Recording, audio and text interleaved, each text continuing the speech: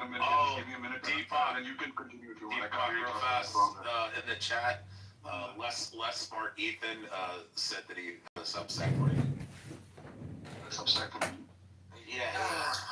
Less smart Sully Ethan. wrote a blog Sully. post refuting fine-tuning. That's what we're talking about. Yeah, no, I mean, yeah. That is actually a good post. But like, I would say that like, I think it's the best argument of its category, right, for theism. Yeah, hold on. For inductive argument, when it comes to probability, yeah, that's a strong argument. But there's a deductive argument for God's existence. That's obviously going to be a stronger argument. But obviously, Look, hang on. Look, we're talking about fine-tuning. So, like, Sam, is that, I don't know, do you have a follow-up? Or? I was curious about your thoughts on it, but you didn't really answer that yet, so. Well, no, I told you, I think it's, I don't think it's not a very persuasive argument for me.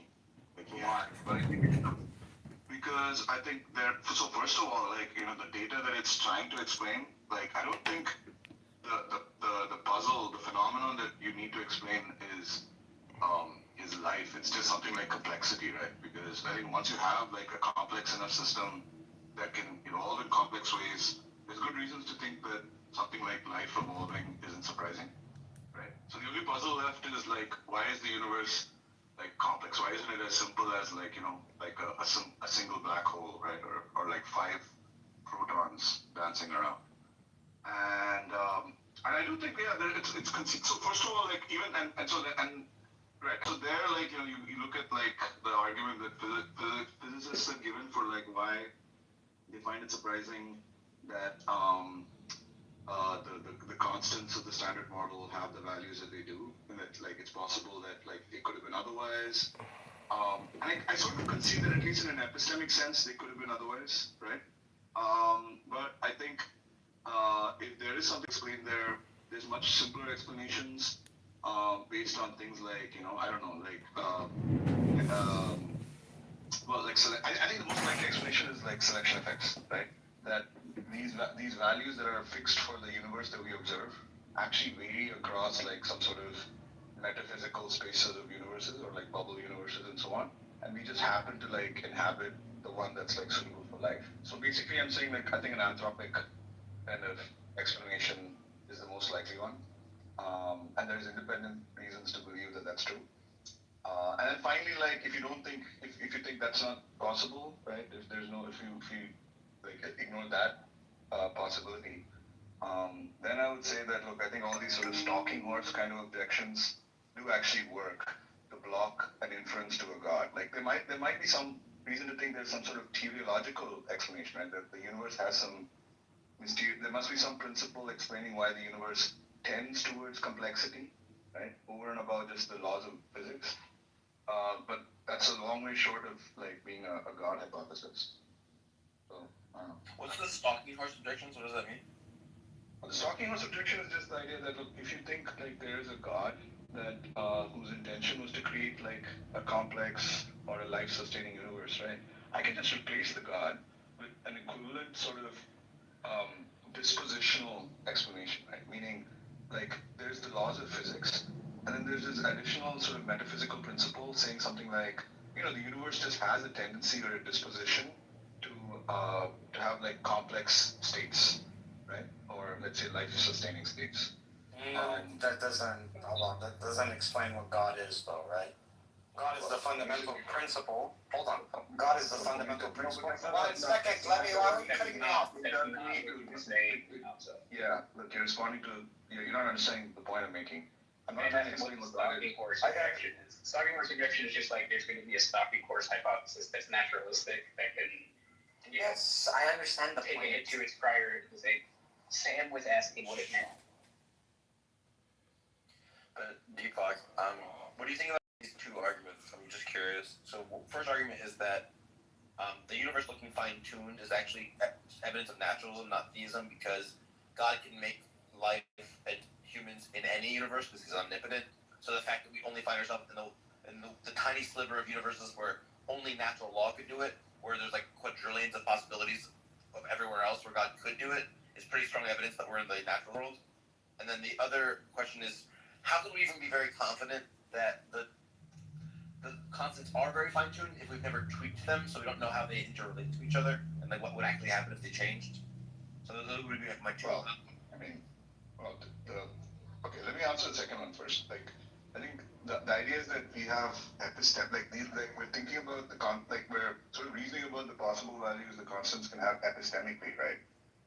Like, even if the constants are like brute facts that can't be changed in any metaphysical sense, right? Those brute facts could have been otherwise, right? And so then you like search around for an explanation for why they have exactly those values, right? And then you should prefer explanations, right, that have like sort of simpler hypotheses, right? Like that God intended it to be that way, or like there's like some simpler metaphysical principle from which like you can actually derive the value of those constants, things like that. You don't need to necessarily like tinker with the constants to know whether they can be changed or not. And then what about the other point about the actually, if they're fine-tuned, it would be evidence of naturalism? Yeah, like this is like there's this divine fine tuning or like electrons in love argument. And I think that it does do something, right, to defeat the likelihood of theism being the best explanation, right? Because you can't say that, why this universe? Why not like idealism? Seems like. Well, no. That's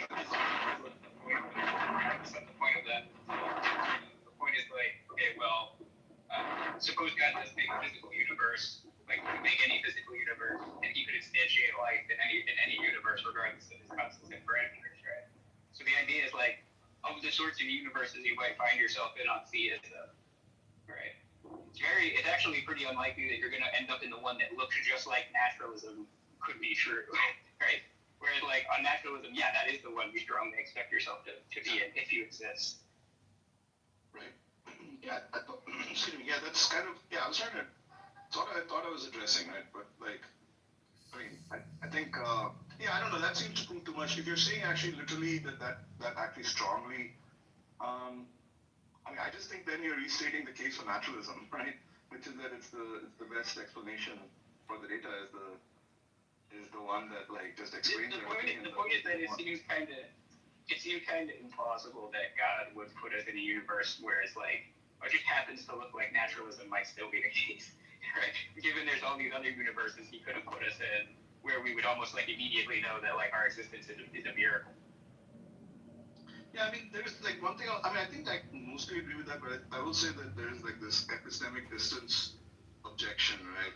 That I think actually sort of makes sense. So the idea is that like God's intentions are to like create life and so on, but He doesn't necessarily want life to like want living things to be obvious. No, I've heard this too, and in fact, like I go through like all this stuff in that blog post. Although I'm not strictly making this argument in that blog post, but like I go through that where it's like, okay, well maybe there's like this epistemic value or aesthetic value or whatever.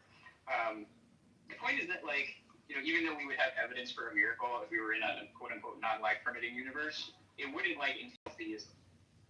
It could be some other kind of supernatural metaphysics that explains that, right? So it's like, even if God wants there to be like some epistemic distance or something, he can still have that. It's still going to be strange that he achieves epistemic distance by making the world look like naturalism specifically might be true. You see what I'm saying? So it's like naturalism isn't the only other option from theism. I think it depends on what other options are and whether like obviously you can have different laws of physics, right? You can even have things like a dualist substance that obeys some sort of regularities, and we can sort of empirically investigate and okay, so dualism ends up being true, but like that's just in that world that's just what we would end up calling quote unquote naturalism, right? But I'm not quite sure what that's doing. I think like what it's doing, I think is the point is what I'm saying is like we could get like what you're saying is, hey, if we were in a non-life permitting universe, that would like be really, really good evidence against naturalism, right? And what I'm saying is that like, yeah, it would, but if God is just trying to maintain epistemic distance so that like theism isn't obvious, right? Naturalism isn't the only alternative, right? You see what I'm saying? So it's like, it's still kind of odd that he would make it look like naturalism might be true. see, like he could make it obvious that naturalism is false without making it obvious that God exists. Well, yeah, but like I'm saying, there's no real difference between a world where like naturalism is false in the sense of like, you know, okay, there's like some, you know, dualism about the mind. Like the only kind of like symmetry breakers are between worlds where like there are phenomena where the only possible explanation is like intentional, like some intentional agent like intervening, right? If like there are things happening, Yeah, but that's still not enough for theism. Even if that were true, that's not enough for theism. But it just has to be like, okay, so if we were in a non-life permitting universe, then we would know naturalism was false, or at least we would strongly disconfirm naturalism, right? But that doesn't mean that, you know, theism or classical theism is therefore obvious. But at least there is but at least in those worlds, you know, there is like a stronger inference to God, right? Than in the current world. Yeah, exactly, and that is exactly why finding ourselves in a life-permitting universe is not evidence for it. Well, no, but like, so I'm trying to get to the thread of this. So like, yes, I think I agree with you, like your general principle. I'm just saying like, that's only with respect to like worlds where there are like clear inferences to intentional explanation, right? Not to like worlds that are different in the sense of just other laws of physics or like metaphysical laws that have regularities that don't like seem to, you know, warrant intentional intervention. You have to go. But with fine tuning, we're just talking about like permitting constants and parameters given the form of the laws of self six. Like that's what we're considering. We're like, just theism make that more likely.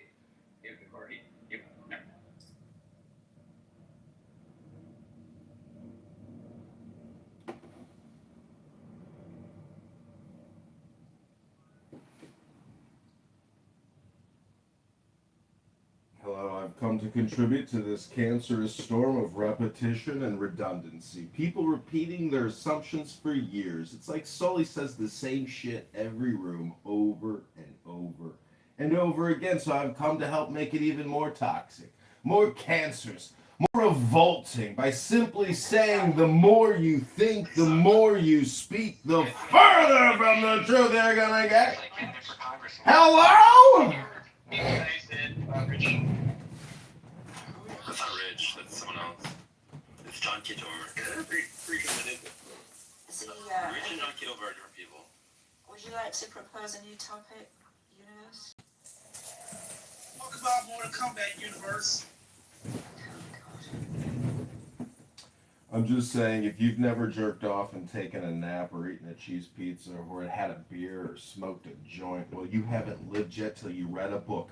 And then you come on Clubhouse and you waste all your time talking and repeating your assumptions over and over again. It's the same show every time. Don't you guys see it?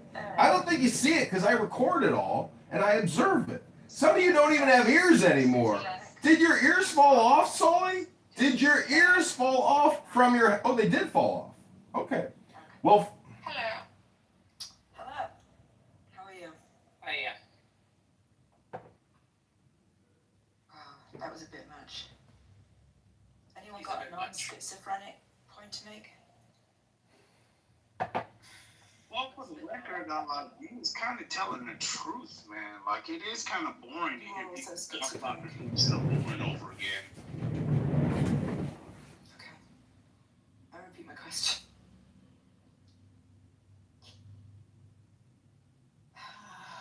Wow. I have a question. Got them good. Got them real good. Got them real good. All of our discussions here might, in some way, prove what's going on in the world today.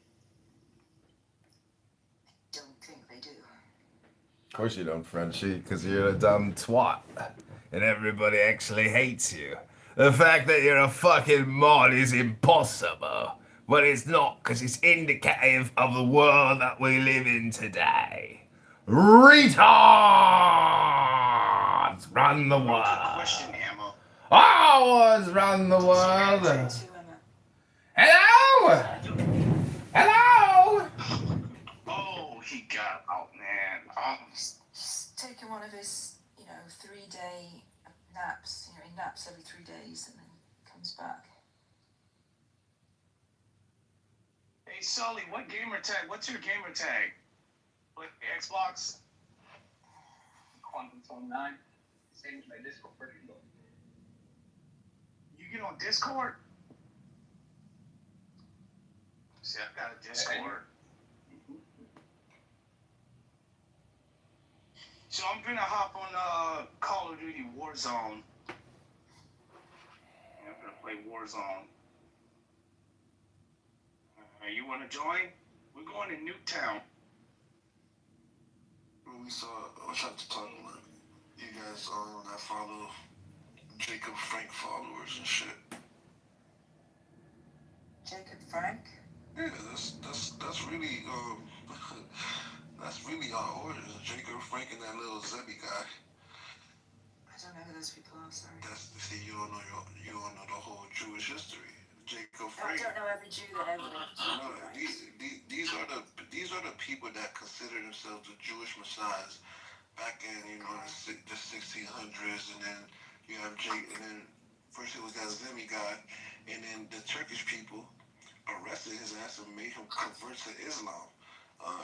They asked him, you either be killed or you convert to Islam. He converted to Islam. He was like a Jewish messiah, and all the people believed him, and he had the most taboo beliefs and satanic bullshit, and all these people followed him. That's what they made him. I'm reading about it now. Yeah, they made him convert to Islam. It was 1666, 1666, and then they made him convert to Islam. Then a century later, Jacob Frank comes along and say, "I'm the reincarnation of that nigga." Yeah.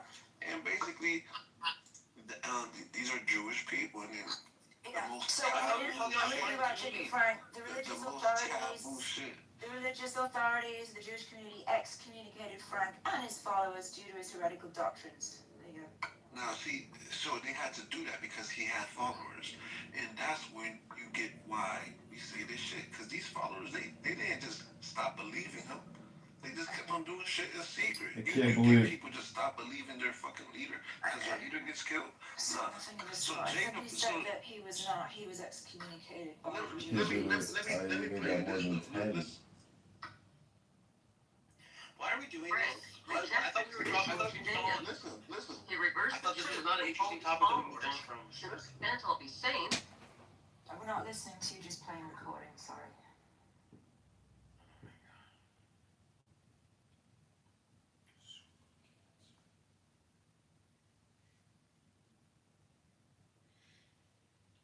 Hey Sully, so what you said? What was your Discord again? Mine is I'll put it in the chat. yeah, it's Mystery Evaluator 2626. Yeah, we actually talk about verse battles. Yeah, just to have the time go by. Hold on, why did I get kicked? Because I'm documenting it. Because we don't hear you play recordings. That's so why. y'all Don't bring him even up. Oh my god, people have just no desire to talk to intelligent people. Why would you not want to talk to smarter people? I would kick half the people off this. Can I have a same mod? That has integrity? Yo, Sully, can I talk to you real quick? Let me ask you a question, Sully, and I'll leave the room after this. So, if I make it just move down immediately. Sully, if I make it clear, You're a fucking retard, and bro. I just grab the sources to prove this claim. Alright, I'm just gonna ask you random questions. Why is it that I get kicked? I just want to see if you're dumb or not.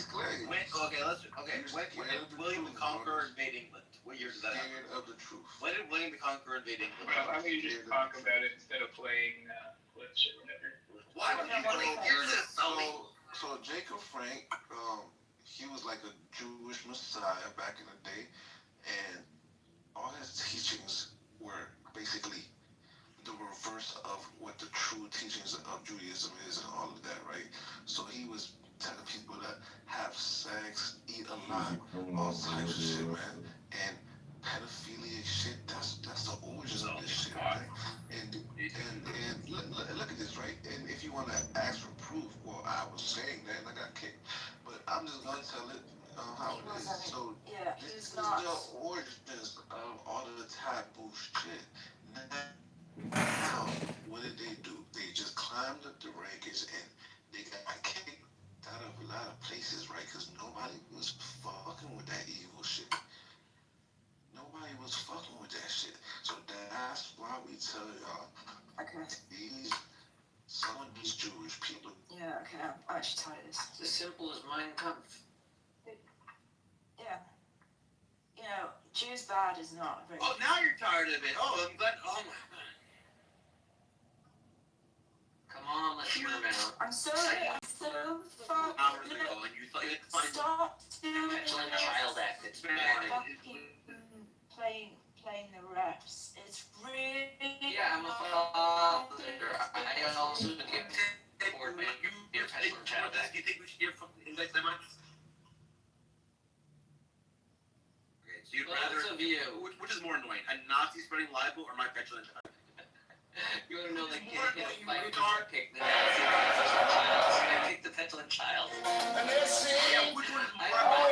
Sam, I pick the petulant child over the Nazi. Say, both of you. I thought you answered my question. You're still a petulant child. Okay, so then that's why I was trying to stop the Nazi by being the petulant child. Yes, I am, but that means I'm trying to stop the annoying than the Nazi. So you should support it, because it's a lesser evil. So shut the fuck up and sit.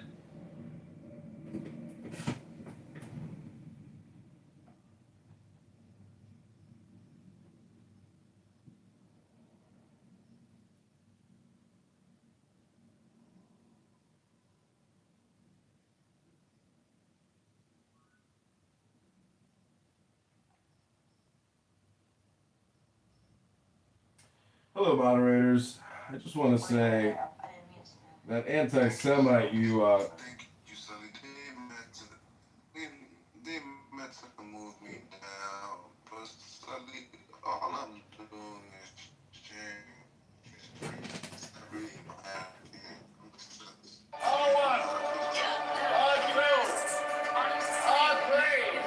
You've been given, Mike, you all know what you said, which is Jews bad. No, it's deep. Here's the thing. It is Maybe I'm wrong, deeper. but I don't think I Well, am. you're cutting me No, it's off. not deeper than that. You're actually quite a shallow person. Actually, think you have the right idea. And I just don't know a lot of people want to hear that.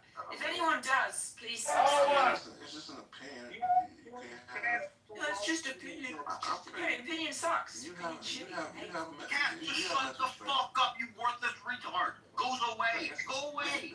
Look at the Jewish man. Look at the who stutters. Yeah, there's all kinds of bad people all around the world. You know, they say about the Christians' crusade, they're killing a lot of people. So in the name of Christianity, you know, I used to hear that a lot from the Black Hebrew Israelites. So they say, if you are a Christian, you are a bad person because that happened. So, I mean, people do. Does anybody know the debate is tonight between Gavin, John, Ehrlichman, and Piper? No way. The one debate I refer Piper in. Jesus That's Christ. tonight.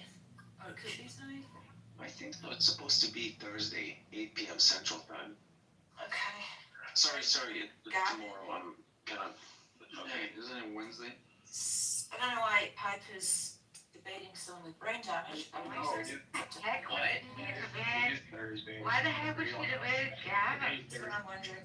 Oh, they're debating Gavin? That's funny. Yeah. Stop! It's like your fourth time. Oh, wow. Shut the heck up. That's funny. This is not even real. Gavin's hilarious. I love Gavin. Just to give you guys Oh, heads I up. wonder how Frenchie feels about it. Just to give you guys heads up, Piper is about to be decimated. Yeah, I mean, Gavin's never lost. Gavin is legally under oath said that he has brain damage, so this is legally. Yeah. Yeah, just think how embarrassing it is that Piper Yeah, loses. Piper loses to that. This is a win-win for Piper. It's a win. Look how embarrassing it's going to be for Piper. What's the topic? What's the topic? This is untrue. It's how you know, I've got a feeling I knows a lot more than Gavin about physical. Oh, great!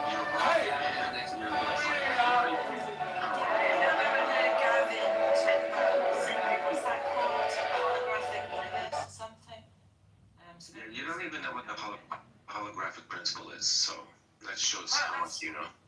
Well, that doesn't change the fact that that's Gavin's, the thing Gavin talks about all the time, which was my claim. Holographic principle just says we're wrong that there's a physical universe which exists, right? Physicalism can't be true if the holographic principle is correct. Yeah. The problem is that Gavin just reads from, like, a 10-page rather than explain it in his own words. Which I Oh don't. my god. What about the rebuttal? Do they have like a backup for it? I think it's going to be a 15-minute opening statement, 20 minutes of cross-exam, and then opening dialogue for like half an hour, and then 5-minute closing statements. Mark, did you hear? Follow the debate between Gavin and Piper tonight. There will be blood.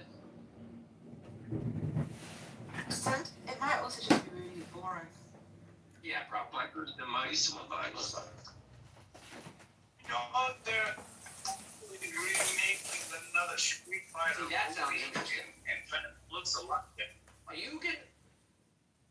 Yeah, like I was confused. Like back in the '90s, I thought Ryu was a American guy. I didn't know he was Japanese. Yeah, Because the trailer came out. Oh my god. yes, man, and they got some. Looks good. They're New competing with face. Mortal Kombat. It's Mortal Kombat versus Street Fighter. The 90s all over again. Oh, yeah, yeah, freaking. I don't know what happened, but freaking.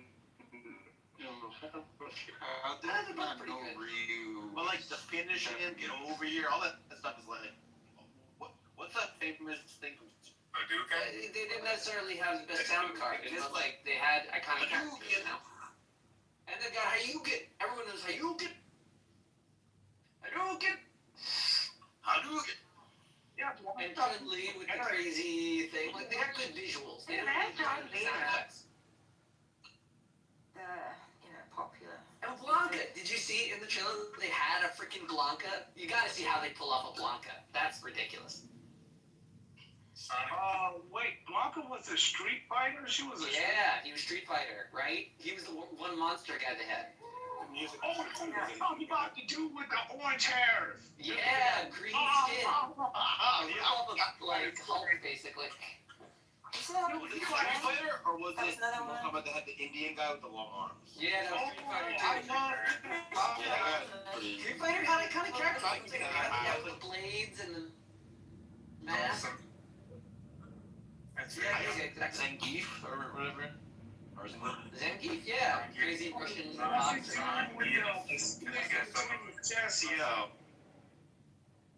But you know, I saw the effects inside. It didn't look. I know what they were trying to do, but like, Yeah, they were trying to match the video game aesthetics with a lot of iconic shots. And like, yeah, that's what cinema's for. Yeah, let's see how they do. Yeah, it looked pretty cool, but I mean, it's like they're just doing it too much. Like, you know, you don't gotta jump all the way up in the air to do the Hadouken.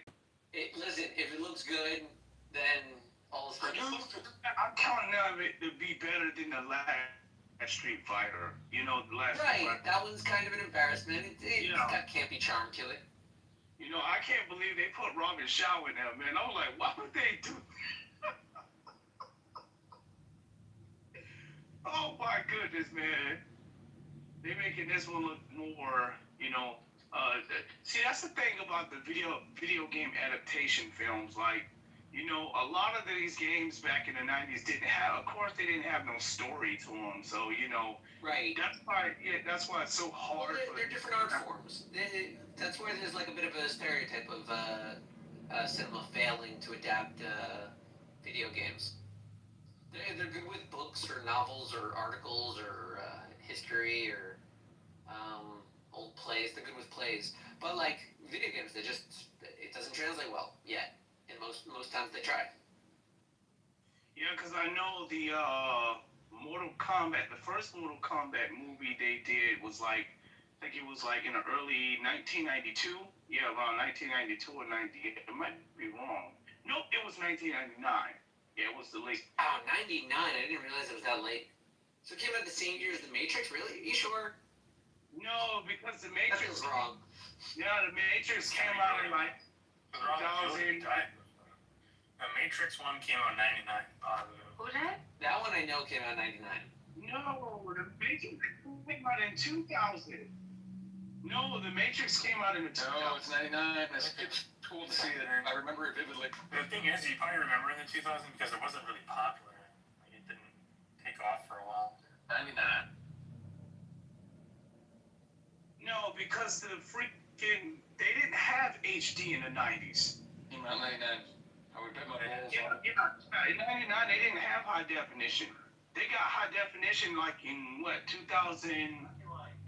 Yeah. I don't know how we're all arguing no, this through Super Game. He doesn't have the answers to all of our questions. Well, yeah, you could just look it up. I'm looking at it.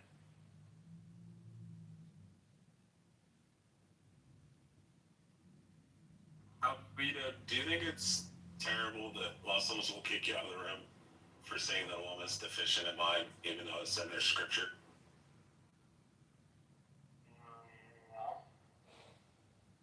Yeah, it's crazy. Some ladies came off, it was a mod, started screaming at me, and I said, I understand that you can't track the conversation because you're deficient in mind. And she kicked me out. I'm like, literally quote their shit to you. It's not in the scripture. Yeah, I mean, it's in the Hadith.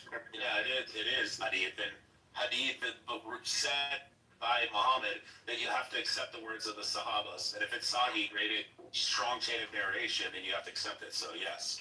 Yeah, but whoever equivalent to scripture. said it was in the scripture, and it's not in the scripture. But it is scripture. It's scripture when it's equivalent to scripture when Muhammad says you accept the words of Sahaba. True. I agree with you. Just Yes, I know. as a woman. Yes, then women are deficient in minds. It's He just said women are like the bell curve says otherwise. I mean, there's more at the outliers on the left and right for men, but like you can say women are more emotional, and that's like different.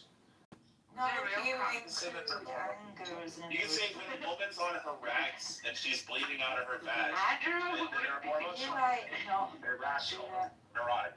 Yeah, men are What else can I say about women? angrier than women, therefore they're more emotional. Because Have you anger heard is an emotion. Wait, I'm only talking about biological women who can have their periods. Yeah, and I'm Don't talking be about. Do you think transplanted, anger that's is not an real women. emotion? Do you think anger is an emotion? Like Sasha and Piper are not real women. Josh, do you think anger is an That is emotion? mean, you bitch. What'd you say? So mean, bro. How's it mean? Darkest is accurate.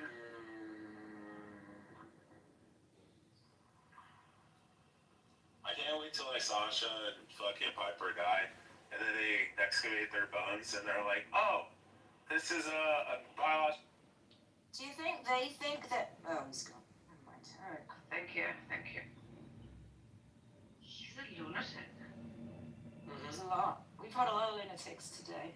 I know, what did I get up to? Who's I your didn't think it was a full moon.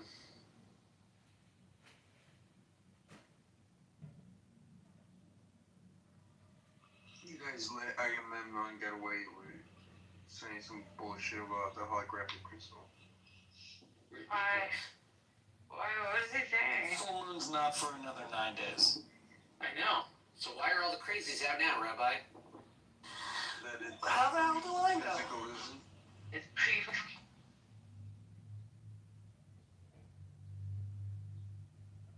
Well, I don't know. At least there's somewhere in this room. Like when it was really bad when I got in here.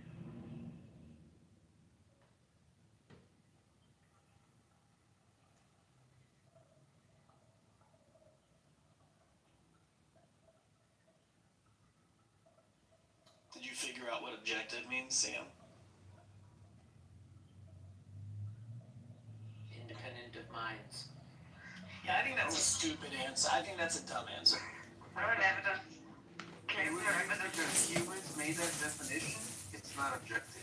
No, I would say the following. It's our subjective definition of objectivity, no? Yeah, that's exactly right. We So, decide what's definition. objective. Right? We don't decide what's objective. We make a definition and then see Who decides what's objective then? This is the judge. My God, Caleb, you know Here's what I think actually, Sam. Right? I think it's like this. When I'm talking about, look, a mountain exists whether or not anyone sees it, right? That we might say is objective. But the way we describe it is stance dependent, right? And requires an agreement, and so therefore the agreement will be what we call objective in that sense. That's wrong. No? Just there are certain jobs where whether they're true or false depends on people's attitudes about whether they're true or false, right? And those are subjective or stance dependent propositions, right? And that's it's kind of this like stance dependence, mind independence, whatever. Those definitions are confusing. Try this sentence.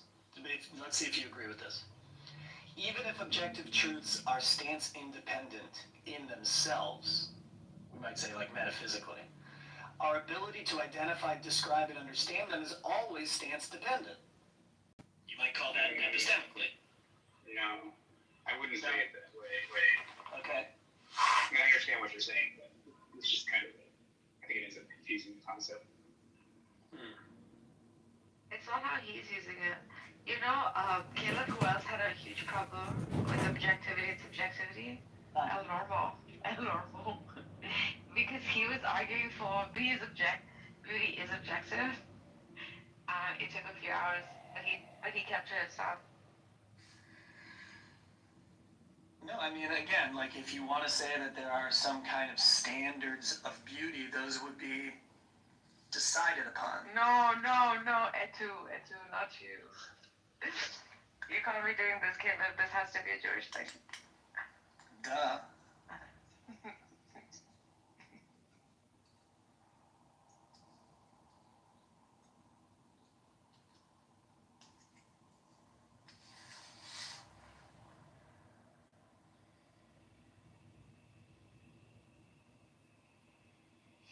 Where did you say that, like, Citizen Kane is objectively more beautiful than Dude, Where's My Car?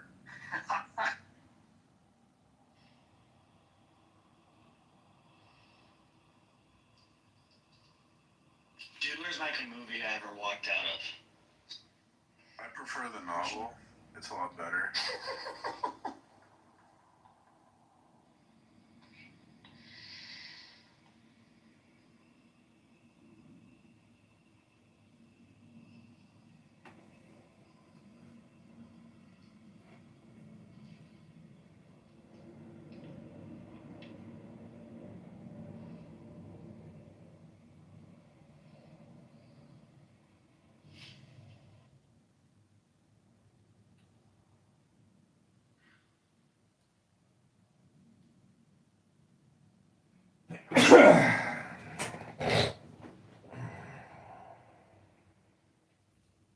It's very sad.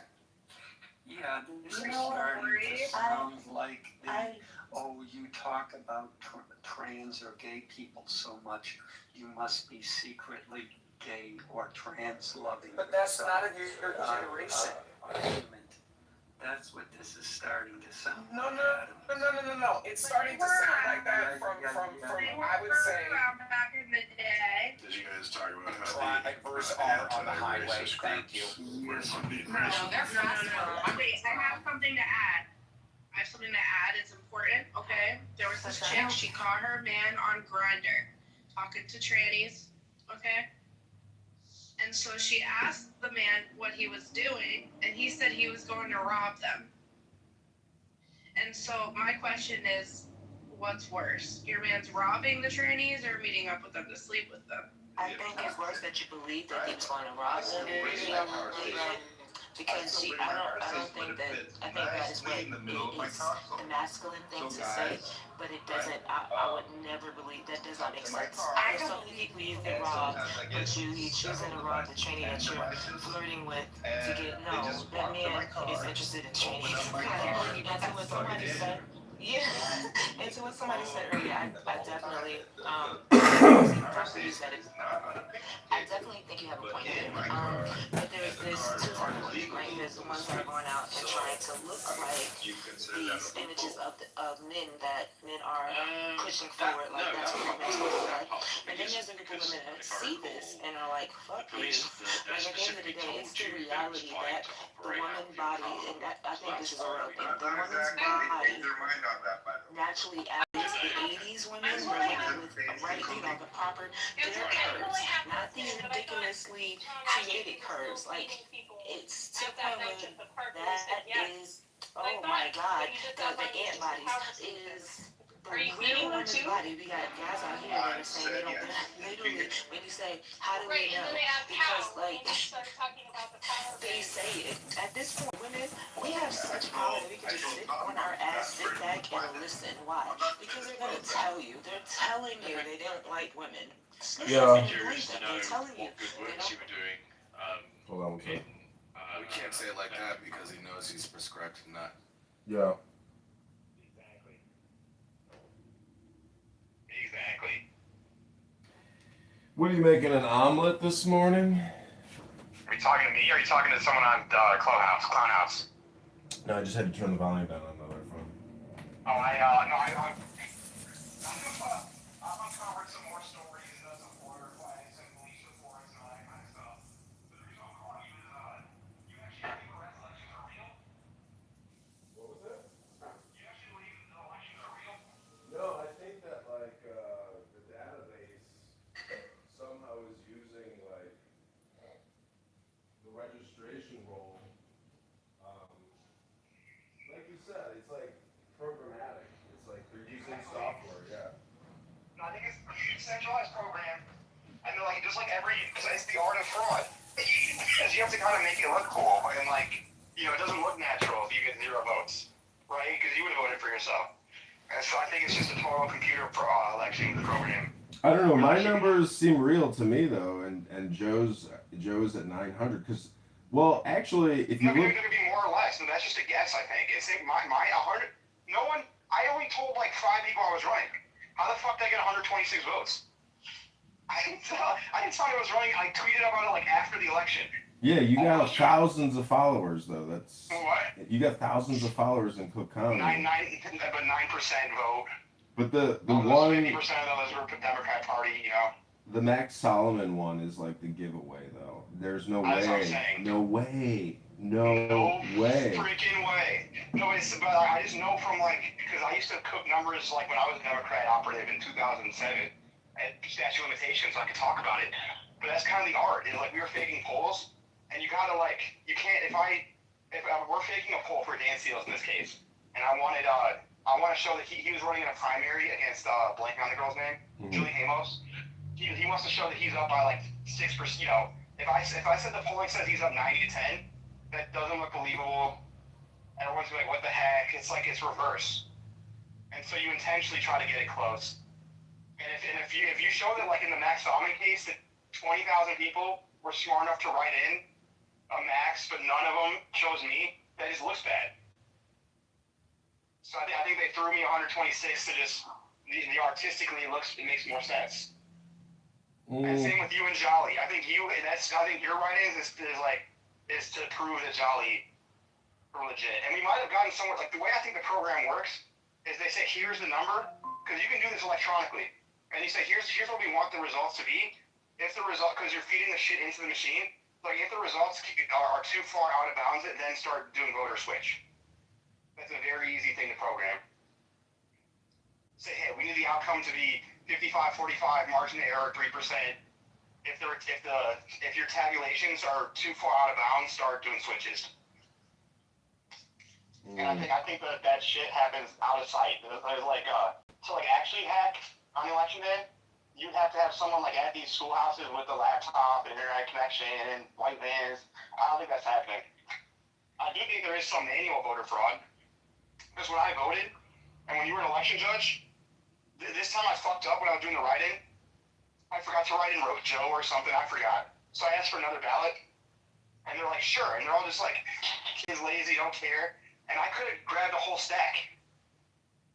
And I could have had someone like you or me be an election judge and just every time someone's not looking, just like laundering some ballots.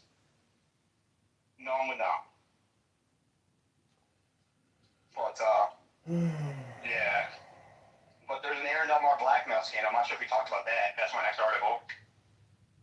So there's supposedly 600,000 plus voters in the 16 districts. 600,000 plus. Only supposedly 90,000 people voted. So that's like it's like an 18% turnout. Yeah, that makes sense. I mean, I think my number at 110 less the districts that didn't accept me as a writer. If that's real, that's a very impressive number. That many people went out of their fucking way. Because, like, most people don't vote for that election. There's 30 different elections going on. So for those 100, whatever people to go out of their way to write in John Kitover is very impressive. Yeah. But I think it's a computer number.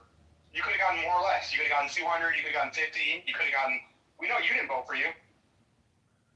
So what they do is, if it's a write-in candidate, it doesn't get scanned in. That means they have to manually look at the ballot, whether it's a printout from the digital or it's a hand paper, and then they have to tabulate and literally hand count 110 across all the counties, collate that, transmit that to the Illinois state. So it's like there's just no credibility. There's no transparency. There's no How do we know that? Like, I'm really pissed off. I can't prove that one, I voted for me. Because I think it says I got 0 votes for U.S. Senate. I voted for me. How is that possible? We need a ledger. We need like an unbreakable. What? We need an unbreakable ledger. Like this is just every ballot needs like a receipt. Every fucking thing needs to say I can go back. Yeah, my receipt. We need a double accounting entry system. It's not a Fourth Amendment issue. I want to see my ballot. See my ballot to make sure that my vote was counted correctly. That's not a Fourth Amendment issue. You can suck my dick. But regardless. I love how Christine Maxwell and everybody's like the hottest new thing in politics is Max Solomon, a schizophrenic, homeless person.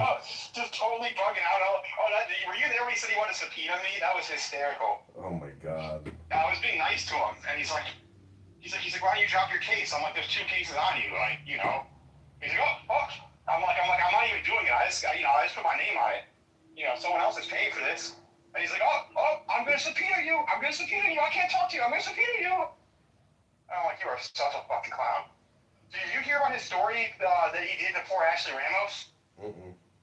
So he claims he had enough signatures for governor, and Ashley Ramos told me she believes this. That he was carrying her signatures because he was her lawyer, you know, and he was going to submit them to Springfield, say we're a trip. And he claims that his car hit a deer, and all the a bunch of his signatures and her signatures burned up somehow. Isn't that wild? And so Ashley Ramos got kicked off the ballot, and she believes that shit. That he hit a deer and his car blew up.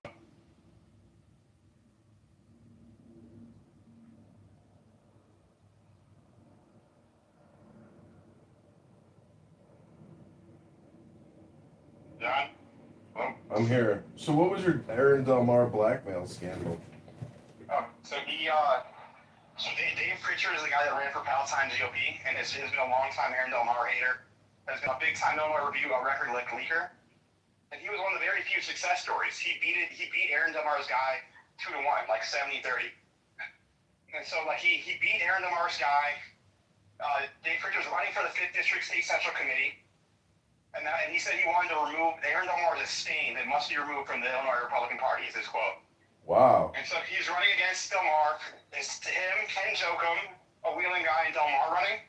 And so I talked to Ken. Him and Ken made a deal. Say, hey, we'll just vote for one of us will drop out.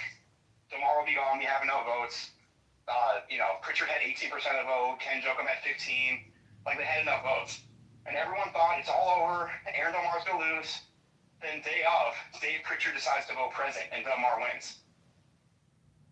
And everyone was wondering why. What happened, Dave?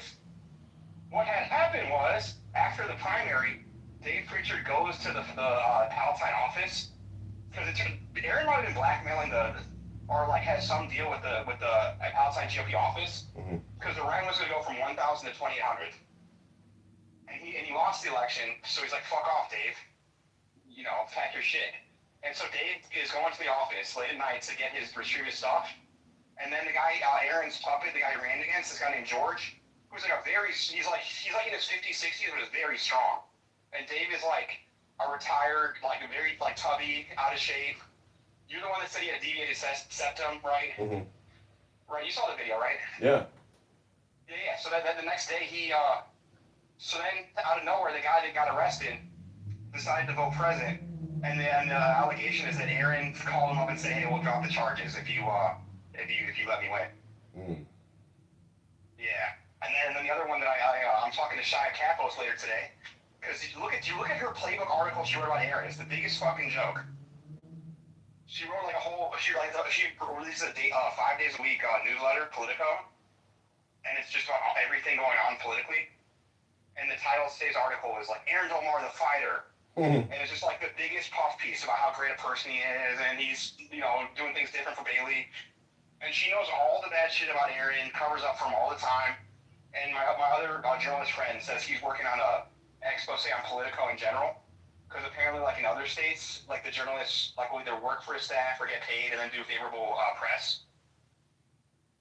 So I'm trying to see if there's something there too. So I'm gonna talk to that journalist. She's gonna call me. Did you look at the Darren Bailey numbers versus like Ted Nabrowski and? Yeah, it was really funny. So like based on those numbers, you could statistically forecast Pritzker's victory. Like they don't stand a numerical chance. No, of course not. They'd have to win like every independent and then clone them a couple times. and then independent clones show up to vote.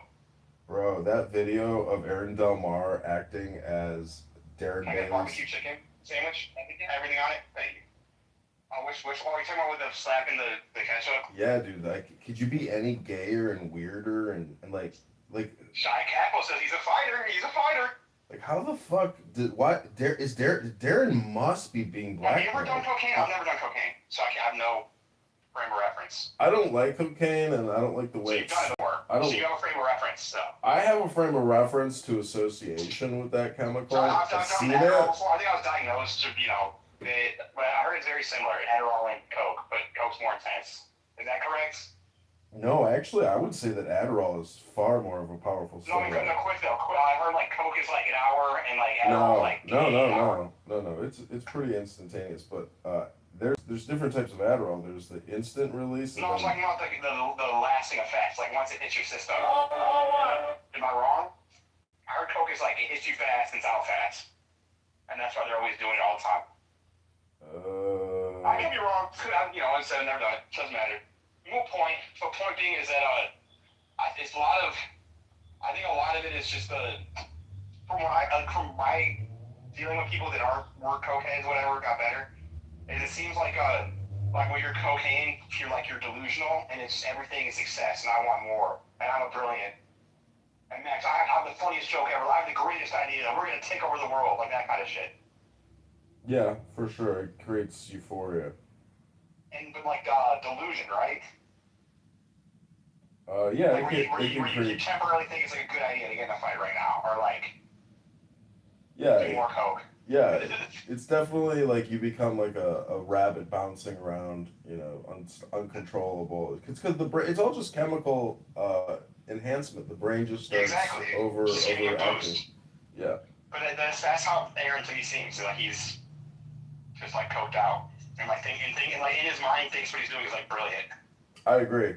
And that's why he's like, and Shia's a piece of shit. He's like lied about, he said Kristen Mitchell's gay. And did you see that fake quoting about Brandon Johnson?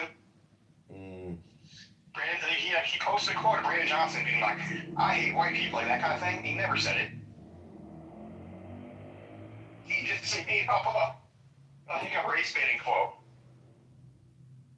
But to me, that's like some Koki shit, where he just saw that and he's like, oh, awesome, haha. And then he doesn't have a team, so he just goes straight to Facebook or Twitter.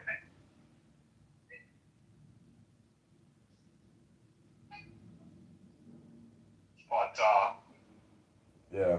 Anyways, they're losers. He's a loser, and it's just so funny how like one loser, can control the whole thing because there's just like no way to stop somebody's malicious like personal in the land activity. of the blind, the man with one eye is king.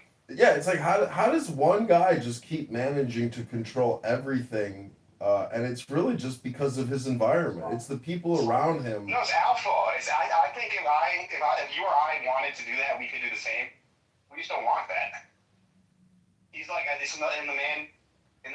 in the world where no one has balls, the man with one testicle is king. Fact. And in the land of the castrato, the man with the single nut is king. Yeah, I think it's so funny how he's like showing Darren and his wife around. It's like they're the real losers because they don't know they're getting played by this loser who's using them. He's blackmailed them. I don't believe it. They don't know. Could you imagine? Most of my negative articles about Darren came from the Darren Bailey shit you were talking about last campaign. Mm-hmm. Darren Bailey was the first one to criticize him publicly for the blackjack and hooker stuff, showgirl. Because Aaron Del Mar was the lieutenant governor candidate against his opponent, Gary Rabine. Mm.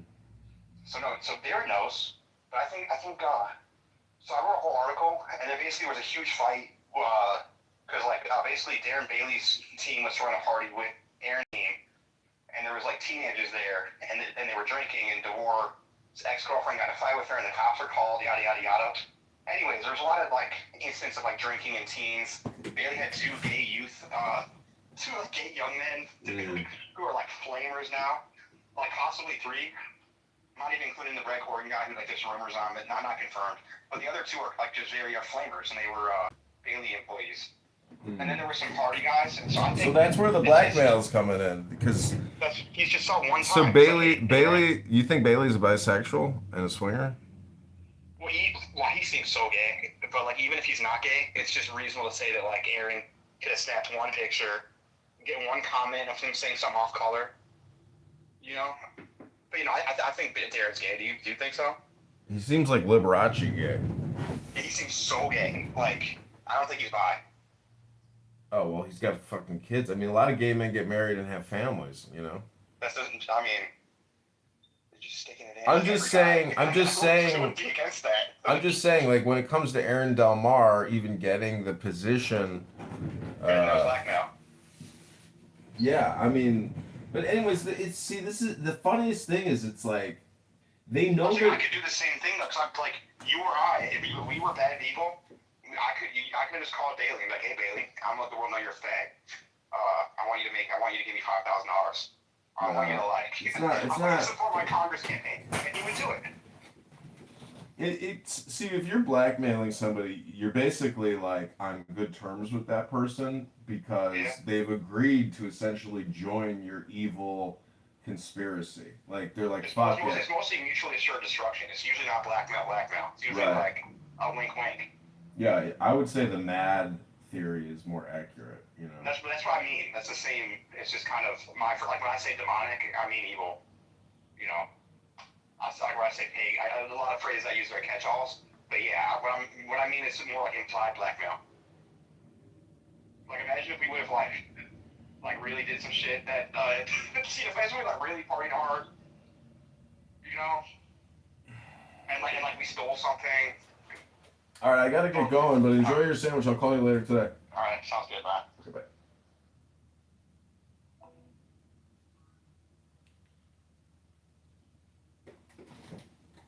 Hello?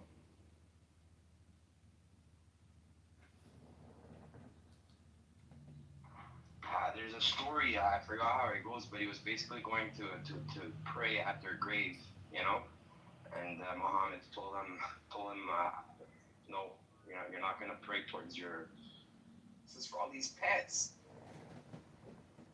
For the record, I love that you said no, it's not. I just take care of the cats in the neighborhood. I don't have them in my house. I'm just a neighborhood cat colonel, okay?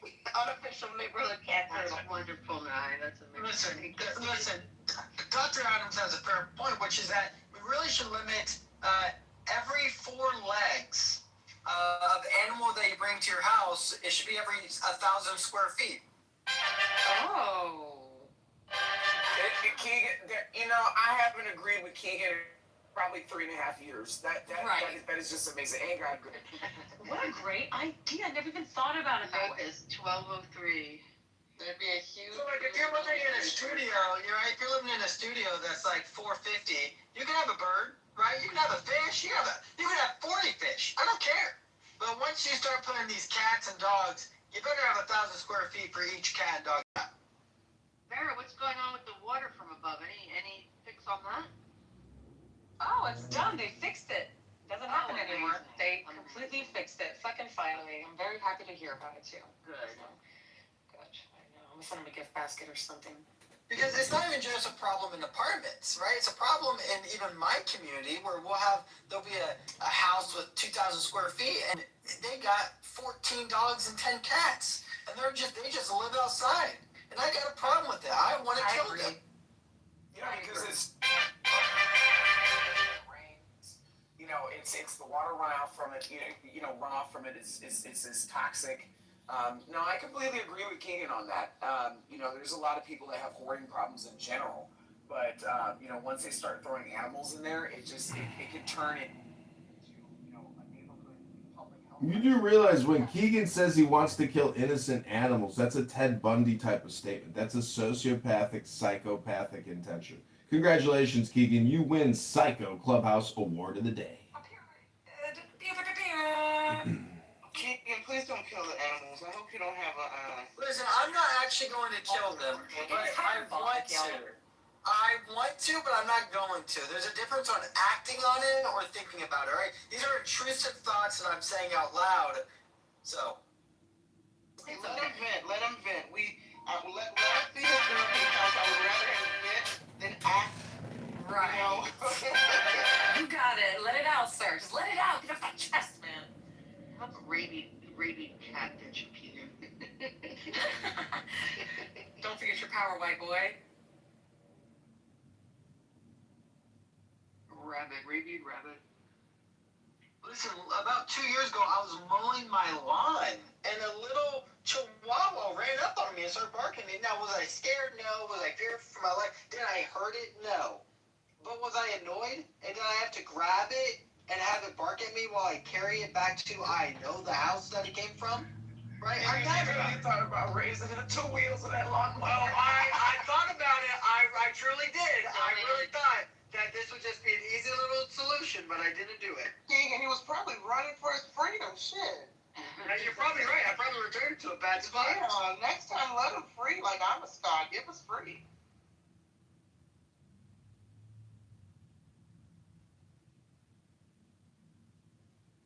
That was the right thing to do, Keegan. Just pick off and return him home.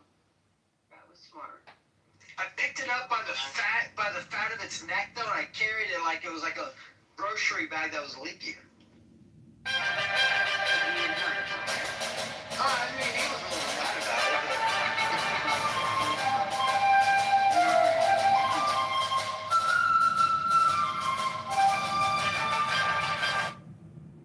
it. He didn't get violent.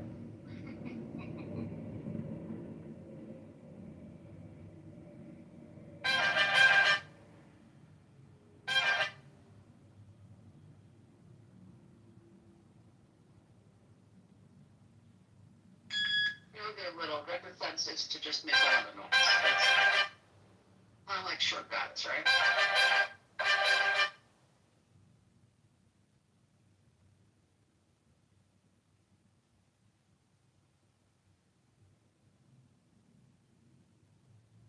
The Los Angeles Fleet Week is happening May 22nd through 25th, if anyone's close and cares.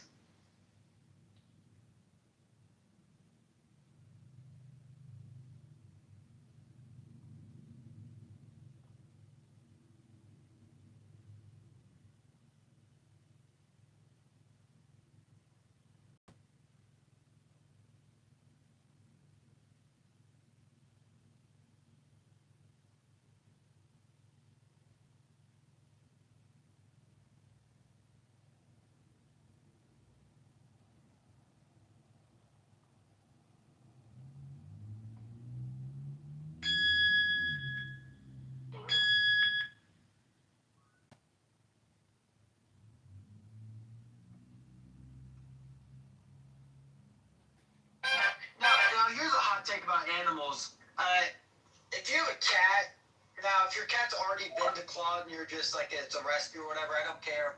But if you have a cat and you declaw your cat, you are inhumane and you don't deserve to live, in my opinion.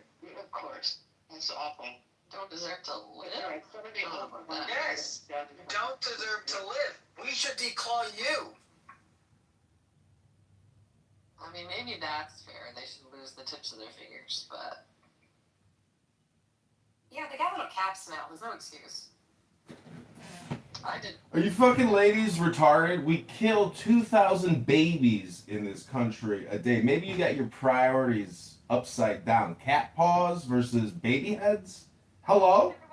Talking about earlier, well, we're obligated to have activations and be protesting against every little bitty thing that you can't even protest about multiple things at this point. It's not fair. John, you know what moving the goalpost is? That's what you just did. You moved the goalpost. We weren't talking about babies. You brought up babies. We were talking about babies earlier, actually, like kids and shit, little girls, so. You know, I love it when people say, like, you have to be connective or sequential in communication, meaning that, like, if I move the goalpost, to call me out on moving the goalpost when there's no, you know, prior conditions that you can't move goalposts. It's like, that's still a nothing burger to say, oh, you're moving a goalpost. Okay, great, so y'all did nothing. Great. Thanks for Why do you care about the babies, John, but why don't you care about the children in Palestine, John? What the hell's wrong with you? First of all, there's no such place as Palestine. There's this place called Israel. And secondly, I am concerned about all murder, not just baby murder. Hello? Dang, we're moving the goalposts. Just I can't even keep up. And not anything else. Like, it doesn't make sense what you're saying. But all I know is they keep cutting down trees in Brazil. Amazonian trees that have been around forever, cutting them down daily en masse. Do you know underneath the Amazon rainforest is the oldest living creature on planet Earth? Do you know, and they're immortal, do you know what that creature is? No, what is that? Or maybe snake or what? Termites, actually. Oh. Termite queens are so scary. They lay like one egg every, I think, what is it, like one egg every like 3 seconds or something, just for their entire lives. No, that's too much. I don't know. This was a few weeks ago. I said that I was at the gas station, you know those little ads, and it was like a little factoid. It was like the oldest living land animal, some turtle, 192-year-old turtle, and I forget its name. A week later, I saw that he died. That's crazy. So.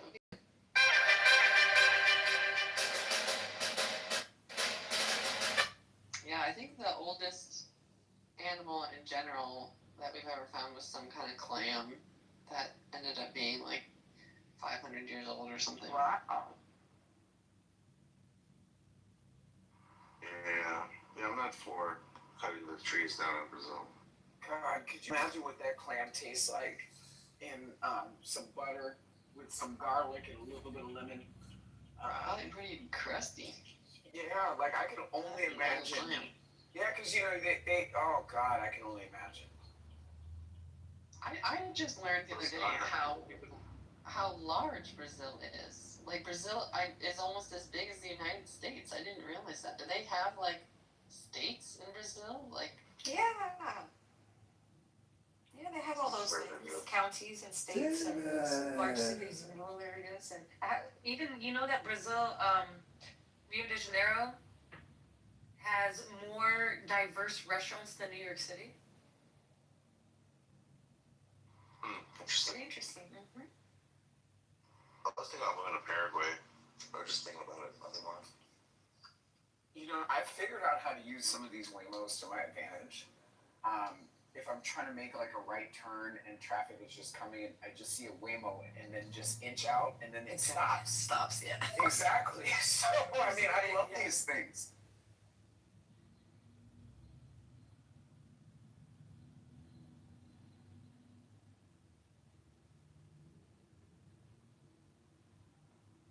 I miss being in India.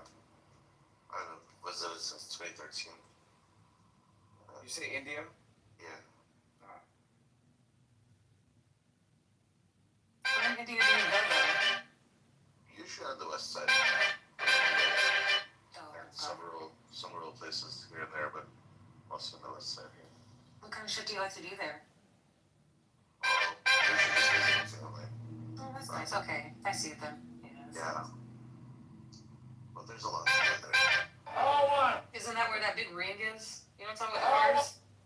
The round car ring? What are you talking about? It's like this big old car cylindrical fucking infrastructure that cars will go, they drive sideways, right?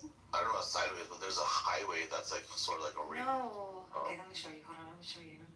If you come close to the wall, touch your heels with your hands and stretch your body like this, then your hip flexors and... Italian food in India is so cute. I like that. We'll save this. No, seriously, like I personally don't like Indian food at all.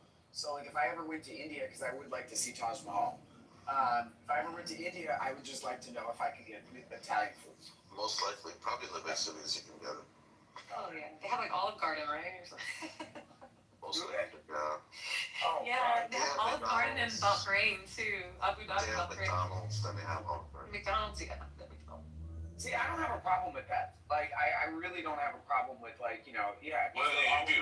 Curry pasta?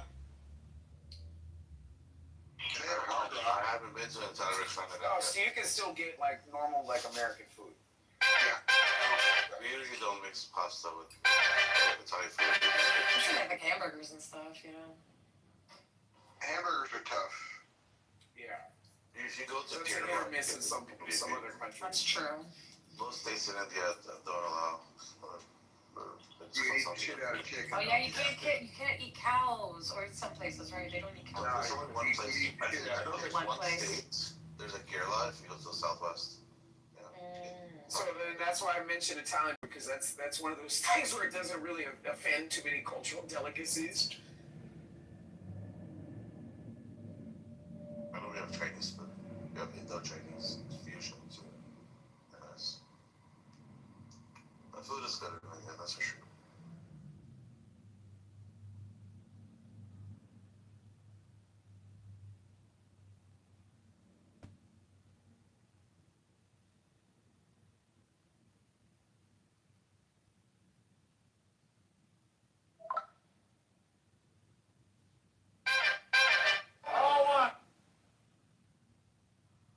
Almost hard to find.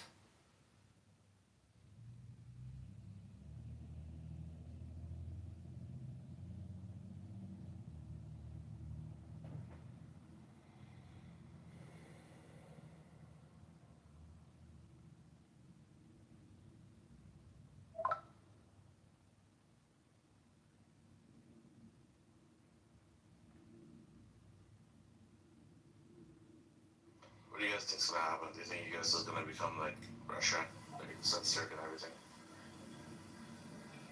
No, I think in 2 years we're gonna get a new president, and some things are gonna change, and the world's gonna sensationalize it, and we're just gonna live amongst it and hope for the best. You do realize that if Kamala Harris would have won, it would have become a closed society. We were living under censorship, and if Kamala Harris and Tim Walz became president, everyone would have been issued a vaccine ID tracker. It would have gone digital, not paper, so there could be a full accounting that everyone is mass vaccinated with an experimental mRNA spike protein gene modifier. You do realize Kamala Harris would have ushered in the end of America. Donald Trump is liberating America. Kamala Harris is a domestic terrorist. She should be arrested along with hundreds of other corrupt politicians. Hello? Trump, that's for sure. I understand the job. Definitely, it's a lot of demands, but I have a favorable view of Trump. Yeah. Well, you know what I can do? I can still go on the internet and speak freely now. X has been bought by Elon. Meta has de-restricted. Zuckerberg is no longer a protean fascist vaccinologist hosting a Dr. Fauci. Maybe he learned he was scanned by Dr. Fauci, Dr. Birx, Pfizer, Moderna, J&J, Operation Warp Speed. Yes, Donald Trump may have delivered it to us, but he didn't create it. That was created at the Pentagon in conjunction with Pfizer and other military industrial war research. But Kamala Harris and what was happening with the censorship, it would have been total communication lockdown control, full vaccination. It would have been a horrible nightmare. Yeah, would have been. Would have, should have, would have, didn't. Yeah, I agree with you. And here's the thing. Like, California has its culture and its, things with technology, but that doesn't mean the entire U.S. needs to, bow down to, you know what I mean? That's why I agree with you. And that was actually my concern, too. After post 9/11, I was like, shoot, I have all these tech giants in California. What's going to happen? So here I'm in Michigan, on the auto industry, using embedded systems and not, like, operating systems. Something's going on.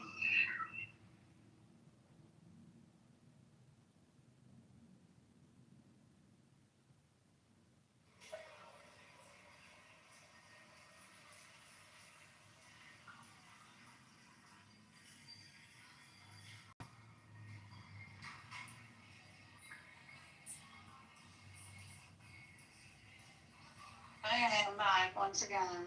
Let's see. Welcome back. Hey, girl. Thank you, thank you. Everyone have a nice drink of water.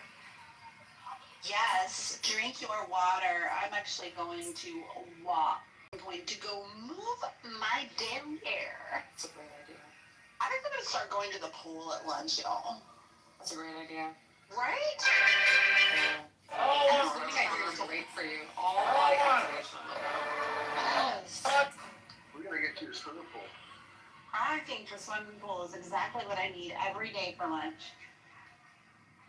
Have you heard of a sliver pool? A sliver pool?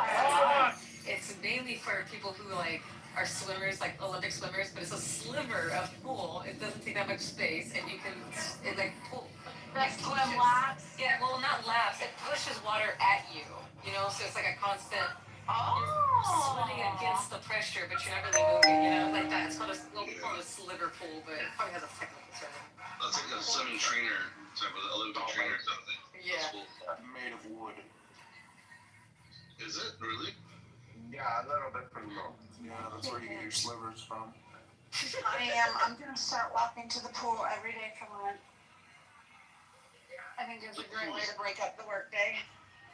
I wish I was swimming right now. Why don't you try doing some basic yoga moves like a hip stretch, rotation, hamstring pull? You gotta move that body, take some deep breaths. Don't just go to the pool and drink a cocktail. Can't drink on the job, I want to get sunshine. I want to get vitamin C and vitamin K And breath work, girl. Yes, I want to do some breath work. Love that. It's a great lunch. And I work from home, so I don't have to worry about coming home and jumping in the shower real quick. That's good. That's a good breath. You keeping fit is good. Do it more. We should all actually. We should all be a little more fit. Yeah, exactly. We should all be a little more fit. So doing it. That is how I'm going to spend my summer, y'all. Yeah, I walked a little bit yesterday. That's all I got right now, but I'm gonna walk more today. I'm going to start Monday. I want to give the pool just a few more days to warm up with these warm days. I'm going full hot bath with my aquatic system at my house. It's going to be freaking nice. What do you got? What are you doing? Well, it's something a Walt Disney would be real proud of. Is it like landscaped or something? Or is it like a gas chamber? What is it? Stop! Walt Disney was anti-Semitic. That was a joke. Oh, you're just derailing.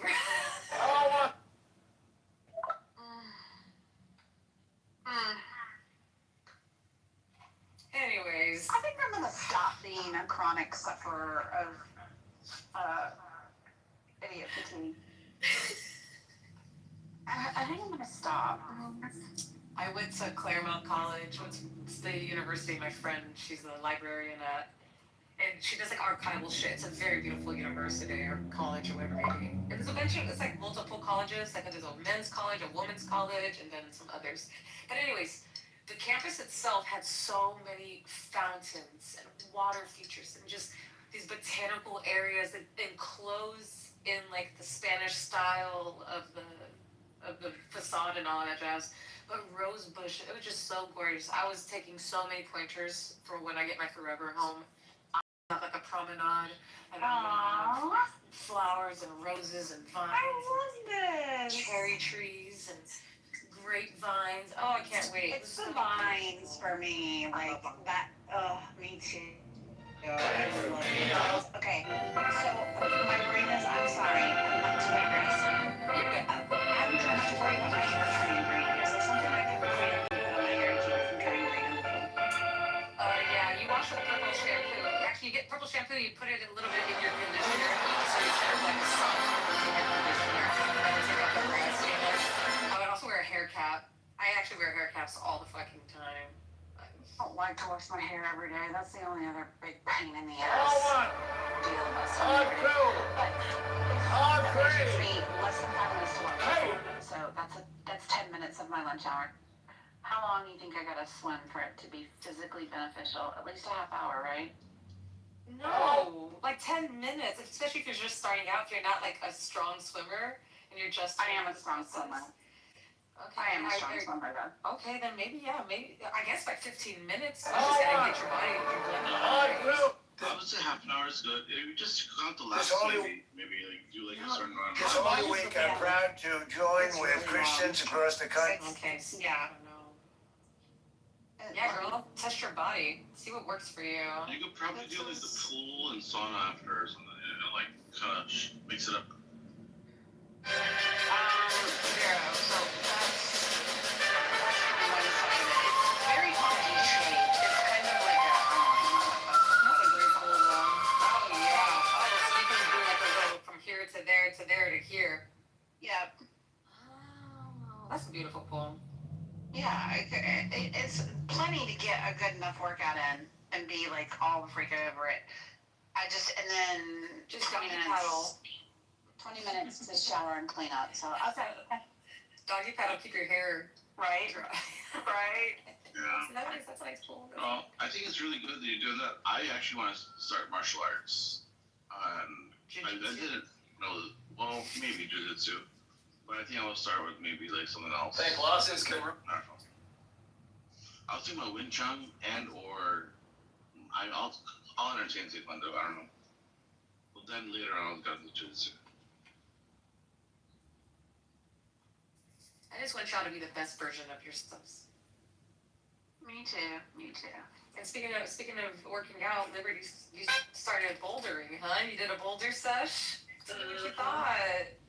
Yeah, I've been bouldering for like a couple weeks now. It's like, oh my God. It's like the most fun exercise I've ever done. Oh my God, I'm so happy for you. That's fabulous. Yeah, my second favorite way to exercise is racquetball. But racquetball is like so cardio intense where like you feel like you're gonna throw up, when you haven't been in it for a while. So the nice thing about bouldering is it's like you can kind of go at your own pace. Right, you can take nice constant breaks. What's up, brother? It's really nice. I'm happy. What's up? I'm always surprised though, like how long. What's up, Rafi? Just sitting What's up, in guys? the bowling gym. Yeah, just sitting there, just trying to get your legs back together, right? I didn't notice I wasn't mic'd. Cause I don't do that. Like when I go, maybe it's because I'm a newbie, but I'm just like, I'm here to climb. I'm gonna climb. I'm just like, I climb one and then I climb another one. I climb another one. Like these other people, I'm like, they just sit there for like 20 minutes talking to their kids or whatever. Are they like you though? They like slender and they probably maybe have like some weight on them. It's difficult for me because I have a little body on me and all that. Little arms and stuff. So when I try to boulder, I do need to take a little bit of break here because oh my God, my hands are so red and oh this is you, girl. It's like really long arms, long legs, like no 0% body fat, you know. Yeah, this is your You're a squirt. joke. Have you tried the jump climbing and all that jazz where you have Sure, to leap right, from one handle to another Yes, handle? Have you tried sure. doing things like that? Yeah. Other than to the extent to when I went to Sky formulated Zone once. No. Sky Zone. But I would, the one thing I wish I had near me is like an American Ninja Warrior gym. evidence. I would love that, to be able to like swing around and climb on things and do the warp wall and all that. Try a bungee room too if they have those. The one they have here in New Jersey, they have, you can like suspend and then jump into like trampolines and shit. It's fun. But they have, I mean, I don't know if it's near you, but they have like LA Fitness and what else, Lifetime. They both of those have those like walls you can climb. Equinox too. Yeah, we had one on ours. But when you go to a rock climbing gym, you know what I'm saying? When there's just so many different styles of climbing, it's really fun. But it is a lot of chilling. So go there and expect to chill, you know?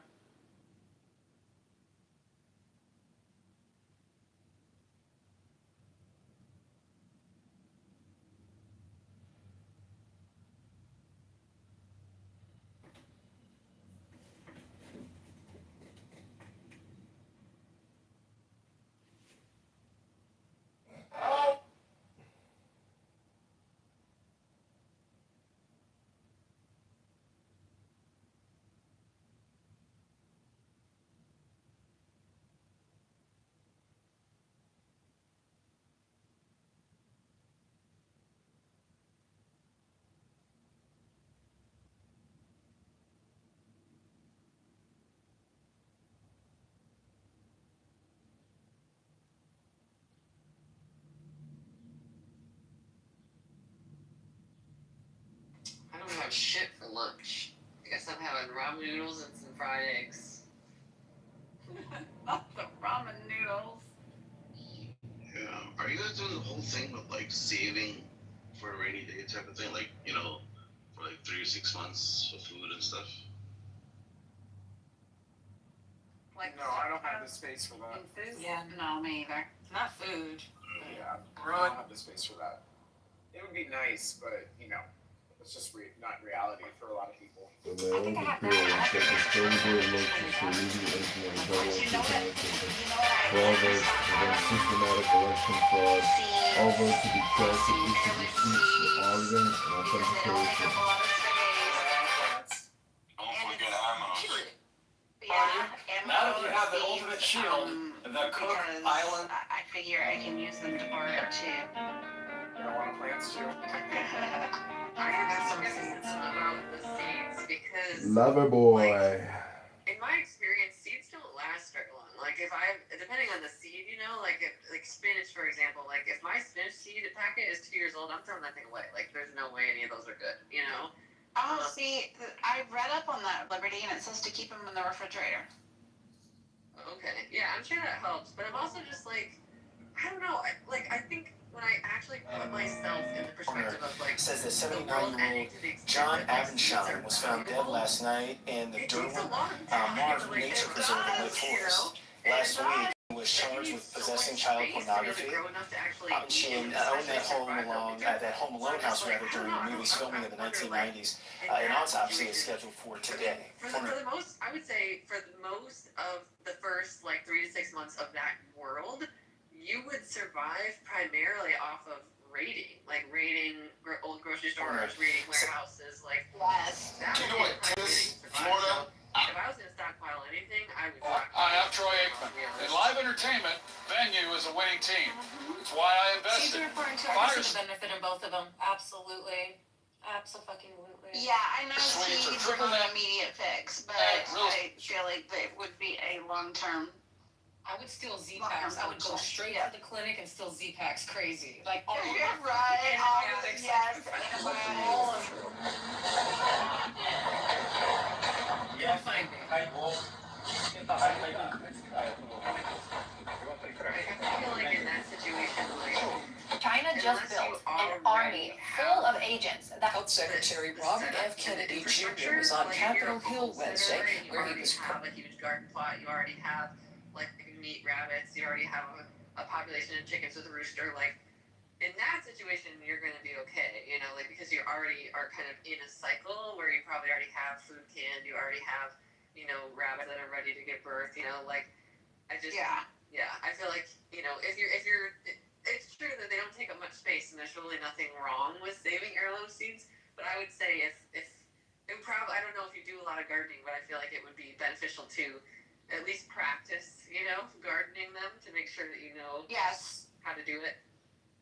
I want to grow my own herbs this year, like in little flower boxes. Because I was shook by how hard. You better get those seeds in the ground. You ain't gonna have enough time. Wow. Yeah, gardening is very difficult, actually. I do it, and then it's like a constant watch. I have a celery that's Why is covered NPR in blurring, and I fund also have an avocado discredited seed that here? just split.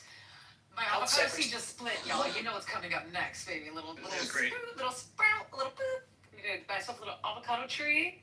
It's happening now. In New York City, too. Yep. And two, I mean, just because you learn to grow in one area doesn't mean you'll be successful in another area too, either, because growing changes by climate, by soil. There's a lot of different things that come into it. I love that little sprout on top of the avocado. I'm so excited. It just split, so I came back from LA. This is great. I know I'll be attacked by the left, call me white supremacist, but I have one ask for them. It's just when you give me my hood, make sure it's got the little slits and not the circles so I can see better. I'm trying to propagate a funnel. My cilantro is doing really good right now. I have an onion. I have 2 green onions. My basil is fucking killing it. Killing it so much it's taking over my other plants because it's so invasive. This is great. I know I'll be attacked. Defense are so space. You know what I can't grow is still. Yeah. I can't grow down. At the end of the day, I have 3. But yeah, I liked growing mint. I had a chocolate mint. This is great. And that was fun. Something that I saw today, which I think is taking a lot of people by surprise, is Tucker Carlson. He's apologizing to his. Chocolate mints. I never heard of that. Yeah, and so I would, when you have your mint, and you have to slap it. Something that I saw. Or spank it, so that it releases the oils really well, and you can put it in your drink or whatever. So that's what I would do for cocktails and stuff. It's pretty cool. Oh, that's kind of cute. I like that idea. I think I'm gonna grow mint. It's about time. It grows really fast, and it grows a lot everywhere. Time to Like if build. you were to do biological warfare, sprinkle some mint in the backyard and just let it take. Honestly, instead of having grass, I'd be Here done with in Miami with the owner of 11, Mark Roberts, future popular demand for fat rap band. How we doing, Mark? Doing amazing. Baruch Hashem. It's nice to have you here in the greatest city in the world, Miami. Baruch Hashem. You've developed that. Now, how much real estate you developed out here? Oh my gosh, say 40 acres. 40 acres? How many thousands of Why do you units? think you're having a hard time with dill? Is it because you're trying to grow it down? 15,000 apartments you built here. It was a pretty shady spot. So There's a place in Monterey, California called Lovers Point. Yeah. The original name was Lovers of Christ Point, but now it's become, they took out the Christ, it's Lovers Point, and it's really, Monterey is a very dark place now. Yeah. A lot of witchcraft and the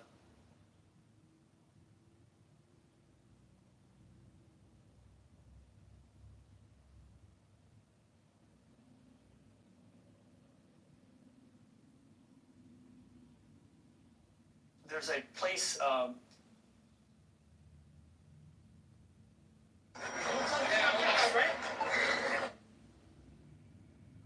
One that I had a hard time with was peas. I just felt like I got all my peas all at once, you know, and then it was just like, okay, like what am I supposed to do with all these peas? And I guess I gotta like blanch them and freeze them, but then it was like, I don't know, and I felt like it was so much work, you know, to like de-shell them and whatever, and you'd get like one bowl's worth of peas, And they were amazing, you know, like they're definitely better than like the store-bought ones. But it's just like, well, this is not worth it.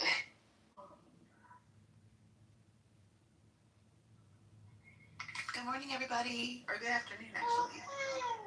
Hey, girl. What's up, Kelly?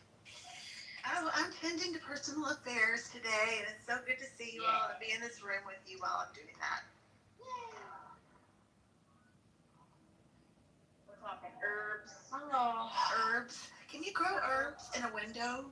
And Yes. I probably didn't research this because I came into the conversation at the end, but I want to grow something, but I need to research it for my two cats. Yes, you should do things like parsley and oregano and rosemary is really big. Basil, yes, that's another really good one. I bet that Cilantro or Cilantro, yes. Yes, coriander. I think I'm gonna start growing some lavender and then drying it and hanging it in my house. Oh, yeah, that's a good idea. That's nice. Does it attract Lavender's good for keeping lavender's good for keeping other stuff away too, I think. It's that, and there's another one. Why can't I remember? Marigold. Maybe it's marigolds. Yeah, I think marigolds are good for like rabbits and deer, I think. Yeah.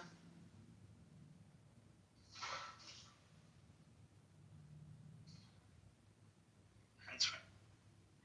My problem is woodchucks. That is my enemy number one in my garden. You don't like wood chips?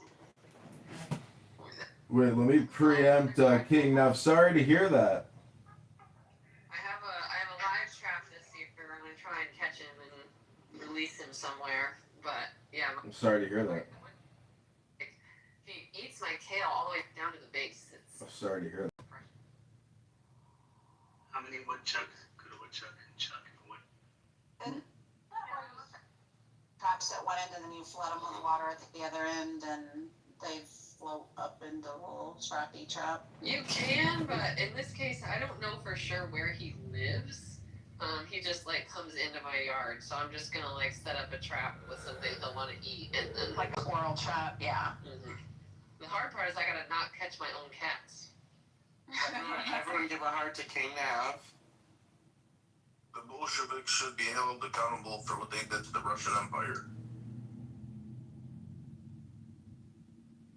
Why is everyone giving a heart to King Nav? Because he did his one joke per day, and now the clock starts 24 hours until his next attempt. Oh, is that how that works? Where did this one joke a day? On two! On three! Hey! Yeah, I'm not buying into it. Yeah, sounds like a joke to me. Prediction markets like calcium. A full-on investigation that's needed on the Bolsheviks for what they did. No, that's like it for a while.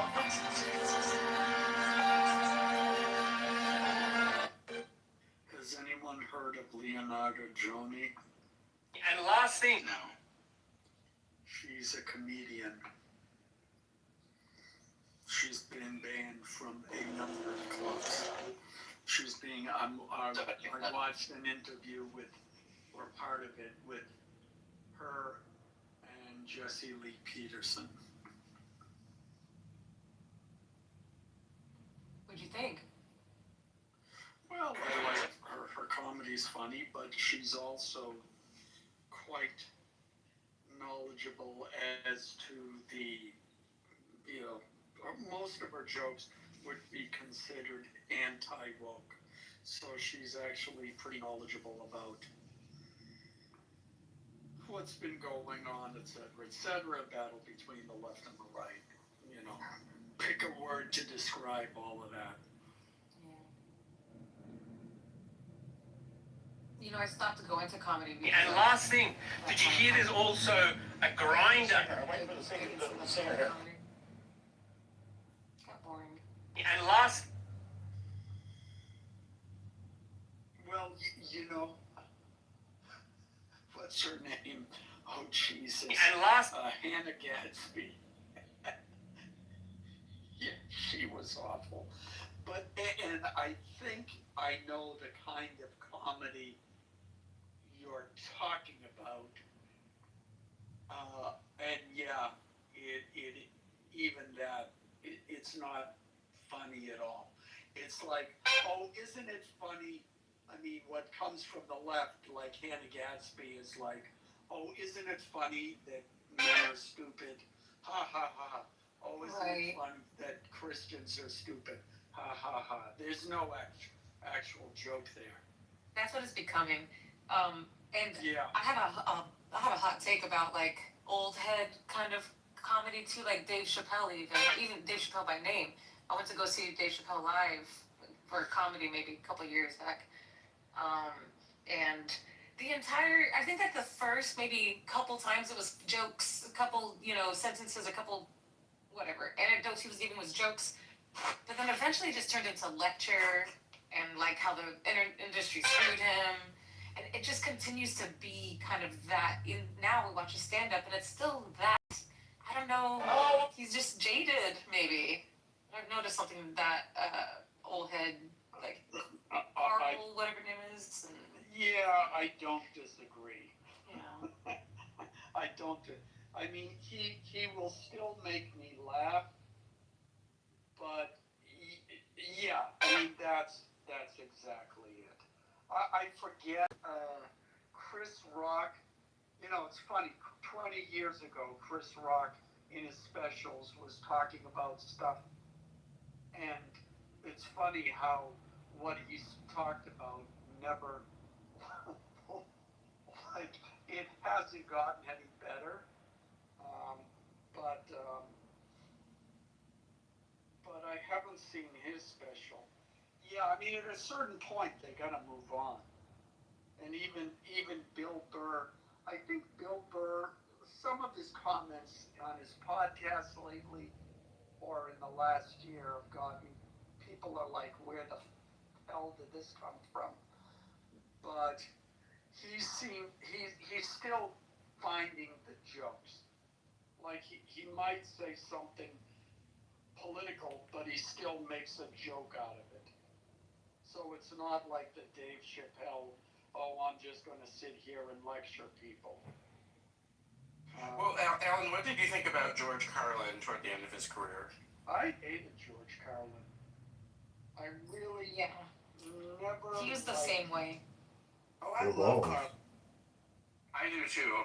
Yeah. Yeah, I mean, and I get it. 4 balls. I get it. But he became more of a social commentator. I mean, some of his stuff. Hey, gold is down, and I'm here to buy something back I sold to you a while back. Thanks for having me, because a lot of stuff is not down. Do you have a makeup box still? What do you mean, the makeup box? The makeup. How we use language, and change. I think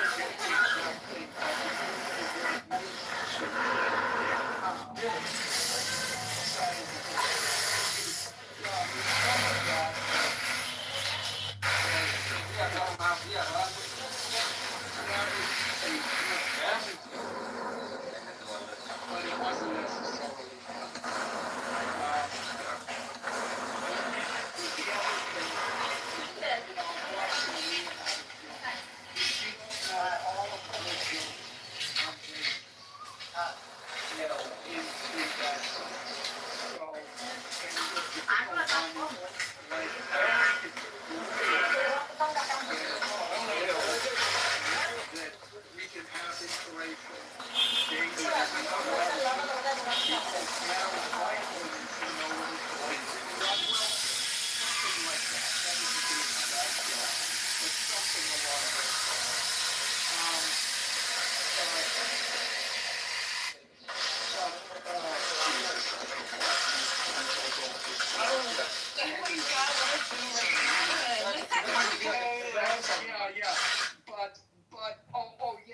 The point is, like, she just made the point. The problem, like, women comedians often get criticized for not being funny, and her comment is, she said it's actually easier for women comedians because if you're just a little bit funny, people will laugh. The problem is most women comedians aren't funny. You get him, Alan. Yeah, that's right, that's right. We aren't funny. So separate question. Has anyone seen the Michael movie? No, I haven't. Is it good? Michael Jackson. I don't know. I'm seeing all these reviews on it. No spoilers, but obviously it's his life story, so we already know the story. But people are saying Kitover Jackson did awesome. Fall for it. Don't know. George Carlin, I thought was like a brilliant comic, and I don't use that term lightly. And toward the end of his career, he certainly like changed his style and became,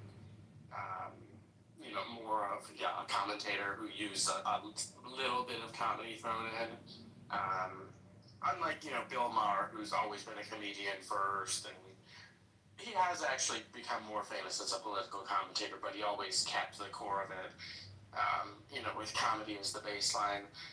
But George Carlin, if you watch some of his older sets, not like the sets toward the very end of his life, but maybe 10 years before, I liken him to like the Eminem of the comedy world, in the sense that like the words he uses in the comedy are so like tactile and calculated and exacting, and like every syllable and breath is planned out in the way it's delivered. It's truly like taking that art form into like its extreme end. He's saying black now that I don't believe that they don't know. I would agree with that. I can appreciate what he did and the way in which he did it, and everything you're saying is true.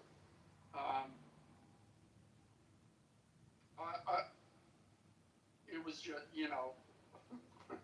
again, to date myself, but I remember seeing him as a kid, early on, and then at a certain point it's like, yeah, but you're changing, and at first it was fine, but then ultimately for me, like, I go to a comic, if I'm listening to a comic, I want to laugh, and if I'm not laughing, well, then you're not a comic. I have another one for you. Cool. What about Jackie Mason? Wait a sec. The Jewish comic? Yeah. I don't remember seeing him a lot. I know who you mean. Mm-hmm. He certainly had a shtick going. And Beverly Hills. The only place in the world where embarrassed to have a Cadillac. My sister came over, she pulled that thing in the driveway. I said, get that thing out of here. Yeah, see, if you really want Jewish humor, you've got to go to, look up an album, When You're in Love, The Whole World is Jewish. And it's an album entirely of Jewish shticks. And then Jason Alexander, I'm going to guess 5-6 years ago, recreated it in Hollywood. And I actually went to it and ended up sitting next to him. He was in the back watching it. He produced it. And so I had a conversation with him about, because I said, yeah, I remember, like, my parents bought the album in the 60s and, talked to him about it and talked about some of the skits that I remembered. And, parts of the album are funny, but yeah, Jackie Mason was funny, as I remember. A lot of the comedians in those days came from New York, and they all did the Catskill Mountain circuit. Did you watch, by the way, The Wonderful Mrs. Maisel? I watched part of it and I liked it, and then for some reason I didn't continue it. But I did like it. Yeah, it was. I mean, it was. This is. No, I wouldn't say that. But yeah, I mean, it was really well done. Really well done. I mean, the costumes, the music, everything, the amount that went into it. I kind of didn't like the end, but that was a.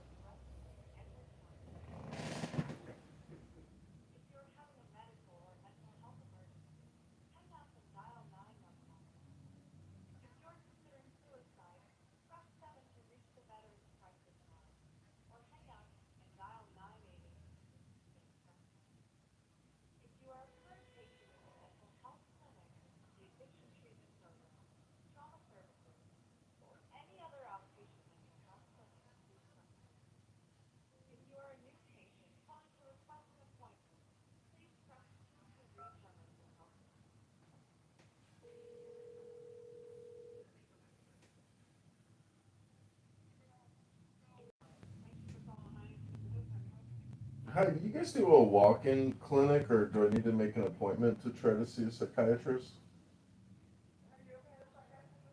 Yeah. No, I don't. That's why I'm calling. Okay.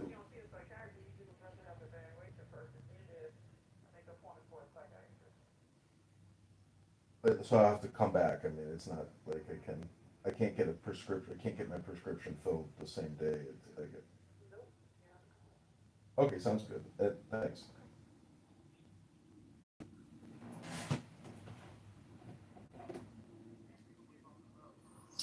The wonderful Mrs. Mason. It's not a Game of Thrones ending episode. Let's put it that way. Not that I ever watched Game of Thrones, but the fact that everybody hated it, and it's certainly not a Seinfeld last show either. So. What happened with Seinfeld? I never watched it. What was the?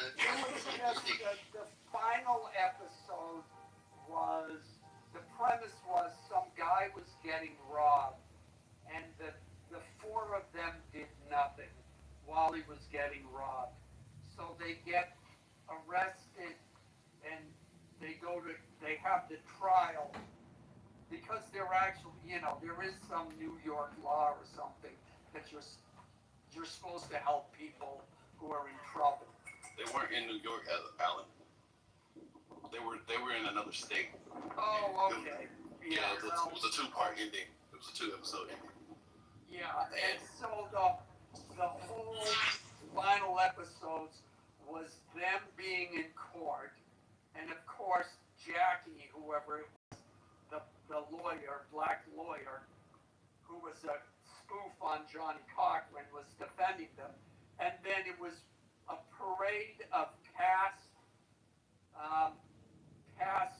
celebrities who had, guest stars coming in and testifying how bad they were as people. And then in the end, they ended up being convicted, and the four of them are sitting in a jail cell together. And the part that was so unsatisfying to every viewer was that the last scene is them just like, okay, we're in jail now, and then they kept saying, okay, so we got a year, and we'll be back. 1 year, and then we'll be back. So people took that as a coded message to mean they're taking a year off, but then they're going to continue the show. And that wasn't the case. Huh? Because that sounds kind of funny to me, like wrapping it up with lots of past. It wasn't bad. I didn't hate it as much as most people. So It was hella funny. It was just basically a trial about their moral character. Everybody who they've ever wronged or shortchanged over the years and shit. The Soup Nazi and Wayne Newman. Soup right? Nazi. Yeah. All of them came back to testify against them. Right. He's like, I lost my business. Yeah. And it wasn't I feel like How I Met Your Mother was another one that people really hated the ending of. I never watched it though. Yeah, I think I saw that and it was like, but really, I don't know. Yeah, I mean, and when I watched the Seinfeld one, I thought, oh yeah, this was okay, I got it. But I think the disappointment is they expected, I mean, when you consider that some of their episodes were absolutely brilliant and you know, really, really funny, it wasn't that.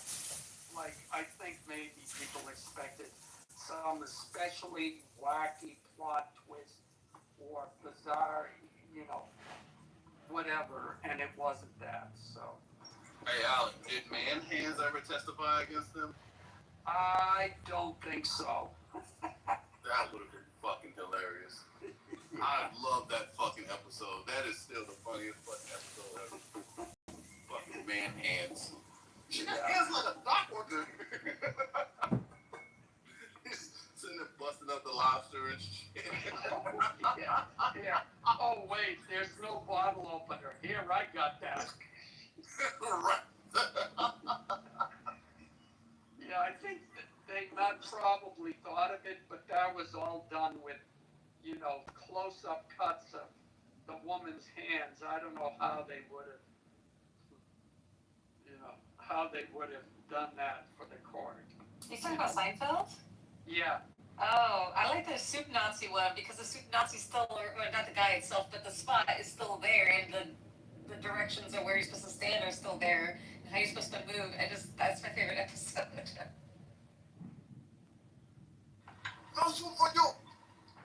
Right, and of course, like the most famous relic of Seinfeld is that diner on the Upper West Side that they always went to.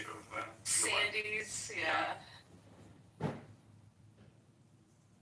I've been to it. I think it's 87th or 86th, 82nd?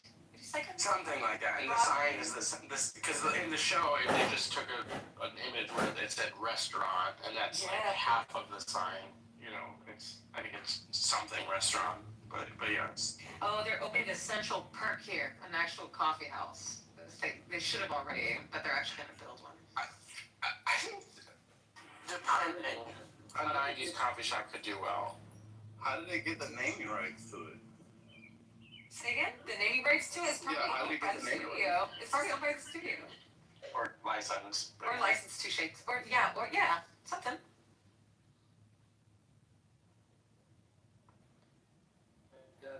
The bar, I think I've been to the bar that Cheers was filmed in before Cheers ever was a thing. I believe you. Alan used to play. Alan used to play in the grass fields in the area that eventually became the Erie Canal when it was still grass. Yes, yeah. Well, I've been to the Lexington, where the first Revolutionary battle was, where the Revolutionary War started. But anyway. Oh, you were there for that? Yeah, I was there for that. But When will you take responsibility for exterminating the mammoths? Yeah, see, I was actually behind the guy, and I bent down to polish my shoe, and I hit his arm, and that it accidentally shot off the first shot. So. Oh my God, you were the one that knocked off the nose from the pyramid guy, right? That dude. Yeah, that was me too. Wait, Alan, where I was trying to clean it, and I had a chisel. I said, "Oh, let me get that pedal out." I did it. The whole thing came So out. you were one if by land, two if by sea, right? That was you? Hey, Alan. These pretzels are making me thirsty. These pretzels are is that supposed to be? Like hypnotic injection or something? Pretzels are making me thirsty. I'm literally gonna sit here and see who's cultured and who's not. Kramer. Yeah, that sounds like a norm. Wait, let me throw something at you and see if you know what it is randomly, bro. Am I right? We were just talking about it. Oh wait, I missed it then. What were we talking about? Wait, we were insulting Alan by calling him old, and then Adrian comes in with the Seinfeld reference. I think that's a Cheers Norm? No, it's Kramer. Oh, Kramer. Yeah, he had a cameo or something, or a small speaking role in a Woody Allen movie. And Woody Allen? Yeah, Woody Allen was shooting a movie outside of Jerry's apartment. And they casted Kramer to be in the movie, and he only had one line, and that was, "These pretzels are making me thirsty." And he just kept rehearsing that fucking line. Oh, that's the episode? Yeah. Yes, I kind of remember that now. I learned an interesting. Someone had mentioned knocking a nose off of an Egyptian. That was me. Yeah. Yeah, I learned a thing recently because I just love to debunk crazy facts. Where someone it was when I was at the actually technically I'm debunking Cheyenne because she was the one who said it. But we were at the Met and we were at the Egyptian exhibit and like everything had no nose, right? Like at least half of all of the figures had no nose on them. And she was like, "Oh, I actually heard about this on Instagram or whatever. That this is because of like white supremacy. That like the Greeks or whatever didn't like they didn't like it when the Egyptians had Arab-looking noses, and so anytime an Egyptian statue had an Arab-looking nose, they would remove it because they wanted to preserve the idea that the ancient Egyptians were like white adjacent." And I was like, that sounds off to me. And so I did some research, and it seems like there's three things that happen. One is that noses and ears are very easy to break off and are like subject to erosion. Two is that actually there was a practice in ancient Egypt of breaking the nose off of statues because the idea was that the mouth was closed, and so the only way that the statue could breathe was through the nose, and that the statue was meant to contain the spirit of the person who died. So they would knock the nose off to kill the spirit that lived inside the statue. Oh, wow. And that tomb raiders actually did that also because they had heard that they wouldn't practice. get cursed. So they were trying to prevent being cursed, so they would also knock the nose off. And then the last thing was, maybe that was it. I swear there was like a third thing where there was like a culture that was knocking the noses off or something, but yeah. Alexander the Great. That was Yeah, his people used to chop the arms off of statues and things, so maybe Alexander the Great might have pulled up and been like, chop. But yeah, definitely not. That's wild. I hadn't heard that. So what did she say when you told her that you're finding? I mean, she's not like a libtard or anything, so she was just, she likes to hear facts as much as I do, so she didn't. Yeah, I find that Yeah, that's nice. So I saw on Instagram is an automatic red flag for me. Right? Yeah. Facebook And is I'm worse. like, wait a minute, is that elitist snobbery? Because I'll get that one. I saw it on X, and oh, you saw it on X. That's just funny. What's amazing is the different reactions. There was this video of this woman, she was in a bar. She said she overheard 3 guys talking about how to cheat on their wives. And she said she sat there taking notes so she could describe these men so she can put it on TikTok. I looked at the video on TikTok, all the comments were like, "Oh my God, you're the best, and you're a girl's girl, and even though my husband wasn't there, I put him on the couch for the night." Twitter, they're all like, "Mind your business, shut the fuck up." I was saying, why is that bitch not minding her business? I posted, I said, my friends were at the same bar, and they overheard average white guy. She picked up said that twice. I said, my friends were there, they noticed some average white lady was listening to them. They made up a story about cheating on their wives. You know what? When I hear wild shit like that, I always say they're probably writing a script. Yeah, I did that. We used to do it with my friends all the time. We would say the wildest thing. Imagine some fucking asshole listening, like, "Oh, I'm gonna fucking call her out on TikTok," and she, Yeah. If I'm not mistaken, I think that was a Seinfeld episode as well. Could be. There were so many things. Do you watch Curb Your Enthusiasm? You like that one too? Yeah. Oh, my husband loves that. Oh, I love her. Adrian, you're outside too? I can hear the wind. Oh yeah. Leaving the golf course. Yeah, I've got a brand new Canadian tuxedo. Wait. Oh, go on. Adrian, What's up? I've heard you speak for years on this app. Mm-hmm. This is the first I've heard. Do you play golf? Yeah, I play golf. Yeah. Adrian, why does O.J. Simpson play golf? Why is it fascinating that Adrian is golf? Right. Where are you going, Alan? Because Alan goes to a country club, they don't let those people there. create an image of a person based on what they say on this app. And everything you've said, Adrian, does not jive with, oh, I'm walking back from just playing golf. I'm just sorry. Golfers are not a monolith. Alan, Yes, they are. Alan, Sorry, you know what I have in my garage right now? What? I have Pet a big station. fucking box with about 1,000 golf balls in my goddamn garage, right? And when I'm not at the course, I take my club, I just go out on the river and just turn it into my own personal driving range. Like, seriously. You know I'm teasing you, right? Yeah, I know. Yeah, I mean, Alan, Yeah, what but- kind of activities would you expect Adrian? But think about it. Plays basketball. Does it jive with the kind of political statements and gotchas that you have made? You know, I won't even try to recreate them. But yeah, you sons of bitches. I'm sorry, I gotta go. I've got 18 with my other pals at the country club. Nice. He's gotta go Have a take the great cultural time. sensitivity course first. Yes. So, Alan, my joke is, why does O.J. Simpson like golf? It's because he gets to hit something white. Wrong with a black man playing golf, you know.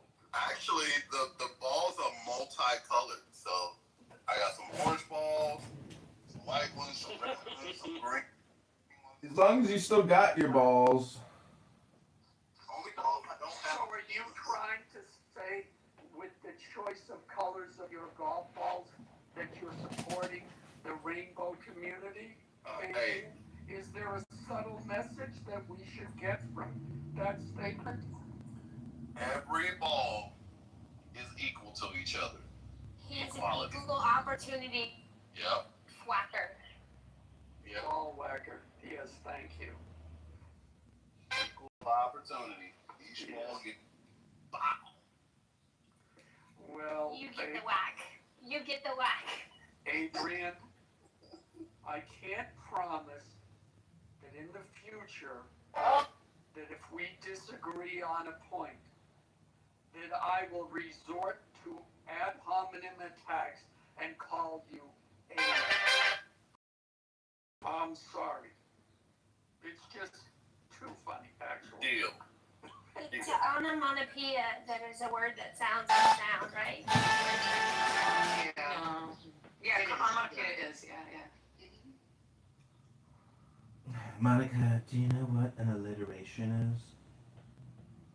Yeah. So sad. Simply say so. Funny face, Freddy fell face first, 5 feet, 55 freaking floors.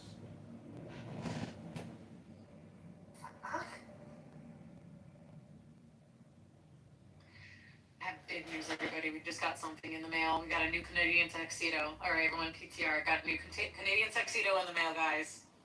I'm collecting them. Why is Canadian significant? I don't. That's just what I know them to be called. I don't even know why they're called Canadian tuxedo. Just denim. Oh, that's the way it's cut. I know it's the set. The denim set is considered a Canadian It's tuxedo. Oh, look at you. Yo, don't lie. Thank you. I thought you meant a literal tuxedo, and I was like, It's a Canadian tuxedo. It's denim. That sounds like a slur to me. I don't know. No, I agree. You're definitely rocking the cute housewife look. You love it, right? It's cute. No lie, I thought you were talking about you ain't got a new cat. Yeah, Jarl's a Canadian Oh, tuxedo. awesome. Canadian Jarl himself is a Canadian tuxedo. No, but a tuxedo cat is also very cute. I thought it was cute. Yeah, tuxedo cat. Yeah, cute apple. A Canadian cat. It'll meow like, Not a tuxedo cat. Hey, hey.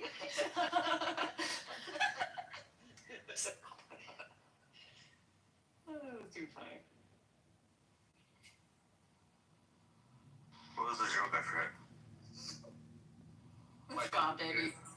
It was a white joke. It was. Oh, okay. Yeah. As long as they're like dancing like a lot more. It's a Canadian joke, honey. We're saying like if a tuxedo cat came from Canada, it would meow like hey. That's all he said. Meow, me. What are you talking about?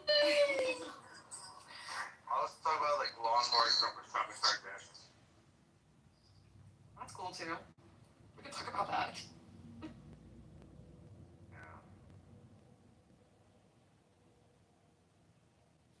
Alright, this Clubhouse Karma and I are gonna fight. Actually, now, excuse me, Monica, I have the definition of a Canadian tuxedo. A Canadian tuxedo was a slang term for wearing a denim jacket or shirt paired with matching jeans, creating a denim-on-denim outfit. It originated in 1951 after singer Bing Crosby was denied entry to a Canadian hotel for wearing denim, prompting Levi Strauss to create a custom denim tuxedo for him. Nice. That's a great story. So we can give Jarl a hard time about how prejudiced Canadians are that they don't let Americans wearing denim into their hotels. Wake it up! I think the credit is due to marketers at Levi Strauss who used comedy as derision in a super effective way that lasted generations. Well, absolutely. They saw, Bing Crosby was huge, and they saw an opportunity to make money off it. Thank God for capitalism. And Vero's supple breasts continue the tradition to this I'm day. fucking screaming! Shut up, Drake! Derisive, you stole that. Hold on, Derisive. You're about to get removed from the room because A-Tech called Vero a cunt earlier and he got tossed. So be careful. Too much flirting. A-Tech needed that though, honestly. He was doing way too much on me. He was doing a lot. Wait, the Sudanese guy? Derisive, would I be correct in saying that you stole the supple breast comment from the original Airplane? I did see the original Airplane recently, although I don't remember that line in particular, so maybe, through, my subconscious.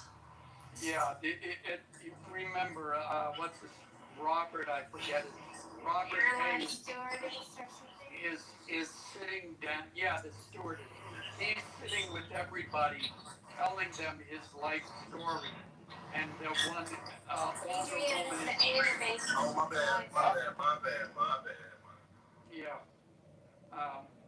those golfers, they're such snobs, they just, Don't get derailed. Airplane joke. Yeah, but in any event, so at one point the woman looks at her and she goes on, and that with her comments, oh yeah, she's very attractive, and something, and the comment is pouting supple breasts. Okay, yeah, that movie's good. And that word is just so funny anyway. It's so awkward. It's funny. I didn't know how to feel when he said supple breast.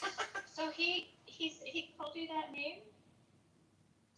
I don't hear the word supple used in any other context. Am I wrong? Let's look at the actual dictionary definition of it. Yeah, HI called me a cunt in the chat. I have a screenshot of it too. What did he do that for? I think he got moved down or something, and it's just because, like, I don't know, he just started getting kind of rude after a while. And so when I pulled back, as politely as I could, I didn't call him an asshole. I didn't call you. I was like, you bitch ass motherfucker, nothing. I was like, you know what? I don't like French kissing of the dogs. It's like with the French kissing of the dogs, and I was like, I would never go to your house. He's like, my wife would never let you in. I was like, oh, you just made that fucking weird. I'm just gonna pull back. Yeah, I'm but gonna he's pull used to back. he's used to doing everything his way, and when he can't have it his way, he doesn't know what to do. Yeah. You're an obstacle.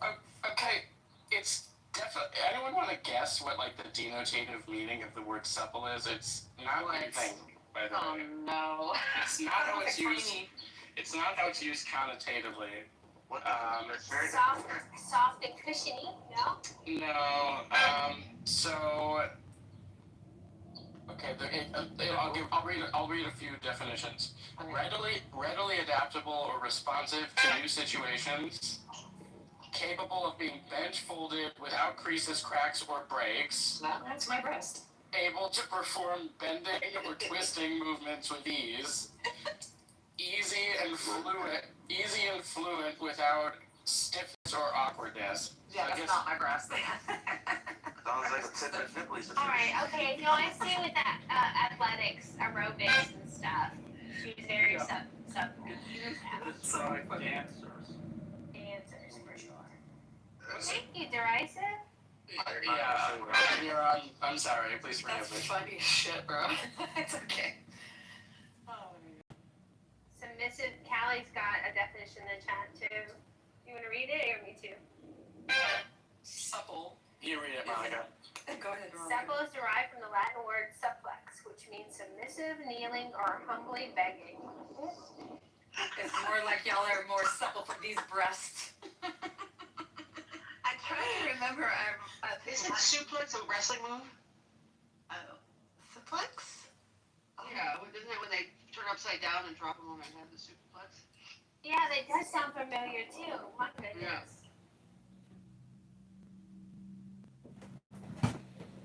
Hey, can I discuss the SPLC, the Southern Poverty Law Center, real quick? I don't want to move the goalpost. I know I'm moving the goalpost. We'll talk about this too, John. Go ahead. So I asked Grok, has anyone from Southern Poverty Law Center been arrested yet? Have any trials been set? Has anyone officially been arrested? Not one motherfucker arrested. Not one motherfucker. Why aren't their doors being punched in, kicked in? Why aren't they being dragged out on fucking camera like they did at Mar-a-Lago and to Stone down in Florida? Where are the fucking arrests, Cash Patel? Oh, it's almost Friday. He must be getting his drink orders ready. Hello? In their pajamas with like busting down the doors, the midnight raids.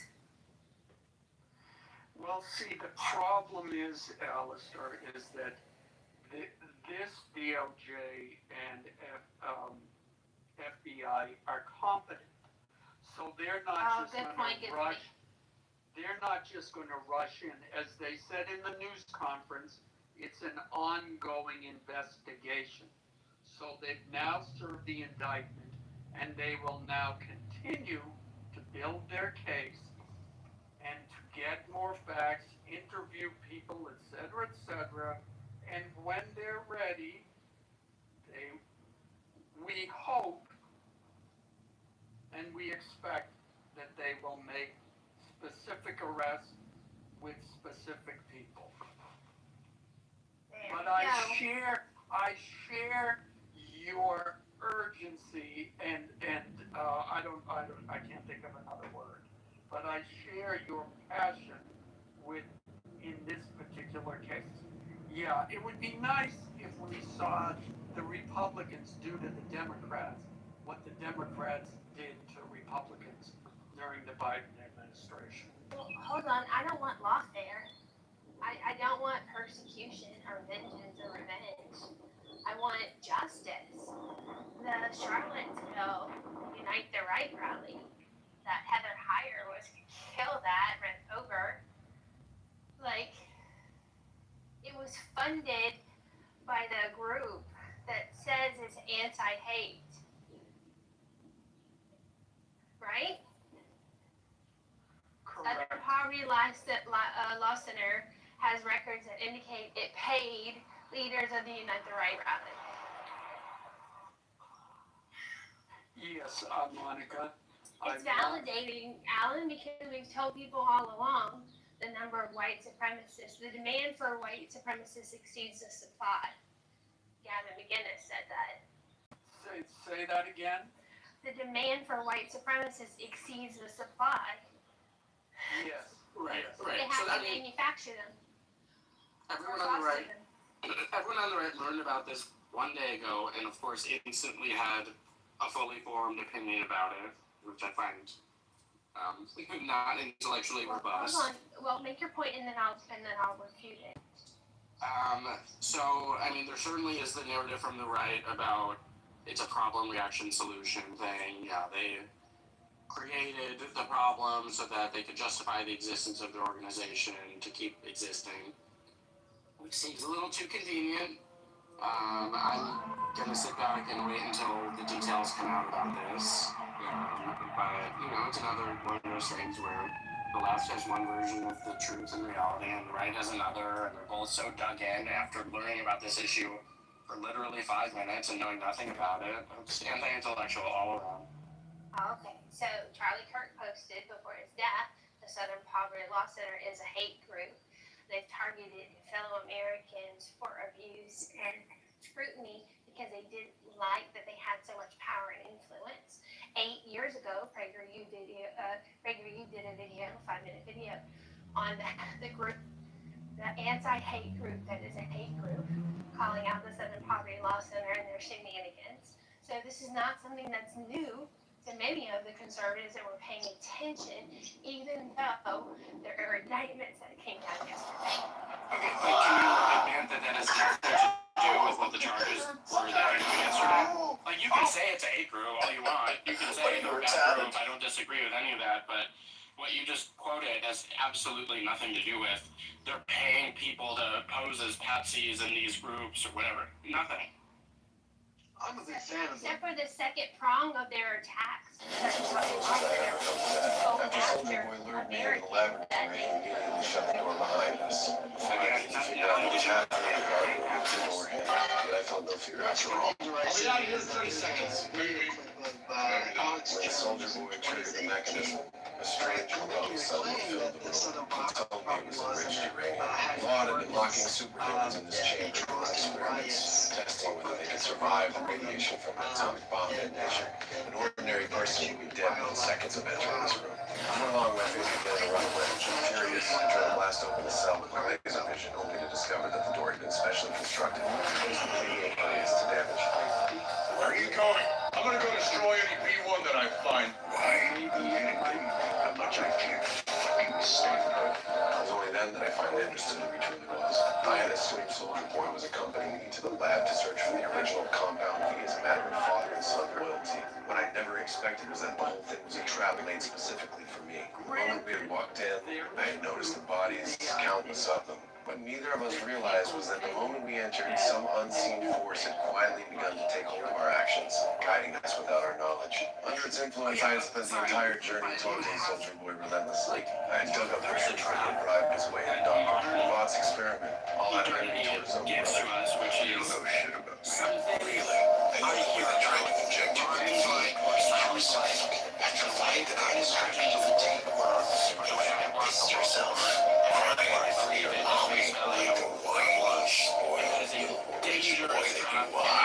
I lost myself in the pleasure of mocking him, completely oblivious to the fact that he was leading me straight into an experimental chamber. By the time I realized what was happening, it was already too late. Soldier Boy knew that radiation couldn't kill me.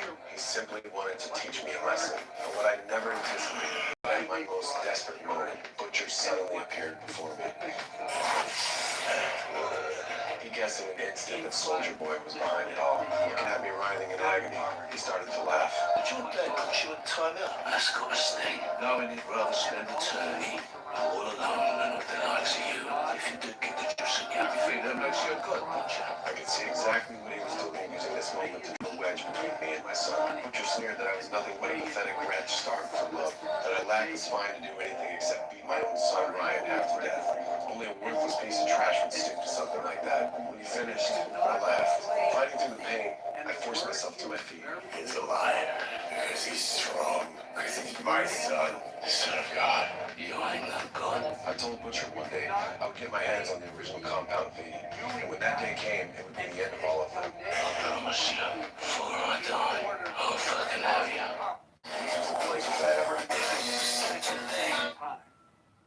And that, therein lies the problem, and then that's compounded by the fact that they opened up fake bank accounts or bank accounts with made-up names in order to anonymously funnel money that they receive from donations into the hands of those white supremacist groups, and then worse, we're directing the leaders of those organizations on what to do and how to protest. It wasn't like, okay, we'll pretend we're someone else and we'll just give them that money and hope that they do it. They said they were telling them in Charlotte, do this, do that, do this. They helped them organize that.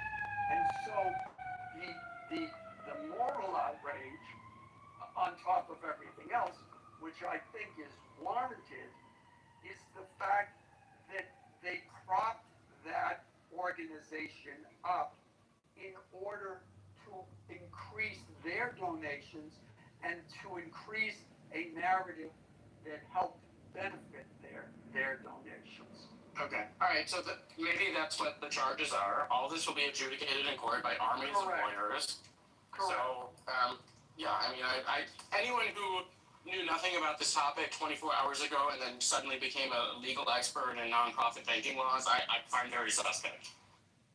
Listen, all I know is that if there's anyone who knows anyone in the Southern Poverty Law Center or any other nonprofit, I am looking to make some money. I am willing to be the informant. Please and thank you. Keegan, you stole my joke. You beat me to the punchline. I'm very upset.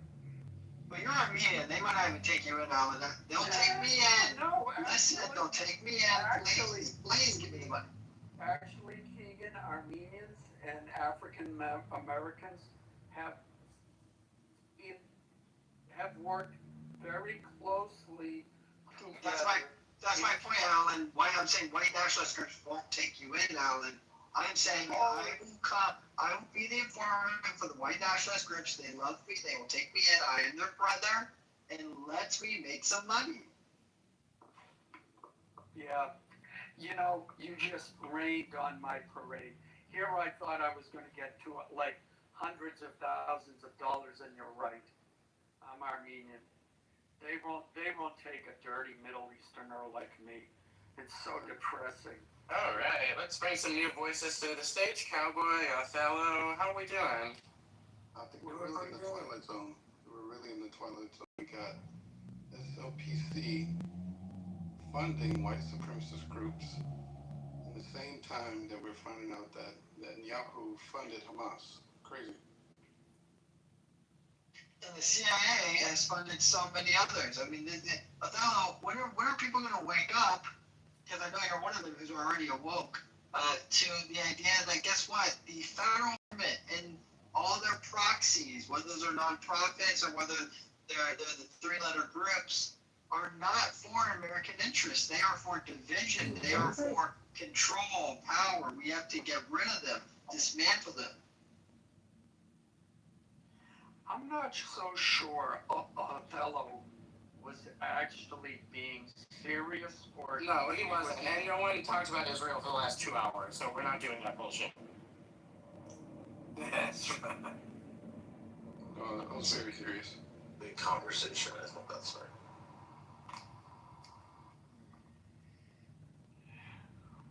What do you guys do with the weather? Just follow the money line to the Qatari banks. Yeah, I heard that UAE, they're trying to put a wrench in the US dollar dominance. They're saying they're gonna accept the yuan, which is gonna create like a difficulty for the U.S. dollar to remain.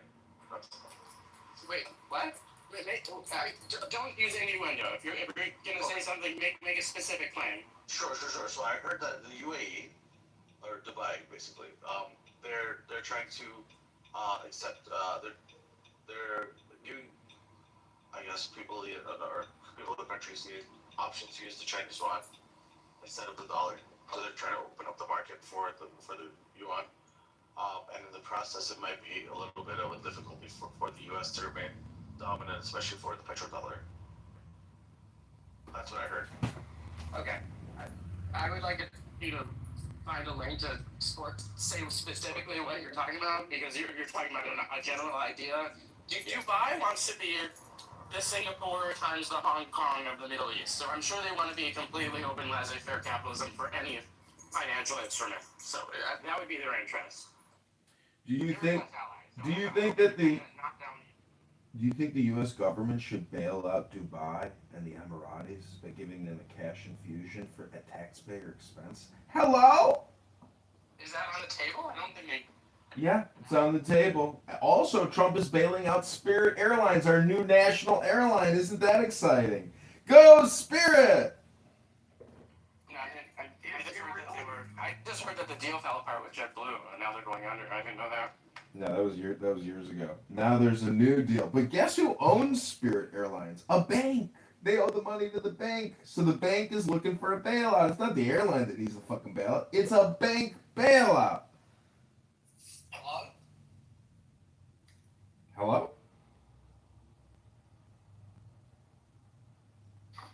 Yeah, you know, the other thing I've heard is lately there's been this big resurgence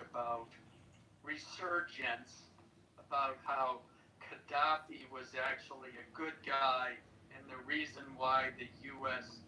killed him and went against him is because he was trying to undermine the petrodollar. And what this particular person in this video reminded me of, and reminds everyone else, is that he was funding terrorism throughout the Middle East. He attacked the Lockerbie jet crash. He was responsible for that. There was some other flight that they hijacked, and another plane that they brought down. He was cruel to his own people. They had the police, if you spoke up against the government, they would arrest you, torture you, you might be killed, or you might be let out as an example to anyone who spoke up against the government. The list goes on and on and on, and he openly declared war against the West.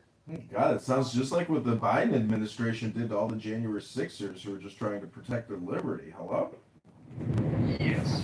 They say that about Saddam also. They say that he was threatening to sell oil to Europe in euros instead of dollars, and that's why they just be taken out.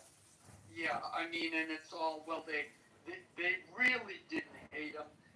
They talk about how benevolent he was, that you could get free education, you could get, you know, all of the benefits, quote unquote, but looked at another way. The only education you could get was through his administration. There weren't competing colleges. You got your education through him. The population was entirely dependent on his programs, and everybody knew it. And anybody who protested, in any event, the point is he's being painted as this benevolent leader now, and really what's behind it is his son wants to be brought back into power and wants to be the ruler of the country again. So this positive PR campaign is being brought up. Alan, I hate to break the bad news to you, but his son has been killed. You're not up to date with your news about Libya. I know they kill one of his sons. Now, did they kill the other son? No, the other son wasn't in political contention. The son that was trying to become the next leader was murdered. Oh, really? Yeah, let me Google that for you.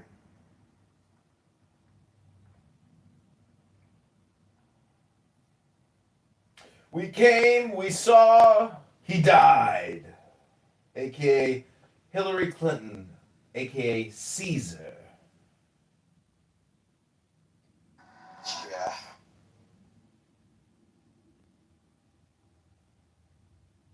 I'm gonna send an email to the University of Wisconsin for a potential program I want to do. I'm not sure if I want to go for my higher studies, but something tells me it's if I want to do it, I should do it now.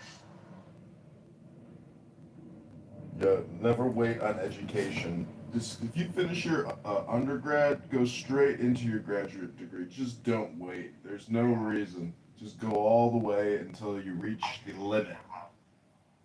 I should have done that when I had the chance, but I did. I just got my couple bachelors and started working. But you know what it is? I want to do my higher degree now, especially with all this AI and everything. I want to be able to integrate it properly. I have a really good use case for a lot of stuff. So, we'll see. I, have been doing a lot with AI, and Meta has recently acquired an AI company called Two, and you can build apps in it. I mean, with a prompt, and they're good apps. You can build websites, flyers, sheets, anything with basic prompts, and it'll extract the information from your website, from your Facebook profile, from your Instagram account. So, I mean, like, all these software developers, all these web designers, graphic designers, those jobs are fucking dead. Dead. Do you know how big of the economy that is for people for the past 20 years that have been working in digital marketing, etc.? It's over. I mean, you just can't compete. There's a creativity factor being taken away, right? Yeah, go ahead. On the hardware end, Alistair, there's a guy, Rick Beato, beat with an O. And now he does music videos, but his claim, which I kind of agree, and I'll tell you why, that eventually the technology used to run all of those AI models, the computer powering for the home computer will increase to the point where you won't need these huge data centers, and you won't need their computer to run the AI models. Right now, the most exciting thing that is going on right now between the United States and India is the drama of the technology engagement, which is incredible. Let's remember, even though it got only some attention, Prime Minister Modi hosted every single one of the dominant technology companies, every single one, for 3 full days. He gave his full response with the 4 of them linked together. It took about 2.5 seconds to get a response, start getting a response from the AI he was running on those 4 programs.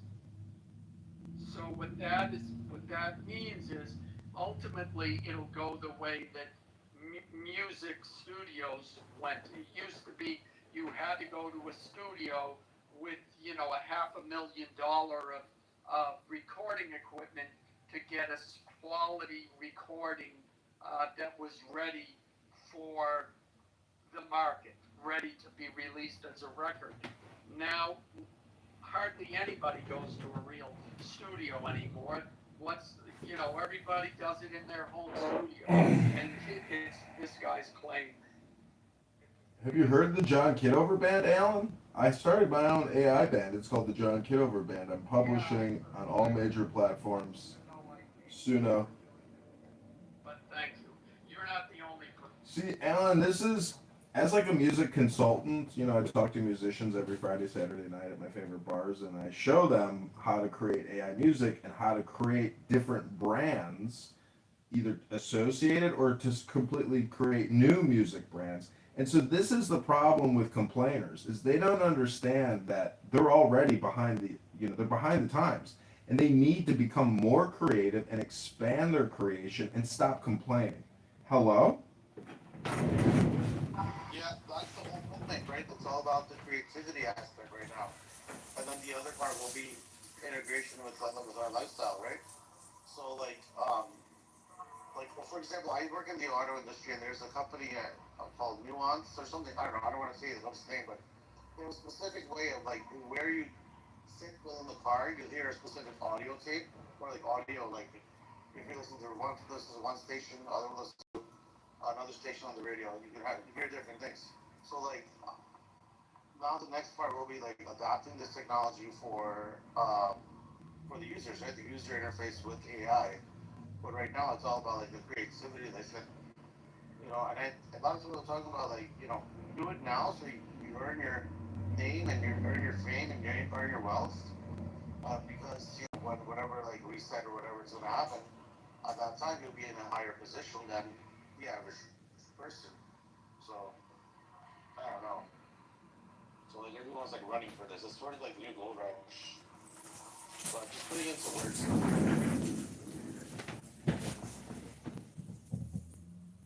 Yeah, I mean, I see. This is why I kind of like in 2026. I'm like, you want to go to college to do a master's degree? Why don't you just do something?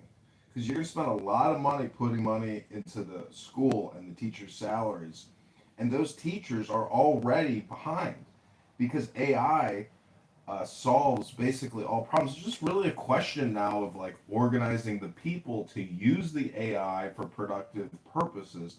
For example, the Iranians, if 100 senior scientists in the Iranian regime had a team of, let's say, 3,000 sub-junior, scientists and developers, researchers, chemists, etc., they could actually probably go fully nuclear within like 30 days and actually prevent a ground invasion and a full regime change. But they're too stupid to actually do that, because, I mean, we've killed all their leaders. So, anyways, what I'm trying to say is, Alan, let's go into business and start the new Alan AI Music Corporation. What do you say, Alan? Because you spend so much time here talking. While we're talking, we could actually be creating product and distributing it and hypnotizing hundreds of thousands and millions of people with Alan AI music. And we could usher in a whole new era of recloning old music and just making it our own exclusive IP and delivering advertisements with our incredible AI Alan derived music. What do you say, Alan? Are you ready to make more money? It's a tempting offer, but I'm tempting offer, but I'm going to have to say no to you, and I'll tell you why. No, I can't. I don't have my Don Corleone voice right now. So, Alan, I don't know. Do you know what the Charter of Medina is? No. It's the Constitution of Islam that Muhammad put out. You should look into it, and you can realize that it's the exact same recipe and instructions to start a mafia gangster, organization with a don at the top, with 10 captains, your sub captains, your soldiers. It's an org chart. That's what the Constitution of Medina is. And it's so easy to debate Muslims now that I finally figured out what the Islamic Constitution is, the Charter of Medina. Once you know that and you realize just how unfair and ridiculous it is, it makes Muhammad look like the biggest fraud and scammer of religious history of all time. Just look into it. Go to Wikipedia, type in Charter of Medina. Oh, thank you for sharing that. I'm really interested in seeing that. That makes a lot of sense. Because when you look at it historically, when you had like the Mongols, an interaction and their attack on the Mongols, they were successful because they were always doing things that like 100 soldiers, 1,000 soldiers, 10,000 soldiers, etc. Well, like when you look at why is that this basic organization, the organizational strength that they have is really don't need more. Thanks for that. I appreciate it. Well, I we always understood what Islam was before hearing about this, but well, not but thank you. That only confirms what I already knew. Did you read the Godfather book? Not itself, Rich. I mean, John. No, Rich, John. Have you read the book?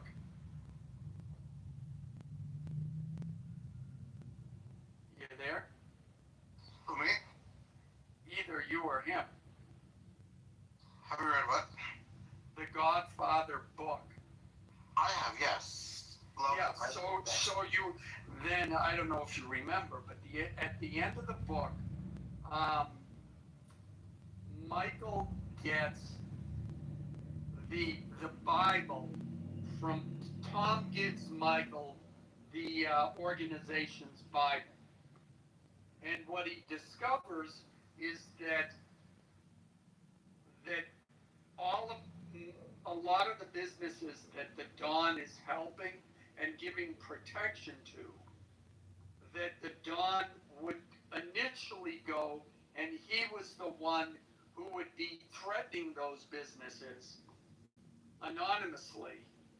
And then he goes in, he would go in, like they would start giving this shop a hard time, and then the Don would go in and say, I hear that, this other group, you're having a hard time.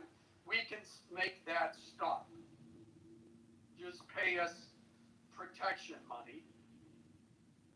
And then they would get protection money from that group. And that's how he built up the business. You create the problem, and then you provide the solution for it, which is exactly what the Southern Poverty Law Center did. Here, we're going to fund these groups, and then we will be the solution for it. Look at all of these racist attacks. Give us money. So it's a shakedown. That's all it is. But yeah, I gotta read it. It was cool. What was it called? The Congress of Medina?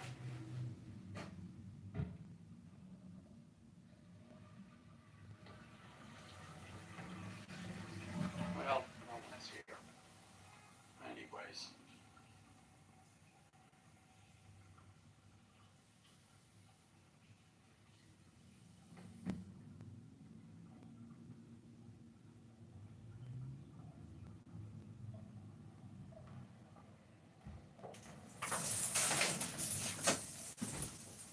Well, is McZed still here? No.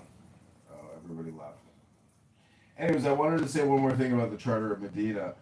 The Quran is the propaganda of Islam. The Medina Charter is the political science apparatus of the Ummah, or the in-political group against the world. And all you have to do is read the Charter of Medina to fully debate a Muslim, and you don't need to go any further with your life. You could stop right there and feel completely content.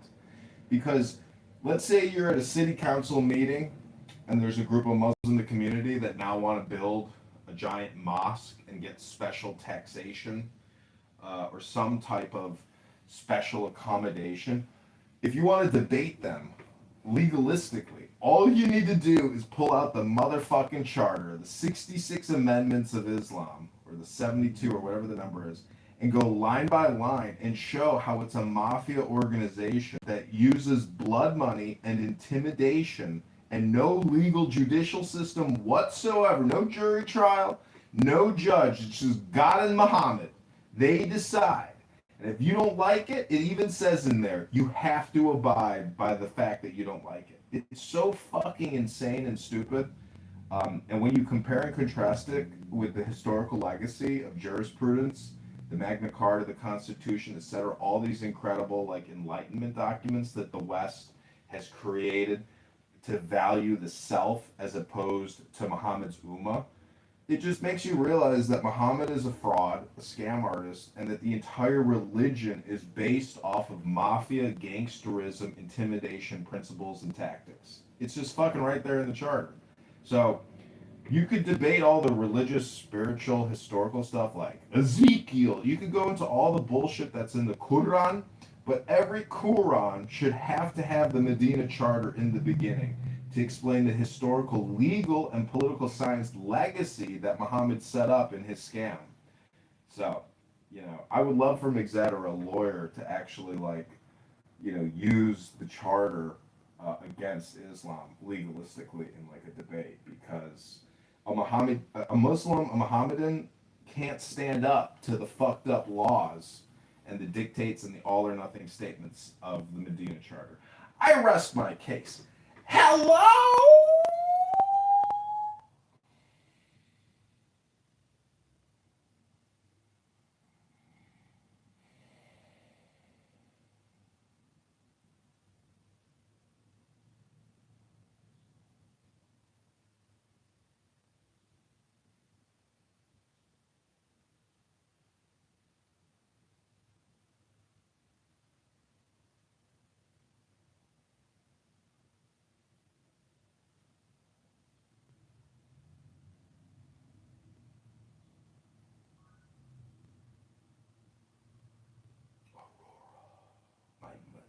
Aurora.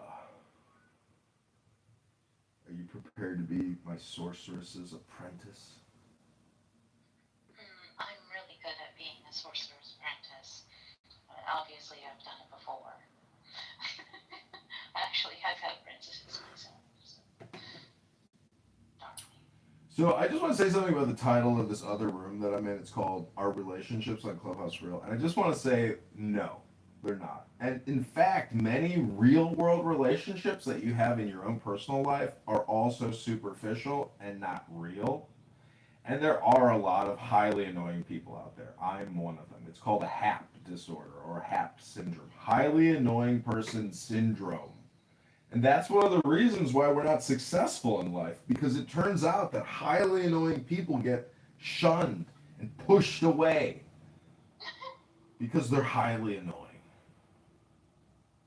But it doesn't. You're actually not highly annoying. You just need better marketing and the right partner. Yeah. That's the truth of it. Maybe a little bit of like softening the extremely masculine energy that you exude, cut it down and make you more successful. But I don't think it. See, the thing is, I don't think that'll work because it's a very crowded field of very general, bland people. And I think if I want to be successful, I have no choice in this environment but to be super stimulating and make all or nothing statements that supersede. Oh, my friend is here. So what do you think, my friend, yesterday about that interaction with Sam Rosen? Like, I thought that was, pretty interesting. What did you think about my projection analysis about ad hominem projection? Yeah, I think it's very true, and I think that I will say this: the more that I love myself, the less desire I have to be a jerk to others.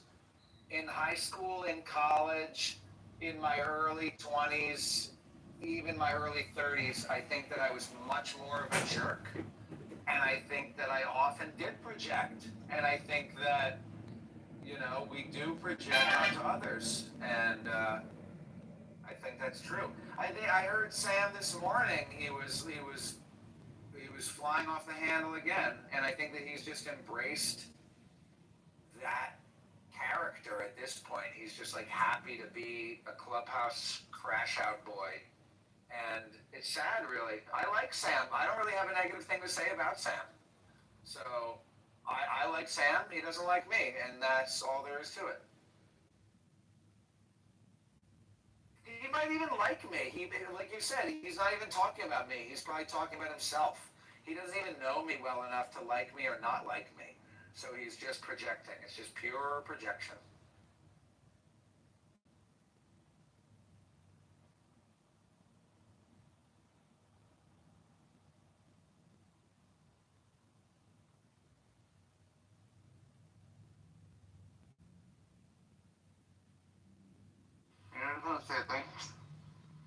let's start for info, the Medina stuff. Congress of Medina. I'm gonna look that up. Yeah, be sure to read it line by line and then think about it through like Western lens or just what's fair. Meaning, like, if you get a proclamation from your new warlord that says you will contribute to our wars or we'll kill you, but couch it in like mystical verbiage in the last sentence, it's such a scam. It's historical and it's shocking. Where you're like, what? This is the real Muhammad. This is the Constitution. This is the law. This is Mohammedan law. This was his first attempt at declaring law. And when you realize that this is what people in 2026 are still going off of, the Medina Charter, you're like, just figured something out. Because I like to argue about God and the prophets and the stories, etc. But no, now I'm just interested in the law. Let's talk about Mohammedan law, and everything else you say, you can just shut the fuck up right now until we get through the law. Shut the fuck up until we get through the law. Done. And then you realize that's the only debate. All the other stuff is just spam. It's just spam. That's about trying to get the upper hand in power. Like when you're talking, debating about them, there's always trying to get the upper hand in power. And like you said, it's just like the same thing, over and over. They have the same statement. It's like a lawyer, 100%. It makes sense what you're saying. Is what I'm trying to say. Like because like I'm coming from India, so we have this like whole philosophy and culture of question and answer. You can ask questions, you get your answers, and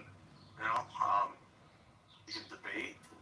Like that's inherently Indian, and also Western too, from like the Greeks, So like Yeah, there's no parliament. It's only Muhammad and the Allah. So that's the other thing. Is in the charter it says if there's a conflict, Muhammad is the sole arbitrator, or his believers. All non-believers, it's just incredible, the claims, the all or nothing statements, and how like a Muslim today will never even actually read it. They don't know it. It seems to me like if you want to be a Muslim today, you have to know nothing about the religion and the history of Muhammad. So that's one of the defining characteristics of faith, is to just be ignorant and stupid.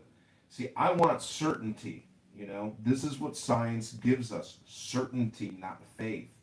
And I'm not saying that faith doesn't have its place in religious practice and in creating fun and joy.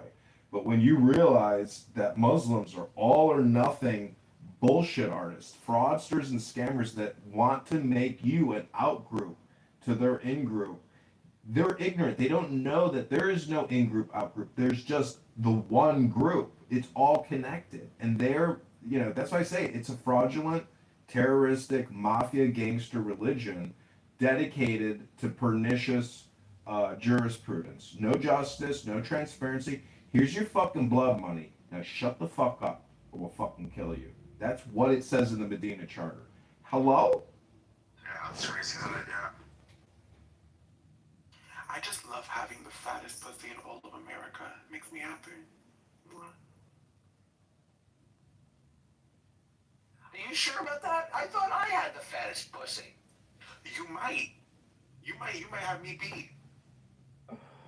Can you quantify like the fatness? I can do that for You want me to PTR? Oh, where we are? Is this who we are? Is this where we're at as a culture? Is this who we've become as a people? It's crazy.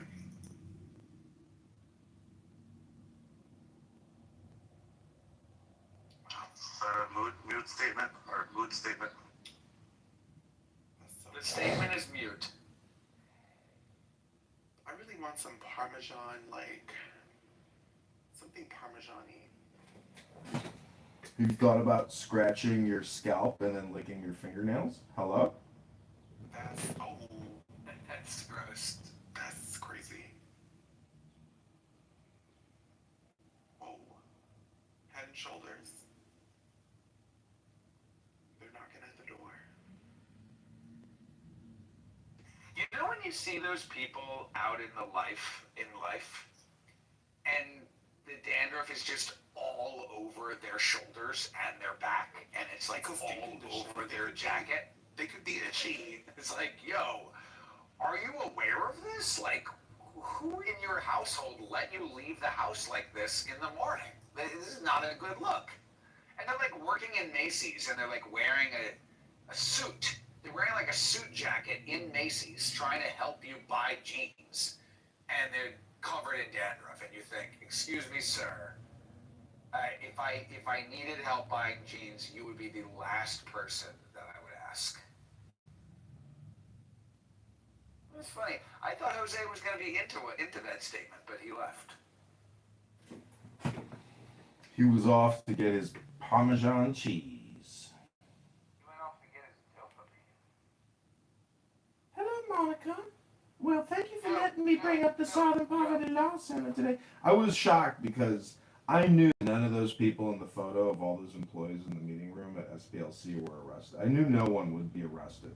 So I wrote up that grok query this morning, and sure enough, not one fucking arrest. So isn't it kind of ridiculous? The fucking FBI will come on television and tell us about the fraud, the theft, the money laundering, the criminal activity of leftists funding right-wing extremist groups so they can conduct operations, but not one fucking arrest.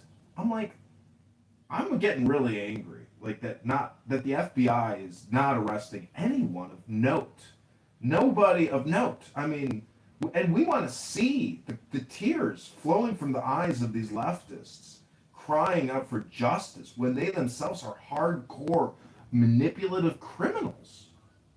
Hello?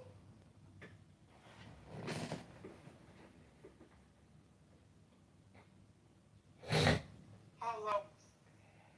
We have Anne in the audience.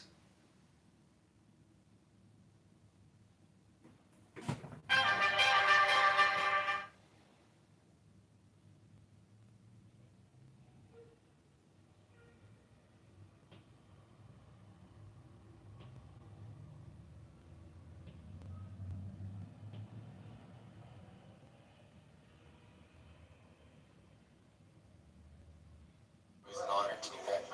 What if you had a client that went on to commit mass murder? So Rabboni Shalom, it's Thursday, and I'm the worst procrastinator I know, but every time I try to do what I need to do, I'm always met with this voice and the sound that is like, basically Clubhouse in the real world. I hate to say it, but it's always like a black woman saying, well, what the fuck you want to do that for? It's like, well, why the fuck you think I'm calling you? Hello? What are you going to do that for? What are you doing that?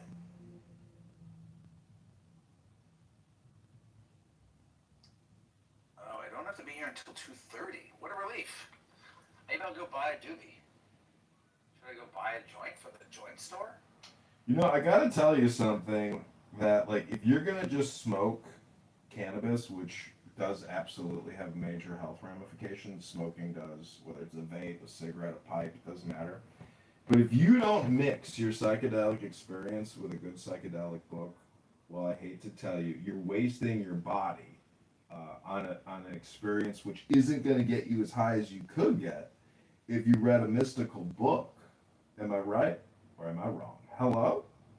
I think you're right, but I feel like I just use it as normal medication to, like, remain calm.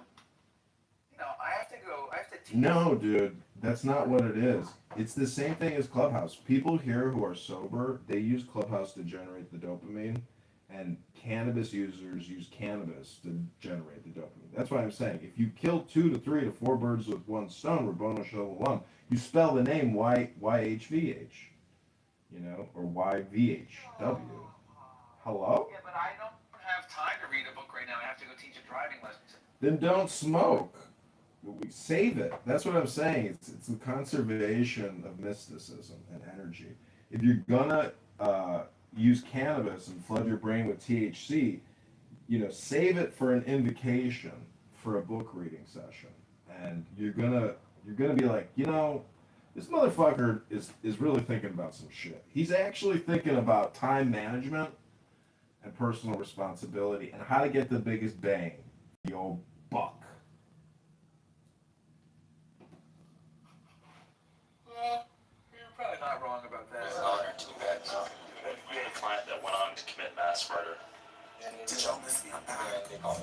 did miss you. You left when I was talking about the Danvers Macy's guy. That was like man with our Lisa's Did you go to Macy's and did you see that? Was like your type of conversation. I thought you were gonna like clap back and be like, yeah, the other day when I was at Gray's Papaya getting a hot dog, something like that.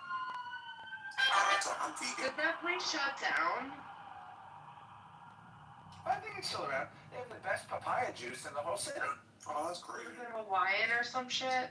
No. No, it's papaya. No. Like what ethnicity? Danny, did you take your mood stabilizer today? Are we in a good No. I have, I'm very, very sick. With what?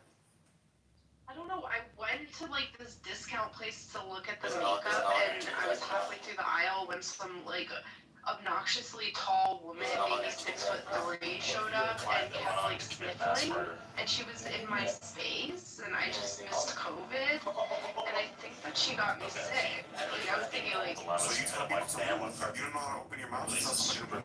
I'm telling you, she was 6'3". Oh my god, Pap smear. Wait, what's going on, everyone? I've got a question for Pap smear. I'd like to jump in real quick. Yeah, you can go ahead and jump in. But wait, Mr. Oh, here we go. Keegan's here. Oh my god. Wait, Pappy. Have you been to Boston? Yes. Have you ever been north of Boston to like New England? Yes. Because up here they don't tell people to move. So when you're in the grocery store and you're debating what type of ice cream flavor to buy, you might look over your shoulder and there's another person behind you looking at the ice cream, just breathing down your neck, wondering why you haven't moved. And you, Pap smear, you might turn to them and say, "The fuck is wrong with you? Tell me to move. Can you tell me, hey, excuse me, I'd like to access the ice cream. Can you make I have no idea you're standing behind me, but they just stand behind you and they breathe down your fucking neck. And a New Yorker would never and could never. Can I tell you what they do here in the Midwest, my friend? We say I can't do it. You need personal space. we say Yeah. oh, we say oh, excuse us, excuse me. OPE is a common phrase in the Midwest when we are in someone's way. Keegan, did you wash those dishes in your sink? I did not wash any dishes. Thank the Lord. Don't yell. Don't yell. I am so sick. He is so like that something was, about like Keegan, you were biowarfare. just so like mean. I've overheard your wife in the background a few times. She seems lovely. You should give her the phone so we can talk to her. She is very lovely. She is very lovely. She seems so patient and so like nice to speak to. You, on the other hand, are That's why she's that is not it's not made for her kind. Sweet, lovely little women. Sweet, lovely little women do not deserve to be on this app. They deserve to go make their pies, go make their sourdough. She's not throwing. Go make her sourdough and read her book and knit her sweater. That's what she likes to do. She doesn't like to go on social media and yell at strangers. That's a me thing. No, because She's not on the payroll. what? He doesn't get paid for any of that. What do you? I get paid by the SPLC. What are you talking about? They I pay don't me even know what that is. $30,000 a month. You over here using acronyms like I know what that is. Poverty Law Center. Have you checked the news? No, I haven't, girl. I think we watched totally different news. They paid me $30,000. What was it? Your connection is spotty. What's that? Spotty connection. Hello? Is it on? Yeah, you're there. Thanks, everybody. The only reason I know about the Southern Poverty Law Center is because somebody said it on here, but apparently they sent money to people who were involved in like white nationalist groups and stuff like that. They're claiming they were infiltrating these groups, but remains to be seen whether or not that's true. And even then, they still probably could be charged with wire fraud because they didn't disclose what this nonprofit money was going towards, the nonprofit. So that's what they're. And I'll say it again. For anyone listening. if you know any nonprofit group that is giving out money for some. Yeah, actually, I'm giving out money today. Okay, shut the fuck up. I'm going to give you money right now. Do you have Cash App? I'm going to send you money right now. My nonprofit will send your racist, bigoted, low IQ, white trash, stupid person money right now, Keith. I'll send you that $1 right fucking now. I know you're not going to send me. I will. Put your Cash App in the chat. Listen, it won't be life changing because you're asking for Cash App. Maybe if you asked me for Zelle. Yeah, Zelle, Cash App. You want to send me your routing and accounting number? You want me to wire transfer you money? No problem. Yes, wire transfer me money. No please. problem. No problem. What are you going to do for it, though? You're going to read all you got to do is read a book. I got a nonprofit called White Trash Low IQ People Read Books to Schwarzers that can't read books so good no more. You want to get started? We're going to go into business. Marcus Aurelius. We're going to start you off on Marcus Aurelius, one of the best philosophy books on human behavior ever fucking written, which nobody ever reads. And can we get Big Zed up here? And can you mod me up? Because we are going through the Charter of Medina today. And we need Big Zed's legal analysis on Muhammad's proclamations in Medina. Alright, thank you. You can mod me. Don't mod him, but mod me. I won't.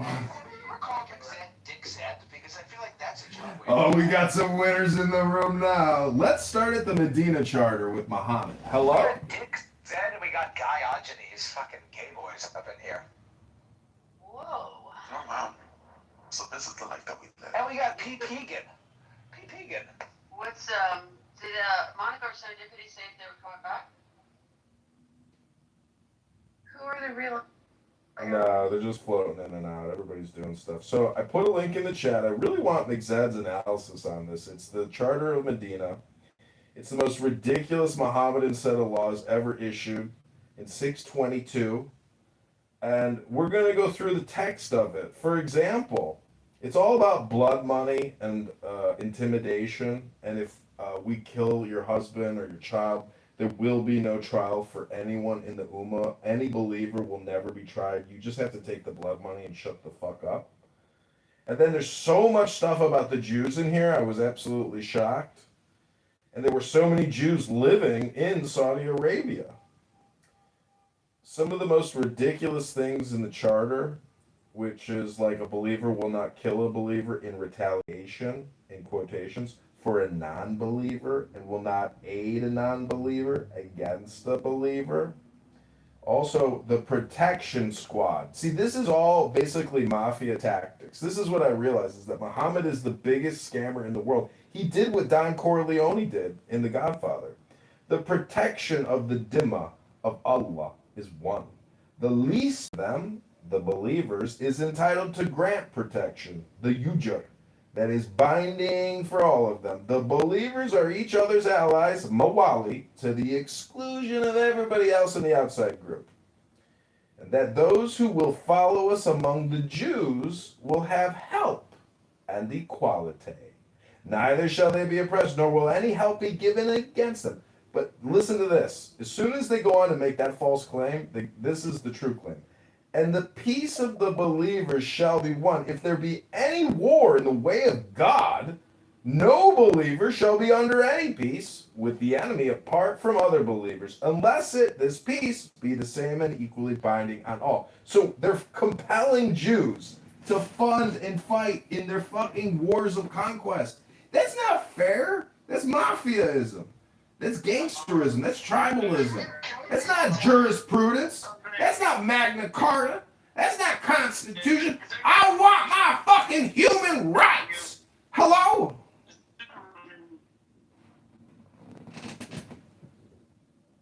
It's an honor to do that. Diogenes, you are in the Matrix. Is that Diogenes?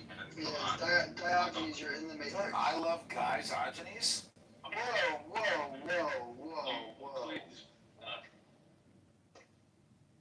Dad, you're still in the Matrix. I love good guys who are men of conviction, men of courage. Diogenes, you are in the Matrix. You are in and out of it. fucking deep in the Matrix. There we go. I'm so deep in the Matrix, brother. Oh, shit. Am I out? You're good now. Yep, you're out. We didn't hear a word you said before, but you're out. Hey, Alistair, first of all, shut the fuck up, pack it up, go read about your fucking goy slot somewhere else. We don't care. Alright? So take my goy slop, aka a link to Wikipedia describing Muhammad's Ummah and his jurisprudence in 6.6. Okay, no problem, Diogenes. Whatever you say, Doctor. Thank you. Alright, thanks. Anyways, not to... What's so ironic is that you are actually probably a descendant of some of these people from the Ummah. Because you are the most Ashkenazi looking one of us. And so I'm convinced that you are actually, were maybe probably subjected to the tyranny and the abuses of Muhammad and his bullshit laws of oppression. Hello? I do not look like an Ashkenazi Jew. You do look like an Ashkenazi Jew. I've seen your photo. You look like an Ashkenazi, my friend. I think you got some Ashkenazi in your genetics. Have you done it 23andMe? Hello? Topher Grace. Okay. I'll take that. Thank you. I literally can picture your face in my mind, but I can't really picture. I can't think of an actor to tell you to. Why can you picture my face in your mind? Because I've seen a picture of you. What if you had a client that went on to commit mass murder? Okay. What was I doing in that picture?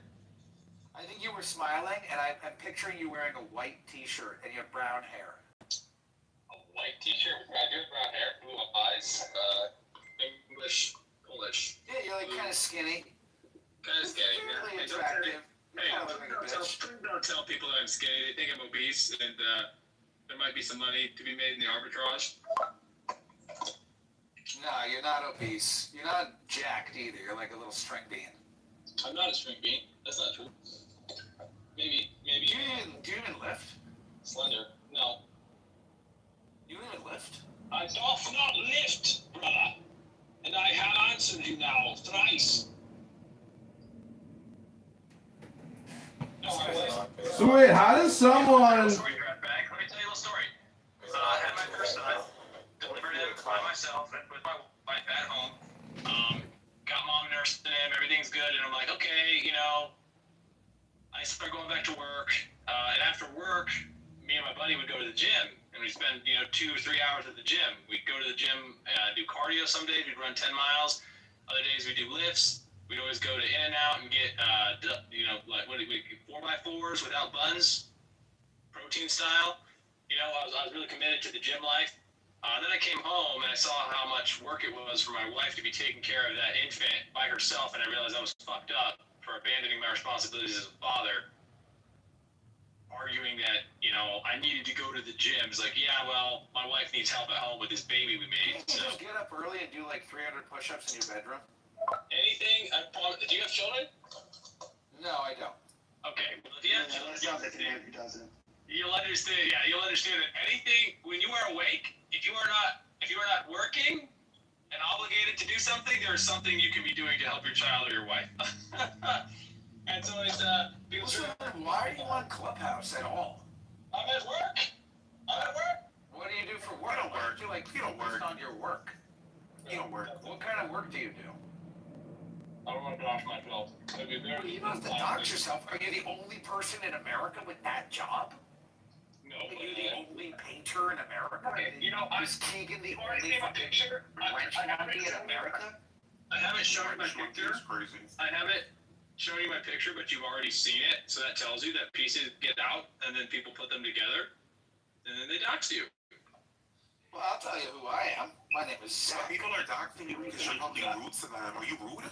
Oh God, I'm so fucking rude, nigger. Oh my God.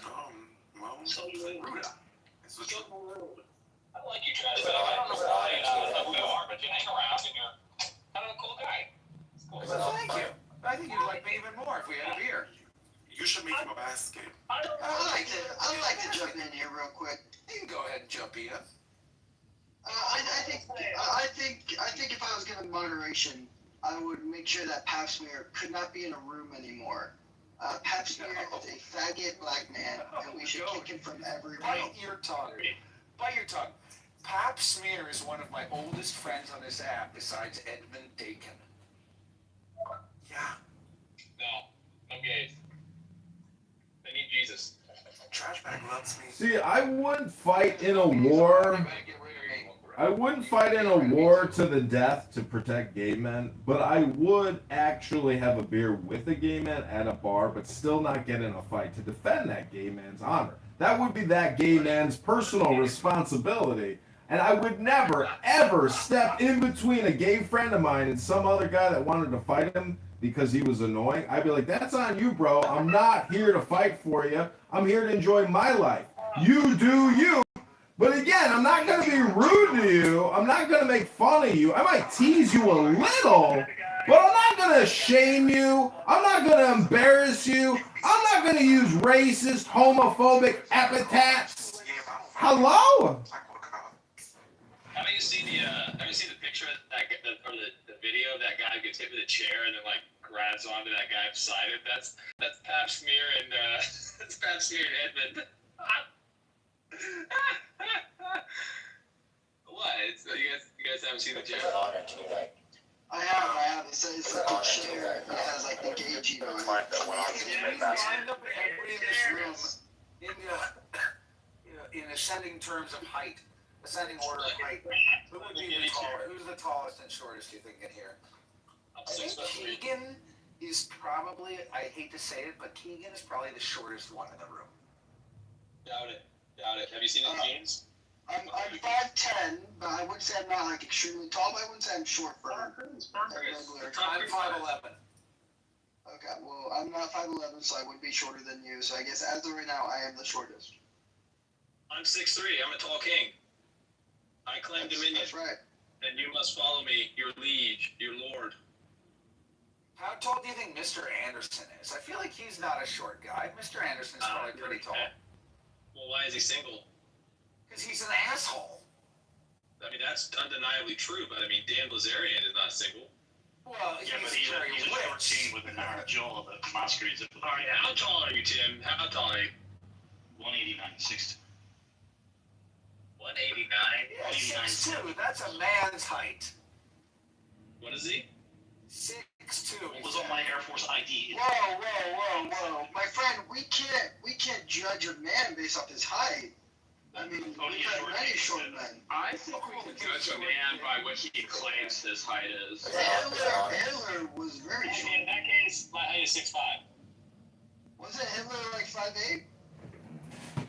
You know what's interesting is I've been watching this documentary called The Dictator, and what's so interesting is Hitler was actually obsessed with making videos of himself, and that indicates faggotry.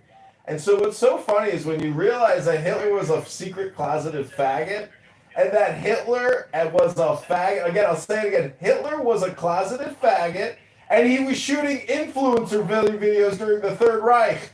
And so if you watch all of Hitler's videos, you realize he's just an AOC, and he's a schmuck.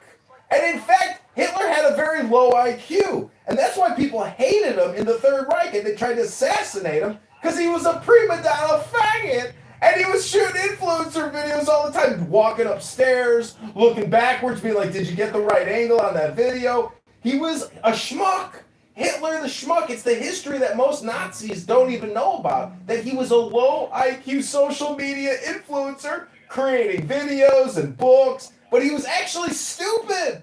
The man had a low IQ and he didn't even write Mein Kampf. He fucking had to hire people to write it for him. He was nothing but a spam, a meme sitting in a jail cell having other people write his own fucking book. It's all a lie. It's all a fucking lie. The guy was a schmuck. The history of Adolf Hitler the schmuck. It's a new movie I'm coming out with called Hitler Was a Schmuck. Some of you might like it. It's very funny because it exposes Hitler as being a fraud and a social media influencer and back in the day with videos. So I'm driving, so I don't really want to click up and move down. Just no assholes, please. Christ, you're gonna get eaten in a car accident. Then make a Keegan as a moderator or me? Yeah, Keegan is a fan of No need to moderate these Nazis. They're just here to get roasted. They're just good for cooking on a barbecue when they realize that Hitler the Schmuck, the movie, is coming out. It's going to be exciting when you realize that your Lord and Savior Hitler was a loser, a dummy, creating videos of himself all day long. You think I have a problem with my heroes losing? I mean, it's only through loss that we learn valuable lessons. And, you know, I mean, Robert E. Lee, oh, God bless him, you know, son of the South will rise again. There were courageous men who lost their lives in defense of something. You think I would besmirch them, denounce them simply because they lost? You're a fool. You're a coward. You're spineless. You're a sycophantic suck-up. You're a little baby bitch. You bald fuck. Shut up.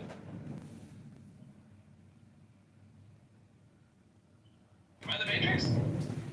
You see, when I see the millions of dead Germans, I really hate Adolf Hitler because he ruined his entire country, and he murdered. He through his bad strategy and stupidity, he actually killed millions of good men whose lives were thrown away like they were garbage. That's not good leadership. Those aren't heroes. That's called Hitler the Schmuck the movie. Hitler was a schmuck, the movie. Hello? Oh, go to johnkitover.com if you want to find out where I live. And then you can reverse engineer who registered the domain name and report them to Interpol. Oh my God. Tim is going to get arrested with Adolf Hitler's dog. Hello? Keegan, moderators, we can probably put this fucker up. Eddie, don't do it. I'll never forgive you. If you embolden the Nazis, I'll never forgive you. Our relationship is over. Never again. Never again. Never again. Never again.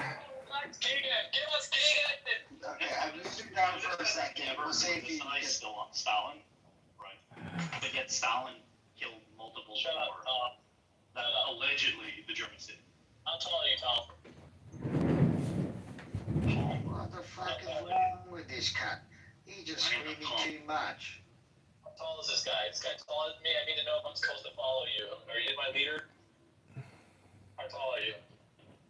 Koala? No, I'm not talking to you. I'm talking to whatever that. Doyle Luncheonade. That fucking Doyle Luncheonade. Whatever his fucking name is. What the hell? You know, what about the Chinese cunt who just killed millions of his people? Stalin did that. Mao Zedong. You're talking about Mao Zedong, yeah? Yeah, you're the Mao cunt. Yeah, the Mao cunt. It's funny, the guy who killed like the least amount of people in modern history that are the most offended by. Right? Like the British, we killed 130 million Indians in our rule of India. No one gives a wrong. Absolutely. Because the Indians don't own the media. The Indians don't own the publishing company. Plus, they never actually went for any kind of victim murder. Like, yeah, if we got fucked, move on. Hey, you know, Keegan is like the whitest of us. He should be our leader. Keegan, you're our... No. He's going to get confronted. He's not reminding him. That's right. Thanks. Way down south in the land of cotton. Hey, Keegan, it's an arousing rendition of the Bloody Blue Flag. How's it going? Long time, bro.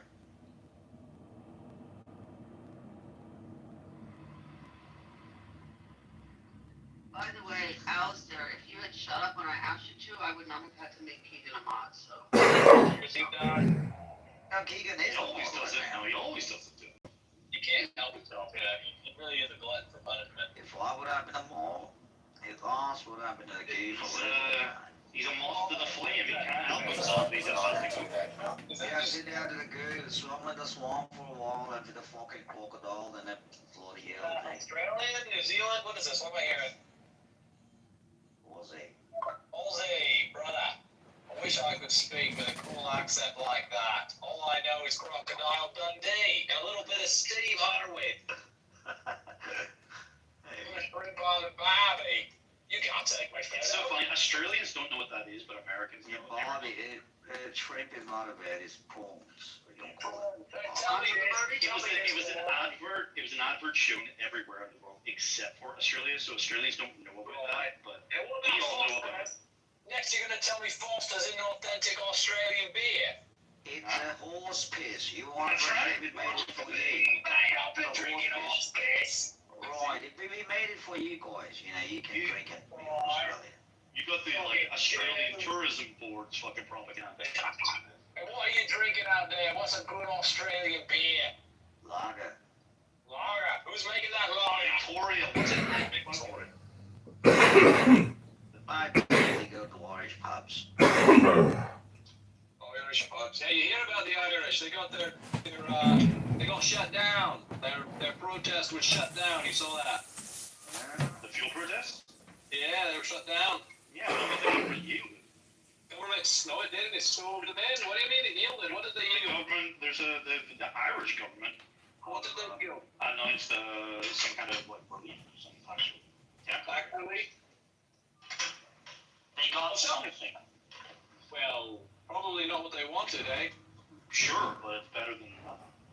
No, certainly something's better than nothing. I can't argue with that. It's like saying, hey, at least they didn't fucking finish shitting on me. That's right. So I just want to say that in that Dictator film, you know that March of the Fallen when they all go to Moscow, like the 700,000 German soldiers or whatever. Let's just admit that the Germans never should have surrendered. They should have fought to the death because it's better to die fighting than it is to die in a communist gulag. Hello? At what point? We're down in the gulag. How much later should they have waited? Bloody hell. Swim in the swamp. Okay. Can't keep a bad man down.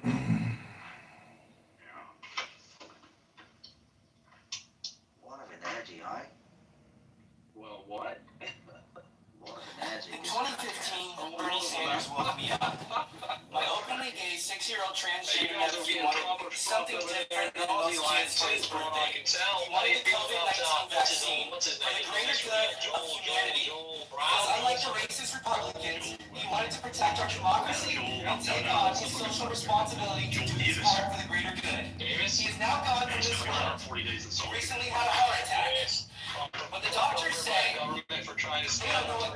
Do you see what they're doing to the most do you see what they're doing to the most decorated SAS soldiers? Gold. Yeah, it's a female. It's a torn out of a G, huh? Oh. Do you see what they're doing? Stress. 6'4". Yeah, what's his fucking name? It's like a triple barrel name or something. What's this? It's all look low. They're like most decorated, like double, fucking Victoria Cross award winning, awarded SAS soldier is getting fucking shafted now by some charges over fucking killing Afghanis. It's like that's fucking bullshit. They're taking the steel out the spines before they roll out the central bank digital currency, me boys. Trust me, it's coming. The Afghanis have a fucking criminal gang over there. He just fought that one out, and they're like, he's Islamophobic. No, he's not Islamophobic. But they also fucked him because I think he's from Queensland, and they waited until he went to either Sydney or Melbourne, where they fucking arrested him. Because then they could get him. Exactly, and they could get him on a jury, which would be much more diverse, right? Unlike say. This is so funny. To basically get so they selectively to actually charge and arrest him. Fucking cunts. Mate, Australia's fun. Well, you gotta take care of the Jews, bro. Brothers, we don't have to worry about the Jews before we worry about the traitors. And I tell you, we've got more than enough traitors to satisfy the But if you attack, I don't have any kind of hate on any kind of community. If you attack their paymasters, the traitors will reveal themselves. No, listen to me. There are some things more The collaborators and the traitors will reveal themselves. No, that's not right. You're wrong. You think they've been ruling us wrong? Who's gonna do their peddling? Listen, I'm telling you what. You go into your community and you identify the motherfuckers which are taking the money, which are selling themselves and selling you and your political representation, and you fucking hold those fuckers accountable. And you look next door, your neighbor, on your right side and your left side, to see they're doing business with those fucking traders. Your problem is that the alternative. Our problem, brother. Our problem is we're not committed. That's right. Your problem is What the fuck? that, He's a you know, it's a comedian. PepsiCo challenge, and you think you've got choice, but both sides are poisons, right? No, brother, you don't you gotta go upstream. You gotta go upstream and figure out. You don't need to be talking to me this way because you know, as a matter of fact, that I don't have any of this fucking delusion in my head about the right and the left. You don't need to fucking talk to me about that. No, as a matter of fact, I can't believe you assigned that belief to me. You know that I don't see left or right. Come on, brother. You think you can vote your way out of this? No, exactly. You can't fucking work your way out of it. I'm trying to understand. You know that I know this, all right? Don't be fucking putting on me like that. Yeah. Unfortunately, you're like 90 seconds away at any given point in time saying shit like, you know, the tree of liberty must be refreshed with the blood of patriots. You know. What do you mean? What do you mean? How are you supposed What do you mean? What do you mean? Like that, you're ready to you're glowing right now. You're like a bedpost. See, this is why he's so secretive about his identity, because he's actually fucking bad. Tim, you want my identity because you like those fucking. Oh, I don't want to know your identity. I'd never asked. You like those fucking. Oh, I'd never asked. You want to fucking terrorize me, wife, and kids because you have got no other fucking targets. Look, I go out to the protests, okay? And I'm not talking about riots, but I go out to the protests and I take my lovely wife, a good woman, and the children. Good children, good Bernie Sanders woke me up. My openly gay I ask 6-year-old transgender nephew wanted something different than most kids for his birthday. 6-year-old transgender nephew wanted something different than most kids for his birthday. He wanted the COVID-19 vaccine for the greater good of humanity. Because unlike the racist Republicans, he wanted to protect our democracy and take on his social responsibility to do his part for the greater good. He is now gone from this world. He recently had a heart attack. But the doctors say they don't know what caused it, but I know what caused it. It was the stress from the Donald Trump supporters and the science deniers. Racist, bigot, horrible!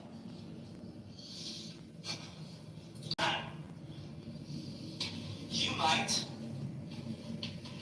recognize this man as one of the most evil men, if not the most evil man in history is what you call him. But I have somebody who is much worse. His name is Donald J. Trump. Now let me tell you why Donald Trump is worse than Adolf Hitler. Number one, Donald Trump hurts my feelings and Hitler does not. Number two, Hitler at least put people in quarantine camps and made them wear masks, while Donald Trump continues to spew out Russian disinformation. Sir, Hitler had the decency and kindness to kill himself. Meanwhile, Donald Trump is still alive. At least Hitler had the decency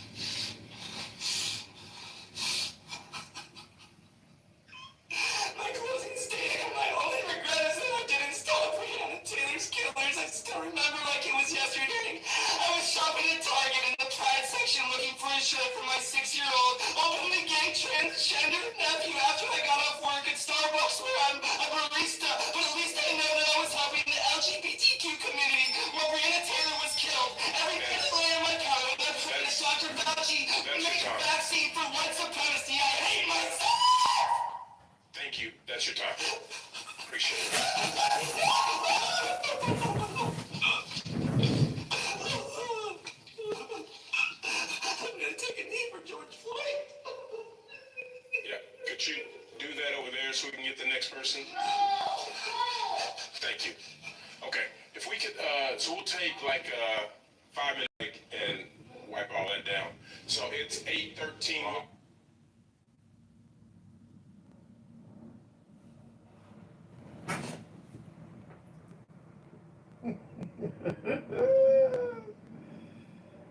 Oh, you send a good show. Send the gold.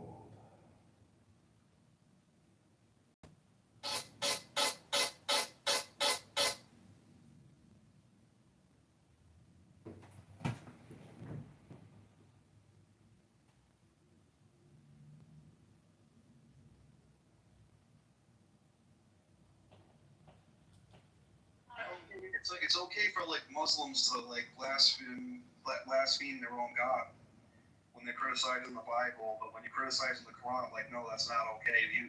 That's so fucking stupid. That's how they sing in Ramadan as well. Yeah, no, for real. Yeah.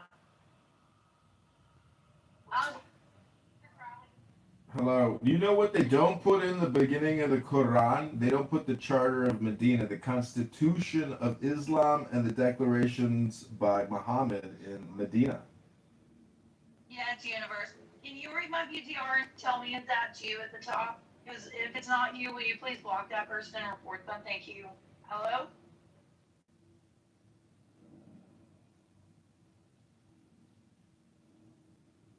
No, that's not me.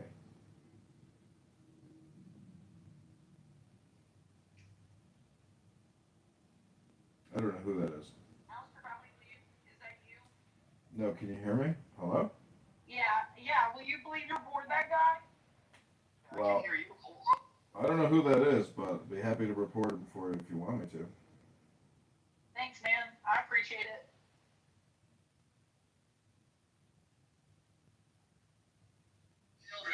But I'm done. I would never ever waste another minute engaging in a debate with a Muslim unless it's about the Charter of Medina by Muhammad, the Constitution of Islam.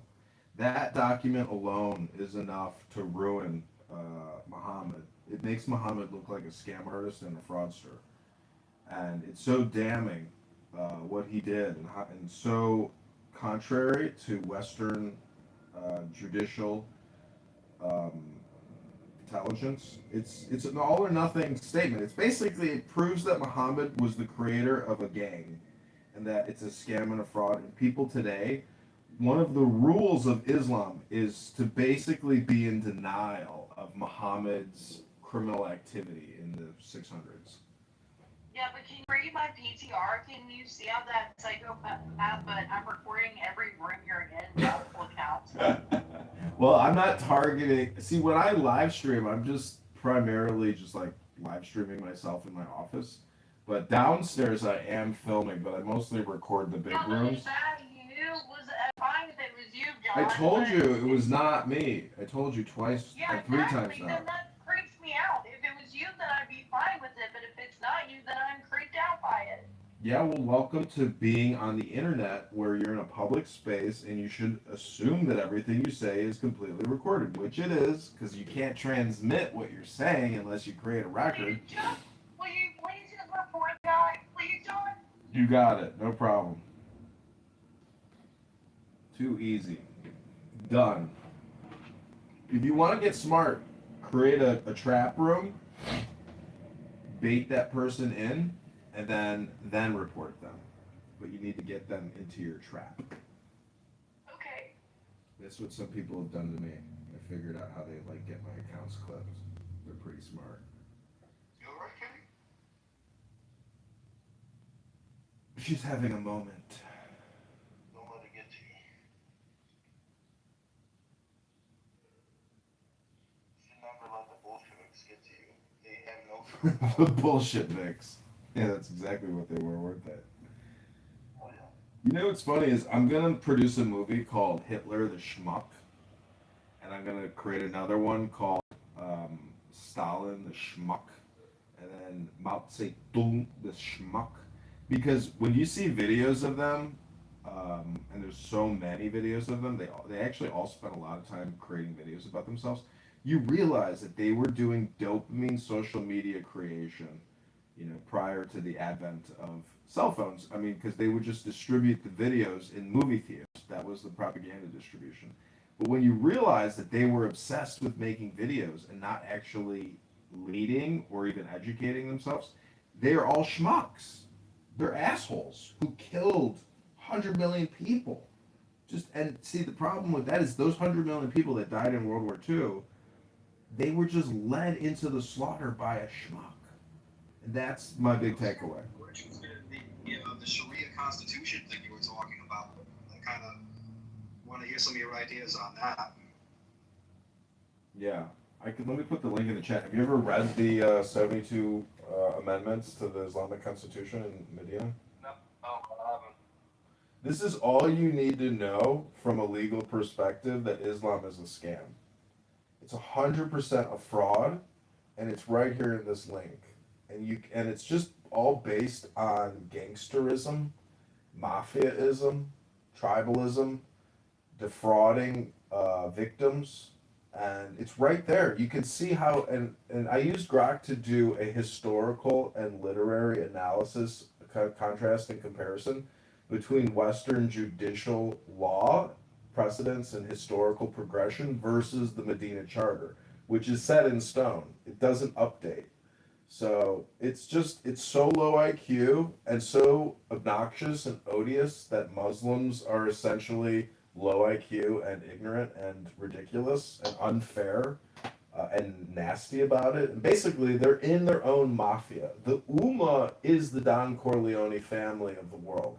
It is You're so blinded. I can tell you're jealous. It is the persistent cancer of society, and actually, the other way to prove it is through the quotes of Winston Churchill, and I'll put that link in the chat next. I am complete. Thank you for letting me speak. You're welcome. Don't ever speak again, please. Do us a favor.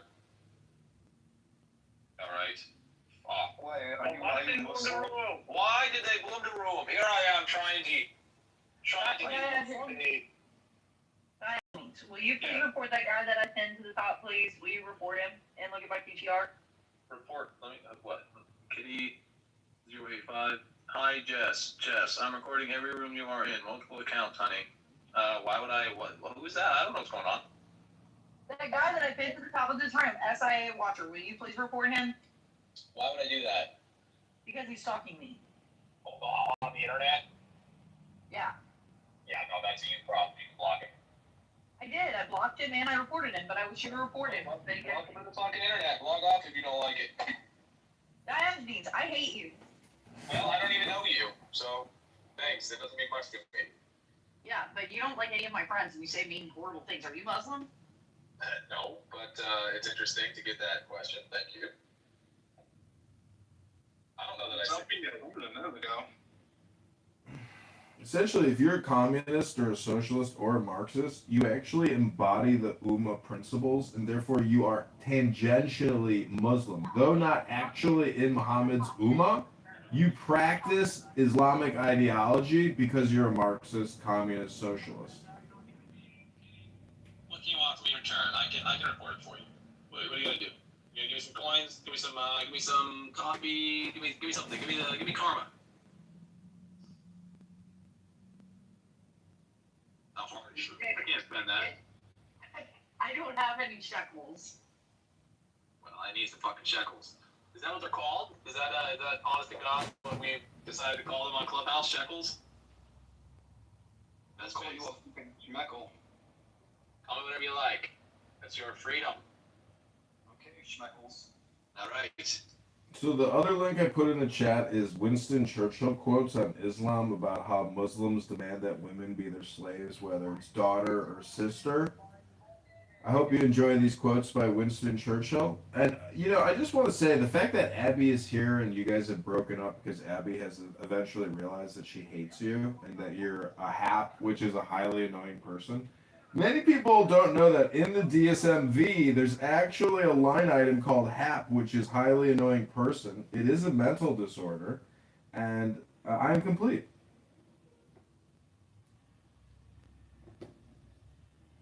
Hello? Hi, Abby.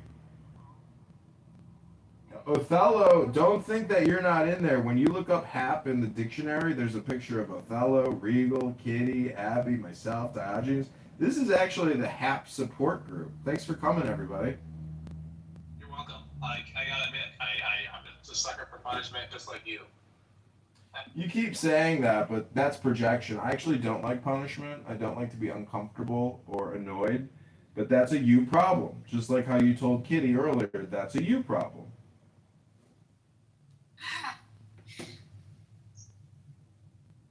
Oh my gosh.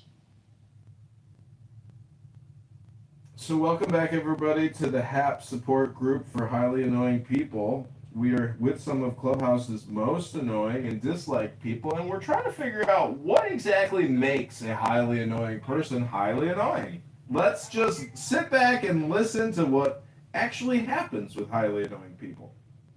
Kitty, can you put him in the audience for a second? Wait, who do I put in the audience? Yeah, why are we putting John Kitover on the audience? Yeah, we like John. Shut the fuck up. But John, we just be quiet.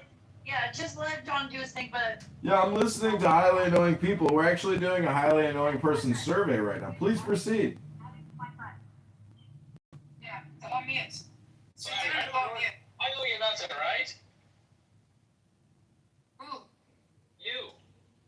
No. Perfect. Well, there you go. Amazing.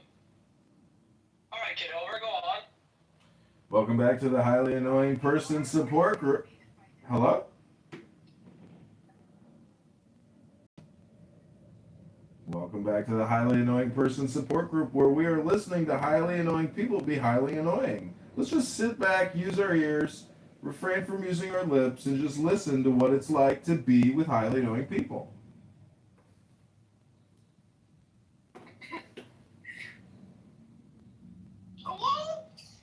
All we need is T-Rops in here. I knew he was gonna pull out Jazzy. Oh, what's Jazzy in there? No, he knows. He knows Jazzy like hello. Hello?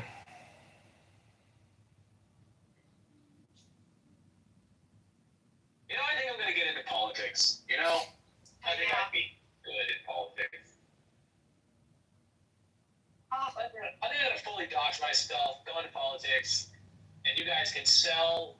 You guys can, like, I want you guys to do is I want you guys to say, like, oh my God, we know so many sordid, dirty things about him and who he was online, and I want you guys to get paid for that. So make sure you get a good amount before you get into that. Okay.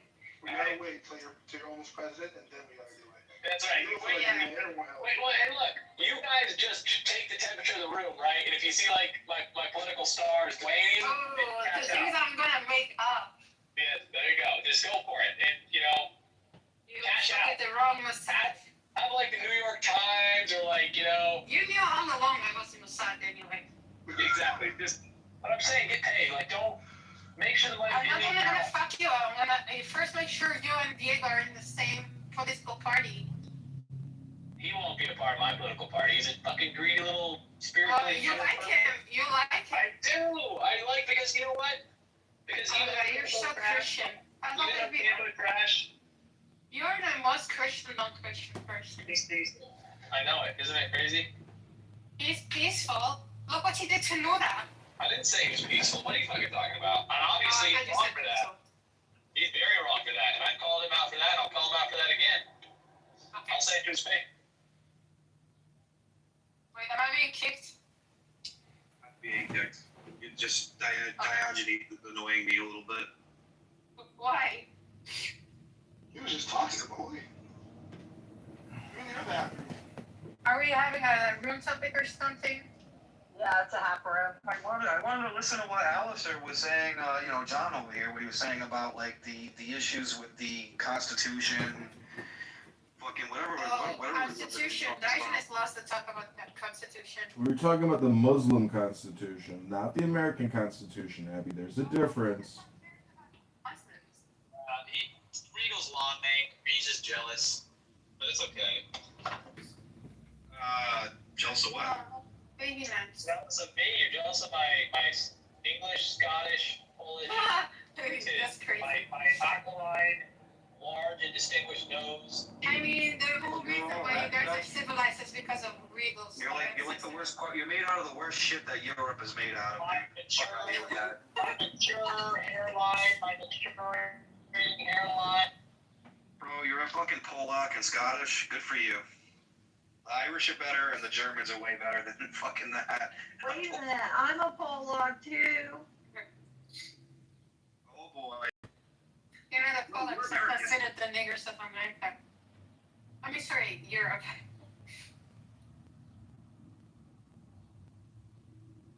No, I first thought like the Northwest and the Europeans are the best. I mean, they are very good. I'm not complaining, but we have to be honest.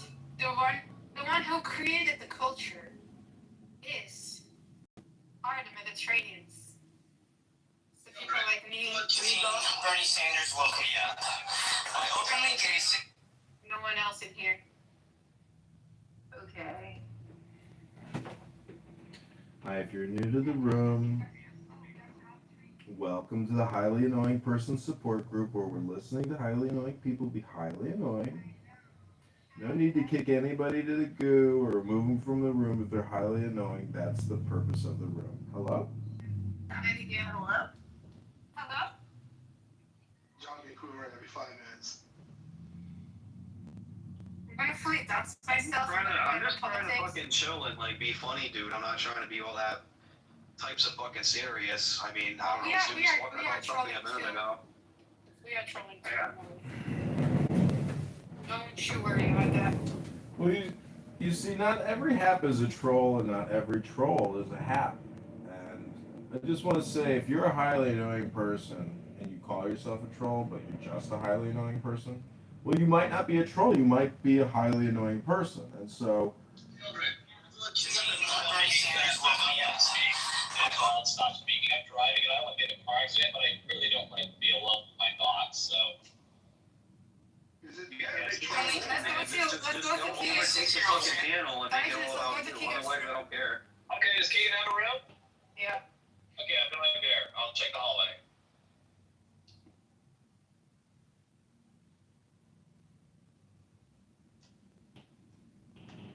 I just want to say that that's generally what highly annoying people do, is they have absolutely nothing interesting to say. They're just actually there to be highly annoying. And that's okay, because there's a place for highly annoying people, like Honey Badger. Welcome, Honey Badger.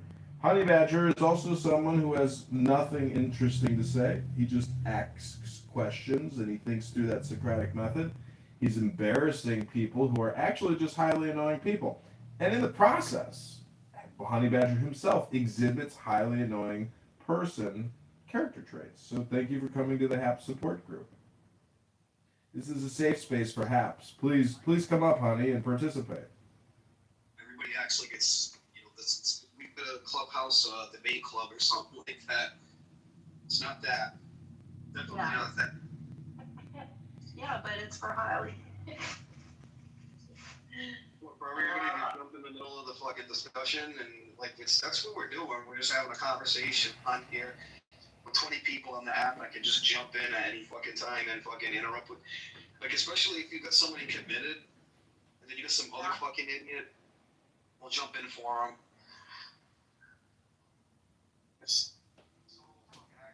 I agree. You have like it's annoying. It's not real fucking debate. It's just, we're on it. You might as well have it be. That's why all the titles in my room are fucking open discussions. Ain't no fucking debate on here.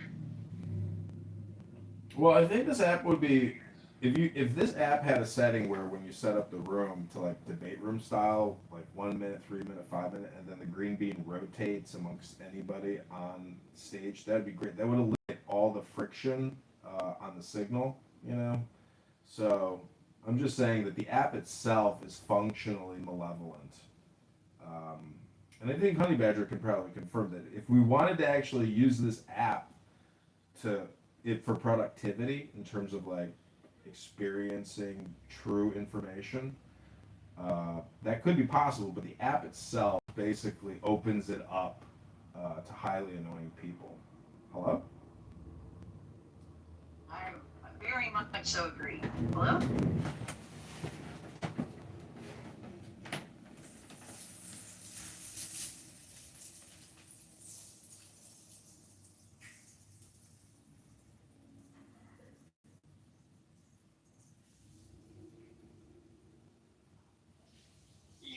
found out. Fucking, it's gonna be a year debate on here. I guess they're gonna talk about our claims evidence for the next year. Oh God, I thought we handled that. I thought that was done already now.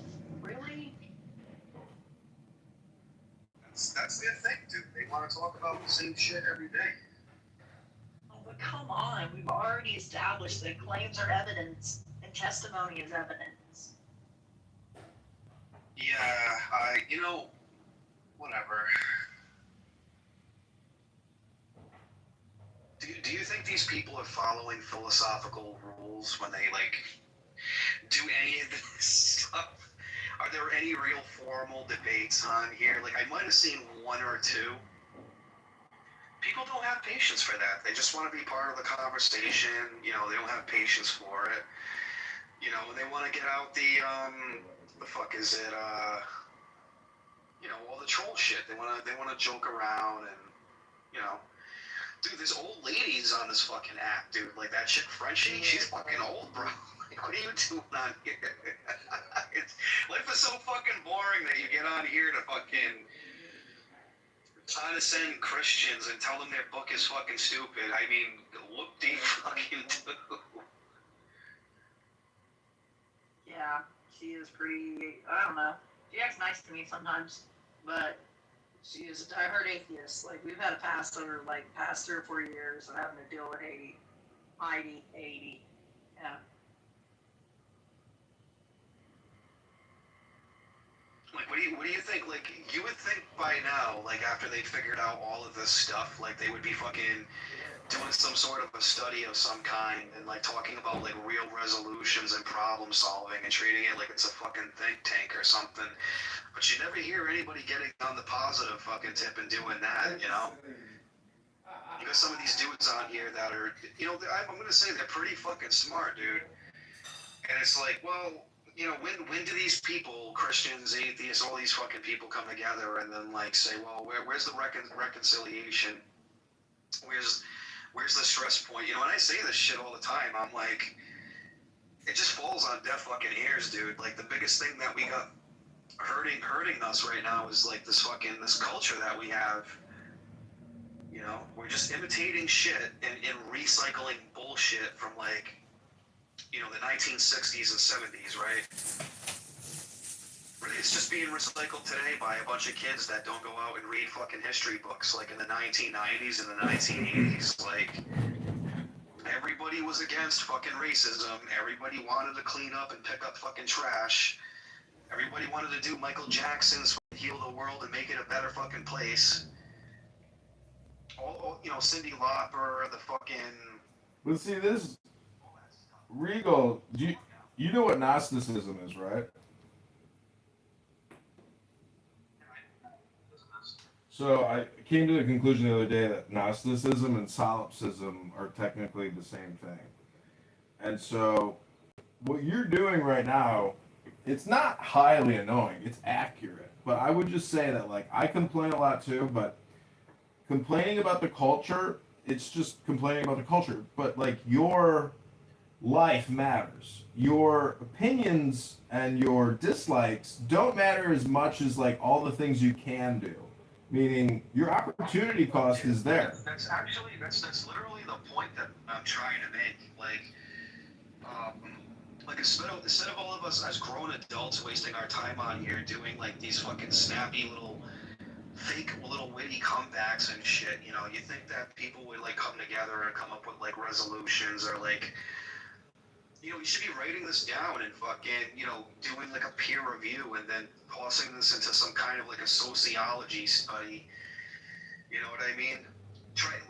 The point is like, I don't think people know how to do it organically anymore. They just look in the fucking past and they say, well, I just want to emulate something my grandparents fucking did. Rinse and recycle it. And now we need this new activism bullshit. Like, it's not fucking new. It's the same shit. And it's more damaging to fucking society than it is helpful. The new activists, though, are actually highly annoying people. I heard one, what's his name? Bree or He goes with that stupid PTR with the light and the tree. Briar, you know Briar on That's here? funny, dude, because you're pointing out the problem here. It's like you can sit around all day long and complain about what's not happening and complain about every little fucking facet of like reality. dude, and you know the fucking God's not real because I can complain about how fucking sad the state of affairs is in the fucking world. So Breyer thinks that he's like the most intelligent thing since like sliced bread, and he used to hold all these debate rooms, and he'd say, "Well, you don't know this, but I'm actually like a teacher at what is it, California? Not it's what is that called? Or the university there? It's where he's so proud that he's taught at before, but that he's just a debate teacher." And so he thinks he's just so fucking smart. No, I know. But what I'm trying to say is Regal is talking about action, not complaining. So in the Book of the Law, or The Rights of Man by Aleister Crowley, it says, do what thou wilt shall be the whole of the law. But the do is capitalized. So he's trying to point out that our lives are actually experiences or happenings. And so the talkers are the biggest scammers around, because the secret about life is that you are not what you say you are what you do. And so I've proven that over the past couple of years by running for Congress. I understand that. You know, if what everybody is just, you know, they want to sit around and complain, and they get sad.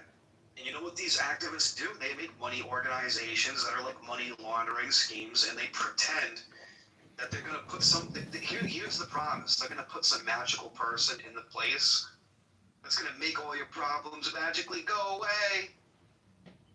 It's okay. You throw enough money at this organization, they'll go and do it for you. Because when you stop talking to yourself, and you are simply aware of what... But what happened now with like, you know, the SPLC or whatever? Will you explain that, Aleister Crowley? Let me play for you a quick little clip from Alan Watts here.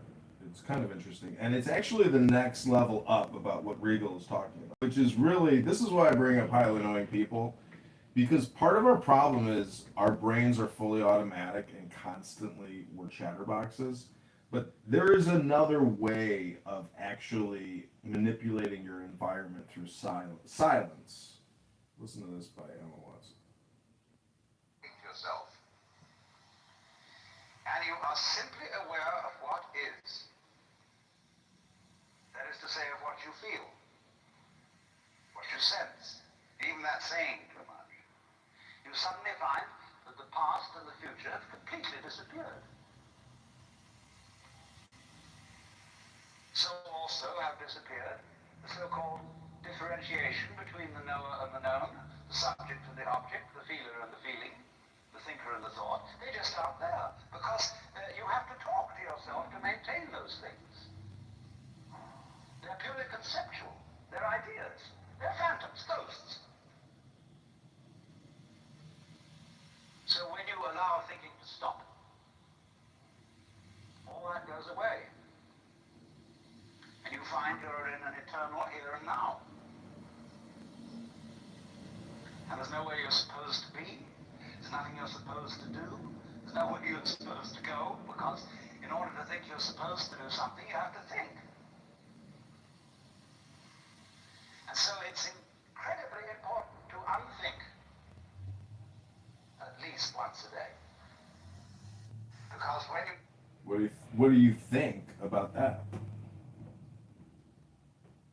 Yeah, I mean, it sounds interesting at first, but to me, it's just a platitude, to be honest. What I'm trying to get at here is, you know, like I said, this whole philosophy fucking shit, you know, fucking platitudes that people say to each other, and they think they're being fucking armchair philosophers on here. Tell me something that's actually fucking useful that you can do on a day-to-day basis, because most of the shit they talk about around here is completely fucking useless shit that you can't find. Yeah, this app is just spam. It's all spam. I Yeah, I get that. But what Watts? Like, the point I'm making is, you think they would figure out by now. You know, there are positive things you can posit that you can talk about.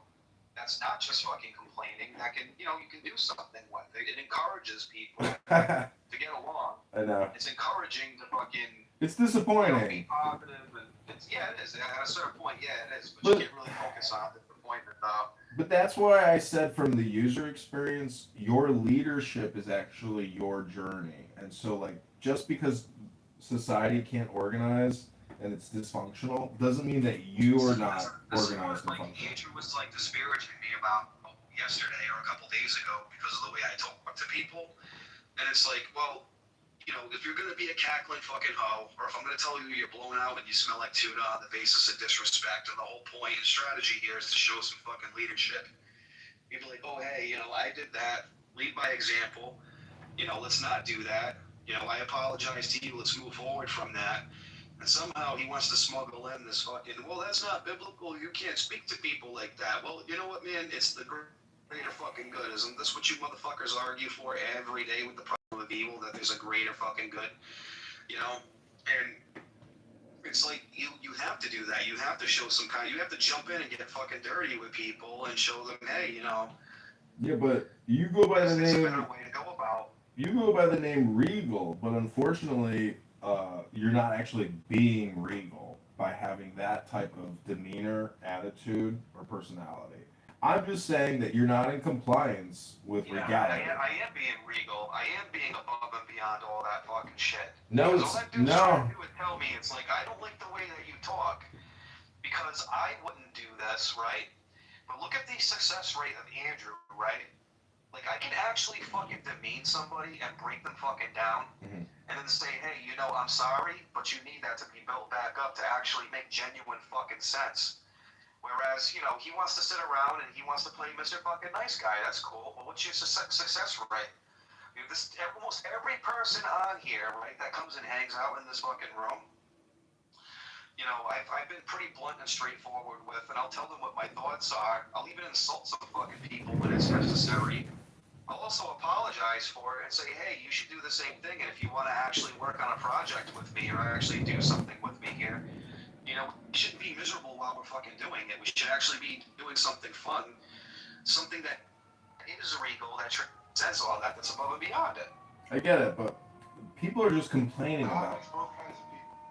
Well, what I'm advocating for is that Regal can actually change and be better and be happier with a different personality.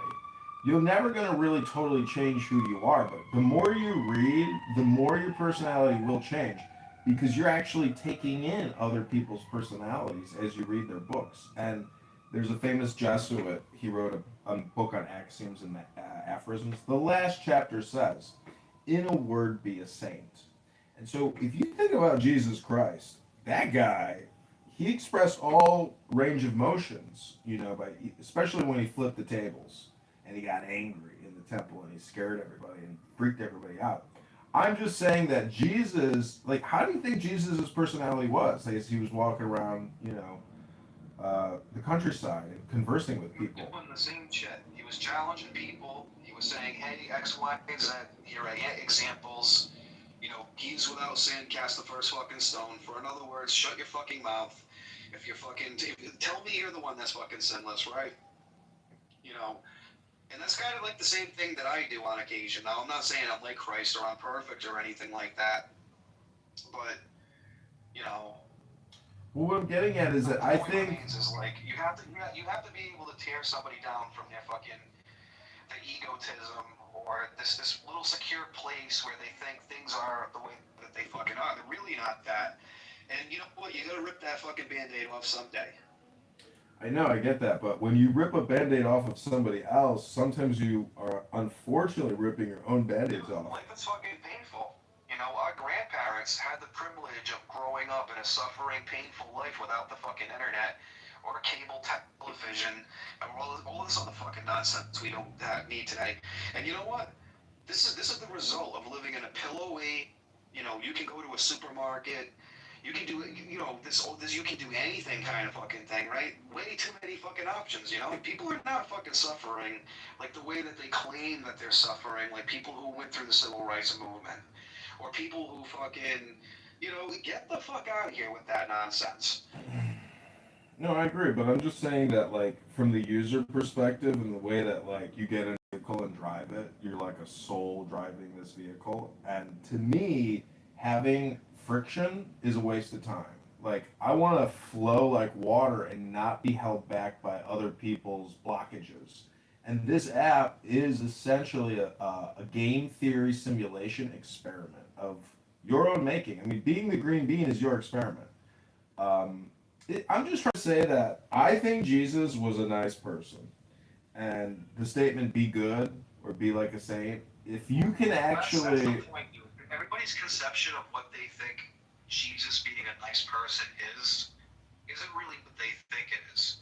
You know, you have like this mythical unicorn in the grass, and you think you're gonna find that in the common man today. You know, and that's what people's perceptions are, right? And I got someone like Andrew R. over here, right, condemning the way that I speak to people, but my success rate is actually better at commanding respect than his is. You know, that's the fucking difference. Yeah, that's fine. You know, when I talk to people and I tear out the foundation beneath them, right? They don't like that. And that's what you're gonna go for, to build people back up and put them on the beaten fucking path. You know? Well, Some people want to go down the fucking, you know, this road. I'm trying to say, well, what about the road less traveled? You know, I'm pretty sure you're familiar with what that poem is. Yeah, and every single journey starts with one step. Again, it goes back to doing and action. That's true karma. It's not reciprocal. It's actually, life is happening. This room is an experience. This app is an experience. Your cell phone is an experience. Your love life, your marriage is an experience. It's all happening. And I'm just saying that to actually move through the happening with more joy, be like an angel, be light on your feet. Nothing holds an angel down because they don't weigh anything. And if God created angels, well, God weighs even less than nothing. All I'm trying to say is personality, pleasantness, being happy. If you're happy and you know it, you clap your hands. And when people insult you, degrade you, abuse you, you're actually far ahead of them because you know the secret, which is that it's all ad hominem projection. Ad hominem projection is what happens on this app nonstop. And when you realize what real projection is, it's a motherfucker. Because you realize everything you've ever projected onto somebody else. Dude, I get that, man. Everybody likes to take their insecurities out on each other because they can't sit there and formalize them, because they don't have a concept of like conflict resolution in their life. And you know, the standard of relationships today is to avoid conflict with resolution, because the second you criticize your friend or anybody else, it's like, oh, I can't be criticized. We can't resolve this. Oh my God. Oh, communication and expressing your fucking needs to each other. Oh, that's so fucking hard to do. I mean, I get it, dude. I understand that, but the whole point is that, you know, I can sit there and take the criticism. I can also dish it out and say, hey, you guys really don't fucking like that. Let's get along and let's go this direction. So I sit here focusing on, like, you know, nonsense like that. I mean, not for nothing, dude. You know, like I said, I think this just backs up into like a cultural fucking thing now. All the movies suck. All the films suck. All the things that you get in fucking society today, all the incentives and social situations, it's all fucked up. No, I agree. And you got a bunch of fucking The content kids running around in their early 20s, acting like they're in the civil rights movement, making shittier fucking films. You know, saying, hey, you know, I want to remake this film, but do without all the nuances that made it great, and they make it shittier than it ever fucking was. They're not making their own fucking music. They're copying all of the old shit that was already done before. So it's like, where's the real creativity? Where's the real expression? You know, it's just... Again, that's a you problem, though. Done fucking horribly. That's a you problem, Here's the though. other fucking point. There was a time, right, where like I'm not saying like for an example, John Carpenter, right, did this film called The Thing, based on The Thing from Another World, a black and white film based off of a fucking novella called Who Goes There, right? When you get up to John Carpenter's film, it was done good. when you get up to like what people are doing now with this material, it's like there's all this red tape around creativity. They're doing it worse than what these people do it. Like, if you're actually going to do this concept, like, do it right and commit to it. Not just cut out the parts of the fucking film that offend you or you think is racist or you think wouldn't align up with today's, like, climate culture and all this other fucking shit, because it's all forced. You got these people with their thumb on the fucking scale. They're claiming that, you know, life is horrible, it's bad, there's racism out there, there's misogyny, there's homophobia, there's all these... None of these fucking problems are fucking here, dude. They're not here. Well, they're there in the subjective, but to me, they're low on the list of priorities. And my complaint is that people have priorities upside down. And if we were to properly understand priorities, it would solve the lower hanging priorities on its own. But I agree with you. I think all content now sucks, and I think a lot of it is just mass produced for distribution globally, especially in India and China. So it's got to be, you know, rated PG, and it is woke. And the government, unfortunately, Trump is just one man, and one man has difficulty changing culture and leading it because it's like supposedly a slow John, change. it's not a fucking change, dude. The Democrats were doing the same fucking thing in the early 1990s. There was this cultural phenomena with fucking Donald Trump in the 1990s. Everybody was all cool in the fucking gang with him. He remained a Democrat his whole fucking life. He's still a Democrat right now, dude. What the fuck does that tell you? He's not a conservative. Well, what does that tell you about fucking culture and society at large that are fucking gaslighting them fucking selves and believing this bullshit where they put their fucking thumb on the fucking scale and make it something out to be that it's not? Donald Trump, right? We actually have a Democrat in the fucking White House right now, and people don't even know it. The dude's views didn't change from the 1990s to now. They're the same fucking thing. All the shit he's doing right now is all the shit the Democrats were doing in the late 80s, early 90s, all the way up to the fucking 2000s, leading up to Obama. Well, I mean, before getting to that, I just want to say that, like, you know, people think I'm a troll on this app. Well, let's be real, dude. Like, how can people sit there and literally brainwash themselves into this fucking shit, dude? Like the real influence here is coming from, like I said, a bunch of fucking teenagers that are probably in their early 20s now, just getting into college. They hear about how they have entitlements to feminism. They hear about, you know, the racism and all this, and then they bring it all back with them, and they think this is the problem of the fucking world of today, dude, when all that shit's already been resolved. That's what the fucking problem is. You're gonna let a lot of brainwashed little shits running around. Well, see, I think you got your dates wrong, personally. I've read that the problem in America really began in the 60s with the hippie movement and that cultural movement in America, that the government should have ended it before it took off, and that's actually the cancer in our society. They're all, you know, in their 70s and 80s now, retired, collecting pensions, and they're all hypocrites. These are very common complaints. I'm just saying that, to me, you know, I said earlier that I was a troll, but I'm actually a filmmaker, and I have, you know, 100 YouTube accounts with 100,000 plus videos. From the 1960s to the 1970s, we resolved that issue, right? In the 1980s, everybody was doing interracial relationships. Everybody was all cool in the fucking gang with it.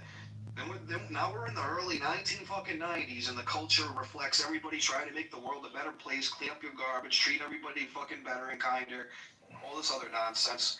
And then you get to 1998 when the new metal culture comes out, the Attitude Era, where everybody's fucking flipping bird and saying, hey, I don't give a fuck, it doesn't make, fuck you. This, like, all of that punk shit, right? And then slowly from 2000 up to 2015, dude, something happened here where, like, these fucking kids got their hands on the culture now.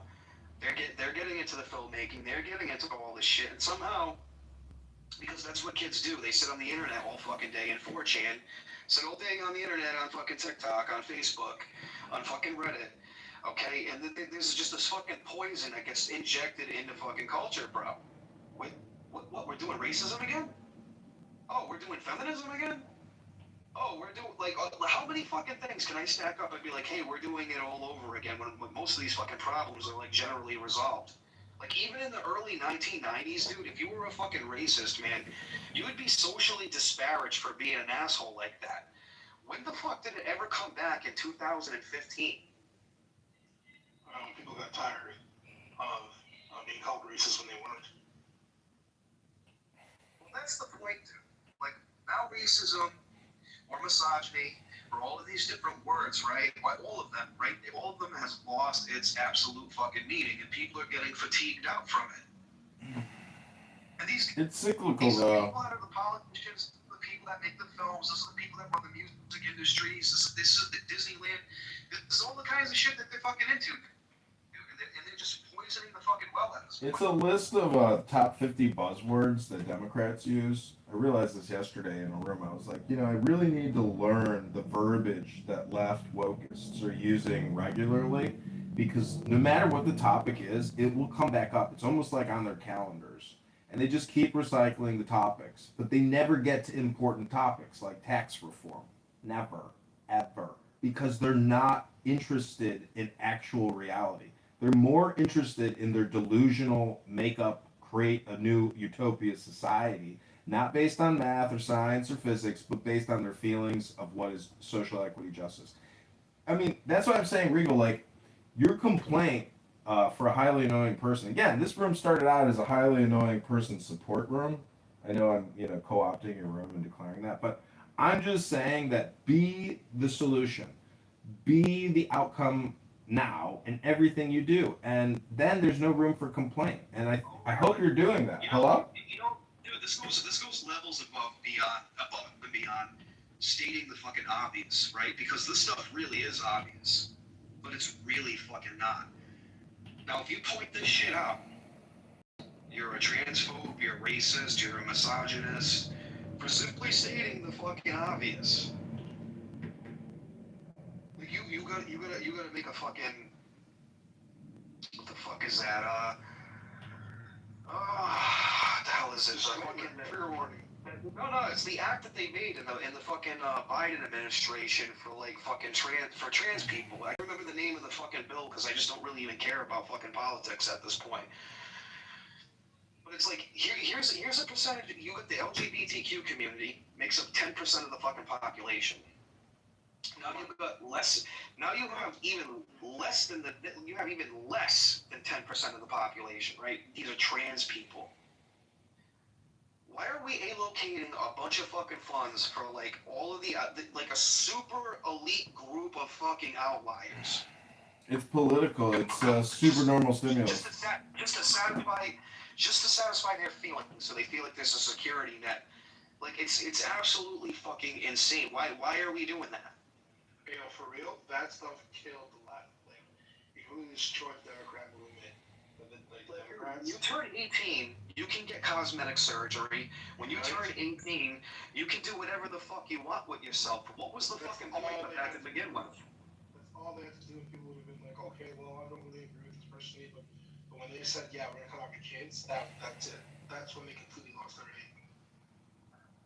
And they walked it back for all the LGBTQ. Because of that one group of people, they got it locked back for everybody.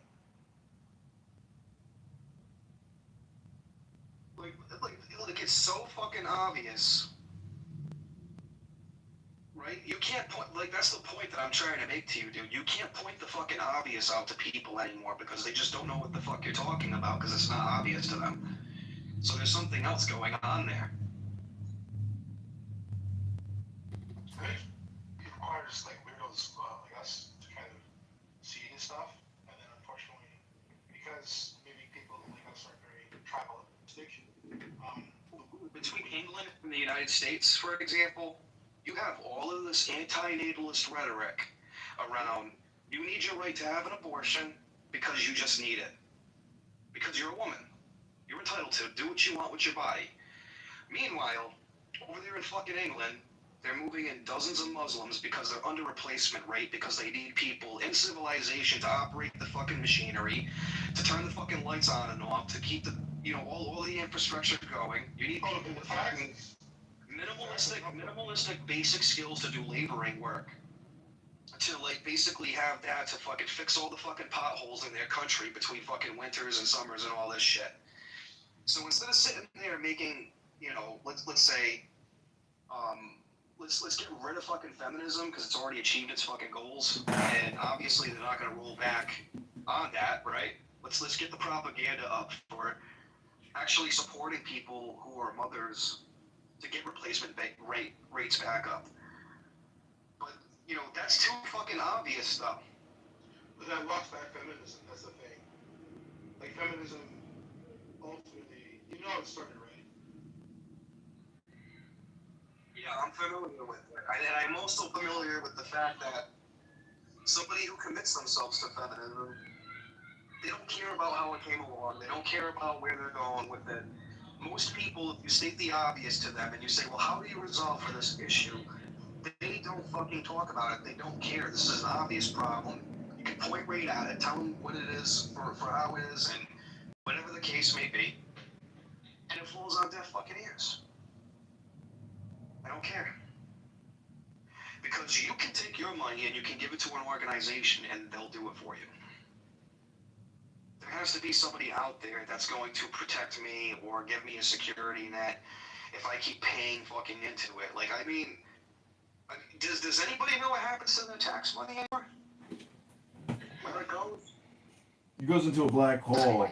There's no tracking. You get barely enough time in the fucking week to yourself to even care about any of this shit. Yeah, it's true. Roads look like the surface of the moon. I don't know where the money's going. The popular. Yeah, well, where's the fucking outrage for fucking everybody in their fucking world being locked in their fucking homes because a bunch of fucking scientists said we needed to fucking do it, and then they ended up being fucking wrong about what they said. Well, where's the outrage to that? Oh, none? Yeah, somebody else will take care of it. I pay my taxpayers money. Gray, welcome. This is a highly annoying person support room built for highly annoying people. I want to thank you for coming.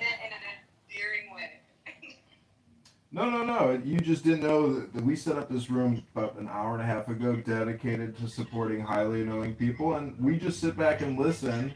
We try to use our lips less than our ears. Welcome to highly annoying person support room. Hi, Gray. Hey, what's up?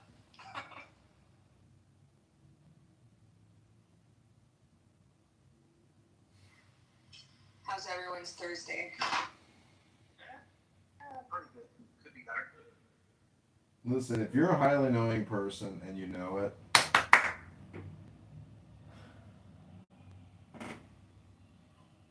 I think I can be annoying to certain people.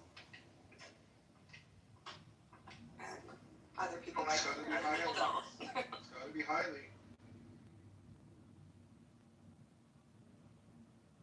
I triggered Andrew. I know that. see, Regal was triggered by Andrew's behavior and how rude he is to Regal and doesn't give Regal his. Are you being fucking cute with me right now? No, I'm just trying to say that, like, in the hierarchy of Christ, I personally think that Andrew has a higher position than you, but I am just a highly annoying person. Hello? No, but Andrew cares about what people think about him, and he needs these sort of groups to validate his. He knows nothing else. It's the same thing with Muhammad. He's a Muslim. He's getting worse though too because he's getting validated and enabled to what once was a joke about autism. Well, right. It's not a debate on here. We're not doing philosophy. We're not debating philosophy. If you notice, it's really just a discussion at the end of the day. Because in debate, you don't sit there and say, hey, I can't explain this to this person. Hey, someone else on the stage that's smarter than me, can you explain this to this person? Or in other words, for me? After the explosion, the streets celebrated Kitover, but you still had no idea what happened to the mysterious old man. Just whether or not he's Christian. Because he senses in reality, Butcher had fallen into the brethren up for no matter how much Huey called out to him. validation of these atheists. He wants to be your way. I think he cares more about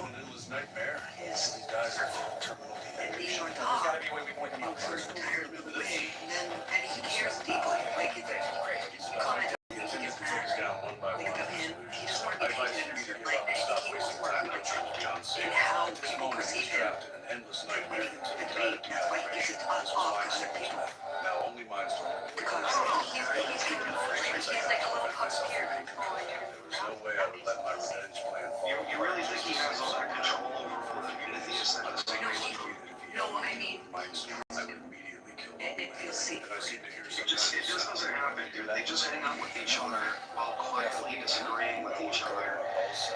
And it's his project. He just, he has like dedicated people that stayed in the room over the past couple of years, and they get quiet in there, and they stop speaking to each other because they have nothing to talk about.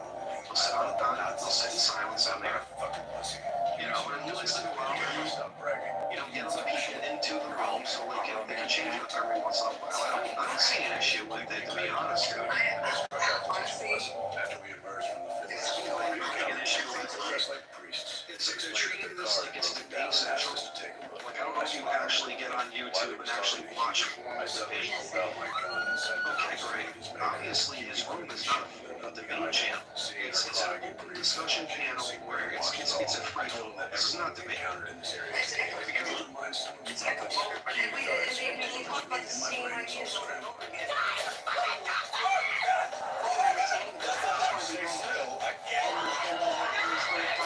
After sending the nun to meet her maker as well, we arrived at a farmhouse. I could clearly sense that Mindstorm was hiding inside. Soon I spotted his whereabouts. I raised my shield to signal Huey not to act rashly and wait for the right moment to strike. But what I didn't expect was that Huey actually used his superpower to teleport Mindstorm somewhere else. He had made a deal with Mindstorm. If he will butcher me, Huey would help him escape. I don't have the time for I'm sorry, one. The guy's a piece of shit. It doesn't matter. I don't want to be It's important to having no lives, no lives, for better or worse. To be honest, I assume we can almost have all of these motherfuckers on here. That's why I just don't do philosophy anymore.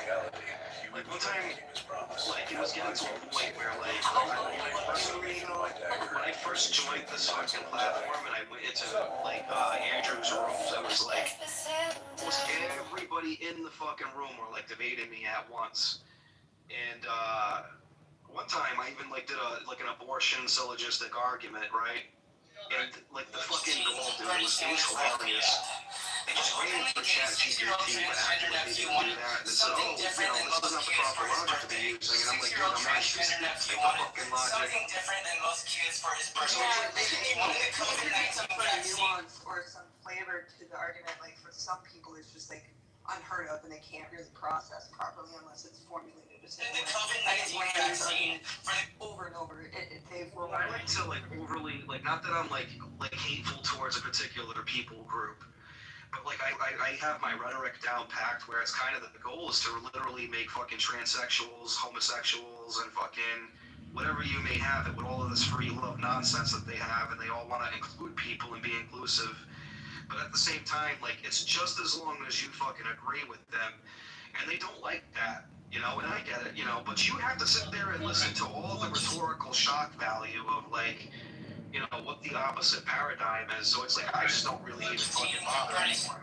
Like, nobody's doing philosophy out here, It's just, hey, these are my pals and my buddies having an open discussion. So I don't even take it seriously anymore. I don't think you should, and I think that a lot of times we're wasting our time. So you should have taken it seriously from the beginning. Shut the fuck up. Shut up, dude. When you sit down and you write a whole, when you basically write a whole syllogism, you write down all your definitions, you have your semantics down pat, and then you try to actually put or demonstrate some kind of effort. Just to say, we don't give a shit about your effort, we're the arbiter. It's amazing. Yeah, I don't know. I'm different, and I've been around the debate community for 10 years, so. It's original, right? Like, at least I originally try to, do something or, make it fun or, come up with my own original ideas. They're sitting in there repeating. Wait, did you just tell me to shut the fuck up earlier? Did you tell me to shut the fuck up? Is that what you said? Shut the fuck up? Is that what you said? Shut the fuck up? Quiet.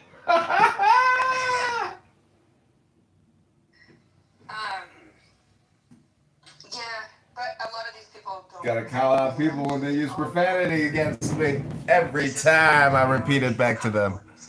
Every time. They could, you know, talk about the same thing over and over again. I'm not comfortable doing that.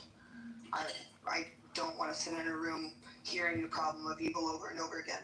I've done it for 10 years. I've done it for 10 fucking years. We're never gonna get over it. We're never gonna solve the fucking problem.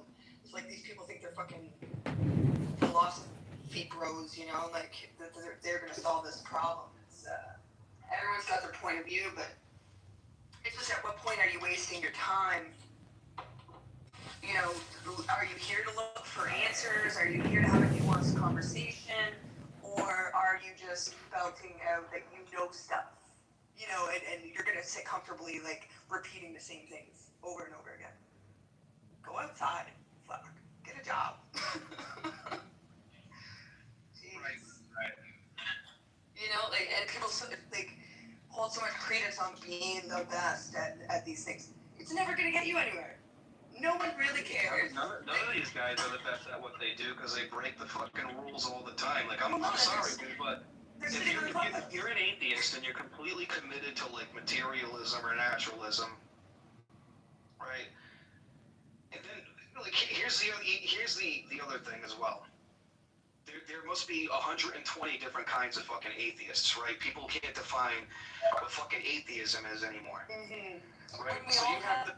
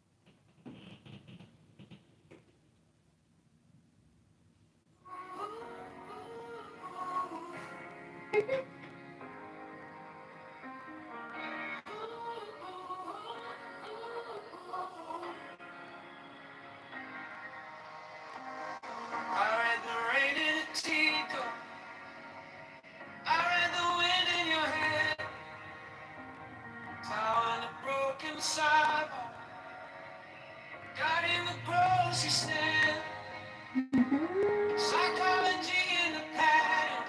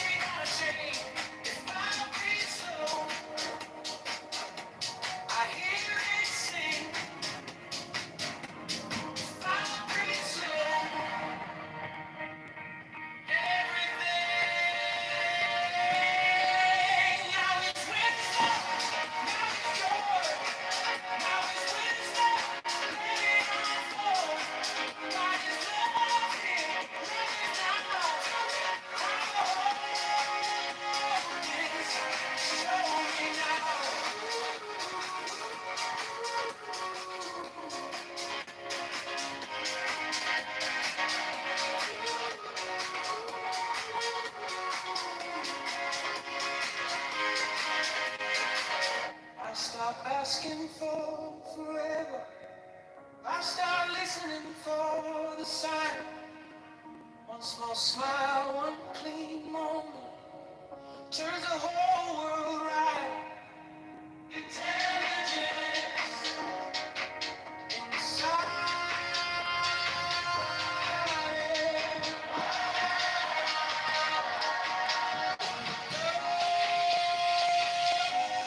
Yes, now it's wisdom, now it's joy, now it's wisdom, let it unfold. God is love here, love it now, right here, right now. Show me Why does it look bad? I'm not here taking phone calls, you know what I'm saying? We're creating reports for you. This is so stupid. And I was like, that's how it is. And he was like, I would say, you know, it's a game. You know, it's all a game. It's like, that's not.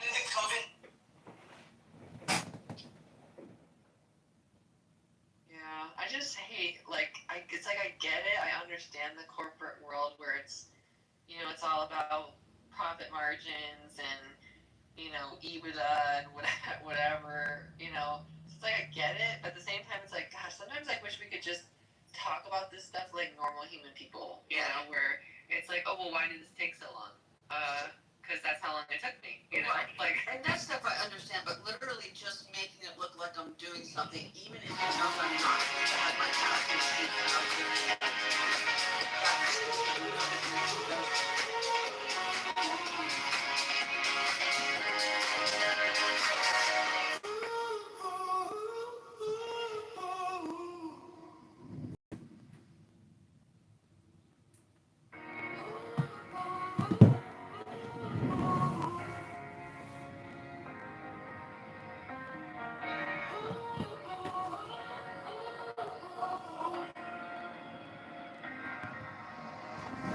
I read the rain in a teacup.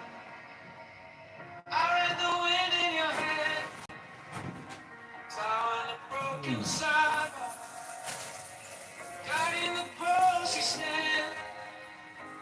Psychology in the pattern. Loving the way you stay. If I let go, I come back in. If I let go, you get me. Now it's wisdom, now it's joy, now it's wisdom, let it unfold. God is love here, love is now. How to hold this, show me now.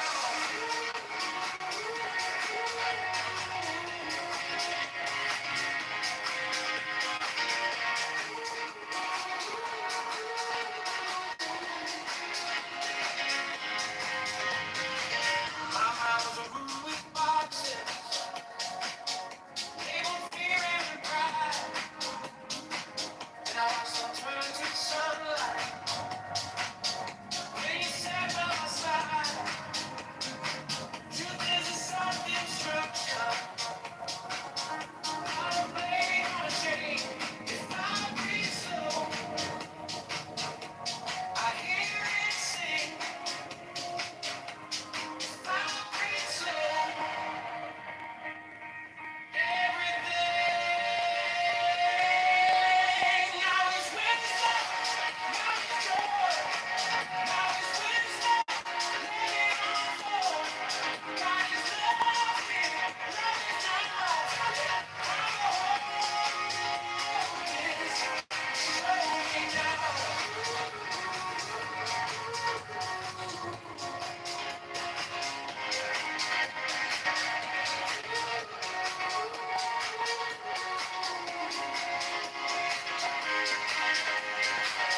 I stop asking for forever.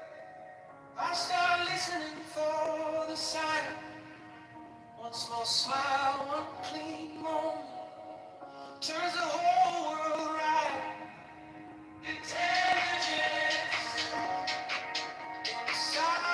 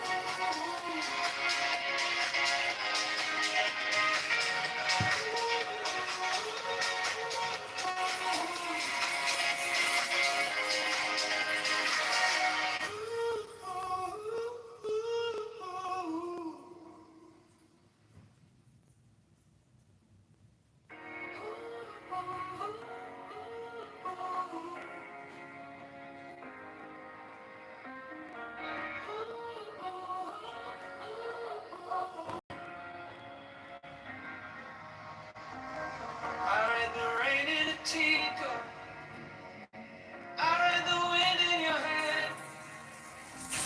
Found a broken sidewalk, got in the grocery stand.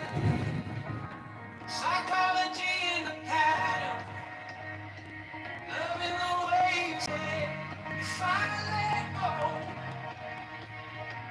I come back clear. If I let go,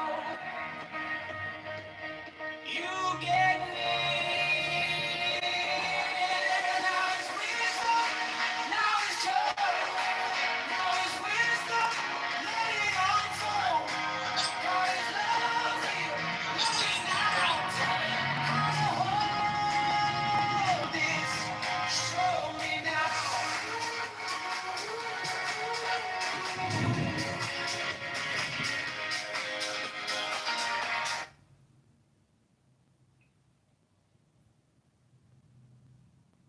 Me version.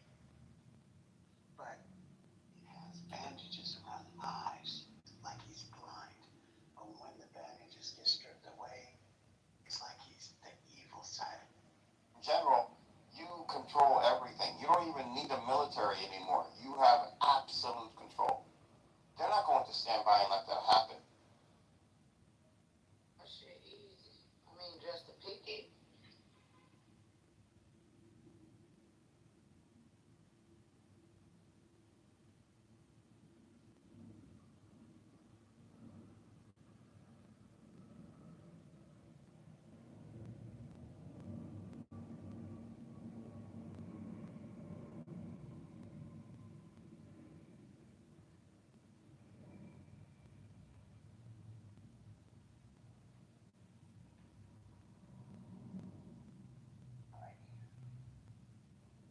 Like the person that wore it, the woman that wore it would have had to been not barely even 5 feet tall, you know, like it's weird.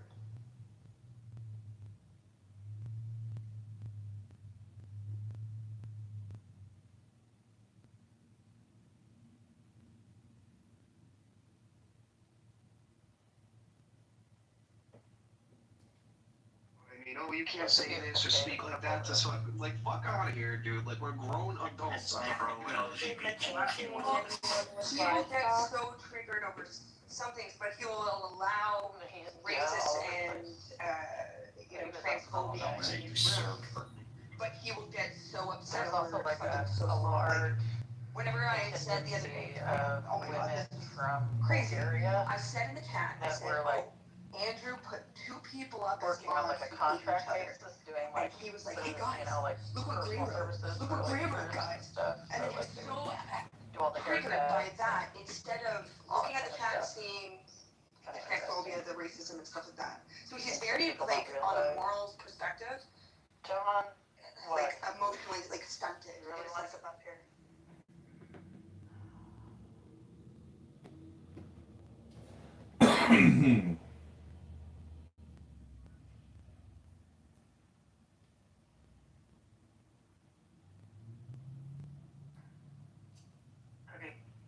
Daddy making the most annoying children on the planet. Yeah, I was just in Regal's room and I brought up, I said, is this a support therapy room for HAPS, highly annoying people? And, you know, eventually he kicked me to the goo after he told me to shut the fuck up. And he's in a room complaining about the way that Andrew demeans him and talks to him, but yet he himself has a very potty mouth. So I'm just suggesting that I think we all admit that there are 10% to 20% of the population that are highly annoying people, and that could be what's socially causing so many problems. Hello? I was gonna say, I think we need an exchange program for like East Coast incels to like send them out west and like let them like shoot, you know, cardboard boxes and shit to like get it all out so they aren't whining on the internet all the time. Did you hear about the last Jews of Afghanistan?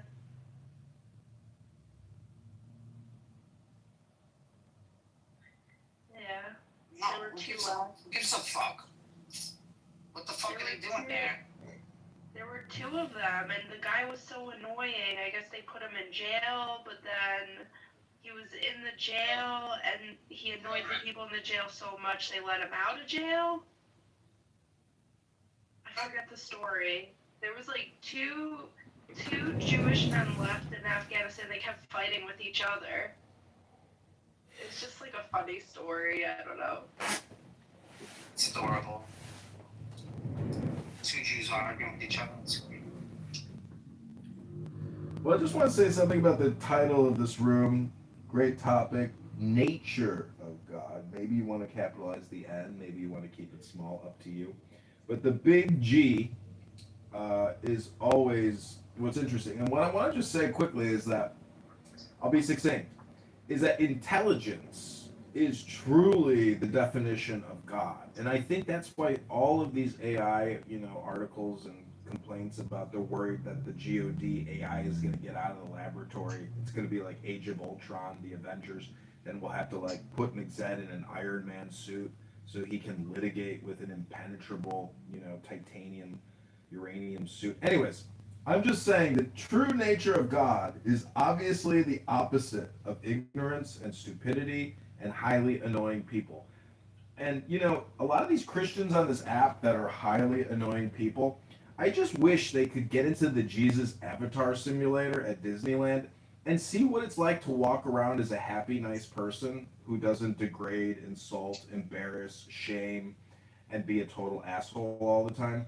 That to me is what probably Jesus was like. He was probably like the nicest hippie you ever met, and he was really upset with the way that the Romans were dealing with everybody, and maybe even like what some of the puffiest, religious people were doing. Have you been watching the Foundation series, John? No, what? That's Asimov. Oh man, like the last iteration of the day Leon is on is like the best pieces ever.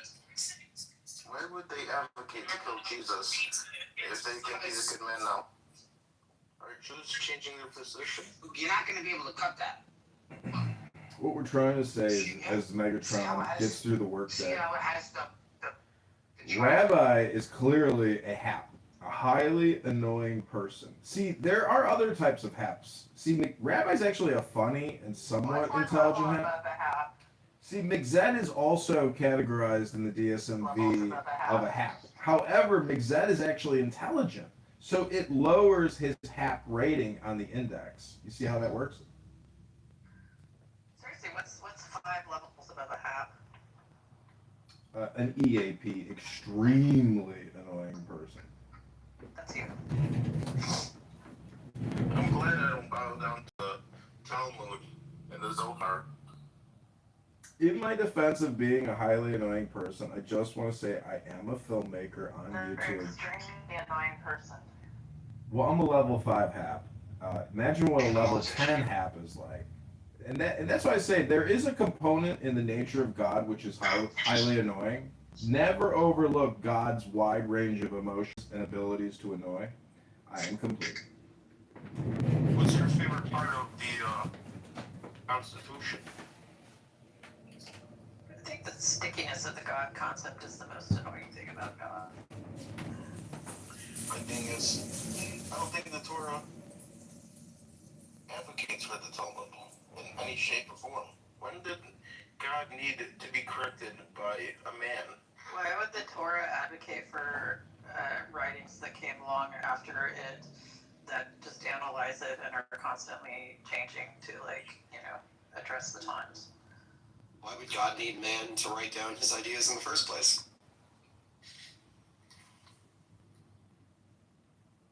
No, all we need is mushrooms. That is correct. No, I don't think we need the mushrooms at all because some people, they can't handle it and I don't want to deal with those Portobello? people. If you can't handle the mushrooms, you shouldn't be talking about religion. You should just understand that you're not able to handle it and just go away from that whole conversation. So It's sort of like that quote, like, you want the truth, you can't handle the truth.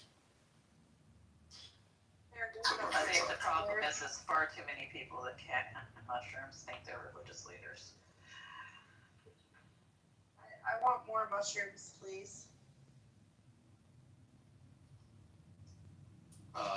Consult your local hippie. Why do you guys match? Like, Because we're special. are you guys working together? He's on the exact opposite corner of the continental United States than I am, so no.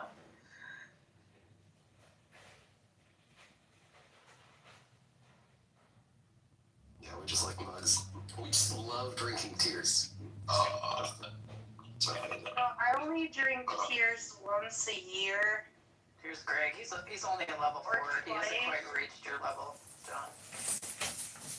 What level am I, Cora? And you're not highly annoying at all. You're like the cuddle puddle guy. You're just like yeah. See, I do like co-ops. I'm just trying to get across that a lot of people who complain, they are 100% the problem. fucking complaining in here. I gotta hear your shit. Oh, I'm not complaining. Don't come in here and start complaining about people complaining, because now you're You're complaining about my well, I wasn't even complaining, and now you're complaining about me not I wasn't complaining. I was trying to make an observation. I was trying to observe. Alright, well, you said it already. You said it 4 fucking times already. Listen, lay off the meth. Lay off the meth when you get to work, you know? You could become a highly annoying person. Oh, shit. I think Adderall actually makes people even more annoying. And I have had many friends. I'm telling you, yeah, it does. I've had many friends, yeah. If you want, I'll pop a fucking 30 right now, and I'll have you fucking so annoyed in like 15, 20 minutes, you wouldn't know what hit you. Well, I'm just trying to say that when you have too many haps in your presence. I got fucking 40 of them I got 40 of them in my pocket right now. I've had friends that are haps, but only one friend at a time. I'm just trying to say, when engaging with a highly annoying person, if you have too many haps, you end up with an EAP situation. Extremely annoying persons. You have to. I am complete. I did my plan.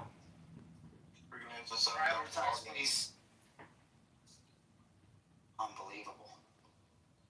Did Greg just come in here to crop dust us with belches? Is that what that was? Okay, Regal. Moderators, point of order, moderator. I am now bridging the gap. Bridging highly annoying persons. Oh. Hello, highly annoying persons. I'm trying to connect you with Megatron's room. We are now in a full conference call. Listen, highly annoying people. I'm in Megatron's room. They kicked me. I'm so surprised. I couldn't tell you that. He calls people's friend. You know what? I rarely go into John's profiles, but I actually want to see what his karma is. So I'm about to do that. Let's see. I'm losing my karma. If you look at my PTR, I want to point out that that is a Saudi royal prince. How the fuck did that happen? The Saudi royal prince is actually a Nazi. He met with Hitler at Berkish Gardens. A little known fact of Saudi history that the king of Saudi Arabia prizes his Hitler dagger. These Saudis are Nazis. Summon our best memory voice and say, Islamo-fascist. What does that do for us, John? Like, I think rabbis are Nazi secret. No. Alright, so are we all going in? Are we all going to go in the other room? Or are we going to tell Regal to come in here? Let's all go to Regal's room and just call him a very highly annoying person. How many people are in his room? There's like 9 people in there right now. 10? He doesn't have a minion yet. Riboto Shalom. Let's go make a minion. Like 10 on stage or 10 altogether? 6 on stage, 2 in the audience. It's Regal's world. The one thing I always forget about Clubhouse is that men love women and they want to fuck. And so there's this like underlying sexual thing that happens on Clubhouse where desperate incel men who finally get to talk to a woman because there's like an excitement there even though they never will pop a load. That's actually what happens with a lot of these people. Just talking to a woman is the most exciting thing that will ever happen to them that entire week. Talking to maybe a beautiful woman here on Clubhouse. Just ask Danny. Danny, how many guys on here are just so fucking happy to talk to you because you're a woman? No, they told me I'm ugly. They told me I look like a man. They told me I had a big nose. They told me They're a just lot of nagging things. you. They're just nagging you down. You don't worry about it. They're You jealous know, that they their told nose me is that not my bigger as nudes yours. are on Pornhub. See, Honey agrees with me. He thinks that a lot of these conversations that happen and a lot of the green bean tyranny is like of men that are incels. They're just like so happy to talk to a woman. It's like so exciting for them. Well, Regal comes up The diversity in this know room one is when he encounters one. You know. it's pretty good. I think we have to hold the Bolsheviks accountable for what they did and what monsters they are. You know, See what a pliable, gentle little puppy he becomes if like you talk to him one on one. I'm surprised we haven't rounded up all the Bolsheviks and brought them to trial. You know, Elon Musk talks about cognitive security a lot, and I just gotta say, Tsar Nicholas definitely did not have enough cogsec. He and his family, I mean, they got themselves killed. They didn't know how to properly. Didn't he get cut by Rasputin, or was that the one before? Yeah, Rasputin was involved in all that. There was an assassination of Rasputin, actually, by a British intelligence agent. It was a very famous assassination. I'm gonna probably start the movement to bring Bolsheviks to trial. He would have died, but the reason he had power over the guy was because the son had a bleeding disorder and he claimed to be able to like fix it. Let's be honest. You know where that bleeding disorder came from? Where? Queen Victoria. But what Rasputin's personal hygiene was so bad, his body odor, his filth, like he was so dirty that like it gave him a mystique, like a stench that like actually was so pugnacious and you know it could permeate through a room that it was part of his allure. He smelled like shit. Their estates go after all they own that they acquired through evil. Highly powerful women where like kind of like with guys that are like, you know, CEOs or whatever, that they have to seek out like the most humiliating sort of like sexual partners like in order to get on. Maybe that's what it was about. So if you look at my PTR, again, you'll see a Saudi prince who was sent by King Abdul to go to Hitler. And see, this guy in my PTR was actually rewarded because he advised the king to stay loyal to the British, which he did. And as a reward, the guy in my PTR got huge rewards from the king of Saudi Arabia because he advised him well not to betray the British and join Hitler. All I'm trying to say is that my point is I have no point, and I want to thank you all for just listening to my brief observations. Yes, you're very round. You're spherical. You're very pointless. I think they should line up all the world's police forces and go after the Bolsheviks. Find them. I think Dr. Crowley was a psyop. Find the Bolsheviks, hold them accountable. They did the most evil in the world. Oh, so I don't know if you guys know this, but I'm producing a new film. Bolsheviks only killed 2 million Jews. I'm producing a new film. million. Oh, I knew I had a point. I forgot my point. This is my point. Is that my PTR is actually a screenshot from a video. And in this video, you can see Hitler acting like a faggot, like a low IQ schmuck.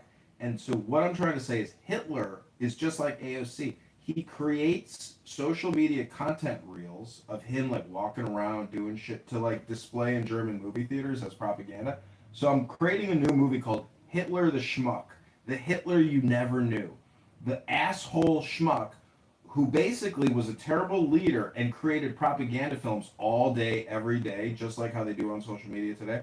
So the film is called Hitler the Schmuck You Never Knew. And it's about a guy who's a total asshole faggot who creates social media videos all day long to try to propagandize and distribute influence because he was hoping that this video with the Saudi guy was going to be like a big strategic win for Germany, meaning that he brought that huge oil and group of people into the fold, but it never happened But the video that this screenshot came from, there's all these other clips of Hitler like creating videos. You're literally trying to annoy us into going and hanging out with Rito instead. Like, Yeah. I thought this was a highly annoying person support group. Is because Rabbi's here, Danny's here. I was thinking Hello? about making a movie calling Bolshevik the Jerk-Offs. So mean to me. Danny, it's a compliment. You're in the upper echelon of the hat. Alright, they kill in the room. They kill in the room. Alright, but you guys gotta go in the audience. Thank you. Yeah, please. Fuck, man.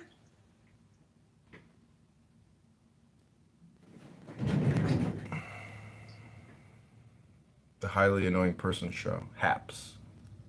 Dinner for Schmucks is what we like to call it. Circular conversation where nobody can go in. Just somebody driving in the roundabout, just never taking the exit. Oh, you gotta get in there with it. Is that how you get in there? Yeah, but the Bolsheviks were very gay. They're disgusting. They're the little. Is the person in your profile pic going down or up? Good question. I don't know. I guess it's perspective, right? Yeah. I'd have to say going up, because if you look at their arms, they're going downwards. If somebody's falling, their hands would be either bracing themselves or trying to grab something. Maybe they're waving goodbye. They're like, bye-bye, asshole, you know? High-fiving everyone on the way. Yeah, exactly.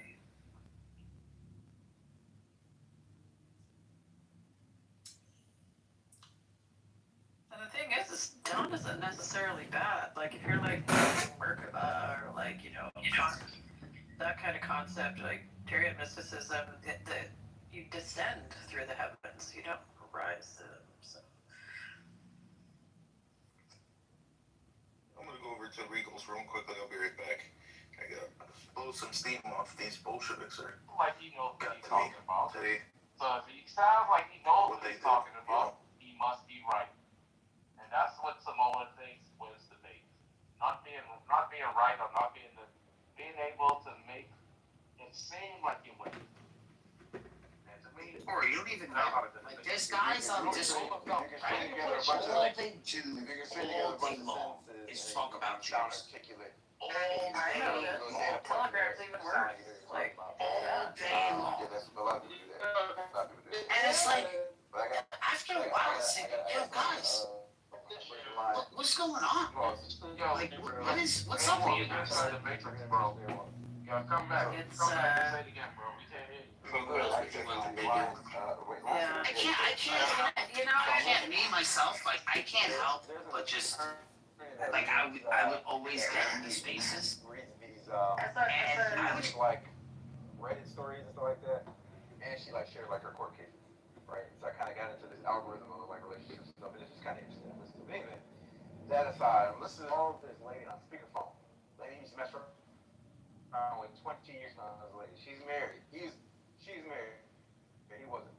And he called her because his daughter is dating this kid who's 20, right? And then he said the reason that he's bringing it to her attention is because he said that his daughter wanted him to meet this guy finally, and of course he met the guy, and the guy cared about his family, and he's showing pictures, and there's a picture of this lady. Oh, I saw that video. Yeah, right. The car, right. Yeah. I saw what's the call? Mike today. Yeah, it's so. What? You said what? You supposed to say no. He said no. Yeah, he was. He said no. He said. And he was like him. And he was like him. And he was. But Let me finish another story. So in any event, he's talking to the lady, right? And he's like, he wants to get DNA tested. He doesn't want his daughter to have sex with his sister, be her brother, right? But the lady is so nice, like, why did you, like, because she said you didn't care then, why should you care now? And he said, oh, my daughter, having sex with, her brother, right? And he was like, why did you DNA test, right? And then she was like, well, because I'm married, and my husband, like, said he was his kid. She was all not talking about it and didn't really care. That's the part. I'm gonna be honest though. I think that was fake. might have been. It might have been. But that shit was so good, bro. No, wait. You finished. No, I'm saying it was so good because he was like, yo, like, listen, man, I know they having sex. He's like, how you know? He's like, because they've been together all the way, yeah. And now she finally brought this dude, to be like, oh, I think I found the one. She was like, all right, listen, if they do have a baby, I know he's a good guy. I know he'll take care. He's like, that's not the point. He's like, she might be sleeping with a brother. Right. We need to I said, take up a collection, sounds like a Florida story. buy a surplus aircraft carrier. And I don't have any reason for saying that other than the fact I want to take attention away from that kind of shit that happens. So,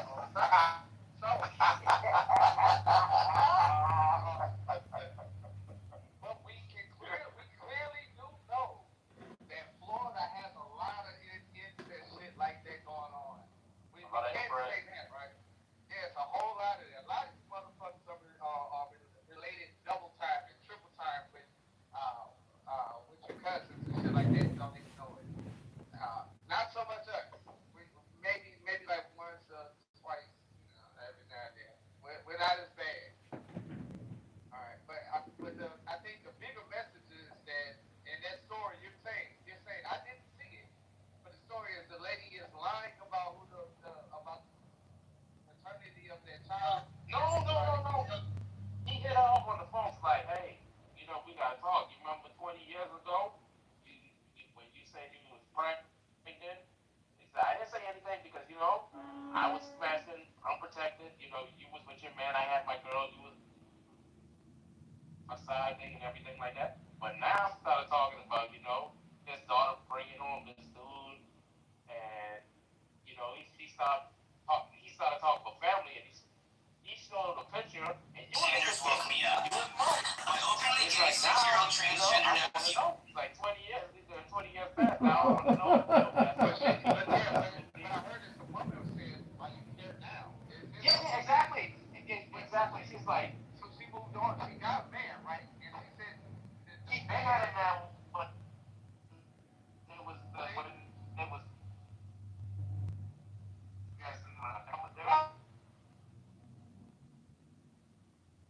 because that's her husband. Because that's her husband. That's her husband. He was like, right. He's like, why you care? That's what she was saying. He's like, why? He's like, why we didn't do anything?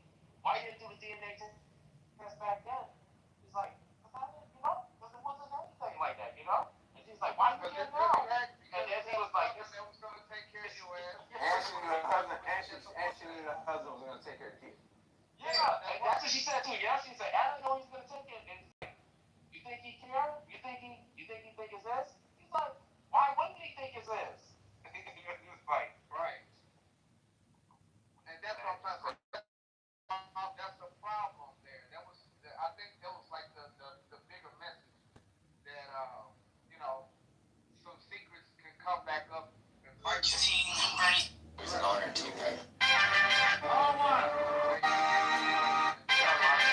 You got some little lines on the fucking Fox News thing. No, you did not.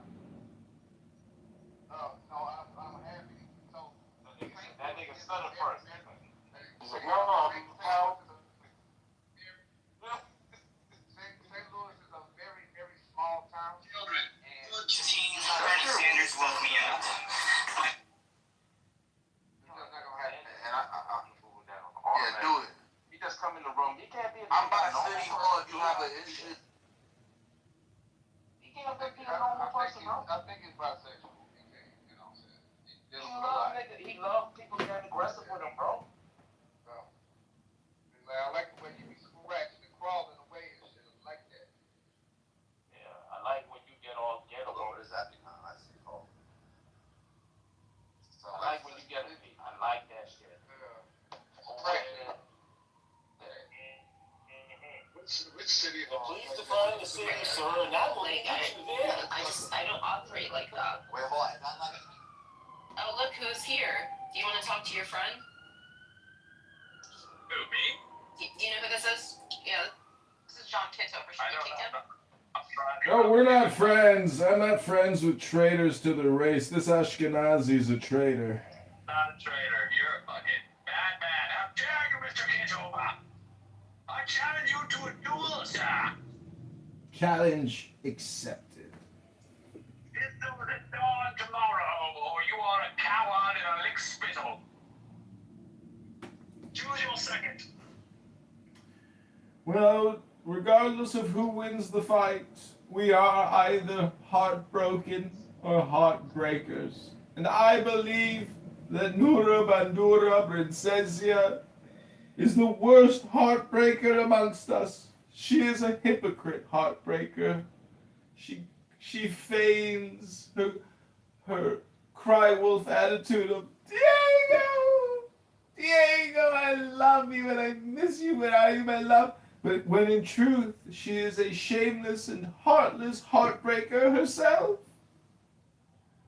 Your heart has been broken, Mr. Kitover. I leave you to say impetuous and fiery things.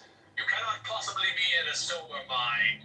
I shall end you tomorrow, but I shall regret it. I shall call my secret weapon Brad Stoffenberger in Houston, Texas to defend my reputation against you. Very well. Shameless Ashkenazi traitor. I shall choose Keegan from the state of Tennessee. Ohio, Tennessee, I don't know, but he'll be there. Choose your champion. Choose your champion, and he shall be defeated by my powerful war engine.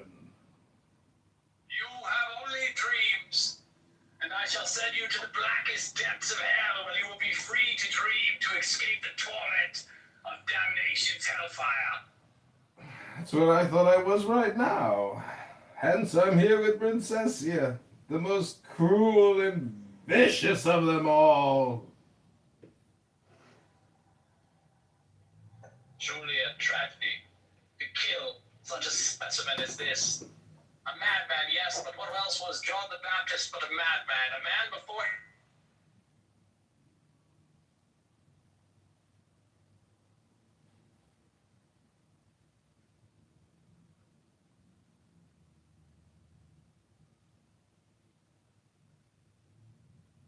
Testing 1, 2, 3. Well, John, I will. I think you're in the Matrix. No I building codes, because I built a bear while I was soliloquizing. from building.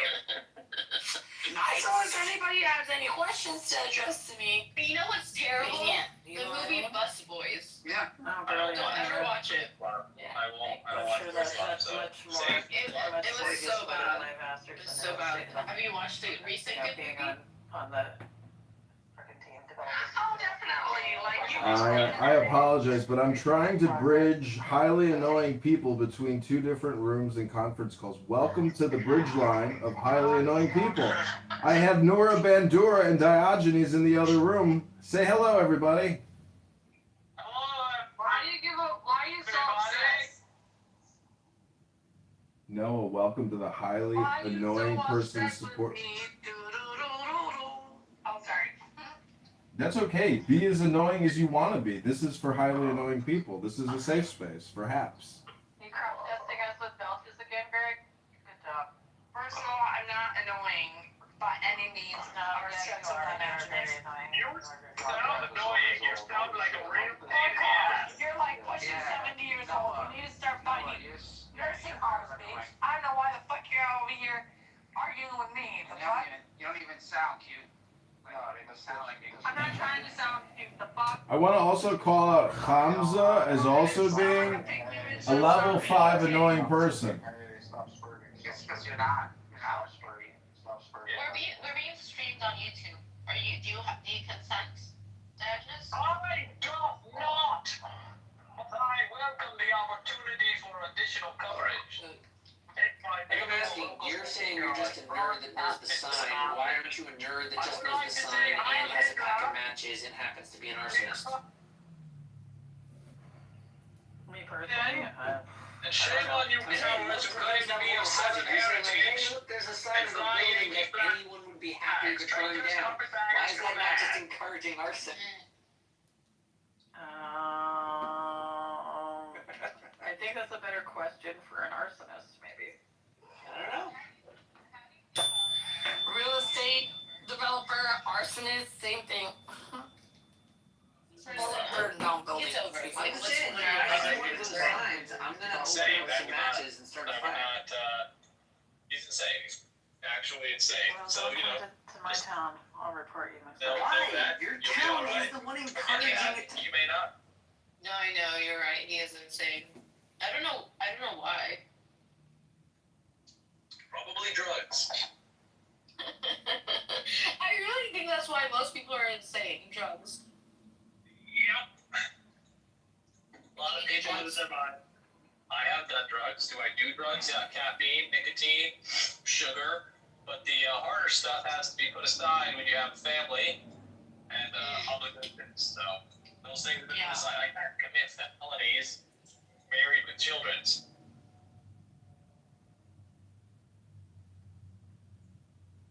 Oh, well, she's my grandma, so I'd meet you. I would. What does that make you, like 2 years old? Oh, that makes me. It does not make me that age. She has a son. I'm pretty sure, yeah, her oldest kid is barely in their teens, so.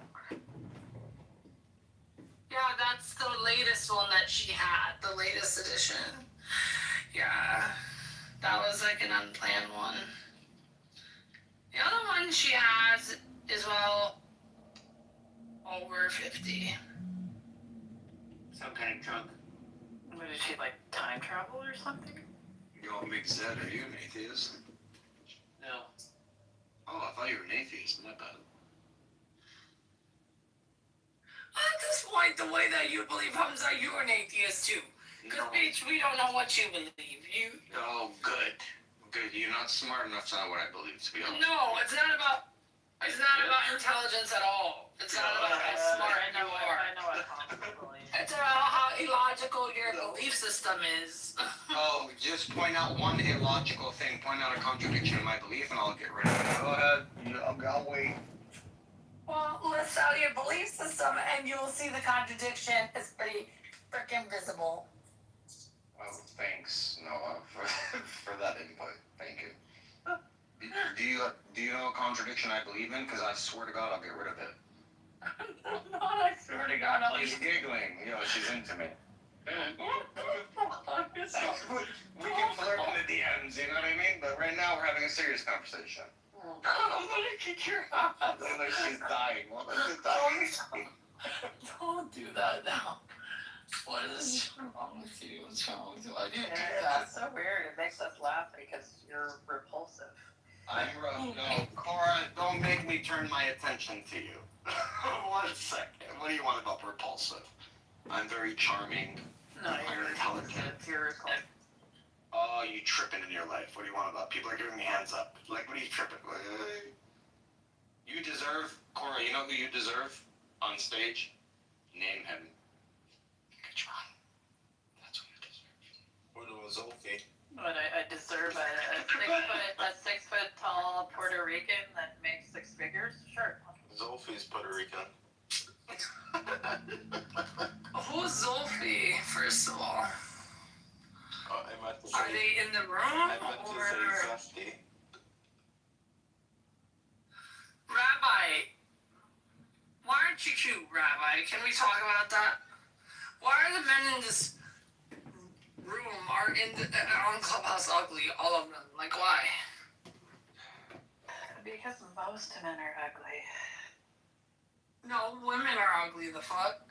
Men are usually hot, but I don't know what the fuck is going on with Clubhouse. They all look like Do inbred. you live in Serbia or something? Like, where are the hot men? I don't know if you've seen Serbian men or not. I think normal. Serbian men are hot. Yeah, this Yes, guy, indeed they are. he's been drinking that Flint, Michigan.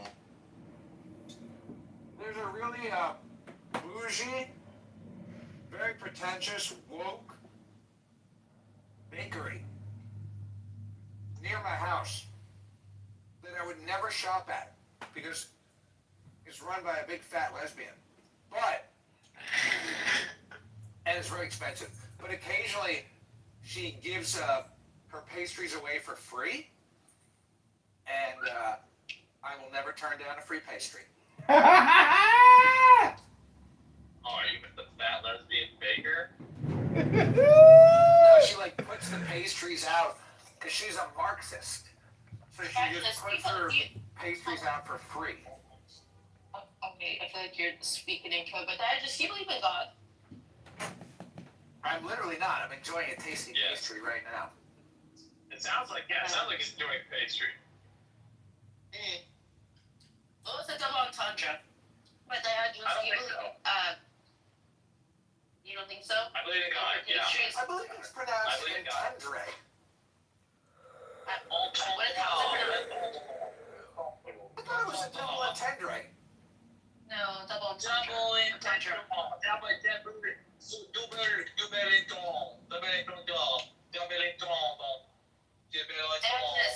Dad, do you think Jesus is God?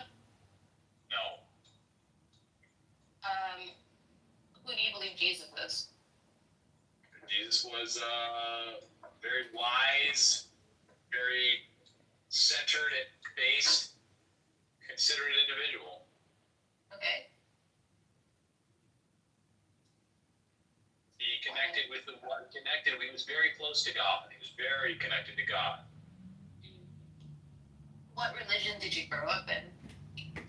Christian, Protestant, Christian, Baptist. Okay. What do you think of the Bible itself? The Bible is a amalgamation of several different historical important texts, but it is not the Word of God, perfect and wholesome total. Diogenes, have you ever read the Tao Te Ching by Lao Tzu? I have read parts of it. I do like Lao Tzu. So, Isn't it Lao He's Tzu getting the who white said, paint out of her by who creating observed that, what is young is supple and flexible, and what is Why did you old and brittle and hard? because you're deterring the conversation very Jewishy of you. Please don't fight over me. Please. No, I wanted, because I have more questions. So, is that a sufficient answer for you, Zach? Can you answer my question about Lao Tzu? Yeah, of course. Well, What was the question? Wasn't it Lao Tzu who observed that what is young and alive is supple and flexible, but what is dead is brittle and inflexible? Therefore, those things which are alive are flexible and adaptive. Those things which are dead are crystallized, ossified, and inflexible. They try to make money on their own. So they're training their children to be self-sufficient from the child. I was asking, a lot of it is handmade stuff. Now you can buy books from the Amish on how to live sustainably out in the farms by yourself. They have a great deal of contributions some of them, like I said, they're the hustle with them is that they're a small niche, You're not going to find a lot of Amish handmade rocking chairs, across the nation. You're only going to find a handful, but being able to get the contracts and put a good price on those items too, so where you're not only just distributing it and doing the logistics of it, but now you have an affiliation, if you can build it that way. Yeah, my friend was from high school. His father was the VP of Black Trucks for a while. He had a joke. I'm not sure about that, but anyways. But yeah, he's I think he's the VP of an investment firm. But anyway, my whole point of it is it comes down to being known. If you know people in the industry, you can get your foot into the door. Jobs like this, whether it be trucking, get your CDL license, get your trucking started. These are relatively easy to get into, and they pay better than just standard layups. You know what I mean? And then he just lets that go and he triples down. Yeah, I mean, people are getting in and out of the industry a lot, and they're always looking for people to whatever he's got to do. Yeah. For anybody unemployed for just barricades himself even a month. Yes, I mean it is an interesting. It really is an interesting scenario. So the Democrats control Congress, and one way or the other. And see, I think Trump staying in the White House is not done in any kind of a legal manner. That too involves bloodshed. But somehow that happens. Somehow you end up with Trump in the White House, and Democrats not doing anything about it. The number one way would be to. I think the number one way is to run Vance and then have him resign, and then we deal with that. And then people don't know what to do, and they just let it happen. Put him on the undercard and let it happen. Wait, what do you mean run Vance? How does Trump become president? I No, just well, he just yeah, does. he just does. Or I mean, or of course, I mean the scenario that works better there, because what Trump needs more than anything else is protection from the law, and so you just have Vance issue a preemptive pardon against anything that somebody might want to try Trump for. There's an interesting piece of unsettled constitutional theory. They kicked me! We got a fish on the line! We got a fish on the line! We always had room, you just didn't take it. Oh! We got a good fish on the line. Yo, be my girl type shit. I'll take care of you. Better than that fucking guy. Ooh. Hi, my girl. How's it going? And you way too pretty for him too, type shit. Like, what the fuck? Beef? Are you fucking kidding me? Found it. She's. I thought you were. I gathered that, and I will simply answer. When it comes to you, I only hire my goods. You have to be eligible to have a term as president, and since Trump will have completed 2 terms, he's not eligible. But go ahead, yeah. Yeah, no, that's my logic too. But some scholars say that that's not the case. Let me pull up my research on that. Get rid of the law. Read the last sentence of the 12th Amendment. Sure. This thing is so huge. It has lots of dashes. And if no person has such majority, then from the person's but I think you went. Is there any emergency provision that I don't know about, because I don't know as much about the Constitution as I'd like to, that says in some kind of crazy emergency, wartime, whatever, somebody can just make shit up? Do we have that? No. No. The whole no emergency panic button outside of the. No. The whole 12th Amendment is one sentence. It literally has so many commas and M dashes, double dashes. Says, but no person constitutionally ineligible to the office of president shall be eligible to that of vice president of the United States. Thank you, Sam. 25th. Wait, where are you reading? I'm looking at 12th Amendment up. 12th Amendment. Last sentence. Yeah, but you can be Speaker of the House and then kill the president and vice president. No. Oh, I see. Sorry, there's 3 pages. Yeah, I'm sorry. You were. Is that I think like after the designated survivor dies, like who's next? They're ineligible. They have to. Speaker of the House doesn't have to be eligible. Speaker of the House doesn't have. Yeah.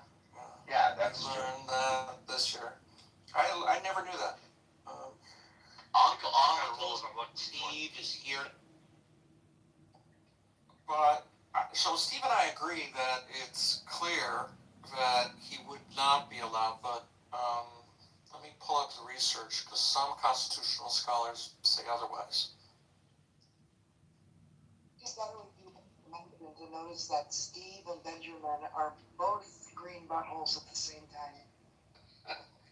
I was just going to say, too, I mean, there's also the point being that the Constitution doesn't matter anymore. We settled that in Trump's first week. Right. Term, like that, when we got rid of emoluments, right? I mean, emoluments is still in there, technically. Yeah, that's like it's a fantasy pretending that that this piece of paper does anything.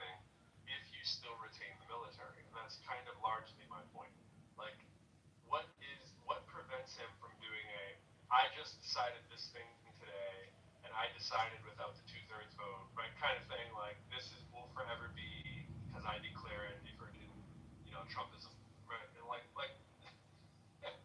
what stops that, right? The U.S. Army. Bro, are you saying like issuing an executive order the last day he's in office, like? Yeah, like something like I make this a law today that I Right. for everyone tomorrow, or anybody in this position does, and go screw yourself. And oh, by the way, I have the army. I have the budget.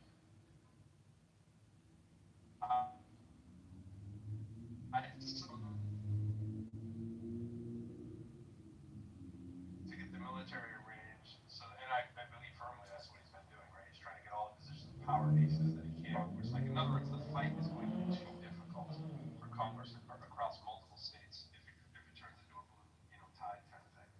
The better fight is just control the control centers, which is the military, and tell everybody screw you and make some kind of I said so law the day before you're out. So I think this is what Pro is getting at. Here's the nuanced minority academic argument. There is a minority academic argument that the 22nd Amendment only bars election to the presidency, not succession. Meaning a former president could technically serve as VP and then become president again via succession, but this view is widely considered legally unstable and politically untenable and has never been tested in court. Here's the wiggle room, right? So going to look at the language of the 12th Amendment. No person constitutionally ineligible to the office of president. So the argument needs to be, is that referring to the 22nd Amendment's language where you can't run or you can't be elected if you have done, X, Y, Z? Or is it only addressing the notion of, someone who's done things illegally that disbarred them from being president in the future?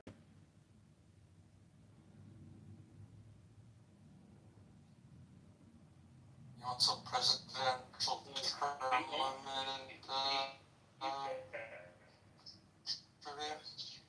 Ronnie, for a third term might be Barack Obama. That's the same issue. Exactly. So what's the total number of years? But it's whatever Trump does. Oh, she can run. Yeah, but if Barack Obama does whatever Trump does, Donald Trump Trump also having to say, yes, Barack Obama can also run.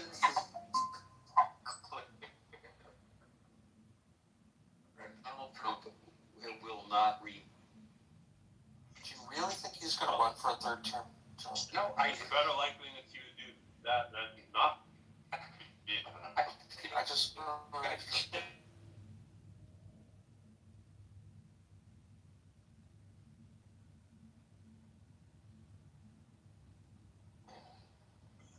No constitutional convention. Yeah, let's put it this way. Once again, I take that back a little bit to the extent that the Constitution is just a piece of paper now. Who knows what could happen, but I suppose it could happen. The best chance is that he dies, that he doesn't become president.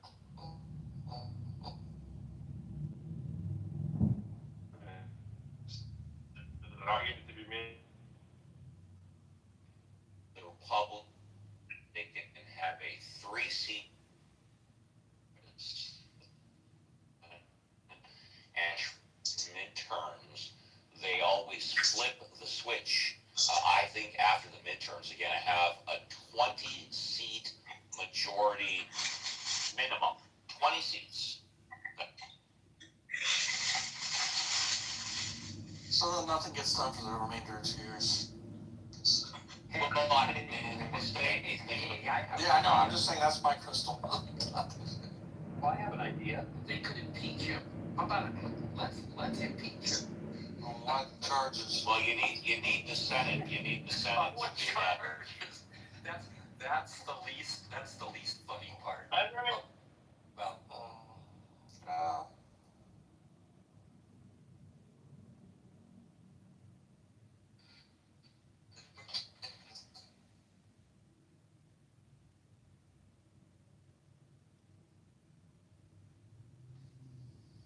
diabolical. threshold of bullshit. We can't get enough momentum to get over the activation. But Trump is the only impeached president that of his own party voted to convict him. That never happened. Well, there's a little Pyrrhic victory. You mean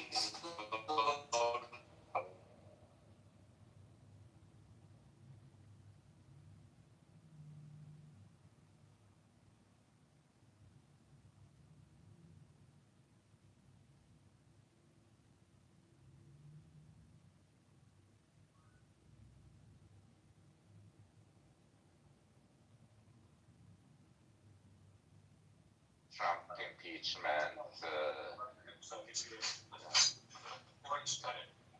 Bro, you're really in the matrix. So what's the maximum number of years a person can be president? 10. Yeah, very good. You know your stuff. I'm a lawyer, dude. Oh, I didn't know. I'm a lawyer. Is that guy who runs at Harvey, is he a lawyer?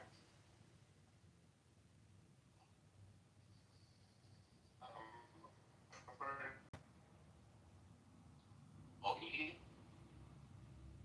Yeah, I think he is.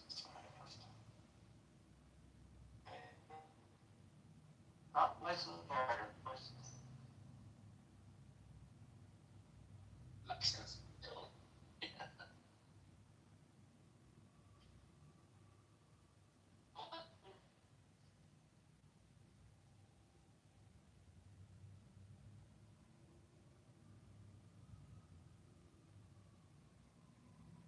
Super Bowl granddaughter, I mean, she was born on she was conceived 9 months before the Super Bowl. No. Two interpretations. She was born on Super Bowl Sunday. So that's what David said. She was conceived 9 months.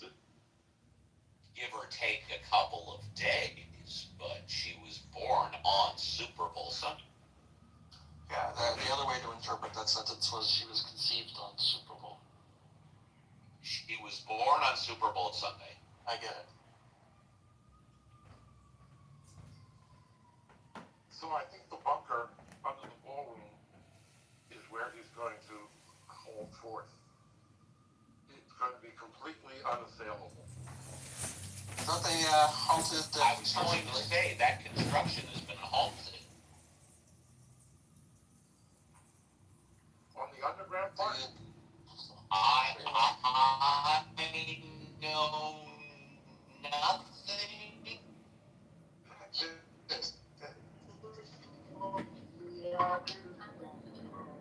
Yes, I only know about the above ground. I thought he was a developer and knew things. Why isn't that he doesn't know how to build? Construction to resume. The next hearing is set for June 5th, so you can resume construction until June 5th. This was from April 18th, 2026. I don't think they need a hearing. I just think Continue on the underground part, I'm pretty sure it does. That's my impression. Yeah, Leon clarified that work on an underground presidential bunker could continue, but said most above ground construction must stop. Right. And have you heard what that underground construction is supposed to consist of? It's amazing. does it go all the way to Australia? It's exactly what you would expect a small dick president with an inverted erection. Do you have any facts about it, Billy, or are you speculating? No, I just heard, there's this gas thing, and this, just a lot. The president to hold off under there. A small that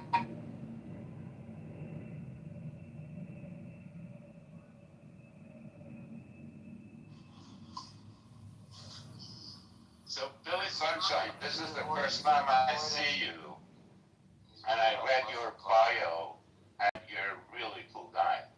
No, Billy Sunshine has been around for a while. I've seen him. Yeah, this is the first time I'm seeing you. Good to meet you.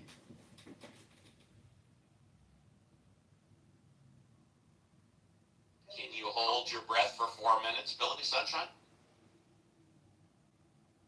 So, Billy, do you remember Bob Crane as a radio host?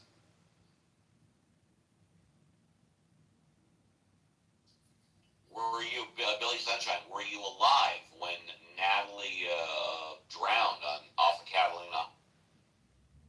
Well, that's a kind of a non sequitur for Billy. Oh, okay, all right.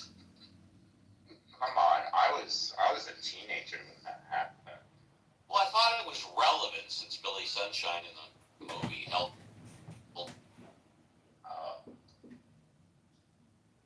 Yeah, that was Robert De Niro as Billy Sunshine. No, is that where Billy gets his name? You have to ask him. I don't know. Well, okay. He doesn't seem to be responding. I think he's.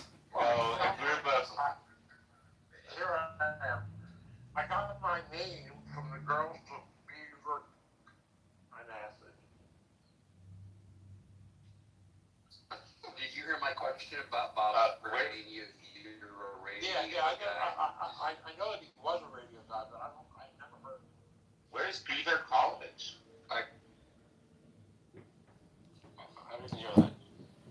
Go ahead. Where's Beaver College? Beaver College is in the suburbs of Philadelphia. It was in Beaver, Pennsylvania, and that's where it got its name.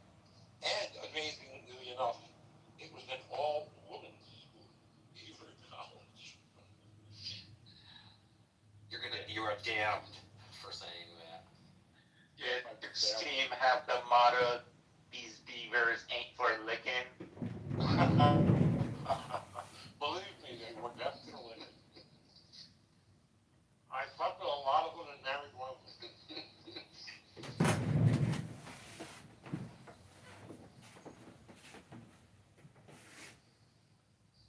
I was the only boy at Beaver College. And I humbly apologize. I was referring to Billy Sunday, not Billy Sunshine. Billy Sunday meant. These recruits that have a clubhouse, that's never offensive. Do they have Beaver?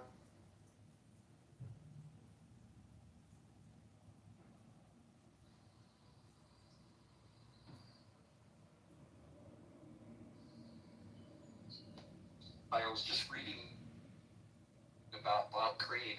He had been at WCBS in New York City, and he was hired away from them to come to KNX, and he's doing them, I suspect.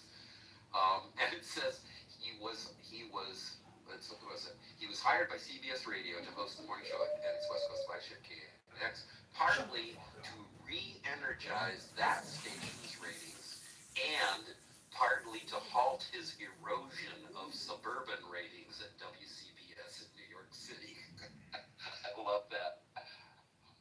It's like the Danny It's a failure. Danny Bonaducci story is similar to that as well. How's that? I should say, how so? Oh, because he was brought into Colorado to be their stage to controversial from where he came from, and he was doing bad.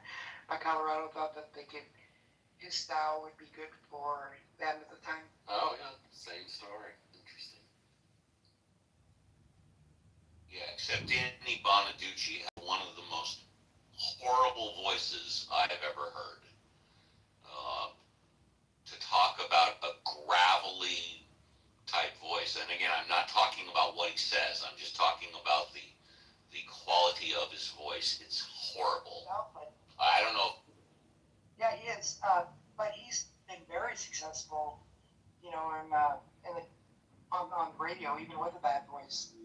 I partied meet with him once, y'all. I mean, here to tell him it was in his and to his and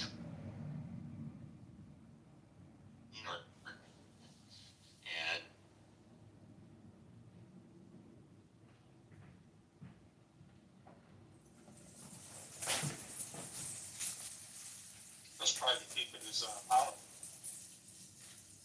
yeah, I'm sure he remembers me. My wife worked for Bob Dylan. I got her the job. She wasn't even in the room at the time.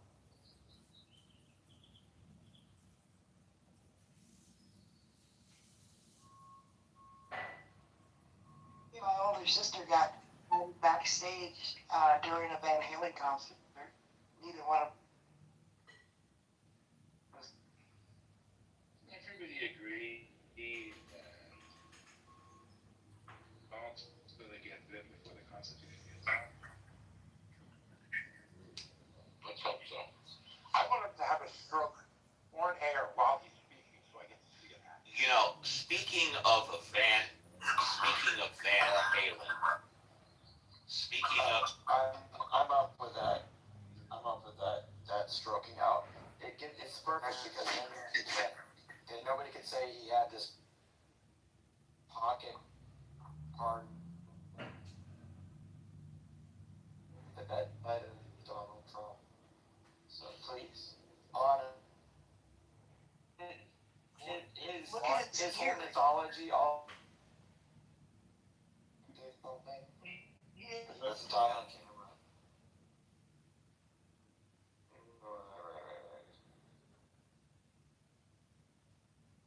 Well, I feel illegal to, as I think we learned earlier.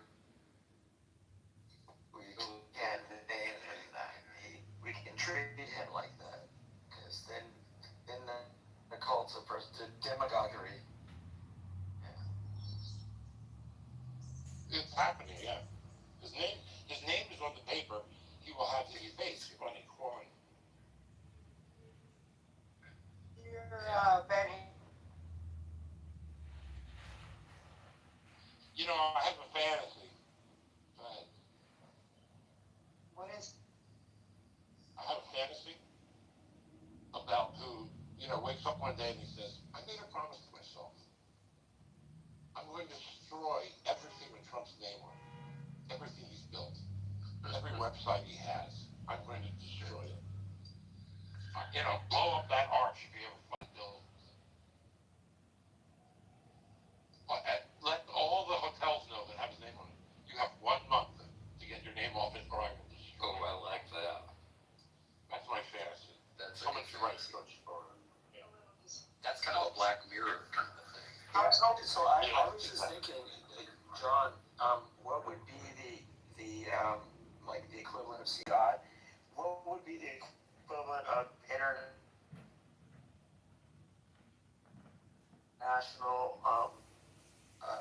understanding that America is not Donald Trump anymore? It would be, I'm not saying it's anytime soon, but it came from, we would have to ask how a rape victim gets back to dating. Because this is basically how to accept somebody after they ruin trust in the liar. So, I mean, making agreements with America without coming to terms with it, we need to, I think, elect females to a lot of offices, not just the executive. This isn't for a token answer, but we've been warring with ourselves from within with men. I just thought experiment, would it take something like that? Came close with Clinton and Kamala. No, we didn't. We got Trump both times.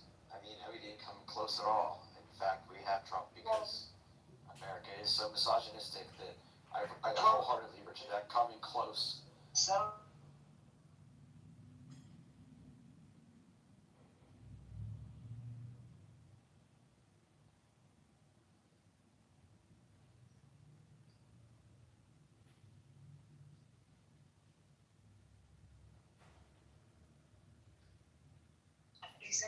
ever have a black president. They said that we'll have a black president as soon as pigs fly, and then sure enough, the next year, Barack Obama That's not flying at all through. what I was saying. I'm cheering on a female president. I'm not at all thinking anything like that. 2 times he ran and won against women. against women. Rubio.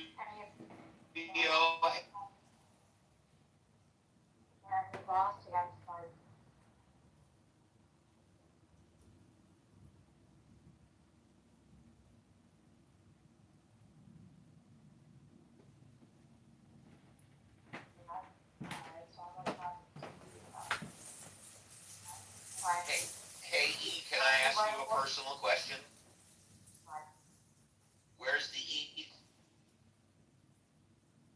I don't have any full time, and people are trying to manufacture. Oh, okay, thank you.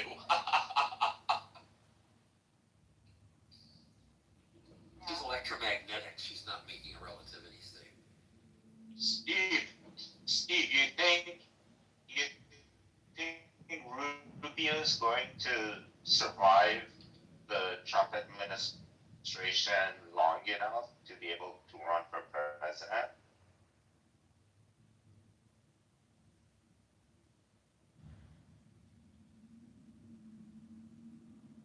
Well, just for that reason, I just want to point out, I'm pretty sure that what Tucker Carlson is doing is getting ready to run for president. Yeah. He's doing the Magyar like it. thing. Yeah. Yeah. What state is he from, please? What state? Don't know. Pennsylvania or something like that. I would think he'd need to run for senator first, but I'll check. Oh no. Oh, he certainly doesn't have to. No. Name recognition. Yeah, exactly. He's what? He's too full of himself to condescend to be just one of the 100. It's become a kind of a quiet parking lot, maybe even a graveyard for careers at this point. I mean, what have they done, right? Almost nothing. Everybody knows they've done. I call it Grey Gardens. What do you call it, Marshall? Grey Gardens. That's because you don't like seeing things in black and white, or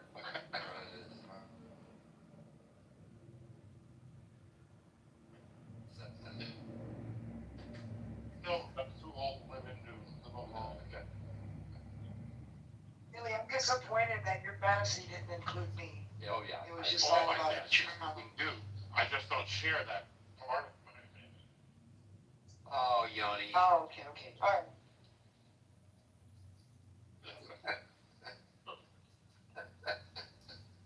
Try to keep the girls happy.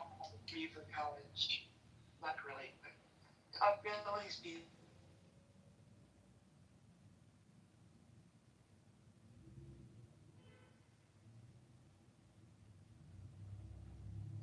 Was the year I was born. Wait a minute, did we offend E? That's why she left. What happened?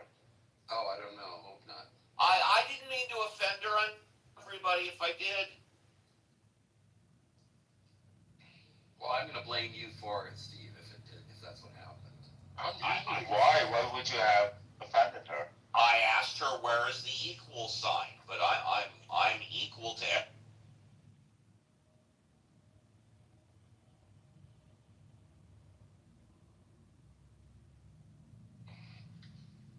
Yeah. An all lives matter kind of a guy. all lives matter.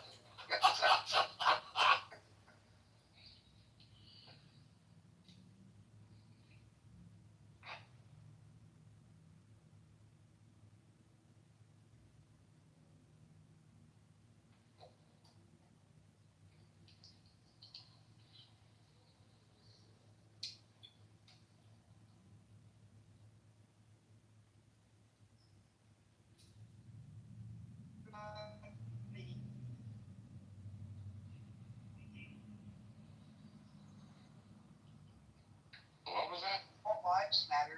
That's inequality if you're not going to include side pieces.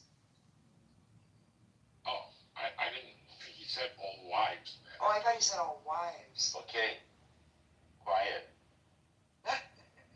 Oh, sorry, I was going for my dog. I didn't. Love that. He's just sitting here growling for no reason. Quiet.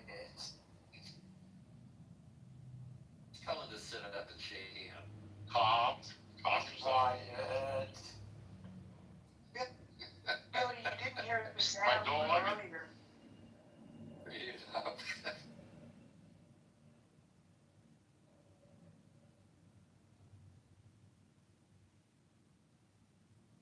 Well, that's You heard that? Yeah. that's lovely. I'm just an old Well, hippie. Billy, earlier in Karma Club, you might know Dr. Francine, we were talking about transferring knowledge intergenerationally. Would you be capable of teaching some of these incels how to Have a flirt? how to go down on Beaver? Yeah, sure. Alright. What would be the first, what's the topic flow of the curriculum? Just know that pussy is delicious and go for it.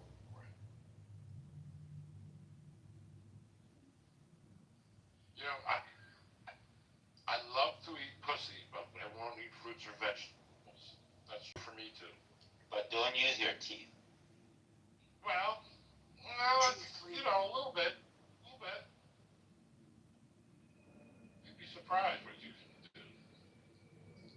And when you give a woman that much pleasure, it gives you. I think I heard white rapper in between the Yes. Yes. Dave is a white rapper from Philadelphia, a Jewish kid. It's a fun show. You should check it out. It's just called Dave. It's called Dave. D-A-V-E. Not a big white rapper fan, but okay. Yeah, me neither, but the show is hilarious.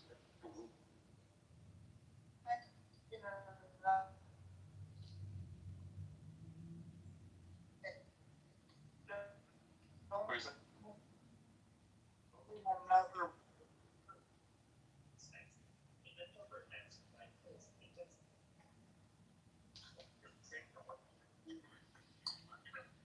That's cool. Little Oh, is it really? Dave is Little Dicky. You got it. Speaking, Any level. It's pretty ridiculous.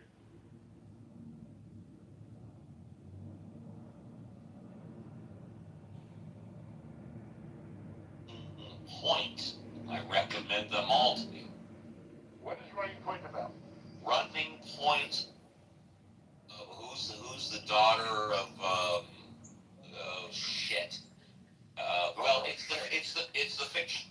I love that.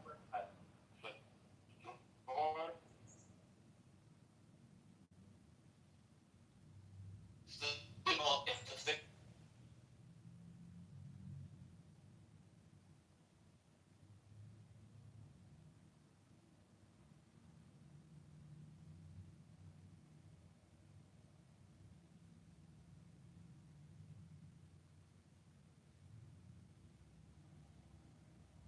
Goldie Hawn's daughter. Goldie Hawn and Kurt Russell's daughter.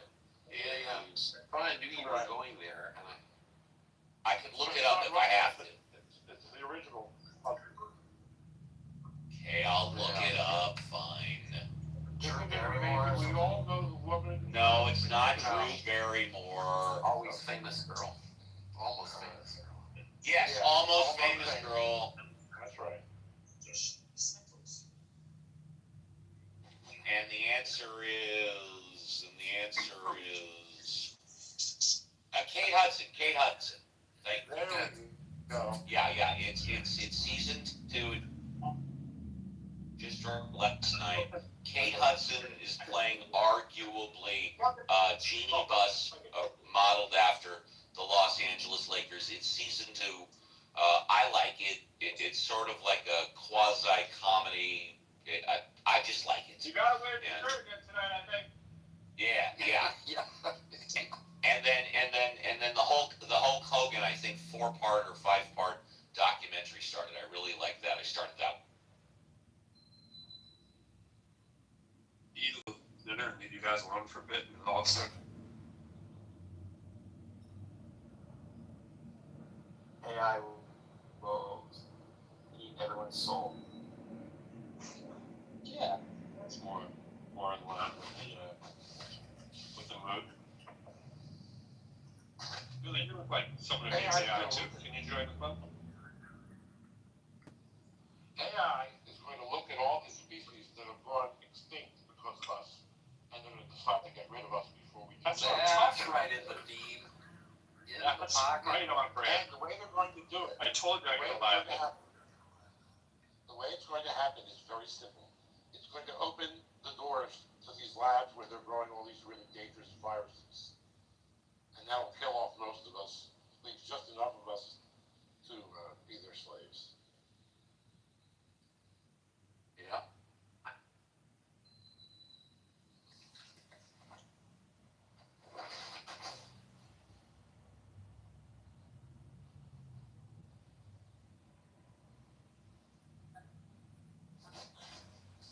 Well, the AI will be able to control the robots that we're creating. And then it's over.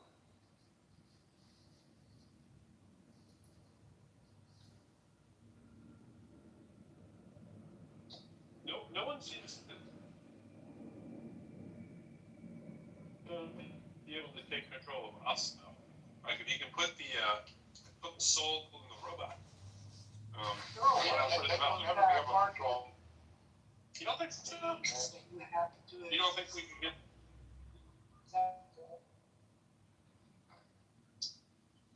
I think for $1 million each, there'd be a lot of people that would join the robot team and go do the robot bounty hunting for the robots. You know, be like some humans come to your door, just like we use Latino people now to knock on the door for ICE agents.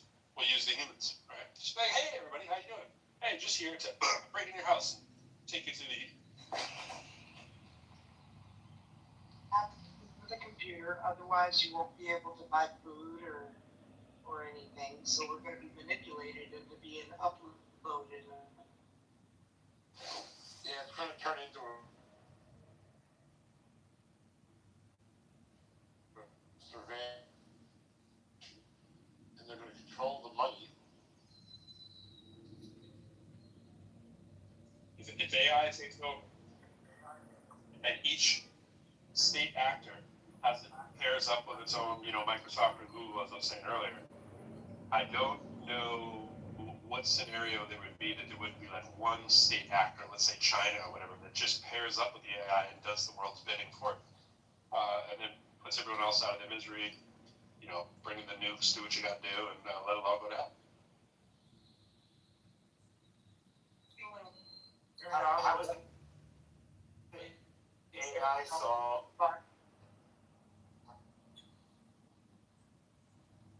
How is the AI served by letting it go to hell?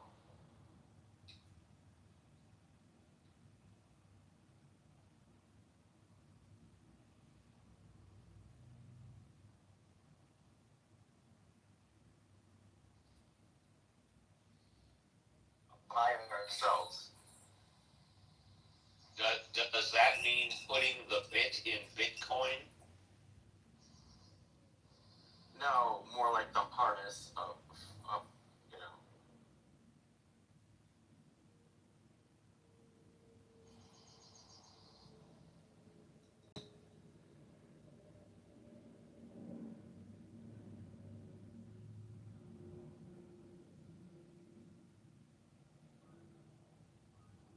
be treating all my machines nicely, so that when they take over, they'll treat me as their pet. I'm willing. I've trained it to keep thinking that that's a good strategy, but I'm willing to lay 100.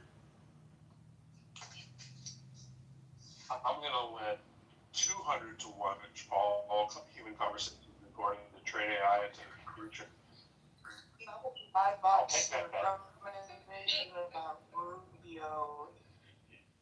Bro, you think all 25 of us are going to be training AI? No, I think the 10 million people who are on Clubhouse right now are doing a good job. Because it is 10 million people. Yeah. You mean 10? You mean 10,000? No, there's millions of people on Clubhouse. 2,000. Yes. 2,000.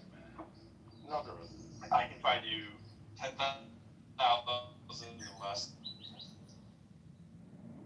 Yeah, but can you find 10,000? I can just do a screenshot.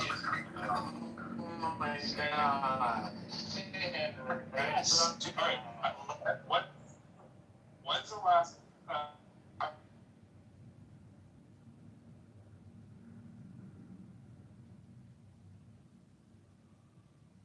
It doesn't stop. Yeah. Nobody's ever saying the bottom of the Clubhouse well. It sounds like the fucking Timex watch.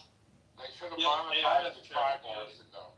They missed the boat totally. No, they didn't miss the boat. They have the same amount of people on that they did that. No, they don't. Yes, they do. You're lying to yourself. You're being lied to if you think that. Well, I know more people than. It's a different quality. It's a different quality. Might be a different quality. That's another. Right. There's plenty of people thinking. But there was a time. Billy was thinking in the thousands. All 10. Right.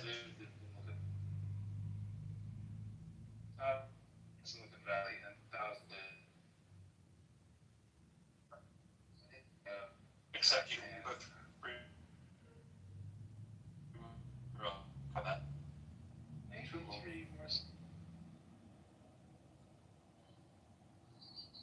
Go into your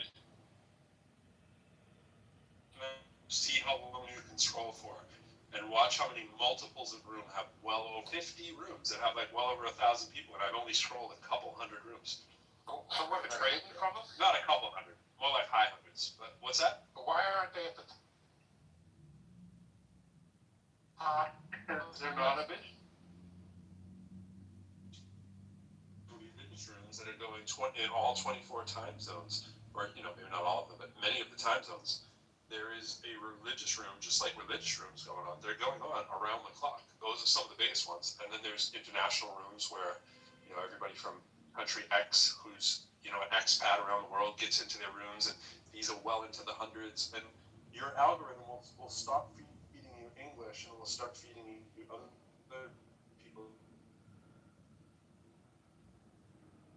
Because put the room titles in your I think it's interesting that we have this big Iran thing, and the rooms that talk about that. A better question would be, how come we cannot filter the Clubhouse room? I don't know. Question. I don't want to. I have keep you on without doing so. I have such a suggestion for Joe next time he comes in the room. Let me look and see if he's down there. No, he's not. But when Joe comes in, anybody want to slide in this idea first, you can. I think the number one thing that they're missing the ball on in terms of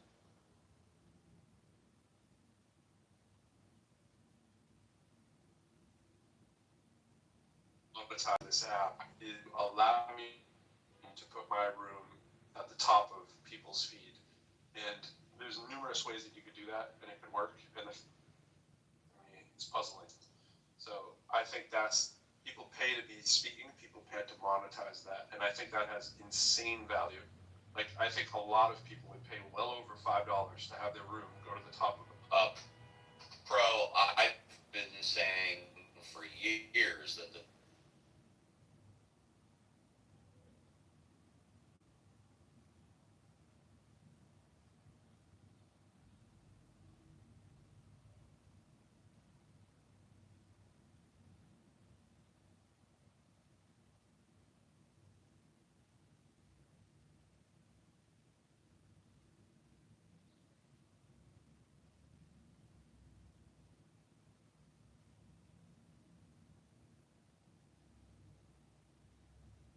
Guess what we're going to do next week, guys? If you want your room to go to the top of the banner, like the top for everybody for 10 minutes, you can pay X. Or you want it to go to the top of the room just for the people that you follow, you can pay Y. Or for the people that follow you, or people that have similar interests like you, pick the algorithm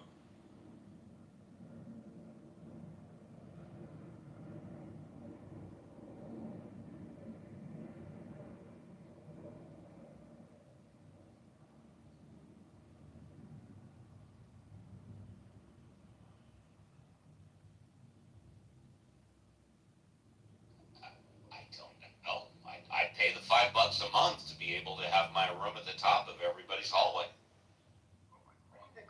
It's only a few million people. I bet one time, I bet $5 one time. You mean $5 every Sunday? Every time you open, Yeah. a room, yeah, it's not that hard. This is not a hard concept. I understand, Pro. Why they don't do it, I'm not sure. I mean, I have a better answer for why they don't do what Steve was talking about, because the fluidity of changing rooms and hopping in and out, these are unsolvable. So they are looking somewhere else where they ask more from the data brokers that are already extracting. I don't know. You don't cut off the room, put out an ad. You just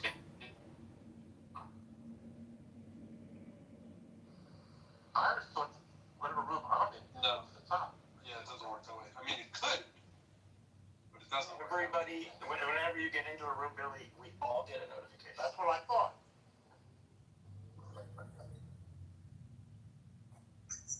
This is Billy thought.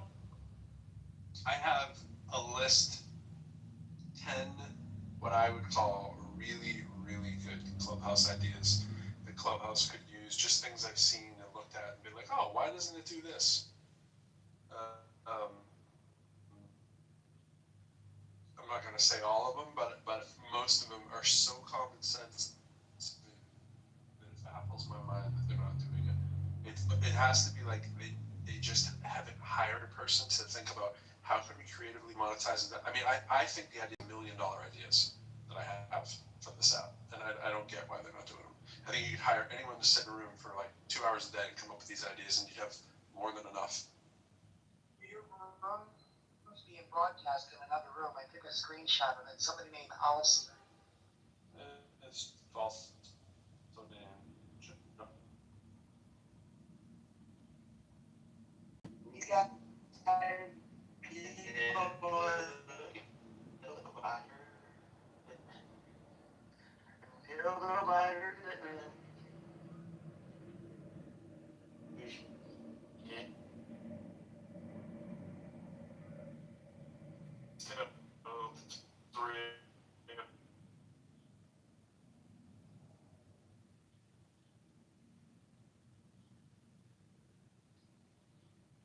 John, I am thankful that it's proof that he's not masturbating at the moment that he's in the room. Like, that's a proof of like pro.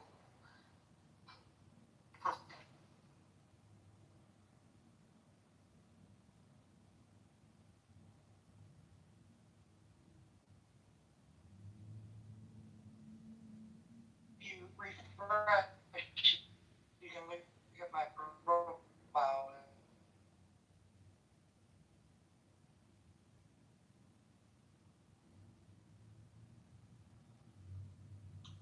That's a weird pastime. Sure. Sorry, you might need to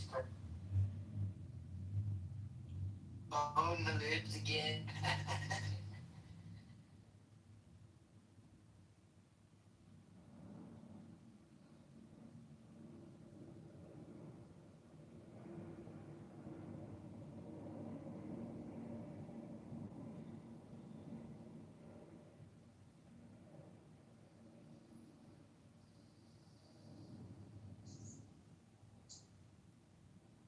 Your replays aren't on, his are. Well, that's cool.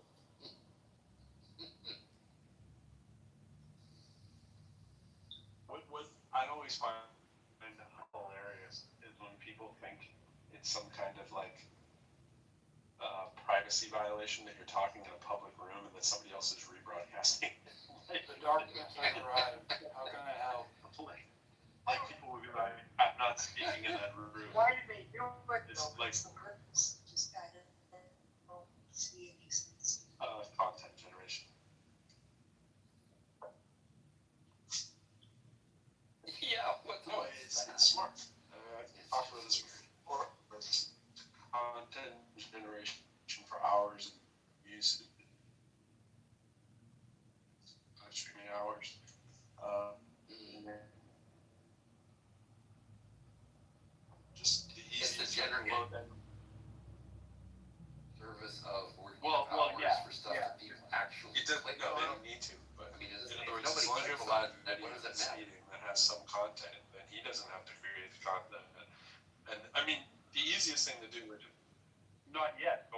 once you hit the right hours, I think like it's he has making 1,000 money, followers, I otherwise think. nobody- Yeah, I think he needs. I don't know if it's. I can't remember if it's 1,000 or 2,000, but once you have your 1,000 followers and your 50,000 hours of content, then you can monetize your channel on YouTube. I can't remember how many hours this whether it's I know. So he.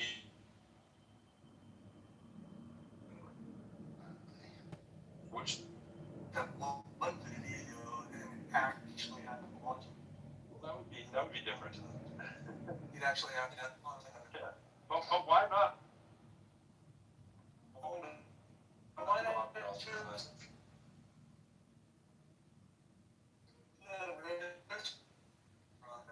Well, I think people stumble through nothing.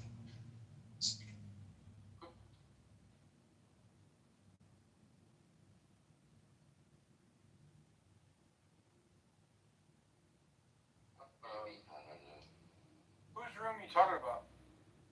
Dipping. Oh my goodness. Get over. Get the fuck. Get over. Always in Kidman's room. That's just the thing to assume when you're clever. If you missed a copy of a show, go, oh wait, I know Kidman's room. I can hear it. Yeah, that's true. Yeah. They're all archived, right? It's like, Crosses like 400 pages or whatever. Hey, Kidman could work. Could have some valuable services for some people if you actually streamline that.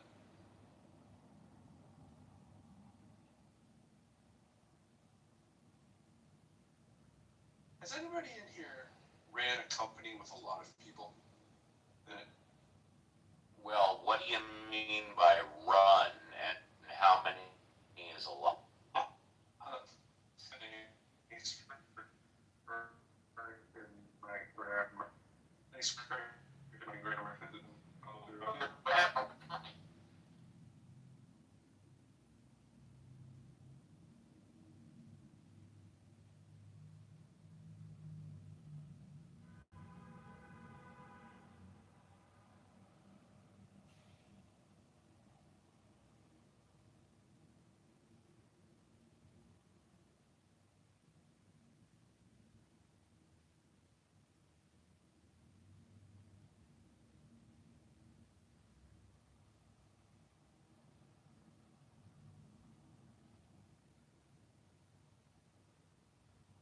Once again, it depends what you mean by run the company and how many is a lot.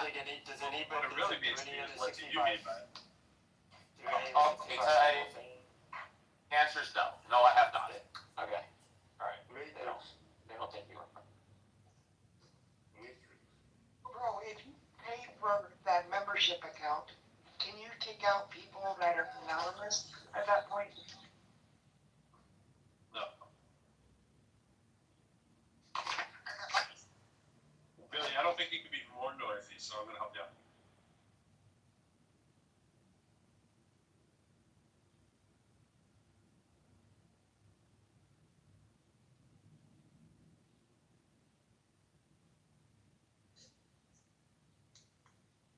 So nobody else has taken on a company? No, sorry. No, self-employed, one person. Well, it should be a little more good.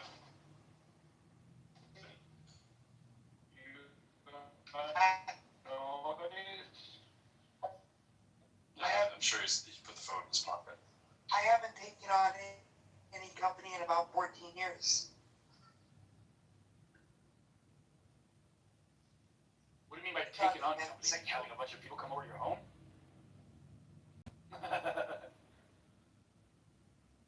How many can you take on when you do take them on? Have I? Yeah, what is your limit?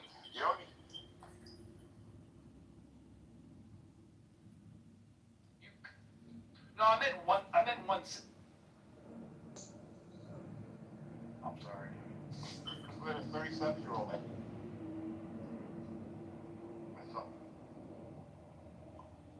did I incorrectly mute you? I was thinking you're hot mic. So, sorry, bro. What you say? No, I was just telling Yoni I was with a 37-year-old girl the other day. I don't And, know wait, hold on. When she was in the back seat of your car and you were driving her to her destination, where did she say she wanted to go?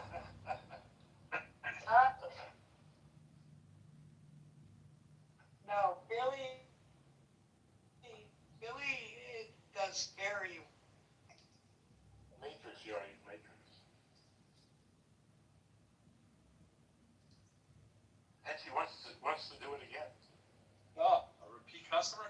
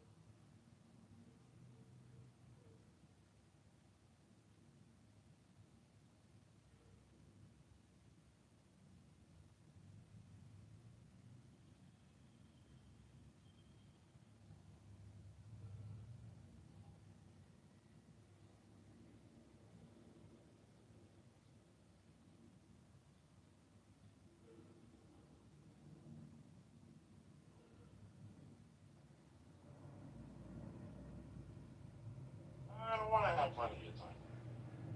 Wow. I've got cancer, my brain is going.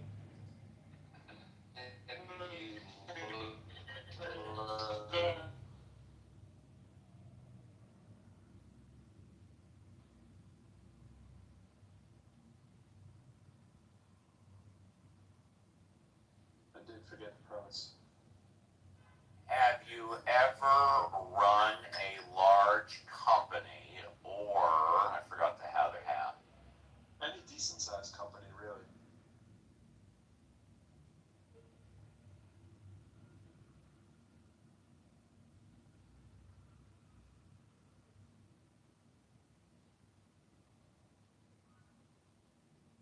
I think when you're in running company mode, you're always thinking.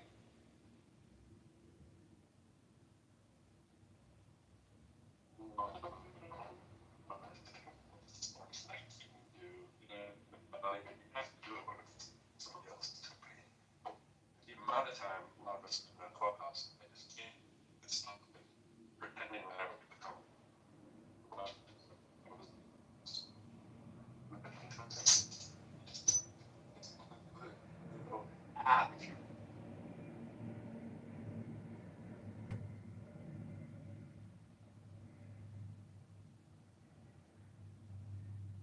I don't think people have asked these questions sometimes. It's like you're usually wrong when you make that assumption that a company is sizably huge enough, like Clubhouse. But I don't know how many people work for Clubhouse. Like we only know of a few people who are front facing in Clubhouse. It's like I would assume there's a lot of people, but maybe I'm wrong. Maybe there's only like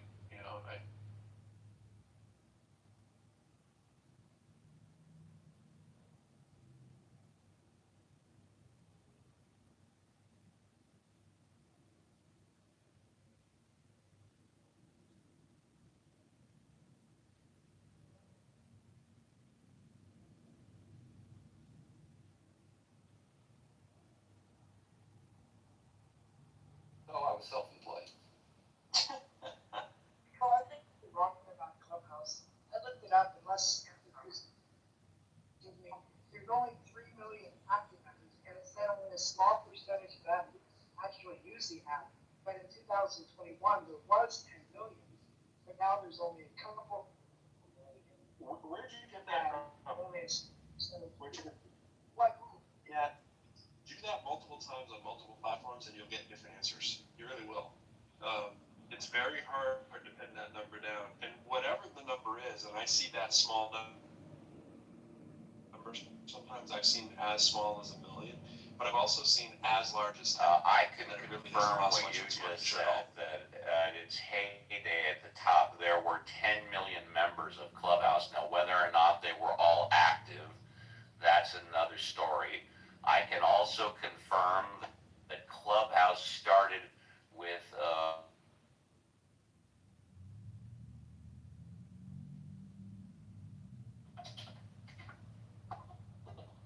six months with dollars and got up few dollars, which is the equivalent of over $400 million. So they were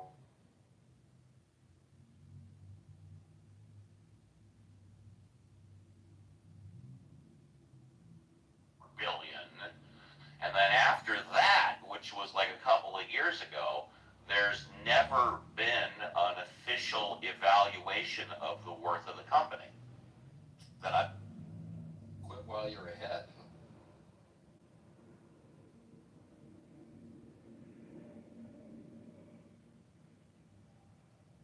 like Facebook, Twitter, whatnot, of somewhere between 1 and 4 billion. They turned it down, and I'm not aware of an official evaluation. And of course, up until they started charging,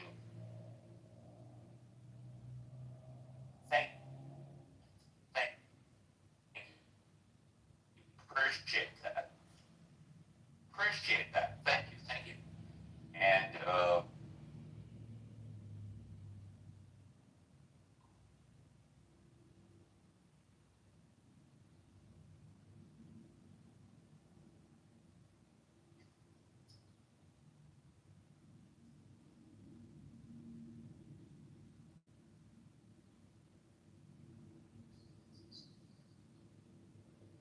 I'm sure it's not worth even $1 billion at this point. Of course not. Maybe a couple $100 million at best. Well, we don't know what kind of data broker agreements they have. We're not privy to. I think that's pros. I mean, Pro, do you have any other rational explanation for? well, what we are privy to is that all of us have a done under the last terms of service that they can use our voice any way they choose them.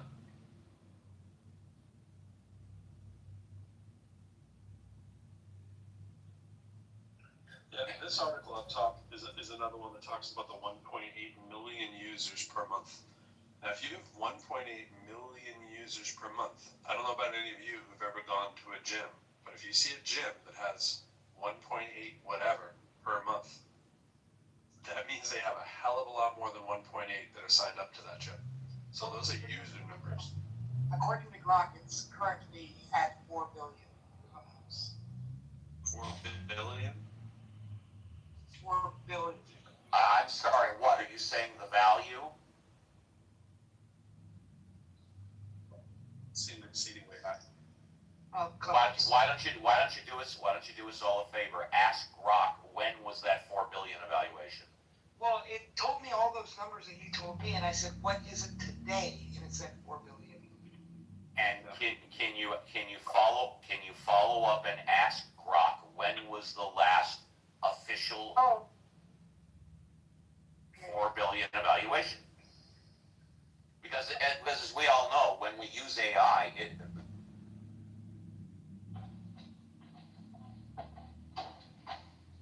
Okay. Yeah, just say when was that $4 billion evaluation published? When? Oh, shit. It was set in 2021. Exactly what I thought. Thank you. Okay. Good catch.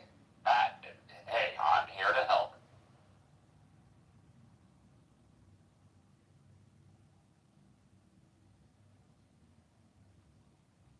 of the current evaluation to date and understand is what I wonder.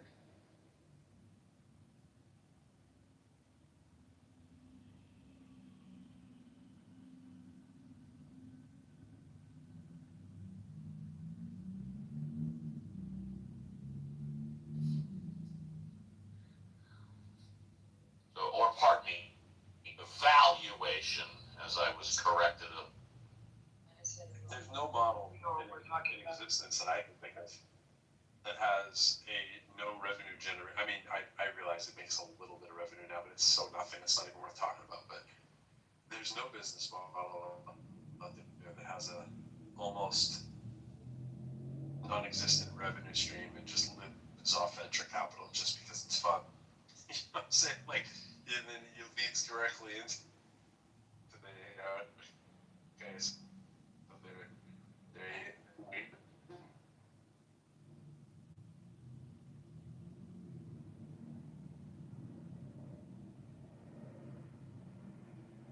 The way they want to or whatever. You know what I mean? Like it's just it's not going to go.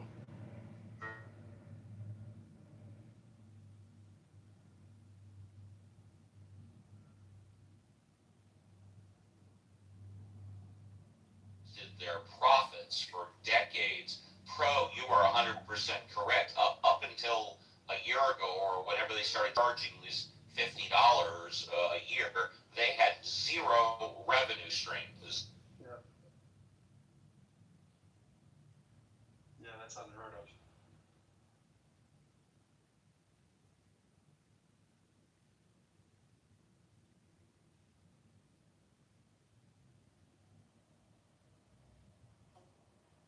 No. We said this. We said this. Oh, Clubhouse. Oh, $50 a year? No, my point was to the Amazon question. Well, he means the $7 a month or whatever it is. But my point is with Amazon. Amazon's always been selling stuff, so it's not that much of a shock that they were running on venture capital and then turned profits. Amazon had profit. It was just most all of it reinvested back into the company. Yeah. Or even if it didn't have profit, who cares? It had a lot of revenue, right? And it was generating revenues, no question. But yeah, I agree. Wait, so Clubhouse, outside of the investment venture cap stuff, it's never been sold? No. I just kind of thought it had. I thought back when, well, I was just wrong. When they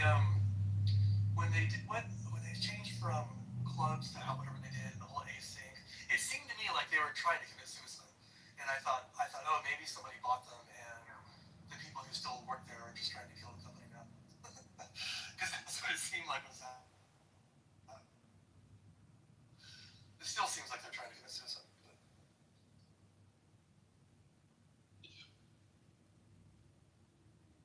All part of the plan to take over the world through. Yeah, nobody knows what they're trying to do, and I think that's exactly.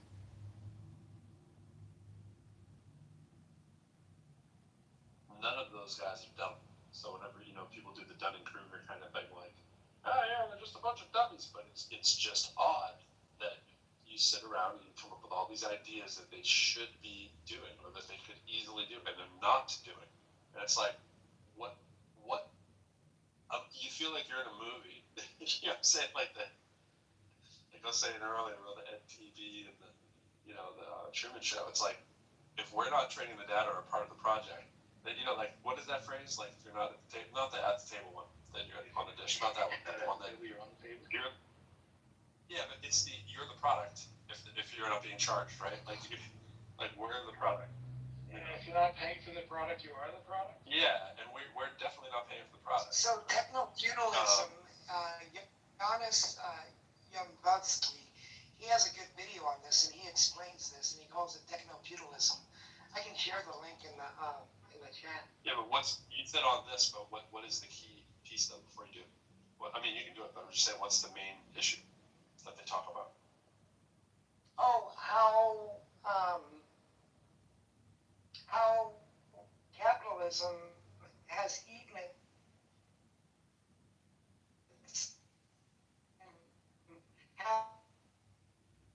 and how all that's evolved from conditioning us with these algorithms and stuff. But Yenkis is, I only watched it briefly, so I don't have it. But I shared it with Sam because before I dove into it deep, I wanted to get his opinion, which I sent it to you in the back channel. But I'll send the messages. Hang on. Yeah. Victor brings up a good point too. You also have to consider all the ideas they shouldn't have enacted that they did. There's definitely some very stubborn minds there. That's a good point. We all have seen a lot of that.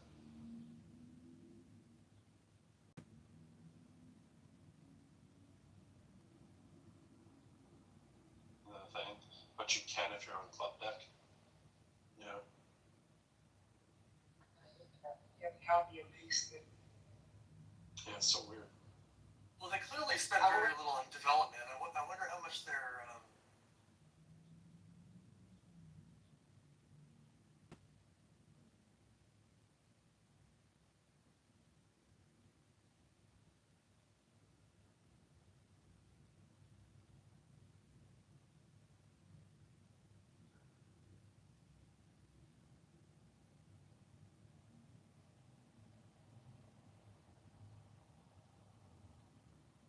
If that's not one of the greatest voices ever to narrate a video like that, my gosh. Wherever we turn, we notice the capital infusion into the market system in place. Dun, dun, dun, dun. Isn't that the voice of the Dr. Evil and Phineas and Ferb? Yeah, it was pretty similar. I love Phineas and Ferb. It's a great show. My wife and I would watch that when the kids were gone. We got swindled. And speaking of great shows and random things, this is a great picture from my childhood, really, really way, way back. And this is what was going on in, like, I want to say this is like 1979, 1980. This was a store across the street from the window that I sat in first grade, and it's called Fred's Country Store. That's what I saw out my window. And Fred's Country Store is owned by a Greek guy, and they made like incredible custom sandwiches, and it was like nickel.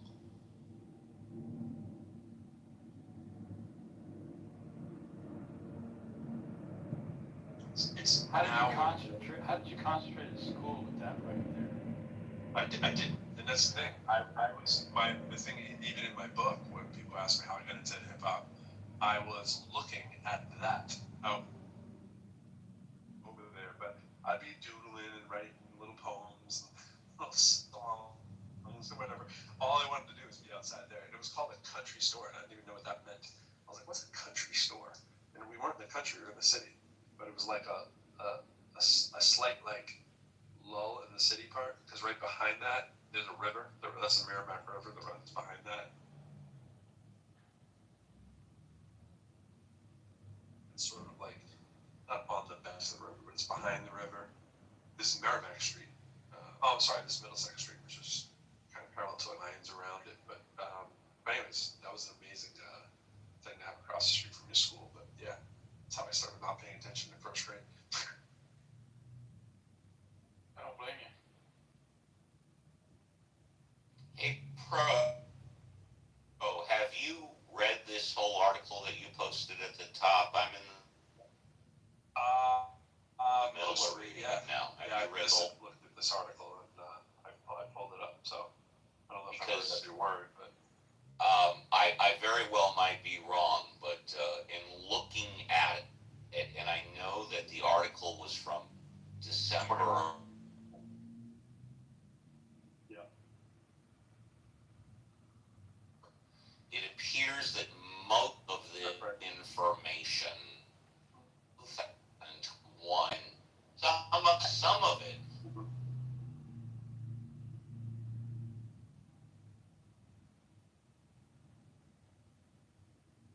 I assume that when it says anything that's about like currently, the currently probably reflects 25 is what I've assumed with that, but you're right, it's almost all 21 points and 23 points. It is worded in a it's hard to tell. Yeah, But that's, and it may be done that way yeah, I just assumed it was like one of those many articles that once you updated, but it does not say the word updated, but it does say 25, right? And in fact, I'm looking at the graph, which is about halfway through it, and the graph. Yeah. I mean, if someone, and we're all aware of the 10 million numbers that we heard, right? But we have no way of verifying there really were 10 million people in here. But let's just assume there were, right? Actually, for a second, assume there weren't. Assume that someone told you back in the heyday there were millions of people in here, and let's say millions was like 2, right? And then today somebody said to you, "There's nobody on Clubhouse anymore." Wouldn't you be stunned to learn that there actually are millions of people still on it now? Right? Because you don't.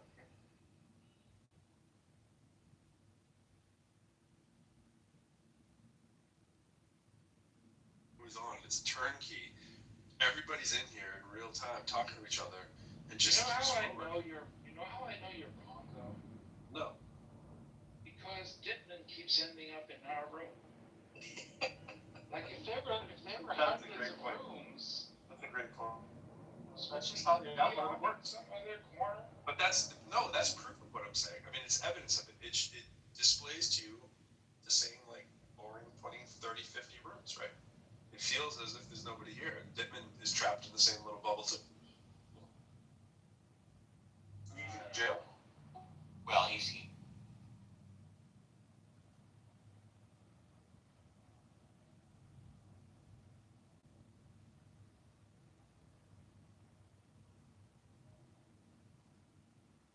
You can find something that's in the multiple hundreds, if not the thousands, and see how long it takes. That the first time you said it, and I found nothing of this. You gotta scroll. You gotta scroll. That's nothing. I'm on 108. Sure, it won't even tell me.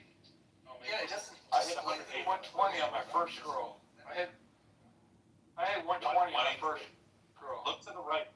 Are these people with their numbers? Are these club deck people? No, look to the right, and you can see the numbers on the little bubbles. It's not in every single room, in almost every room. 151, 290. 290. I see that. 290. Yeah, I saw. There you go. Go to what? I see the 2,302, and that's like what, an Islam room or something? 126. But 289. With 2,900 people is exactly what I'm talking about. Other parts of the world, probably a religious room or a culturally based room, right? They're just everywhere. 185. The thing that weirds me out, if there's so many rooms that I'm not seeing, so I can scroll through 50 to 100 rooms, and there's only 2, maybe, that I'm interested in.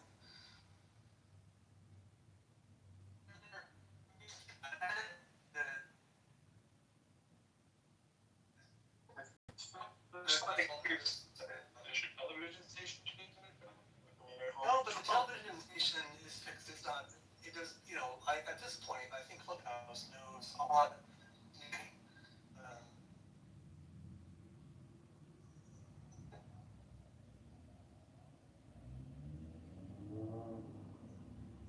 No.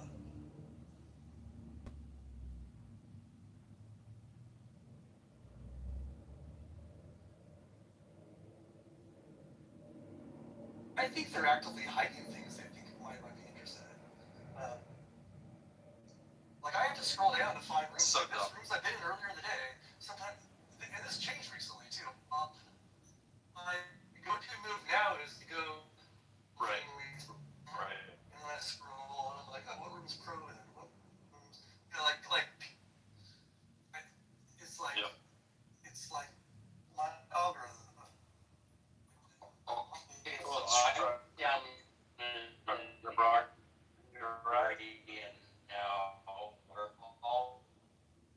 I'm in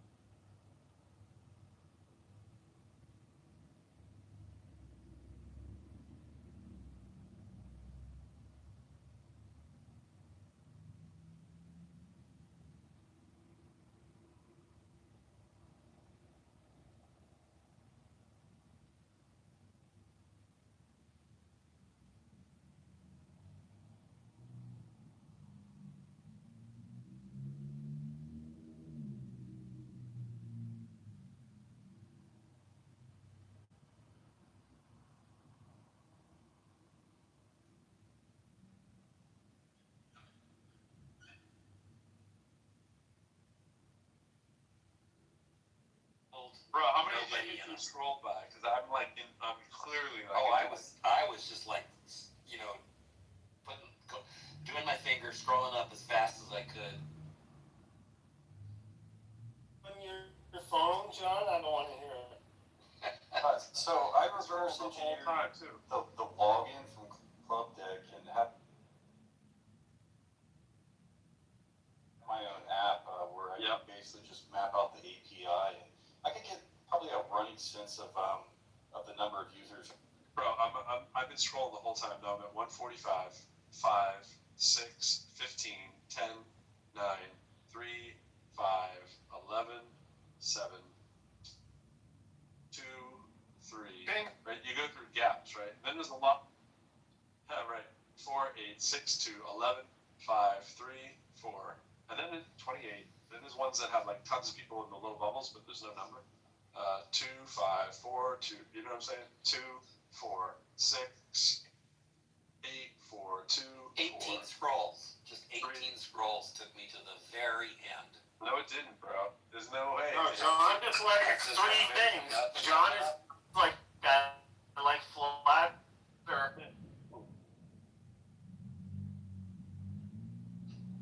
Probably. Whole time. You got to be.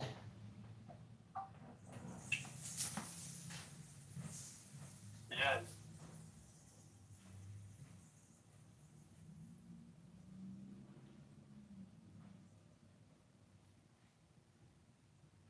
I don't know what it is.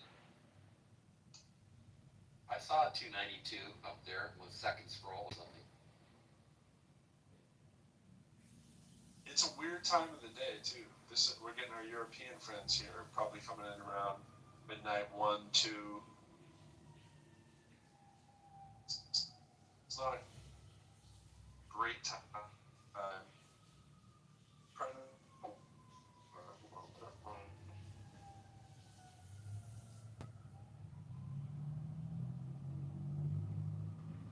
Right.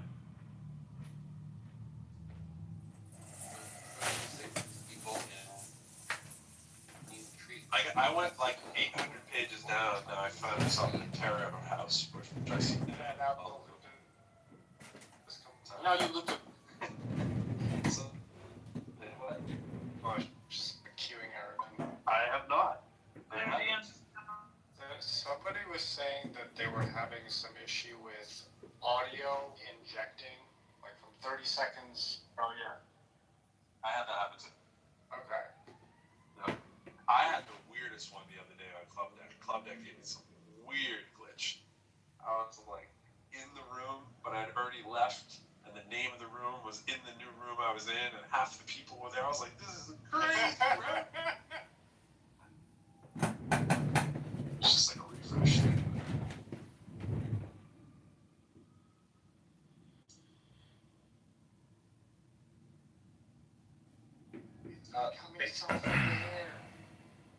Basically, I have some limited features on my app currently, but you pretty well can just use a proxy and map out the API and just figure this kind of stuff out if you really wanted to.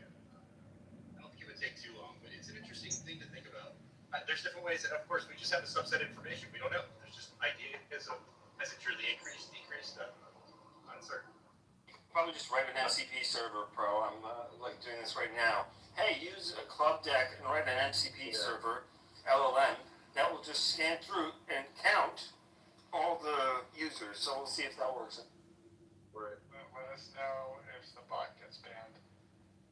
I'm definitely into rooms that feel like they're bot created rooms that it's sent to the bottom, right? Now I'm in the 1, 2, 7, 1, 1, 2. I did think about that. They were just one bubble. Yep.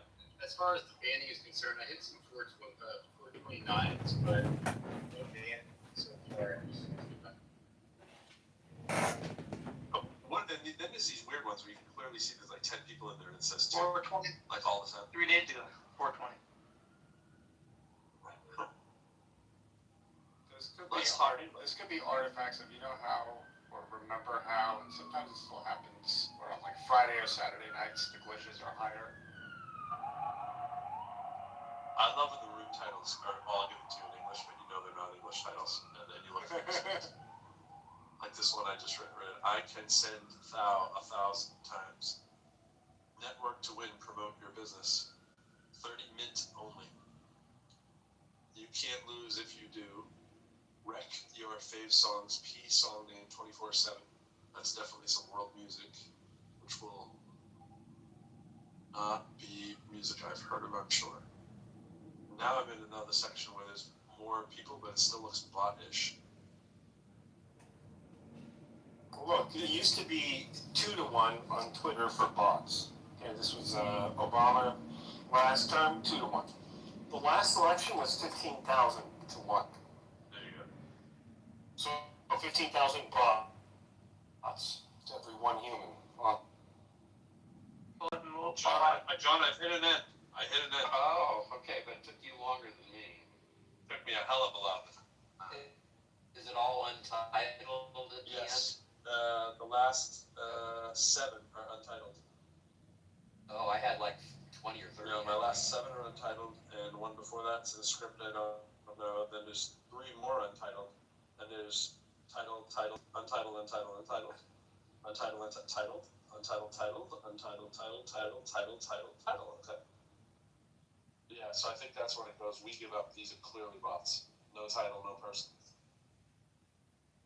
Well, one person. I do want to go.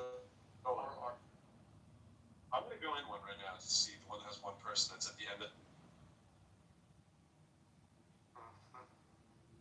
He may never come back.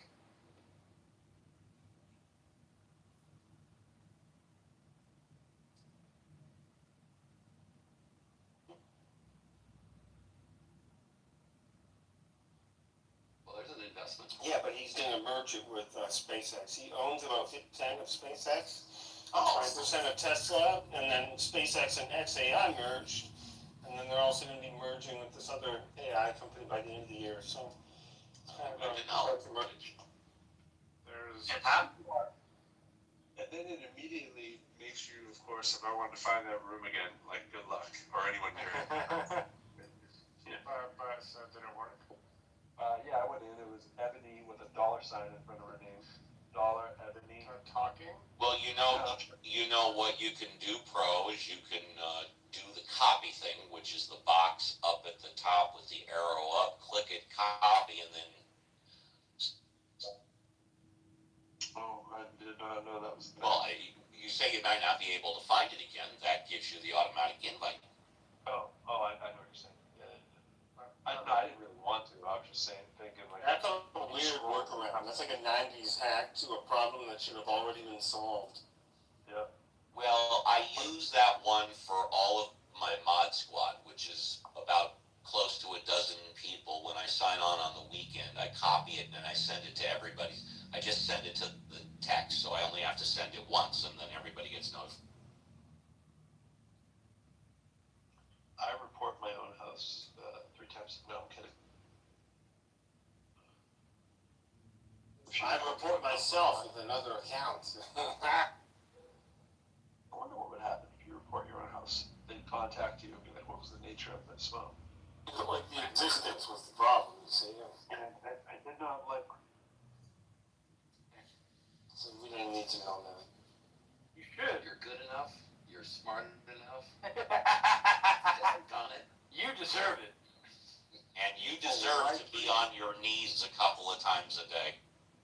What the fuck was that? How are you jerking off on your knees, man? He said okay, it's a play on words. He said he praises himself. Praise on knees, hands. Oh, He was congratulating himself. Don't you love that chant? It is right to give him thanks and praise. Like as if you need a reminder that it's right to give him thanks and praise after you've already done it in the church of your choosing. It is right to give him thanks and praise. Hallelujah. Freaking robot. It is right to give nothing cultish there. It is right to give him thanks and praise. It's right to give. Like, what? Why are you guys singing this neuro-linguistic MK Ultra type shit? What the fuck is going on? That's exactly what it is.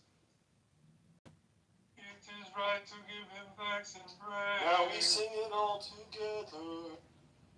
Catholic Catholic Church is just really weird. It's just, the more churches you go to, the more you realize the Catholic Church is very cult adjacent. No, say a word, like if I never did anything with my life, I was like, yo, I'm gonna go be a priest at the Vatican, wear slippers and a dress all the time, and just read good books. Anybody else can. But the Catholic Church does own more land around the world than any other individual or organization. They're the best corporation ever. John, It is, why they do you have got a woman's feet in your PTR? No, those are his feet. Yeah, how dare you? Those are your feet, John? Did he leave? Oh, he left. He's like, Oh. yeah, I've revealed my toes. Let me Oh, change that. no. Hi, puppy dog. You guys should all have a Cavapoo. It's a dog-eat-dog world. If everybody had a Cavapoo, it'd be a better place. They're just like humans and little live stuffed animals that stare at you and read your emotion all day and just want to follow you everything you do. I've had dogs all my life, and Chihuahuas are the biggest sons of bitches. Most dogs do that, bro. Most dogs stare at you and follow you around all day. Yeah, but not like the way we stare. Like, I'm a big dog person too. Like, I was raised with my aunt breeded them. I was on Animal Planet with my pug. You know what I'm saying? Like, it goes on and on. Had a German Shepherd. Like, this dog is a Cavapoo. And this Cavapoo is like, it studies your like emotions, and then it goes and hides stuff around the house for itself. Like, so it was. And now I know its schemes and its tricks, but it's one of those dogs that hides its stuff and then puts its paws over it to hope that you won't see it. It's that level of smart. You know what I'm saying? It's like, no, I don't have the pen under here. Why would you think that? With its hands crossed over the pen as you walk by. It's like that kind of stuff. And it's like, oh, you little crap. And she acts like, oh, nothing. No, that just happened to be sitting this way, just covering up the pen. And you're like, yep, you took the pen. And then she slowly creeps into my bathroom because she knows I'll kick her out there. She walks like she's a spy. And she gets into my bathroom so that she can try to jump into the trash and pull out toilet paper, which is like her favorite thing to do in the world. And she's like, run, stop, walk really slowly across the. It's just crazy. I've never had dogs do that before. Now, dogs can be sneaky, but this dog is like. My dog grabs my towels all the time. Oh, yeah. Yeah. I've never had a dog that grabbed towels before. Sorry. Oh, this dog. Because, you know why, Steve? Your dog wants your attention. Wants to play tug of war? No, wants your. Wait, grab the towel while you're using it, or grab the towel while No, you're. not while I'm using it. While it's hanging on the rack, like the next day. Because the dog wants your scent. Scent. Gotcha. It is the most comforting thing for a dog. Like dirty clothes on the floor, a lot of dogs will hang. Oh my god, my dog lives in my dirty clothes. She waits for me to open the dryer too, so it's clean clothes too. And as I'm throwing the clothes in the dryer, she chases like each one in. Like as it comes to the washer and the dryer, I just prep it. And when your dog sits at your feet and gives their back to you, that's a good thing. They're looking out for you because you are the leader of the pack, and they want to watch out for you. Well, my dog has its own special couch, and I mean, I never go on it. It sits next to the human couch. She's got the doggy couch. And constantly, when she goes on it, she'll go in a circle like 3 to 5 times and scratch at it before she actually sits down. Yeah, and I asked my dad, because, you know, I've had dogs all my life, and my dad's had dogs kind of twice. Because that's instinctual from when dogs were in the wild, and like not digging a hole, but digging an area where they could live in, is that they would dig the hole, they would go around so they'd be able to sink down a little bit. Yeah, I watched the whole thing of that. It wasn't that long ago. I saw the same stuff. There was a little bit more to it too. They're also, because they're vulnerable when they're, you know, sleeping or whatever, like most things, they're also scanning the perimeter real quickly, so it's a vestige from that. They would go around in a circle, make sure they see everything on all areas, and make sure it was a safe spot. But yeah, all that stuff was in there. Yes. Same reason why they circle before they poop too. Same reason. Yeah, the same thing. They're doing the same thing because that's when you're most vulnerable. Let them have policy. And that's why your dog will come to your feet if you leave your bathroom door open. If you're on the commode, they'll sit by your feet and watch your back to you. They're watching out for you. 8 monster boxes of silver, over 4,000 ounces of the better known American silver eagle. And this is the same dollar amount, but in gold coins. Much lighter, easier to store, easier to carry, and a lot easier to sell. Which one are you guys choosing and why? This is 8 monster boxes of silver, over 4,000 ounces of the better. Use the AI robot to take care of the dog after he dies. It's called Finch. It's a Tom Hanks movie. It's really good. Yeah, but like the people who are actually getting robots.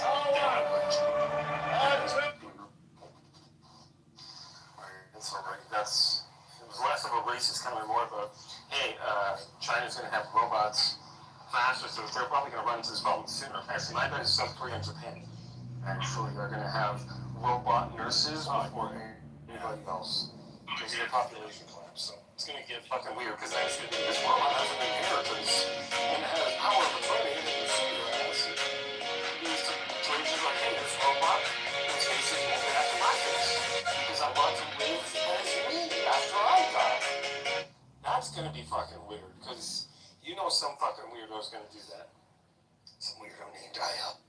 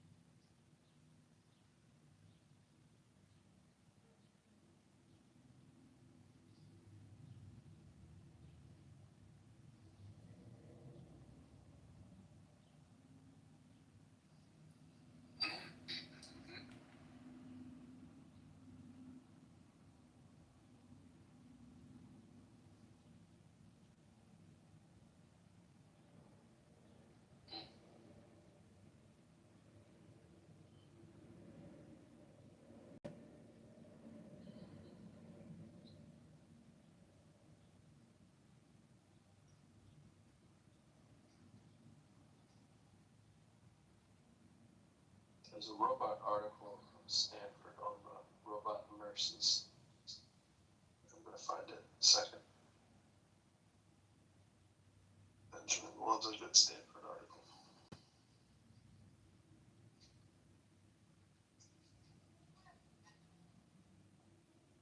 Hey, John, you're on.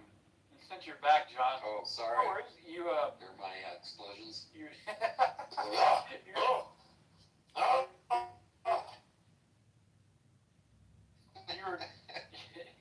you were grunting a little bit. What's that? John number 2. Jar, some feet. Whose feet were they?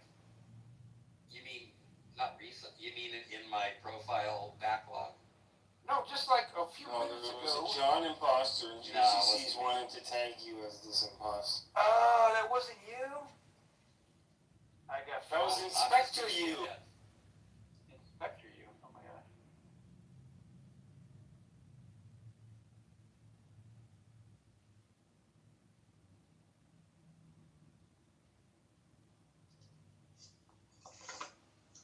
Denny's Day. This is Denny's Day. I have come to destroy you.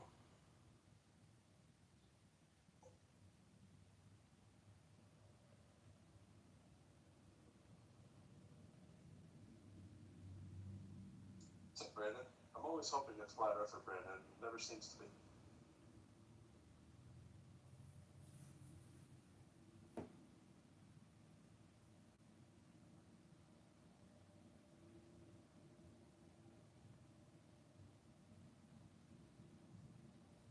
We're talking doom and gloom, end of the world, collapse, anything else you want to have on the negative docket is free game.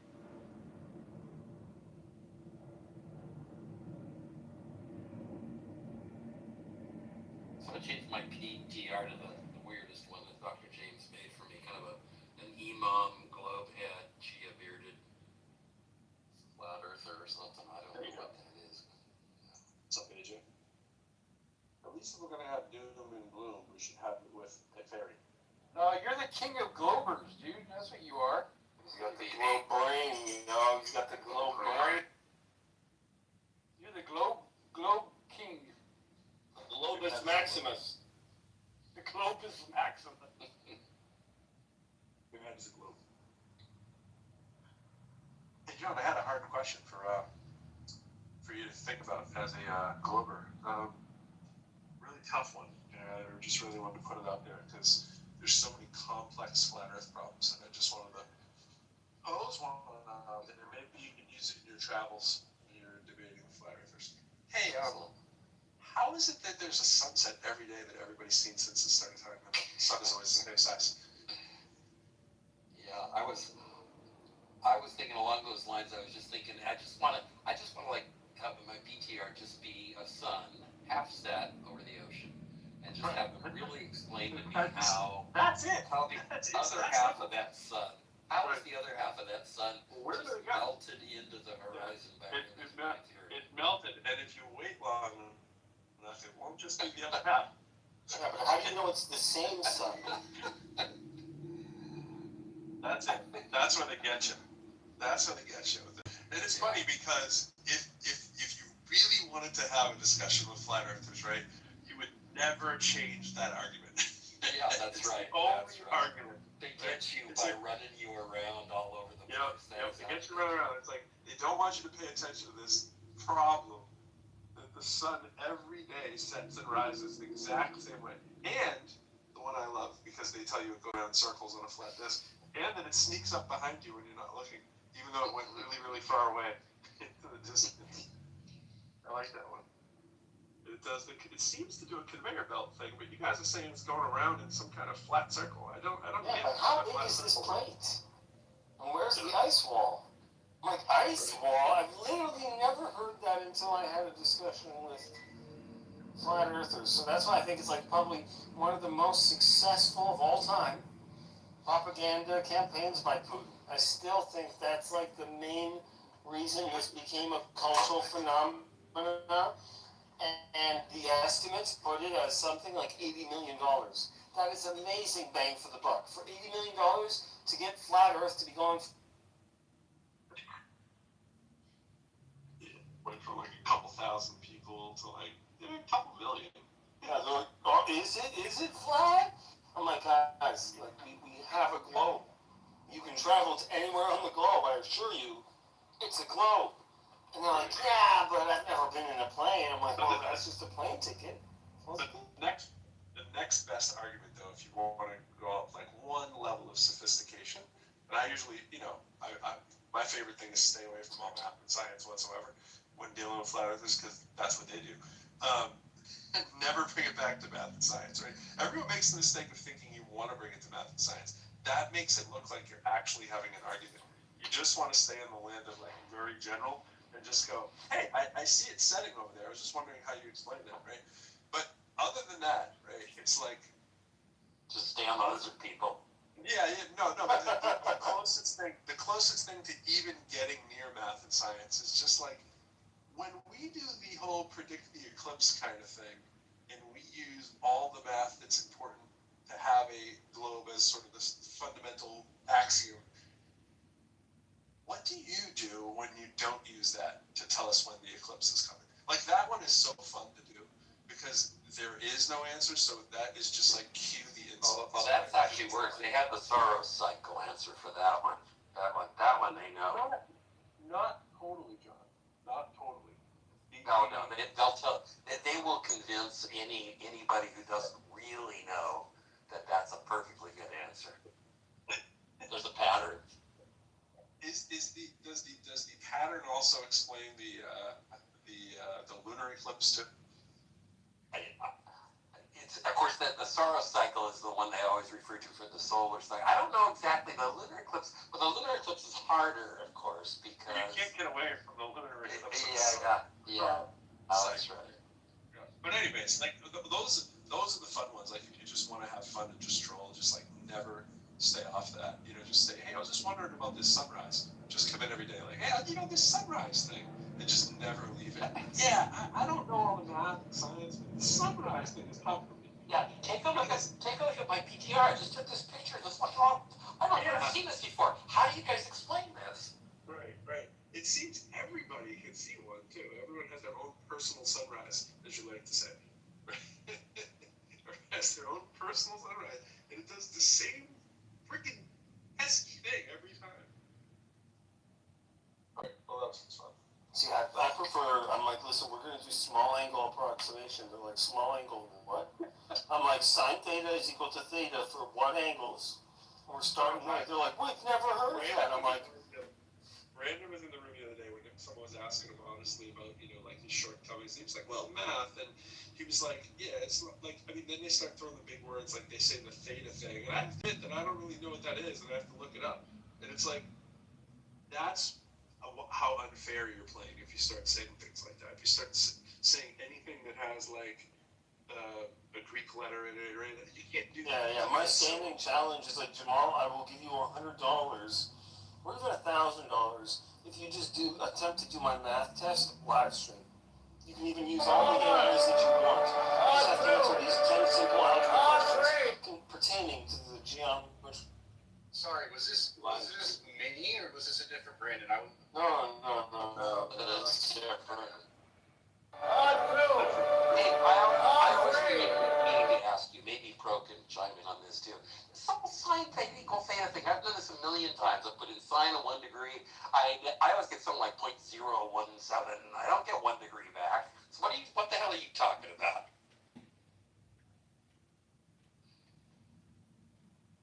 What? Oh man, now I was trying to figure out whether I'm serious. I was like, I hope you're. I hope this is the globe. The overshooting of the mark is there's no possible way that anyone in the room knows what a sign is, right? Well, I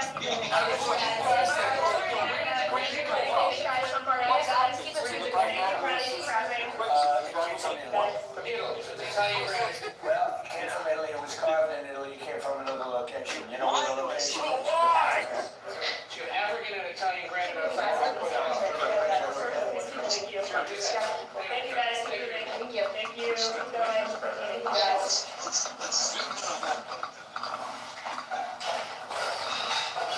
I'm surprised that they did like so good. I'm surprised that they can't do basic math to kind of like make us look stupid or make us look like assholes. So I would respect it much more. In fact, I've had conversations with flat earthers who are a little bit more Russian, like literally they're Russian speakers. You can kind of the accent. And they will answer questions like that, but then they'll trip you up.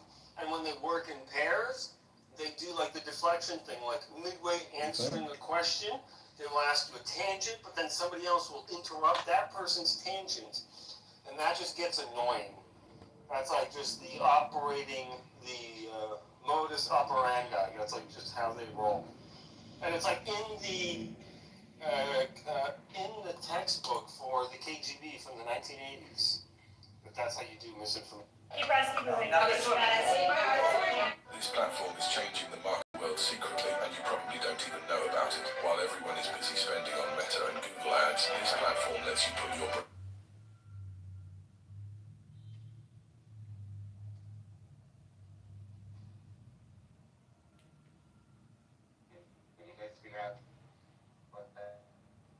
Yeah, if they follow you, they don't endorse you. I used to have something similar on my Twitter. DARPA used to have it as well. It's like retweets or reposts or follows are not endorsements. But F over V is not equal to E. Your profile has absolutely no merit in the real world.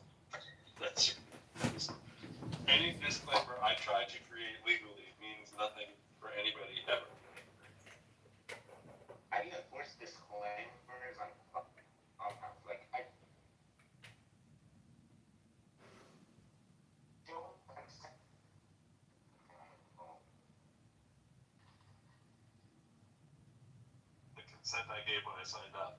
Right, exactly.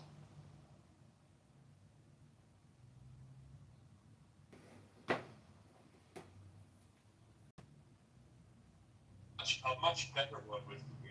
My presence in this room does not confirm my presence in this room.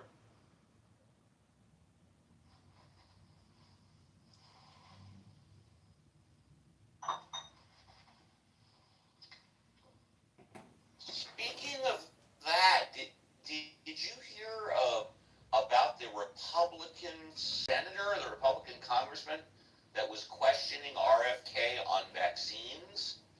And this is and I bring this up because I'm looking at it on my Facebook. Oh, it's the Democratic senator that claimed it's mathematically impossible to have a drug drop by. That's not what I'm talking about. Senator who voted for RFK. It was like the deciding vote. And then it was within the past 24, 48 hours that RFK was talking about the measles and saying that it wasn't that lack of people these days taking the vaccine. It was because of it was because of nutrition and shit like that why the measles went down. RFK was referring to a study that was totally debunked. It was done by a doctor who I think lost his license.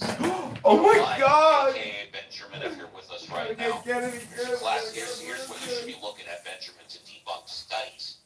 Look at the RFK thing within the past 20. Yeah, that's very. I was talking about RFK yesterday. Just great. I was reading a bio with Wikipedia, and it's just like the whole part that like straight up calls him, and whatever it is, add an anti-vaxxer. It's like, how do you have an anti-vaxxer in this position? Like, how is it? Remember watching the hearings and people actually taking like it was a serious hearing, and they were like having a serious vote. Like you're actually considering this guy might not be lying. Oh wait, no, it's you're all lying. It's a real hearing.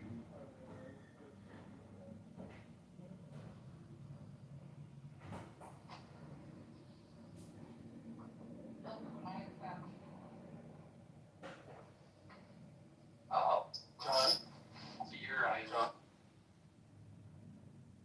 RFK before coming to the administration, RFK has 20 years of litigation experience with the EPA environmental issues. That's Well, everybody has one.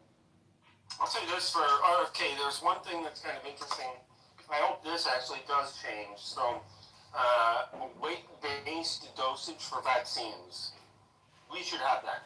That should be a thing. Like if a child is bigger or smaller, we do that with other medications. We should do that with vaccines. And there's actually a lot of data coming out of the farm animal data sets for pigs and cows and so on that shows that there is a difference in the reactions and side effects of animals when you adjust for weight-based dosage. So, hey, that might address a lot of the issues, because it's kind of like, hey, if you take like too much Advil for your weight, we can predictably say that something bad might happen or you might not feel well. So, for what it's worth, RFK does a lot of creating noise, but sometimes you need that kind of disruption to get out of groupthink, especially in a field as closely guarded as medicine. So as long as people keep his feet to the fire, I don't mind him doing that. If he can just unequivocally go and start making changes, then that's crazy. But then again, the recent Ibogaine thing from Trump, that's such welcome news. That's amazing. So history happens all sorts of ways. What the hell are you talking about? Trump for legalized. Basis for any of the changes. No, that's I would disagree with that. He needs to go disrupting unscientifically. What do you disagree? I'm talking about the dosage-based vaccination schedules. If we had, based on your weight, the dosage was adjusted, how much vaccine you got, that's an interesting thing that one of his policies, one of his missions that he's pushing is that. So as long as we keep his feet to the fire with that kind of mission, I think it's good that there's somebody who's doing those kinds of changes. I don't know what you're referring to specifically, but I made the references. I can post them in the room chat if you want about the animal dosage.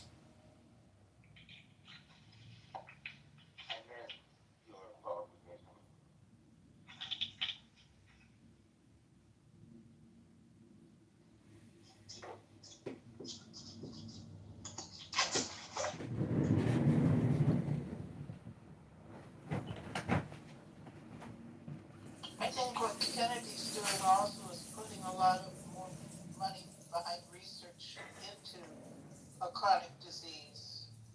And he does probably, he's probably looking at the effects that vaccines might be having on chronic disease. Yeah, but how can you say with any type of straight face at all that the reason why we essentially eradicated the measles up until a year ago had nothing to do with vaccines, but it had to do with good health and hygiene? Oh, that could be. No, it can't be. It's because of the vaccine. But do you think it's still okay to investigate the cause of chronic disease? I don't think it's okay to flat out. Well, they say that about vaccines sort of in general, that hygiene and health and all that had an effect on lowering. Yes, but we're not talking about vaccines in general. We're talking about the measles. So how do you know that that's not true? Because every study says it's true, except I'm answering your question. Studies you're not looking at. Every study says it's true, except the one study that RFK pointed out, which was debunked, and the doctor in charge of that study lost his license for life. That's why. Dr. Debunking here. You gotta clip this cocksucker, just for the sake of clipping the worst people on the planet. Brainwash, big pharma pushers, big tax recipients. Just a tax with no added benefit. In fact, the benefit is not a benefit. The benefit is a detriment to the human body. I modified it to be. Can you dispute statistics, sir? If you've yet to actually discuss any statistics, sir. Doctor, have you read The Fish? This fucking woman, bro. Shut the fuck up. Damn! Steve getting put in his fucking place, mate. Uncle Steve is a bear. Hank Zappa. Wow, cool. Fucking bitch. So, Michaela, what doctor has been fired for speaking? Threatened with losing their license.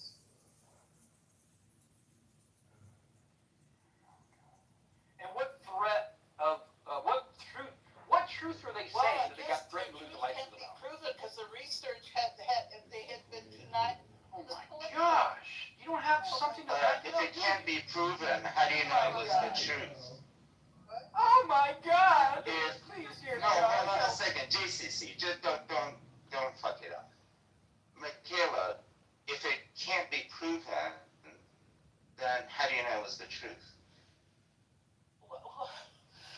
There was a lot of research that was pointing. They said that they were debunking it, but it wasn't really debunked. Look at Peter McCullough. Look at all those scientists that were objecting to the vaccine. They had research going on there. They were saying. Well, what did the research show? What did they research? Oh, sorry. They said there wasn't enough long-term research on the effects, the long-term effects of the vaccine. They said it was given as with emergency approval. Right. And that it wasn't safe because of the spike protein being produced afterwards, continually produced by the body. That's a very good point. Do you have the statistics to back it up? Meaning that, do you know what the death rate from COVID was? Death rate was for the vaccine, and what the death rate was due to the vaccine? No, I think you have to there was a natural increase and then fall off of income. Yeah. So if there are 1 million people who have the COVID, the virus, let's say half of them will die without treatment, but then I give the vaccine and I say only 10,000 people die instead of 500,000, but another 1,000 people died because of the vaccine. So in total, 11,000 people died. Do you say that was a successful vaccine or unsuccessful vaccine? I'm making it up. I don't know the statistics. I don't have, well, I only have one statistics, and that's for people with my diseases and medications. And the statistics for me was that before the vaccine, the death rate was 100%. After 3 doses of vaccine, the death rate was the same as the general population. What disease are you talking about? I have Crohn's disease and remnant of kidney cancer, and I'm on heavy doses of immunosuppressants. Well, maybe it's working for you. It wasn't the mRNA vaccine. Yes, it was. It was the mRNA. vaccine. Yeah, it was a vaccine. The mRNA was not a vaccine. What was that? The COVID vaccine, it wasn't really a vaccine. What? It didn't operate the way normal vaccines operate. So it was an mRNA vaccine. Yeah, So what do you mean it was a vaccine? Was your vaccine an mRNA vaccine? All COVID vaccines were mRNA vaccines. Pardon? What? All COVID vaccines. No, that's not true. Except for Johnson Johnson. Oh, yeah. Johnson Johnson. Yeah, but then they withdrew that. The adenovirus was. It's not around that. There were definitely different vaccines. I will give you some statistics. These are general. I don't have them in front of me. Please correct me if I'm wrong. That over 95% of the people that died from COVID did not take the vaccine. Over 98% of the people that took the vaccine had no side effects except for maybe the flu or the common cold and a little swelling at the vaccine site. So there are some statistics.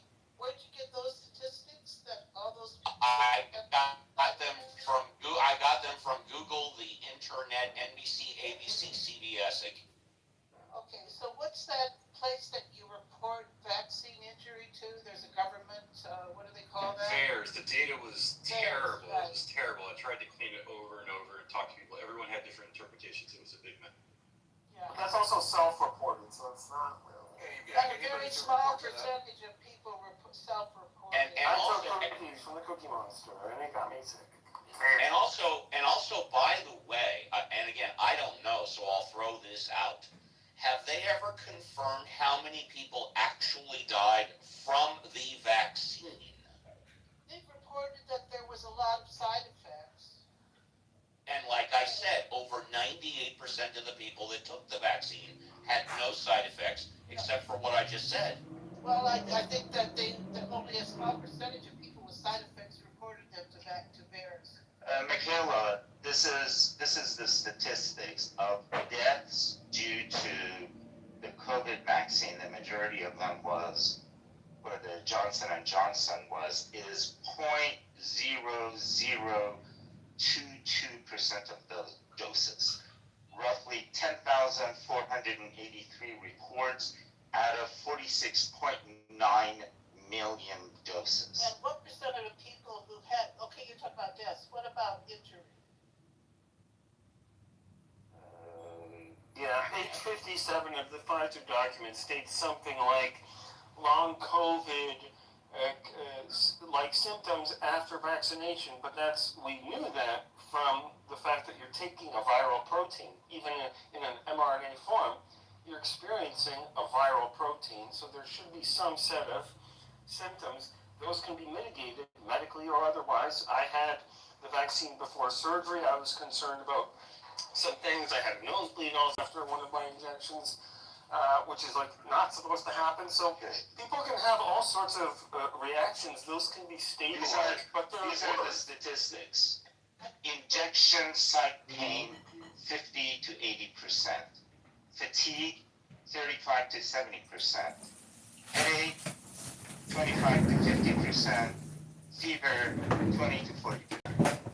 Those were the reported side effects of the vaccine. What about the What was that? on the heart? Young people in their young men with their hearts. Myocarditis, pericarditis occurs in approximately 8.5 cases per million people. How long? 0.008%. I'm just one family, but I'm going to say my mom took it and she lost her memory. She basically got Alzheimer's for about 2 years. Didn't know what year it was.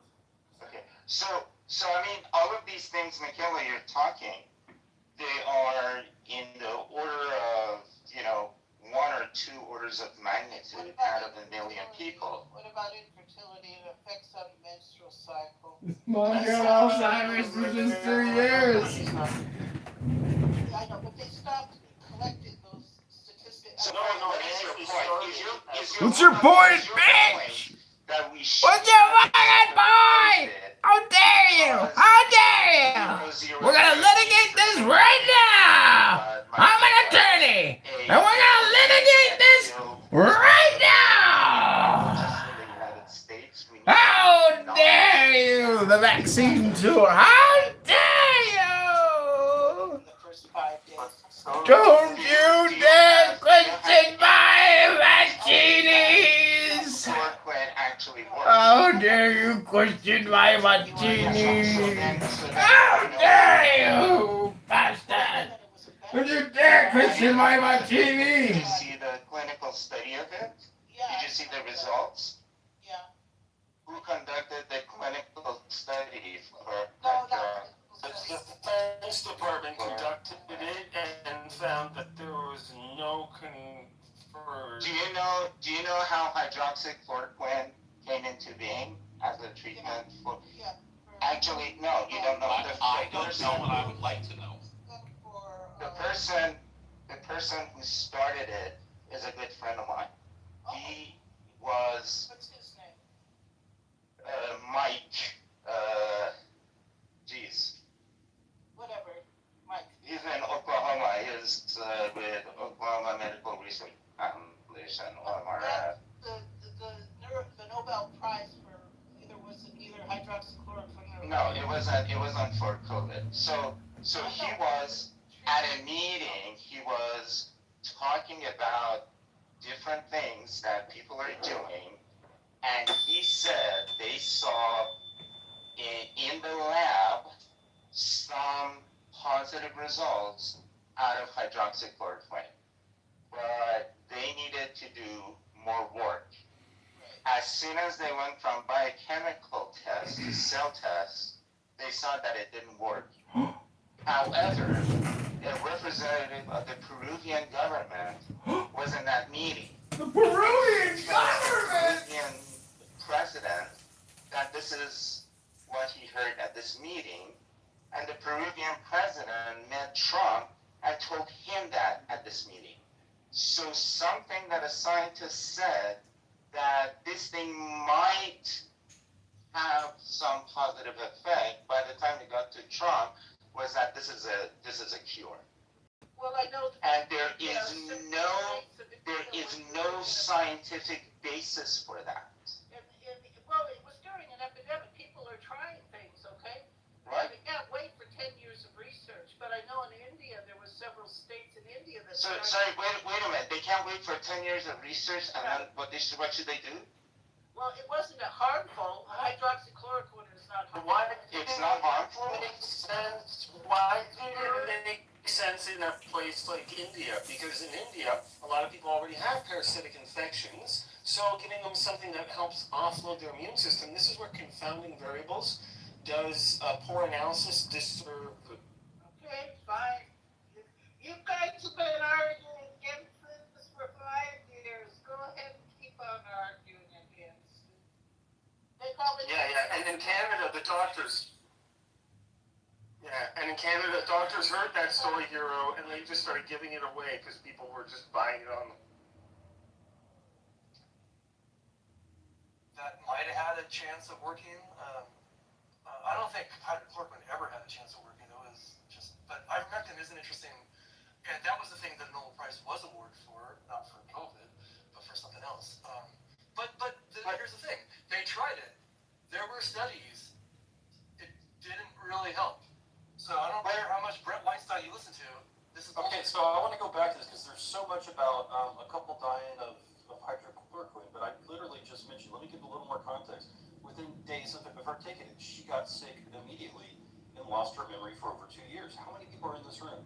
You said something like 1 in a million or something like that, Sam, on one of the major complications. You mentioned one specifically, I think, myocarditis.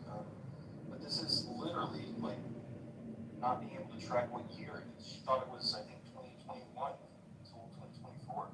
That's a big deal. Well, it could have also accelerated that disease, too. What conclusion do you draw from that?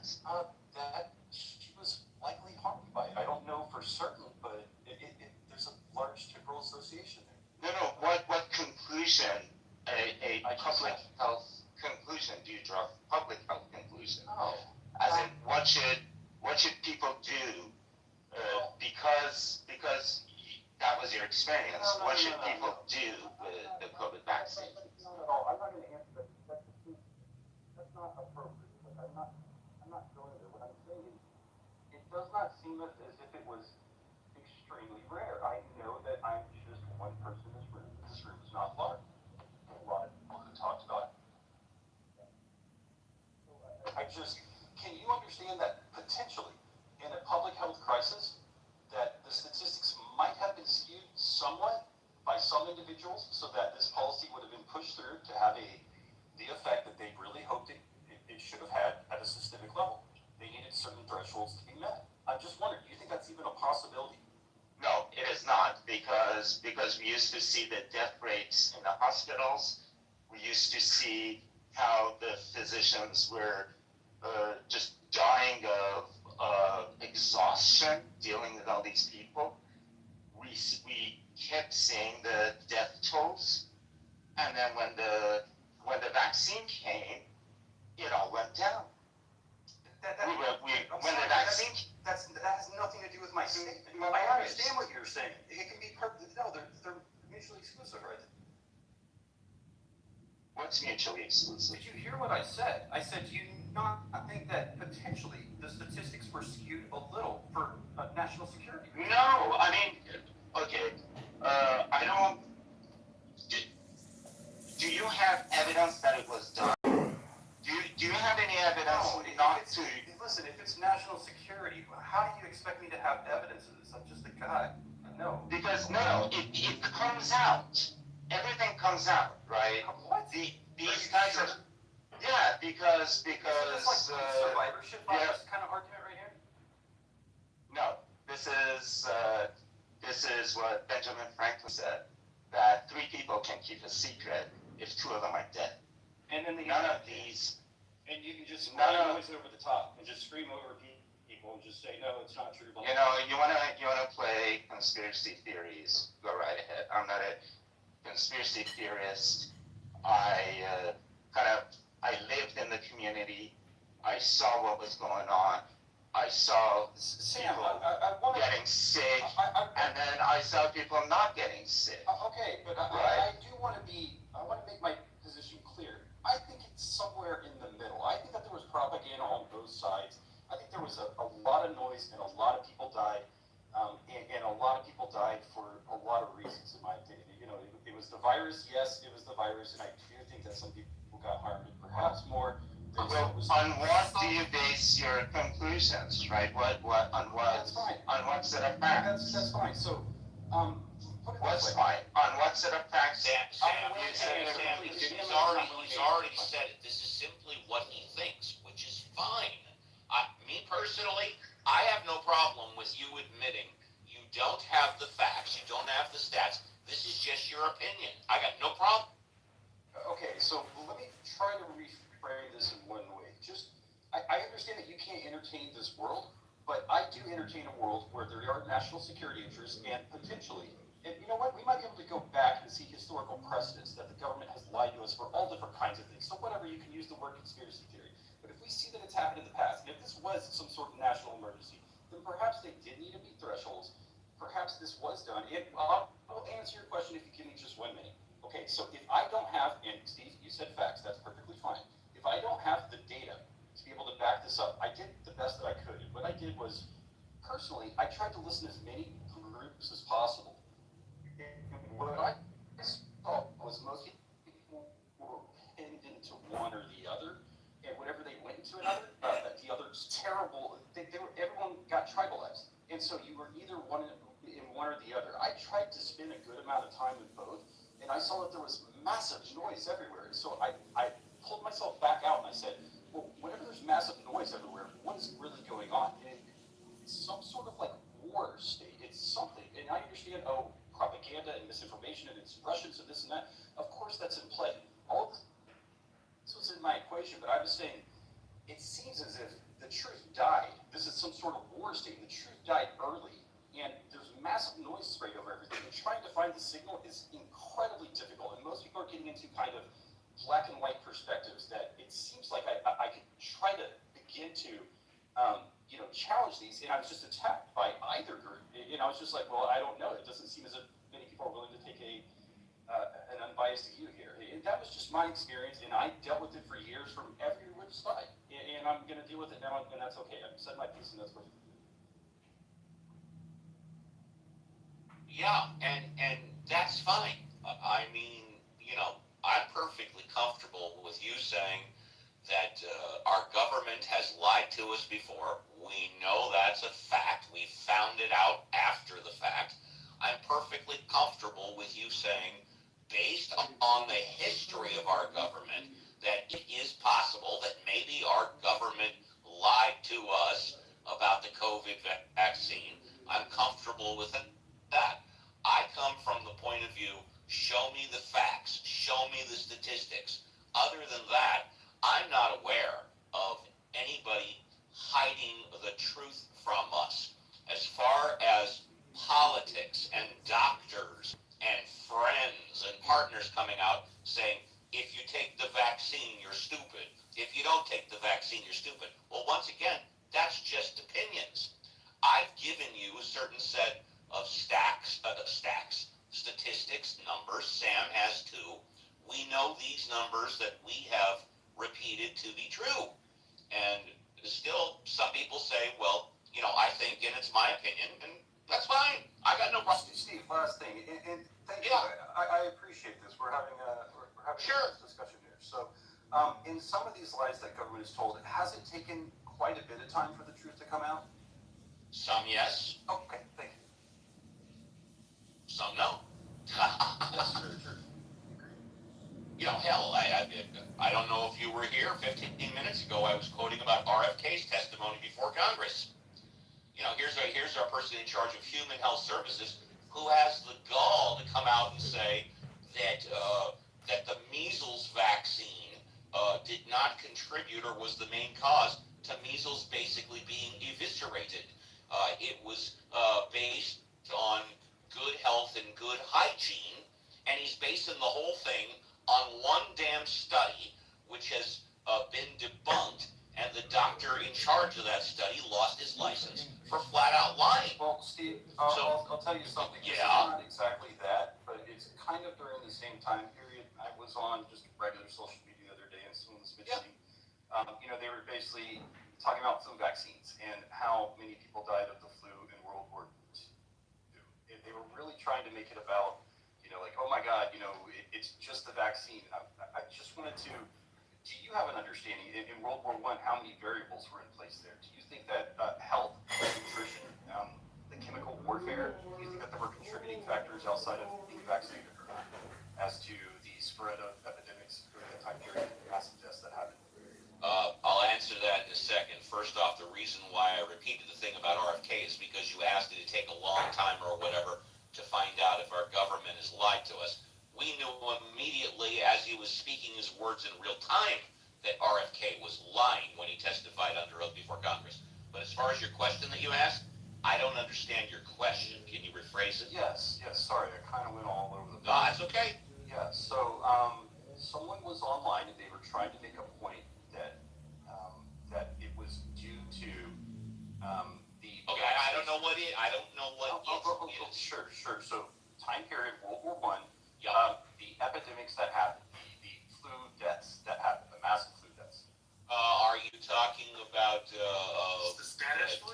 1918 Spanish flu. I've done a lot of research. I've done a lot of research on Spanish flu. Go ahead. Okay, so there was trench warfare, there was gangrene, there was chemical warfare, there was famine that happened a couple of years ago. Do you think that there were contributing factors of potentially like malnutrition and chronic stress and all sorts of other variables that were involved besides being? Yeah, the answer is yes. I think that anything that lowers your immune system, all of those things you mentioned do contribute to sickness, illness, and death. Yes.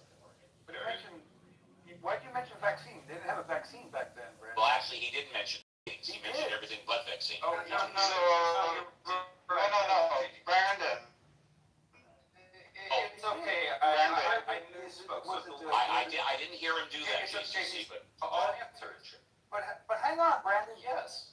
Why did you mention the vaccine? The lady It wasn't was around talking about now that vaccination rates were dropping, and she was comparing it to that time period and saying these people, and I think that her point was maybe it was that they didn't have vaccine. I don't remember why, but she was talking about all the people that died. Do that comparison. I know, and that's why I've been after her. I was like, it doesn't even make sense. This is just bizarre. There were definitely many factors involved in it. So the whole idea was today. Do you think that, and Steve already answered this, that there are contributing factors such as if you had a robust immune system, that certain diseases that are immune susceptibilities, genetic susceptibilities that people can have. Some people, if they have robust immune systems and are in good health, perhaps the vaccinations are. And here is my answer to that, and then JCC, you might want to comment. I think it depends what you're talking about. In my humble opinion, anybody that does not get the basic vaccines, rubella, mumps, measles, what did Neil Young not get vaccinated for? Not by his own fault. Smallpox, but that's not it. There's another one, guys. It's crippling. What? Polio, thank you. Anybody that does not get those vaccines, they are a stupid idiot, and regardless of how robust your immune system is, I don't think that matters. If you don't get vaccinated for those basic illnesses and diseases, you're a fool. Now, when it comes to COVID, I personally think COVID is a personal decision. I do not, look, I got the basic vaccine. I got one booster. I will not take the COVID vaccine again. I will never get boosted again. 15 years ago, I swore I would. I swear to God, I'll never take another booster again. Than those basic vaccines that you get when you're a child, from 6 months, 2 months. I recommend you get the flu vaccine annually, dude. Definitely get that annually. I agree. Absolutely. The science proves that an annual flu vaccine indubitably makes you absolutely more protected from any shortcoming in health. And in fact, it is an added benefit to one's health, an incredible possible improvement to what could have been without. And I highly encourage you to absolutely take it as your medical provider. I encourage you to take the best products. Only the best products for your health, my dear. A case where some people have, you could say, a nuisance or more from having this versus they might not have had the flu. They might not have been protected. Let's put it that way. Yeah, you're conflating two completely different processes. Right. On the flu vaccine, what you're trying to do is you map out the genetics of flu viruses across the globe. Over the year, you see which genetic strains are on the rise, which genetic strains are going down. And then based on that statistics, you map out your vaccine to A, account for the strains that are on the rise, and B, predicting how this evolutionary process creates new strains in the future for the life of the vaccine. How is that different than what you said? Where they go wrong is not, or where it works and doesn't work, is not because people's immunities are different. It's because their prediction of what the mutation is going to be in the future was wrong. Sorry, I didn't make that point. If you thought that was my point, that's not correct.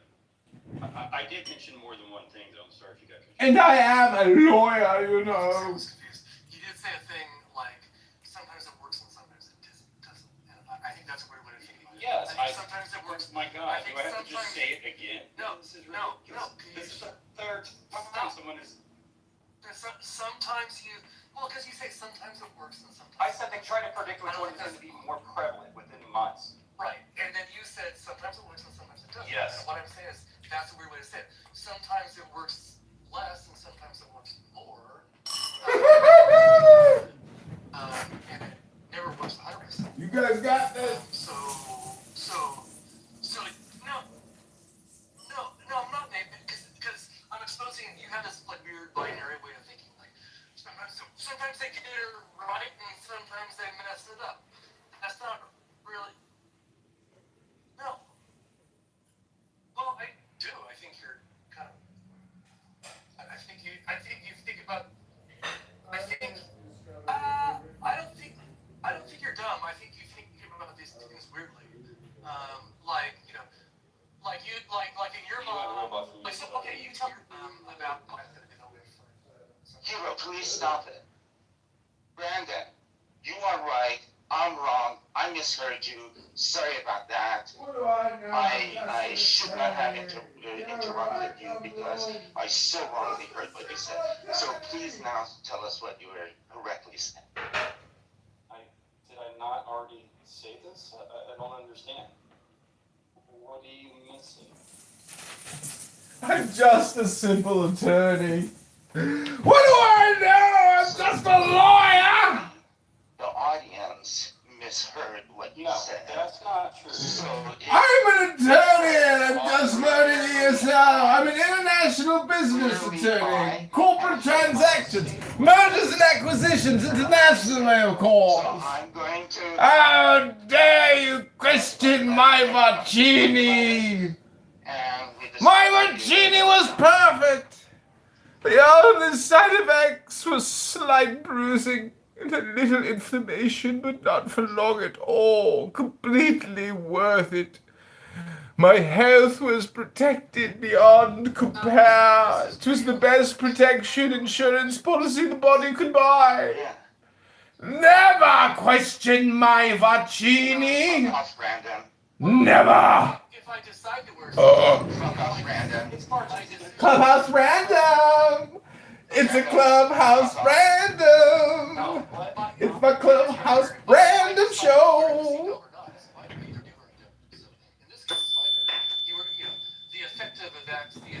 How dare you question my Vaccini? That was my Vaccini. And there was no Vaccini like it. I took one, and then the boost, just to keep it up a little bit. I might say, like, well, you know, 50,000 people in the U.S. die a year in auto accidents. I think it's a lot less than that now. But it's a lot of people every year, right? So, seatbelts have been shown to save lives. But I could tell you a story about my uncle's. You can tell us a story. Great. I think we need to de-escalate from that Clubhouse Random. It's like Bill Maher's Club Random.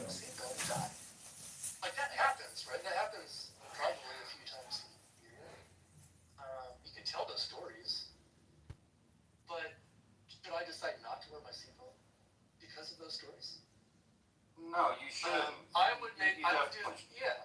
Okay, so your mom got Alzheimer's. Okay, old woman gets Alzheimer's. It reversed. Whether It happened within days of her taking it, and it reversed a couple years. Okay, so, I mean, first of all, based on your behavior, I don't really believe you, but I might. I mean, I might. That's terrible. But I'm saying reversible Alzheimer's is not very well known. I don't think it was actual Alzheimer's. She did not know what year it was for 2 years. So she got confusion, right? She got confusion because of that.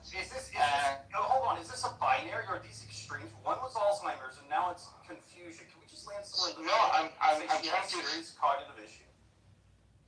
What was her diagnosis? There was no diagnosis initially. She didn't see a doctor for a long time. I didn't even know. So then how do you my family? So then how do you know it was related to the vaccine? I heard it from my aunt. Okay, I heard it from my aunt. My aunt was talking to her at the time.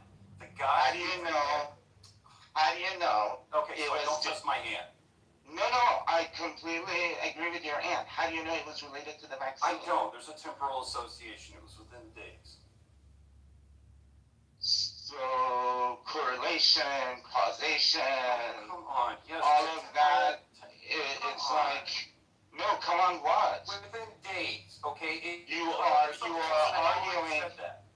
Listen, you are arguing against a large body of science and clinical trials using the story that your aunt tell you about something that you don't know what happened. Listen, it wasn't just. Is that logical to you? No. Is it logical? Is it logical? It does seem. Hold on a second. Let me ask my next question. Is it logical to counter a statistical argument with anecdotal single points? So that is, if I say statistically, 95% of people will benefit from this, and you say my grandma didn't, is that a counter to my statistical argument? No, it's not a valid counter. Okay, so why are you, no. Yeah, I'm gonna go lawyer on you. So why are you, yes, I am, I'm a lawyer, so by definition I'm an asshole. Yeah, you're trained to be psycho. Oh yeah, absolutely, you ain't saying nothing yet. Just get me pissed off, and then you're gonna see me come out. So why do you then bring out this anecdotal evidence to counter our contention that the vaccine was okay? No, I'm trying to figure your logic out. Sam, so I'd like to be clear, and I have tried to be clear over and over. Somewhere in the. Yeah, you're not, though. You're not. That's the problem. Not clear to you. That's fine. You're not. Well, I'm your audience, and so if you're not clear to me, then you're not clear. And then I can get some fucking statements out. Is that okay with you, Sam? Sure, give your fucking statements. Okay. So I agree with you that anecdotal evidence is it's something to take into consideration. If you don't take it into consideration whatsoever, then I would consider you and anyone else who's like that a fool, and that's fine. Some people lean entirely on just statistics that statistics. I will just stop there. There's lies, there's damn lies, there's statistics, but whatever. And listen, buddy, I land somewhere in the middle. I've been trying to say over and over that I think that the situation was complex, that there was death that happened all over the place. I think some of the deaths may have happened or some serious complications for the vaccine, but I also think the overwhelming majority likely happened from the virus. Okay, I think that there was just a ridiculous amount of noise, and what I tried to say, I brought this up personally because it did affect me. There weren't many people in this room, and I understand Hero's point that because you could bring out something random and at scale, you would expect it to happen every once in a while. Okay, but I was trying to put this in a space where I said that during that time period, I didn't only stay in one camp, and when I went to the other side, they did not have the data, and I admit that. A lot of the they brought up was terrible, and I challenged it as well. But there were many people who were noticing things, and it was not. It wasn't a one-off. Okay, it wasn't just a lot was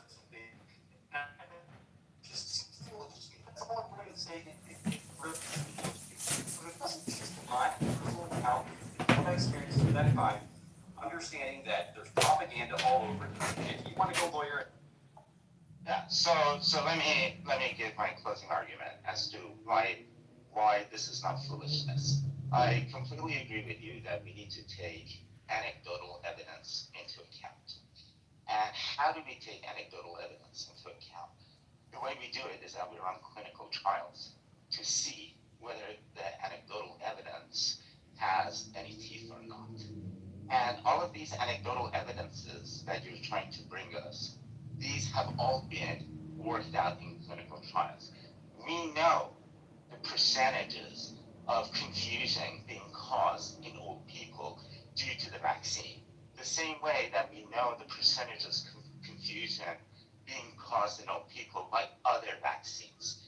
We know the percentage of people who get sick from the vaccine, who die from the vaccine. We know all of that. So I'm not dismissing your anecdotal evidence. I'm saying that your anecdotal evidence is now irrelevant because this issue has been dealt with and is worked into the statistics of the vaccine. If you read the package insert for the vaccine, you'll see that all of these percentages are listed there. So you're not telling us something that the scientific community doesn't know. You're telling us something that they know and they have worked it out. And the fact that it's an issue for you is because you haven't reviewed the relevant data. Well, okay, so you're making an assumption there. I reviewed a lot of data. I simply disagree. We have different worldviews here. And you already stated you aren't in a world where there can be national security interests that skew statistics during. I never said that. Oh, you didn't? No. Are you sure? Because I asked that a little while, and I thought. No, I asked you. No, on these things. No, I'm sorry. No, hold on a second. Yeah, on these things, because I don't know. I don't know where it was done or not. I asked for your evidence because you seem to know. So I asked, what is your evidence? Yeah, that's fine. But Sam, can we just take it? And if you don't have evidence, I'm not going to accept your. That's fine. But just to be clear. I'm not saying that the opposite is true if I don't accept yours. Yeah. I'm just saying that I don't know. It's okay. That's fine. So you don't know. You do live within a world where it is a possibility. Yes, absolutely. Okay, that's perfectly fine. I think that we actually, this may seem.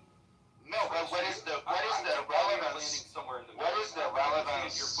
What's the relevance of that? Because I think that this could still be a case. I think that in the years to come, that perhaps why do you make that? Based on what do you make that? I already told you, Sam. It's based on the experiences that I had during that time period.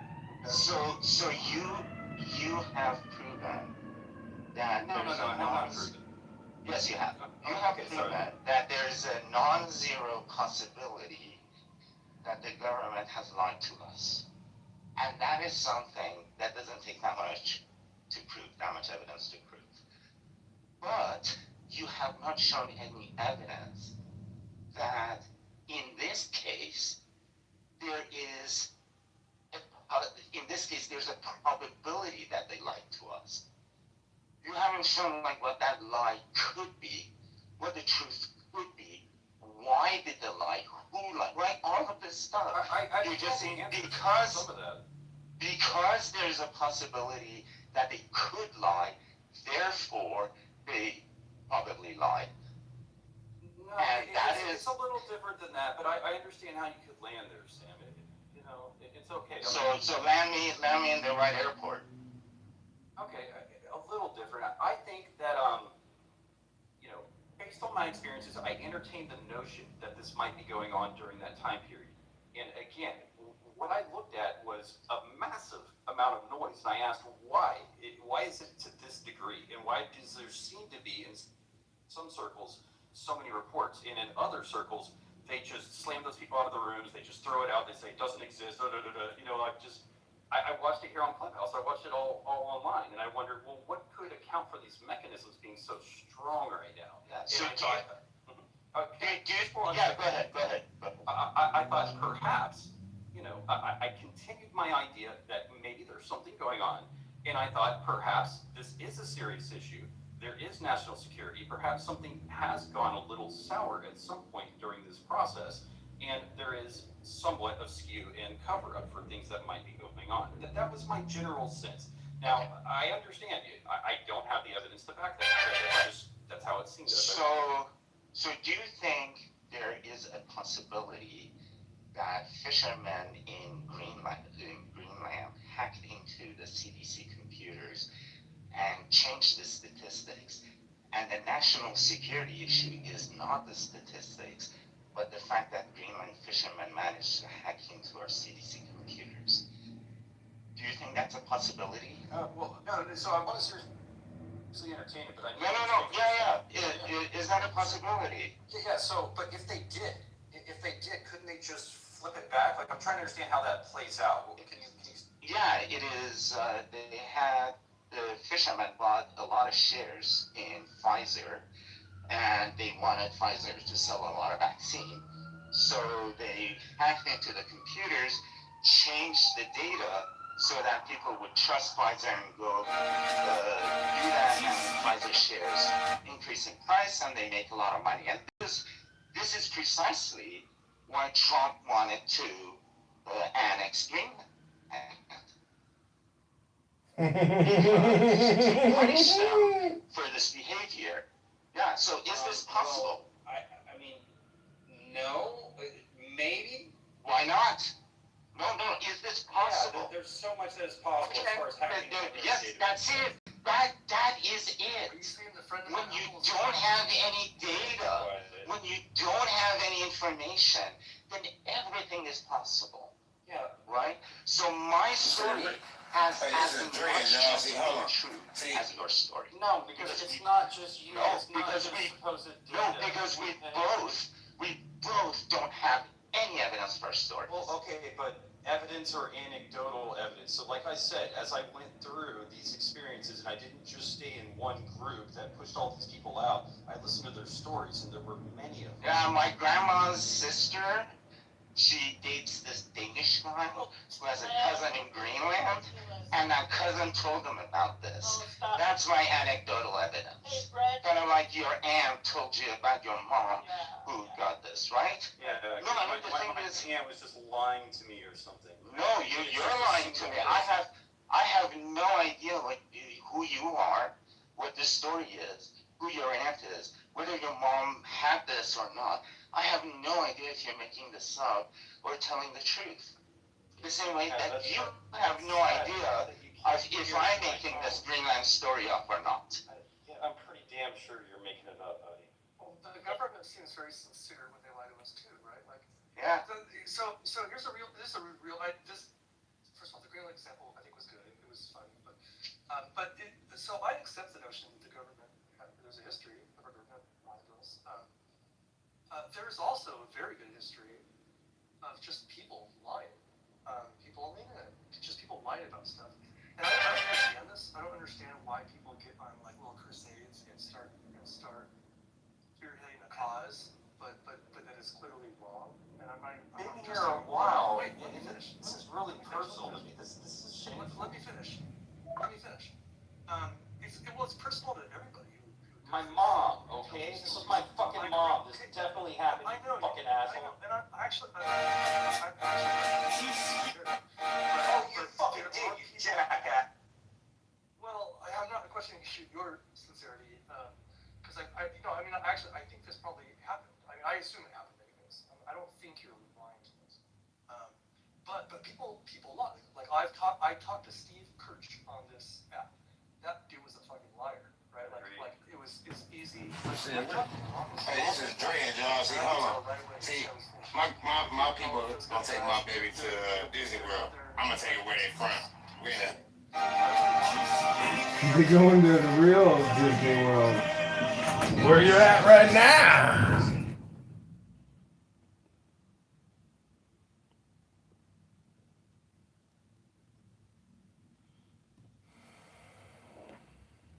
Okay, so this is just weird. The fact that you really, the way that you worded everything here, you, at least beginning, you did not believe me, and I've been here for a while. Like, you don't think that I about trying to, at least trying to, from my perspective, understand the truth and to tell people things honestly. You just see me as a troll? You think that's all I do, or do I simply have a bit of distance from you guys in certain ways of thinking and maybe my beliefs? Yeah, you do have a distance from us. We tend to follow the scientific method, and you don't. Jeez. That seems to be the... Whatever, buddy. Whatever, buddy. I was good in science. I got a computer science degree. I don't know. Yeah, so no, you didn't learn about sufficiency of proof. You didn't learn about why do you statistical. think this? Because you're citing me anecdotal evidence to counter statistical arguments. And yet you said that it was something that you should take into consideration. And I told you that we did take that into consideration, and we dismissed it. But you remember what I said was, look, we're just going to go in circles. It's okay. Yeah, we are, because you keep not applying the scientific method to your arguments. That's and not you keep it. applying science. It is it. That's literally not it. Yeah, my worldview is evidence-based. Yours is not. You just declare it to be so. No, it actually is. No, I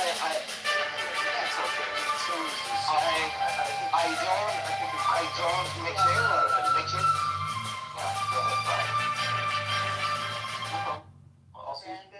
Okay. Hopefully not. Okay. Look, I think that I learned some things from this. I thought you were leaving. What happened? Jeez. Why aren't you leaving? You're a fucking asshole, Sam. I don't know why. I told you, you ain't seen nothing yet. I am. I truly am. Yeah. Ask all these people here. They've known me for 5 years now. Ask those people in the audience, he's just a fucking jackass. That's it. I am. Just ask Benjamin. You don't give a fuck about the truth. How about that? You give a fuck about supposed evidence from authorities. I don't know what the truth is, right? I don't know what the truth is. I just know what the evidence are. What a coward, he hit and ran. What a coward. I gotta call him a coward after he calls you out. Oh, that was beautiful. Beautiful. Another exciting episode of My Vaccine, My Body, and My Choice. Don't criticize my Mancini! My Mancini was perfect for my body, protected by encapsulated form perfectly for the longer duration of my presence. My daughter said that. You don't understand statistics, sir. You certainly do not understand science. But if you did, you wouldn't be so stupid and effing retarded as Dr. Stephen Bell put it, because that makes you an R word, an F word, all the worst things. Oh, horrible. This is fully encapsulates my latest film by Mancini, mine, Mancini. Just saying, I like this thing because I like it, and that's My why I buy it. Mancini, I loved my Mancini, don't you question my Mancini, it was positive, it was beneficial, it was wonderful, it protected me It's a perfectly. different story than I expected, as opposed to how can I make my dogma correct? And you're not really doing science or ready to do science. That's the problem. Oh. It doesn't sound like you're ready to learn. Yeah, you're not ready to learn. Just like a, You're not ready to learn. preliminary thing. Oh boy, ladies and gentlemen, I am losing all faith that anyone is redeemable. None of these people have changed or learned a thing in 5 years. I like the How terrifying! I only look at the evidence that I like. What a compliment. Exactly, everything is projection. No, I just look at the evidence. Well, they said you would look at it. It sounds like what a compliment. Regardless if it fits your narrative or not.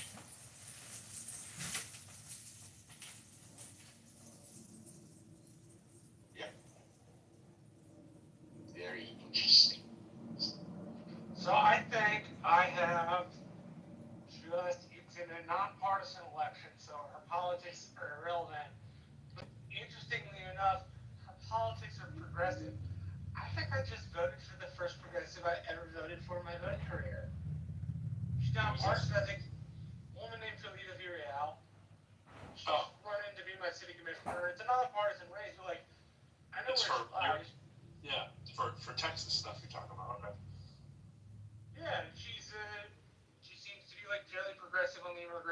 issue, on medicine, on like community empowerment.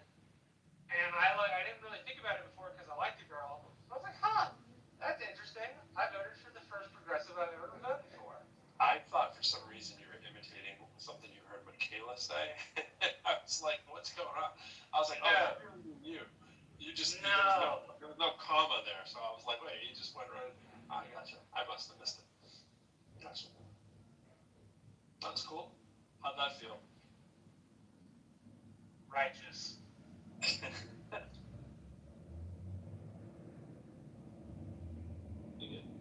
People say righteous before kill too, so never can tell what that means. I mean, badass. I like her. I would never have agreed to help her if I didn't think she was qualified to do the job. She comes from like a 501c3 background, managed a charity that does like professional development for folks on the lower end of the ladder, college and like high school development and like placing people in internships, right? Basically giving the poorest of the poor in the Rio Grande Valley access to professional advancement. And she went from a $2 million, like under a $2 million budget to a $6 million budget, which for my area is big. I realize in big cities it's probably not all that big. And she did that, and she's a public accountant, which means she'll be really good at looking through the city's books and where we spend our money. So I like her. Plus, she's just a genuinely nice person. There you go. Hey, Marshall, do you know Peter Navarro? He was on the Trump team. I do know he's on the Trump team. Yeah, so Peter Navarro used to be a Democrat, and he ran for Congress in San Diego. And, Hillary Clinton came in, campaigned for him and all that. He is the reason that I voted Republican once. I voted for Brian Bilbray, who got elected and then got kicked out the next election because he voted to impeach Clinton, and San Diego was not an impeaching area, so they voted him out. And then after he left office, this Brian Bilbray, he was indicted for fraud and this and that. So Peter Navarro forced me to vote for a fraudster Republican.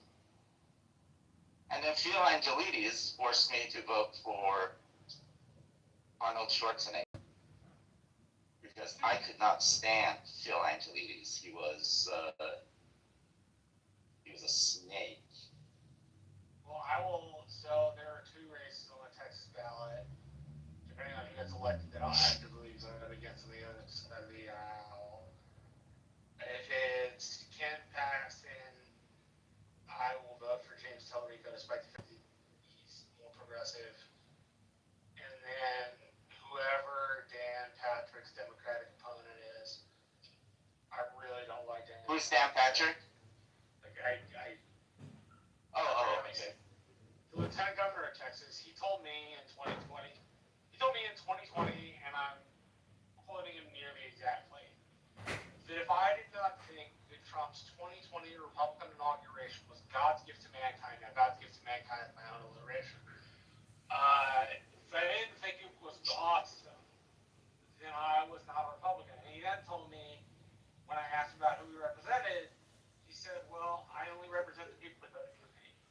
And I've wanted him out of office ever since. You don't ignore the entire other half of the state because they're not of your political affiliation. Like, that is just wrong. So those two races I actively vote against. My state senator race, I vote for the Democrat. My county judge race, I vote for the Democrat. Okay. My sheriff race, I vote for the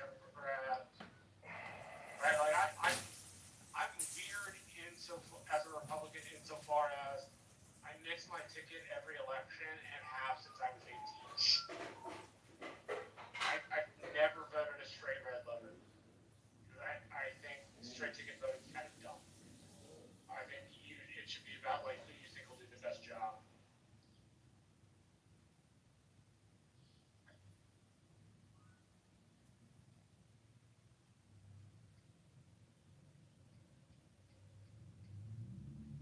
But on a side note, they finally finished putting that LNG pipe on my land. Took them a month, but they finally finished. Then they'll put all the dirt back down, smooth it out, and then put some grass seeds on it so it grows.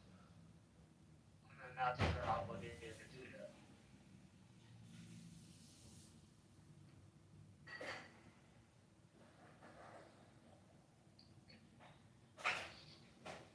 The other thing I find most interesting about science, that it's supposed to be replicatable. I think that's an interesting part of it. Hello.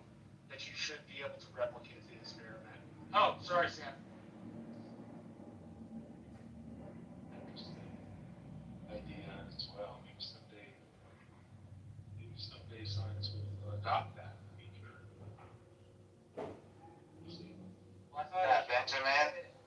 Benjamin, Hey, Sam.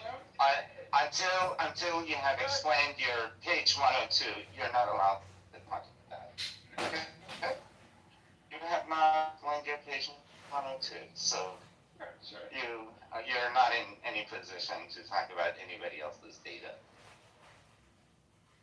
But one thing, among friends, no, yeah, don't interrupt. I was gonna say, you guys know me. If you want to argue against me, calling me an asshole is not going to cut it.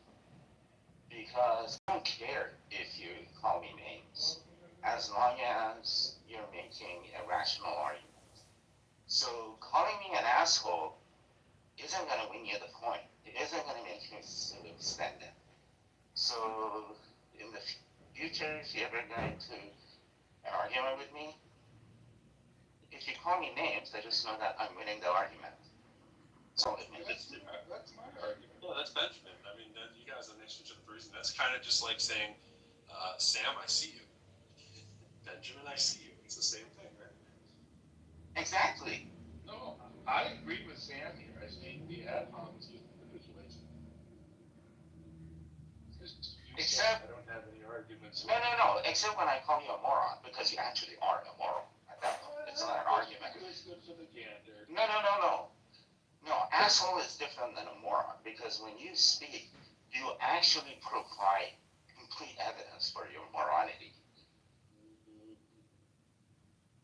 Are you saying you think science is replicatable?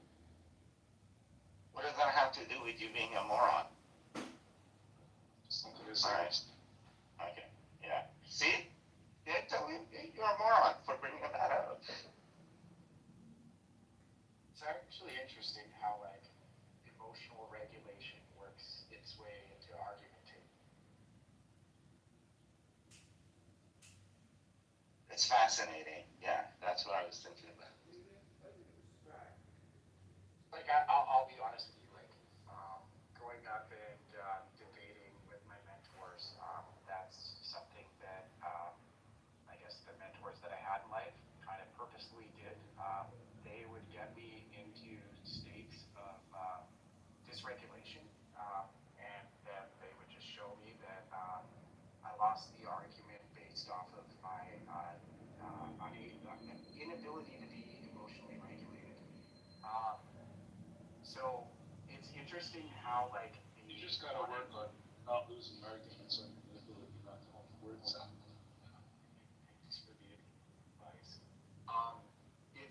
It's actually interesting how people always want to be right and how their emotions seem to be tied to their striving to. And so I would say like the two biggest learning lessons had nothing to do with the actual content of the debates. The two biggest learning lessons had to do with not always wanting to be right and being emotionally regulated.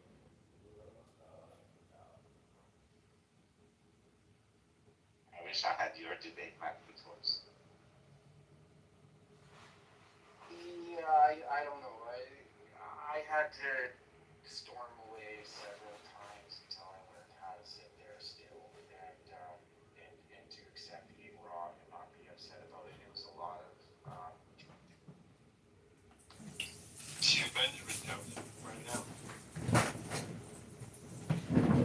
That's where I've been overthrown by Benjamin Jeffrey. But I will say, like, that's what I appreciate about You feel that you're holding back on this, Yeah, I was holding back. I was going to say, like, well, there's great training for being wrong. If you listen to Benjamin every day, come on in there and you can see how. Yeah. I'm not afraid to be wrong. I think it's more important to have valuations. Being right is kind of. Yeah, I think almost always. I think that had more to do with like the testosterone as a young man or something. I don't know. In my younger 20s, I for sure always wanted to be. See, I don't care if the person is right or wrong. Right? I just care. Can you support your position?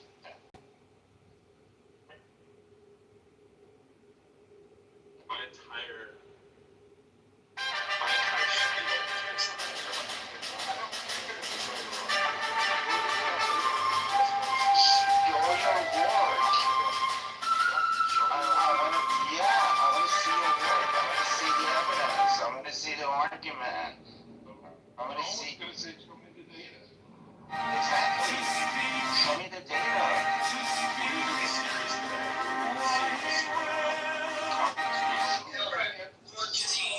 Sanders woke me up. Yeah, see, Benjamin, it's been how many years I've been telling you, show us the data of the loss or calculations that you've done, and you refuse to do that. When we were doing in calc today, like I very, very rarely actually do the math in the class that often. Like I will do it enough so they know I'm an expert on it and that they realize that I'm not going to be doing the math they are, right? So I'm kind of like a dentist, like only when they're stuck do I come in and show them like what they're missing or whatever, right? So today we were in the middle of, well, I won't bore you with the details of the problem, but there was a way to get to the answer of the problem in about 7 seconds, but the way that they thought the problem was like should have been like a 3-minute problem, right? They were missing sort of like, and that's why it was so key to see. I need to see what you. So he sits there and doesn't teach them anything.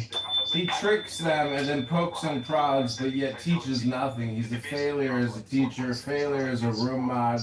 He's no pro, he's a horrible musician. And John Kitover, running for Chicago, is obviously a much better musician than Pro Lyrical. That's just a fact, ladies and gentlemen. The fact that I'm sitting in here producing the Pro Lyrical show means that I'm the master recorder. You could call me the master beta, and I'm just trying to articulate and ejaculate, but I can't seem to find my Shechina. Reborn Shell Alarm, it's coming. It's coming. I just keep coming. People ask me, what's your secret to success, John? And I say, I just keep coming. I just keep coming. Coming. And I just keep on coming. Coming. He keeps coming. He keeps coming. He keeps coming. Doesn't mean if I agree with you in real life. It's just like, oh, okay, now I see what you're working on and what you valued and what you did, blah, blah, blah.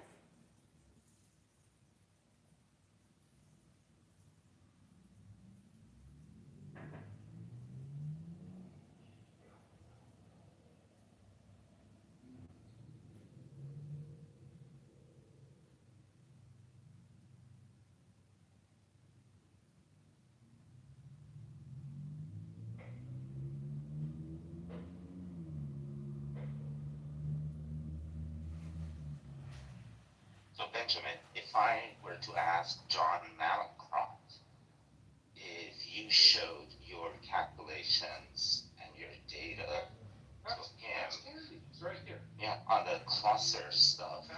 He say, so Andy,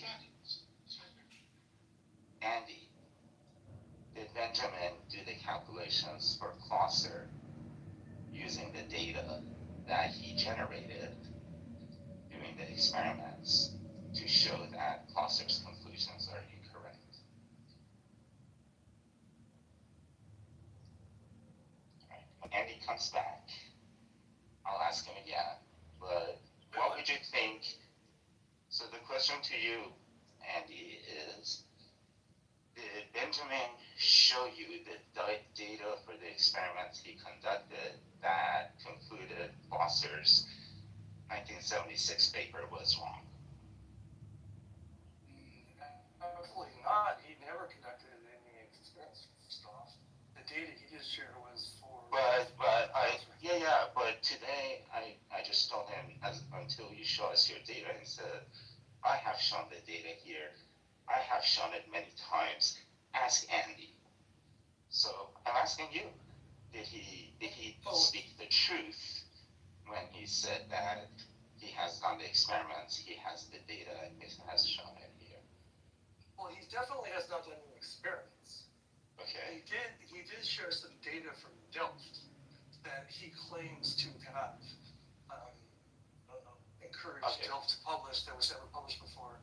And he also shared some, was it a collab, or I'm not sure what it was, but it was like a Python notebook thing that did some stuff with the data. But I'm talking to him, I'm not convinced at all that he actually understands the data. Okay. And he claims that, I could just filter the data and get any result I want. And I'm like, well, of course, if you just fucking filter, but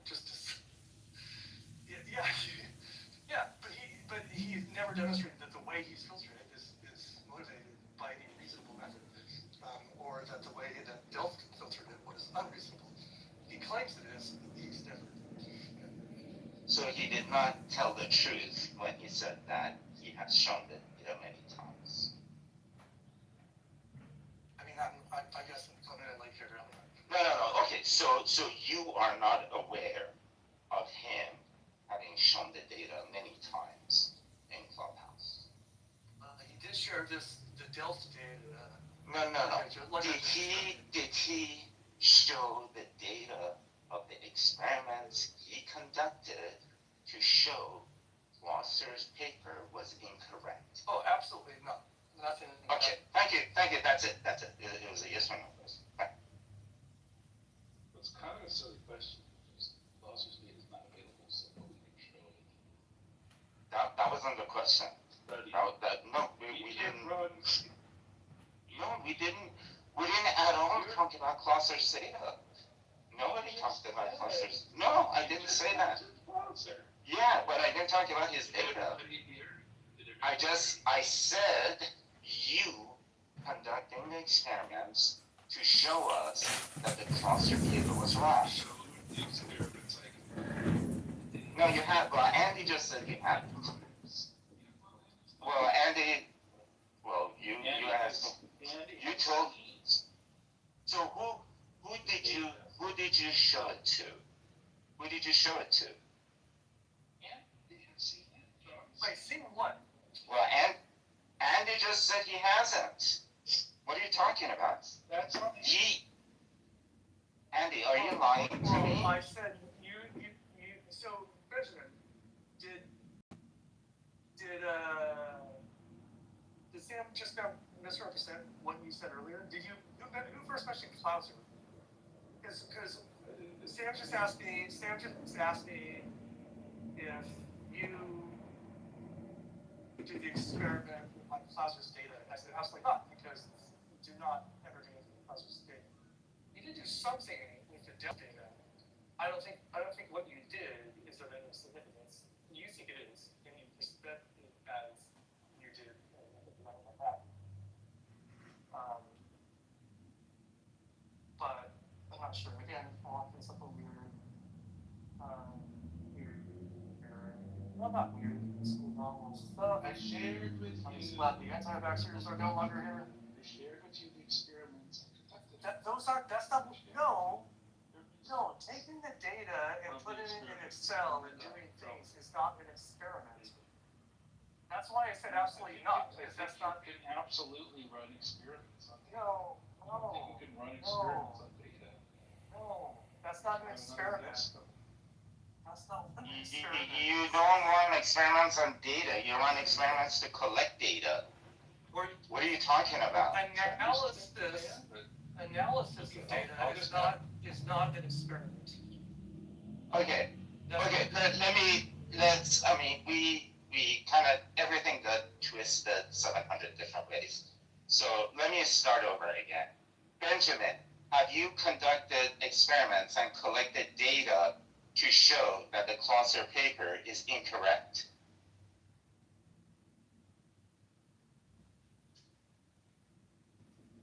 Yes. You have.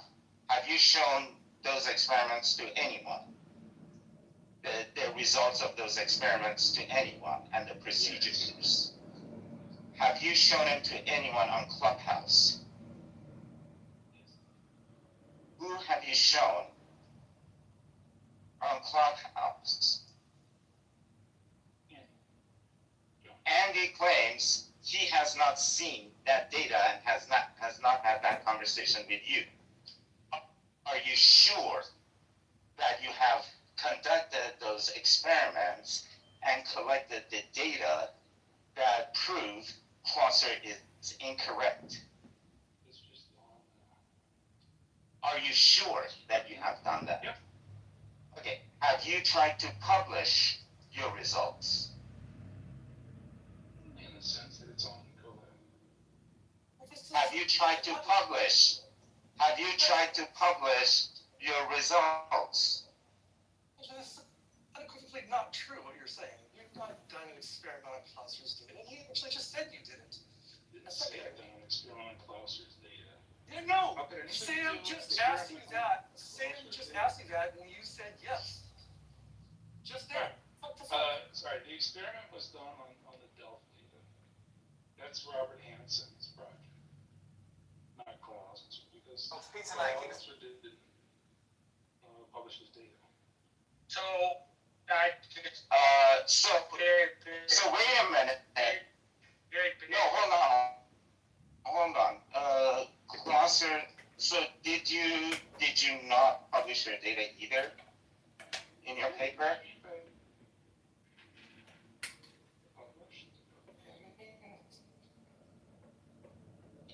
Actually, what you mean? Make it available to the public? Is each you than Clauser did with his data in your paper? Do you disclose the raw data in your paper? Where? What page number? What page number in your paper? Yeah. So did you publish your raw data with in your paper? I haven't published this work yet. Yeah, this is how you solve this. You know, you're just asking these questions and then he can't answer them because he's caught in the line and doesn't know how to get out of it. Stop.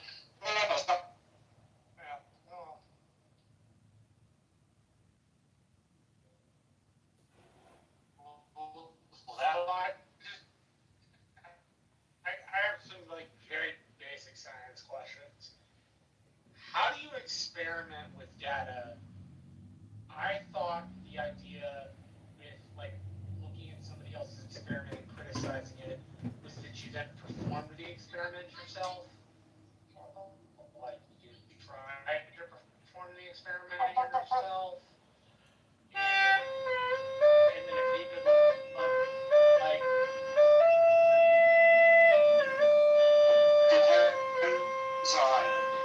depends on what your objection to the results are. Are you saying that they didn't collect correct data? They did the experiment wrong, so we can't trust the data? Or are you saying that they did the experiment right, but they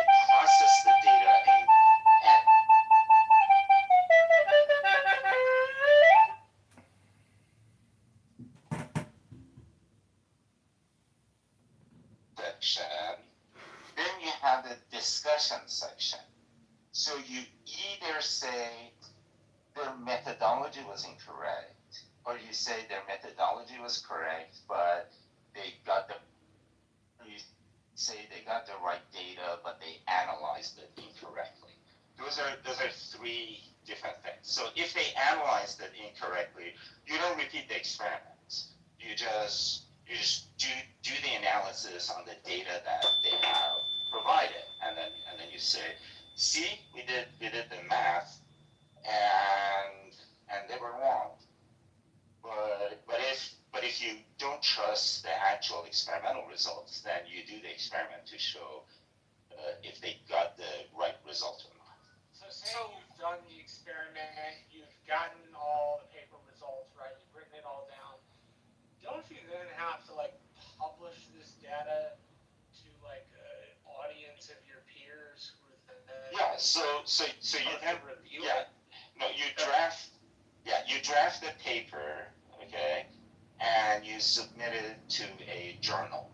And usually you're trying to submit it to the most prestigious journal you can. And then, and that's based on how important the study is, how widely beneficial it is, things like that. You want to publish it in a generalist journal like Nature or Science, or do you want to do it in a specialized journal of organic chemistry, right? So you decide where you want to publish it. You send it there. The editor of your section reviews it and then decides if it's complete or not, if it's proper for publication or not. If everything is okay, then the editor sends it to 3 or more reviewers. They review this and they send back comments. Comments could be either grammatical, which you don't care about, or they could be substantive. They could raise the question that we don't think the results support the conclusions, right? And then the editor takes those comments into account and sends it back to the author and says, you need to fix this, this, and this in your paper. The author goes back in the lab, gets my data, fixes this, this, and that, and resubmits it. It goes back to the same reviewers after resubmission. They approve it, goes back, and then the paper gets published. That's the process. Seems to me that if one were to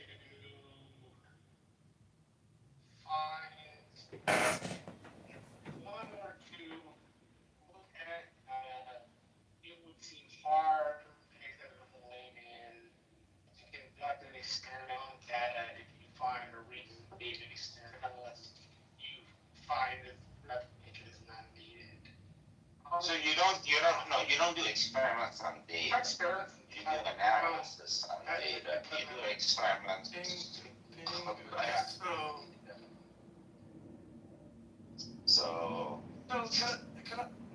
So I feel like I want to explain my understanding of what instrument and things he's done.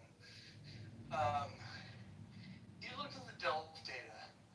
If you think about what is the Delft? The Delft experiment was a Bell test experiment.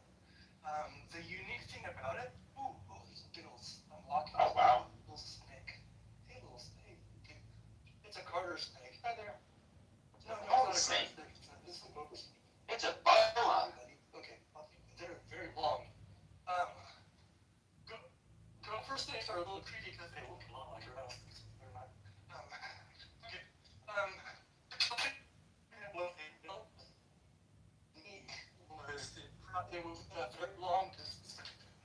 Like, I break it down over like kilometers, 1.5 or maybe more. I forget. Which the test experiments have these little loopholes, and the loopholes are kind of silly. I think Benjamin has admitted that he thinks they're silly too.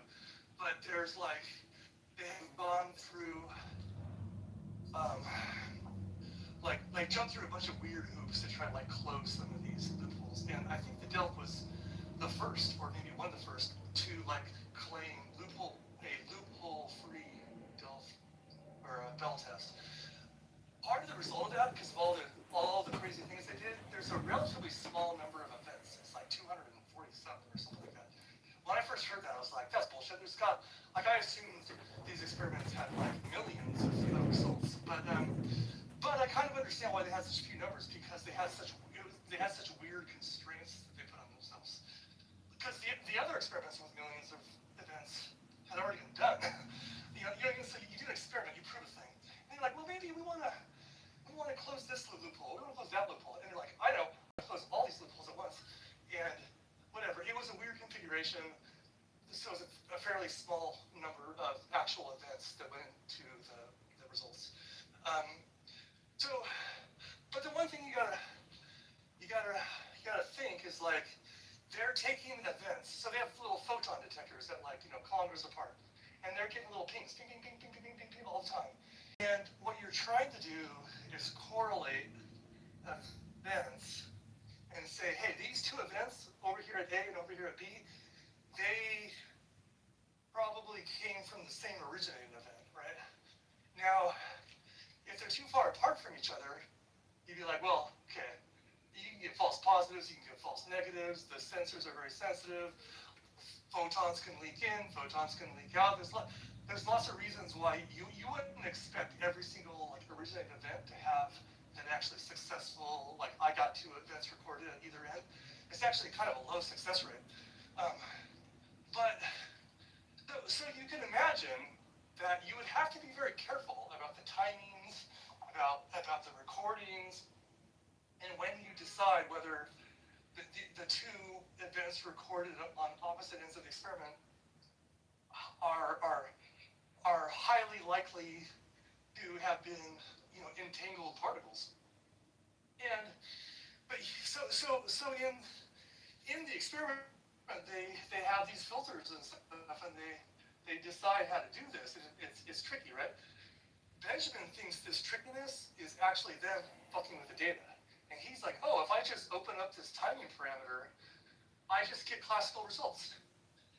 My response is, well, of course you get classical. I mean, if you just open it up and start being like, well, this event that was a half a second after this event actually came from the same originating event, you're basically including stuff that obviously can't be entangled. I mean, even when the timing is very tight, you don't know for sure they're entangled, but the likelihood. So he sees this filtering as evidence of fuckery. I see this filtering as the kind of shit you would have to do if you were doing this experiment. He claims to have said oh, if I just adjust these parameters, this Bell inequality violations just disappear. I'm like, well, of course they disappear, because you've just widened the window. You're including So Benjamin thinks he's found something. I think he's just bullshit.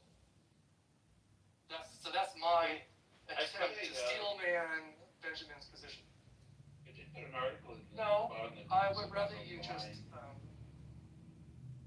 respond to what I just said. Yeah, you just said I did experiments on the data. And I found No, you did not do an evidence of experiment. fuckery. You did an analysis.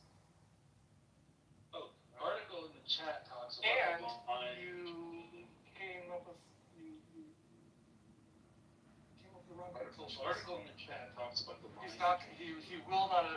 There's no article in the chat. When you click on it, no article shows up.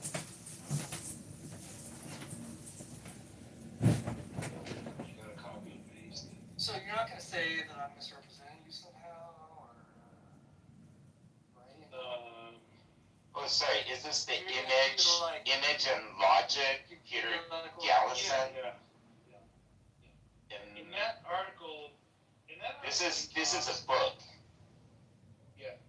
Okay. He talks about the line between both the experiment and the numerical analysis, and that really, without the numerical analysis, in these high data particle physics experiments, he's really talking about CERN, right? You've got Benjamin,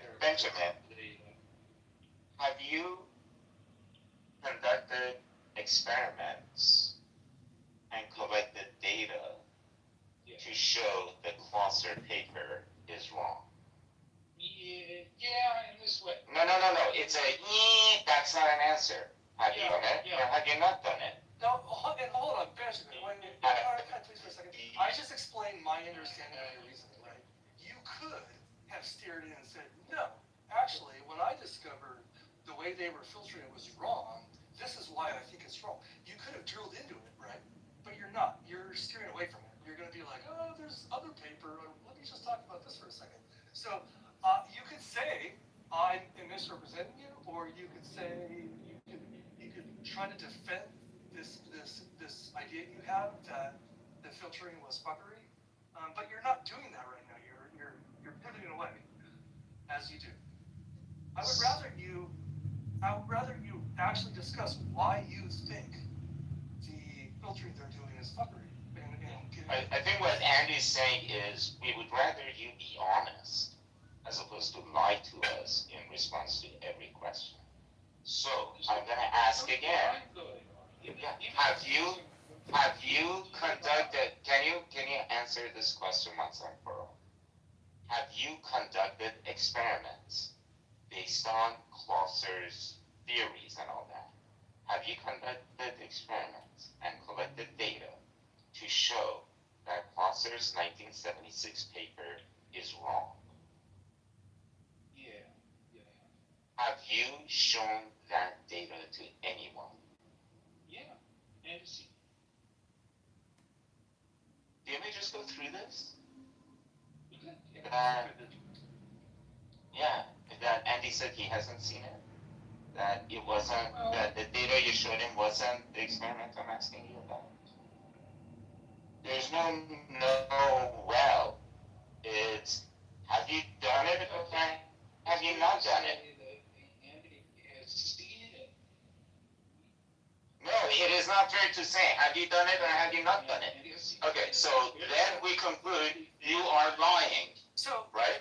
Is that a fair conclusion that you're lying to us? Benjamin, the way to handle Sam's question is say, well, it's not Clouser's data, it's Dell's data. And I didn't do an experiment. And hold on. And I didn't do an experiment. I did some analysis in Andy has seen that. That would be accurate. Let me address those 2 points. Look, the data is taken from Dell, but because Clouser did not publish the data, and I spoke to Clouser, he said, well, a lot of people have replicated it, so find the data there. So he is just inviting me to assume that all of the replications of the study are equivalent to his. In that sense, an analysis of Dell is an analysis of his. No, that's on fairly solid ground. Not even.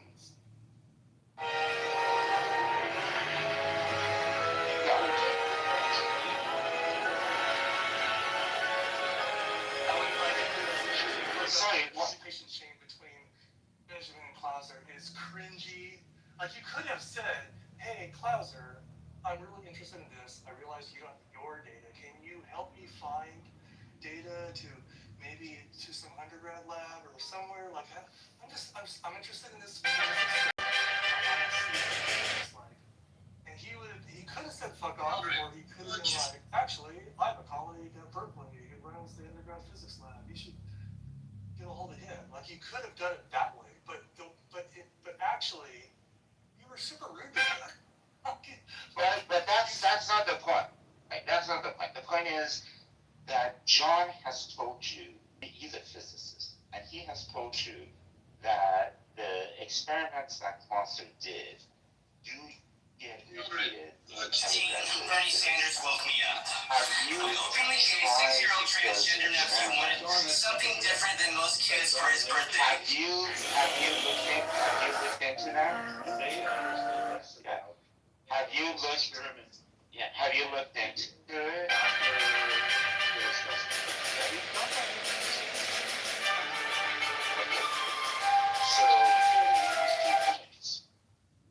One was is the Delft data. So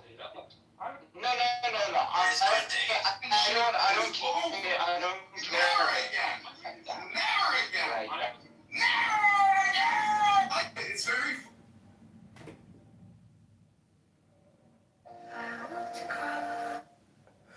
Oh man. It's very fun. I like it. It's very fun. It was an honor to do that. What if you had a client that went on to commit mass murder? Then you do that. And they call me. Okay. Have you ever had a dilemmas and kind of like, man, what if I release a super villain with some great. Okay. Yeah, he listens to like Yeah. videos. Alright. It was an honor to do that. Okay. Alright. No. Okay. So, yes. I see the scientific Getting back to your second everything question. Benjamin says. Why do I? No. I don't want to get back to anything. I think we're done. And do you want to get back to your second question? What? What is it? Most of those reasons all of these bring about stagnation. Each advises you to withdraw yourself, to rediscover your intimate value, and make a fool of themselves. Which I completely understand. Because it was a construction class. Well, so he had 3 classes, 2 construction classes and 1 like engineering class, and it was fucking awesome. They're building. Okay, so the construction class was divided up the first years and second years. The people who are like taking it the second time, they were outside building a like an ADU, like a I don't know, 250 square foot like little structure that had like a little cut room, a little living room, a little kitchen, a little thing. Like, so imagine that stick built construction, a roof, windows, door, like cabinetry, little sink, little bathroom. Like it was and they shipped us out and they arranged whatever. Fully awesome. And the kids inside were doing I helped them with like resume building, like totally practical skill, right? And then the engineering class, they were doing like they weren't Arduinos, they were something called microbit chips, which is like I guess a newer generation. That's from the UK. What grade is this? This was like it was high school, so like sophomore or junior, and they were doing a little micro Python. Yeah, exactly. And they were doing a little project where they had like a little board with 2 potentiometers and 2 servos and a little LED light that's basically the excitement was they laser to it. Was a what? A laser turret. And if you did it right, you could. Anyways, it was awesome, and I was helping them with both the hardware and the code. And I'm like, oh my god, this is my happy place. I like this shit. One of the kids asked me like, how do you know this stuff? And I'm like, half from hobby stuff and half from my professional work. Like I don't know, like this stuff is cool. Like I would do this all day for fun. I was super impressed, and I had a fun little discussion because the kid in the engineering class, the kids, a few of the kids knew what was going on. A lot of them were kind of struggling, as students do, and they were doing this funny thing with like, hey, send me the code. Your code works. So they were like, collaborating. There's a big emphasis on collaboration in education these days, which I think is great, but you can sort of see how it's breaking down. And I'm like, so I introduced the notion of the mythical man month. You guys know that, right? Like a famous book that was written back in like the 70s. This idea that like, 9 women. no, shut the fuck up. Oh my god. Well, actually, that's right. I thought you were gonna go somewhere weird with that, but yeah. That's true. And I'm like, you guys gotta like, it's just a weird balance because like, copying is. I wrote this on the board. I'm like, copy equals bad, reuse equals good. Like reusing code is a skill on its own. Like, so you definitely find code, other people's code, your own older code. You should. In fact, this is funny because like someone's like, hey, how'd you get this to work? And he's like, because I took this from the last assignment. And I'm like, that's what you guys have to be paying attention to. Like the last assignment was doing a thing, and you got to recognize now this next assignment is doing 3 things, but you can copy and paste some of your code and change the input numbers and change the variable names, but you have to look at that code and like recognize what it's doing, and don't just paste it in and be confused by why it's not working. So I was trying to help them with this.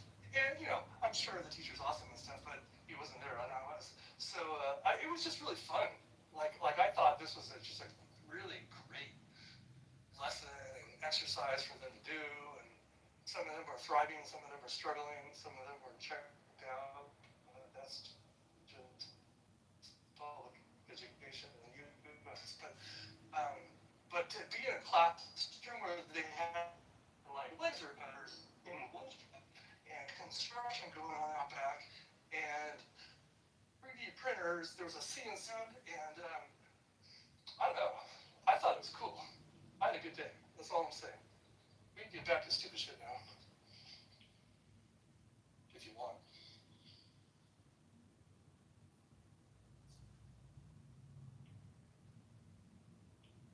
Also, like version control, I'm like, you guys gotta save your code, right? So, because when you have the version of the code that worked, and now you worked on it and it doesn't work, you really should be able to go back to the old version and try that one again and ask yourself what's going on with the hardware, what's going on with the software. I don't know, just that general troubleshooting, I really enjoy that. And some kids catch on to it, and other kids are just, their eyes are glazed over. But it's fun to, it's a fun subject to work with.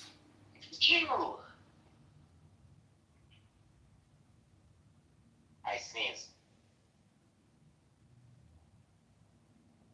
I thought you were agreeing. Hi. No, I just sneezed. I didn't realize. I didn't realize my mic. Andy, about whether analyzing data is the experiment. With that book where this is discussed. Look, you can be persuaded by that argument. There's different schools. There's definitely a Baconist, Kevin Bacon, view of what constitutes an experiment. But by that instruction, cosmology would not be science, probably even Lidos. No, they're measuring things. It's not an experiment. Well, Lidos 100% is measuring. Look, you can take the data and analyze it, and you can point out a flaw. Bacon has a particular definition you're ignoring. You could take the data and analyze it and point out a flaw. That would be very, very valuable. You pretend to have done that, but you have not done that. Well, look. Well, you be persuaded by my research. Well, if it was right, I would be persuaded by it. I'm open-minded to it. I looked at it. I spent some time on it, after all. You do. There's lots of research that is not persuasive. Roger Penrose claims to be not persuaded by a lot of quantum mechanical research. All you can do if you reanalyze someone's data is prove them wrong, right? You can prove in science. No, you can prove something's wrong though. You could show a mistake was made. Yes, you can. You can prove they're wrong. Yeah. You can't prove they're right. Right. Yes, you can. You do an experiment and show you got results that's counter to what they said, so they're wrong. Analyze the data. It's not. It's logic. Yeah, you can analyze their data, the same results, and you can be like, I don't know, yeah, okay. Okay, so you did the analysis right, whatever. Did that prove anything? No. It's just if there was a mistake, it wasn't in the analysis according to you. Like that's what you would do if you redid the data and came to the same result. You're pretending to come up with a different result, but you haven't defended that. You haven't explained it very well at all. You just say you do it. Like, I can come up with any value I want, but well, to be fair, no.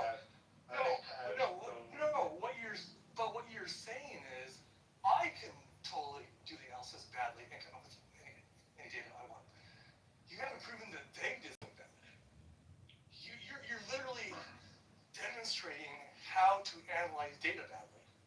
And you're like, see, if I do it badly, I can come up with any result I want. That's all you're doing. You have not motivated the way you're doing it in particular is any better. First of all, the kind of analysis I did is exactly the kind of analysis they did in the supplemental. Running a suite over a parameter. No, it's not. See, now you're saying this stuff because other people haven't looked at the supplemental. All the supplemental does is the supplemental is a little. The supplemental, like all supplementals, just goes into the data a little more carefully. But they don't sweep the data until they get the right result. No, they don't. Well, that's a question. Yeah, they don't. No. Certainly don't say. You make it sound like, oh, we're just going to sweep to the data until we get the result we want. And then we're going to be like, this is how we do it. That is your fantasy, right? Clearly, that's your fantasy. But you haven't convinced me. I've looked at the data. So I'm ready for a smoking gun here, but you have not provided me. That's fair. You have been provided with the evidence. You haven't absorbed it, and it's probably my fault. But I assure you, the evidence is there. Well, I know a guy whose mom came down with Alzheimer's within a week of the vaccine, and they got better. Are you telling me that guy that I heard from his aunt? Are you calling us liars? Fucking asshole.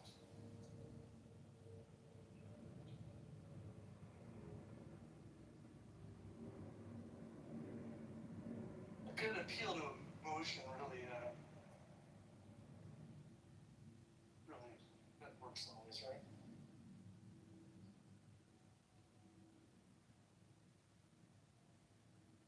I think it's funny that his mom got better from Alzheimer's. And he's like, okay, maybe it wasn't Alzheimer's. So the question is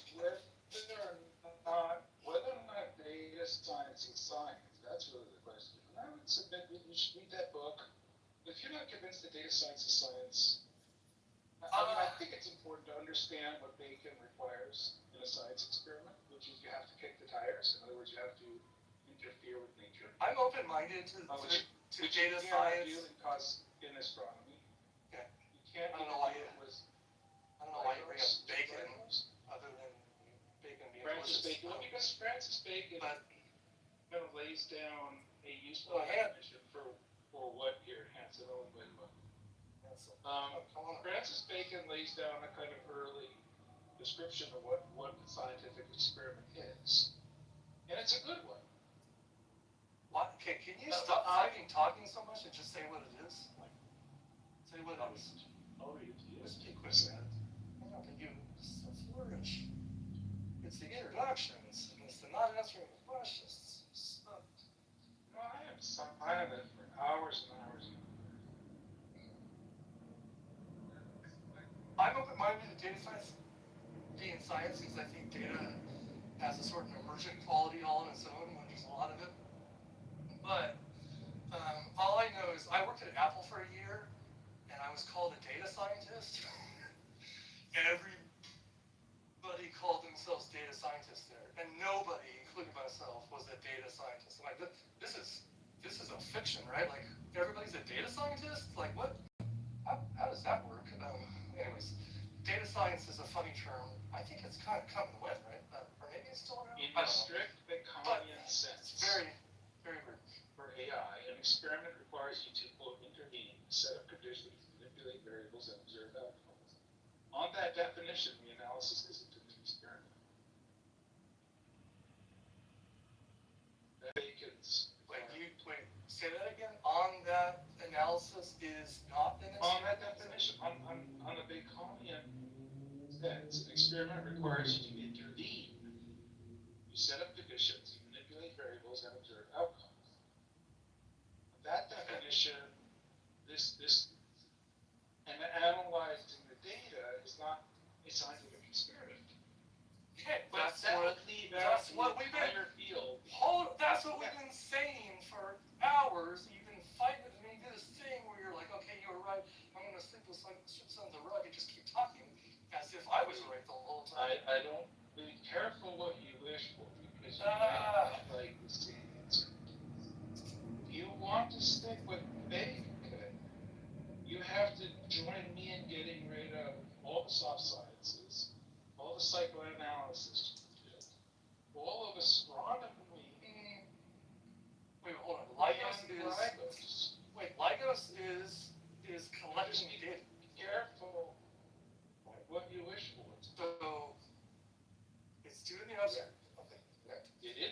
observation and collecting data. Oh, right. It Well, doesn't interfere. It doesn't change the conditions.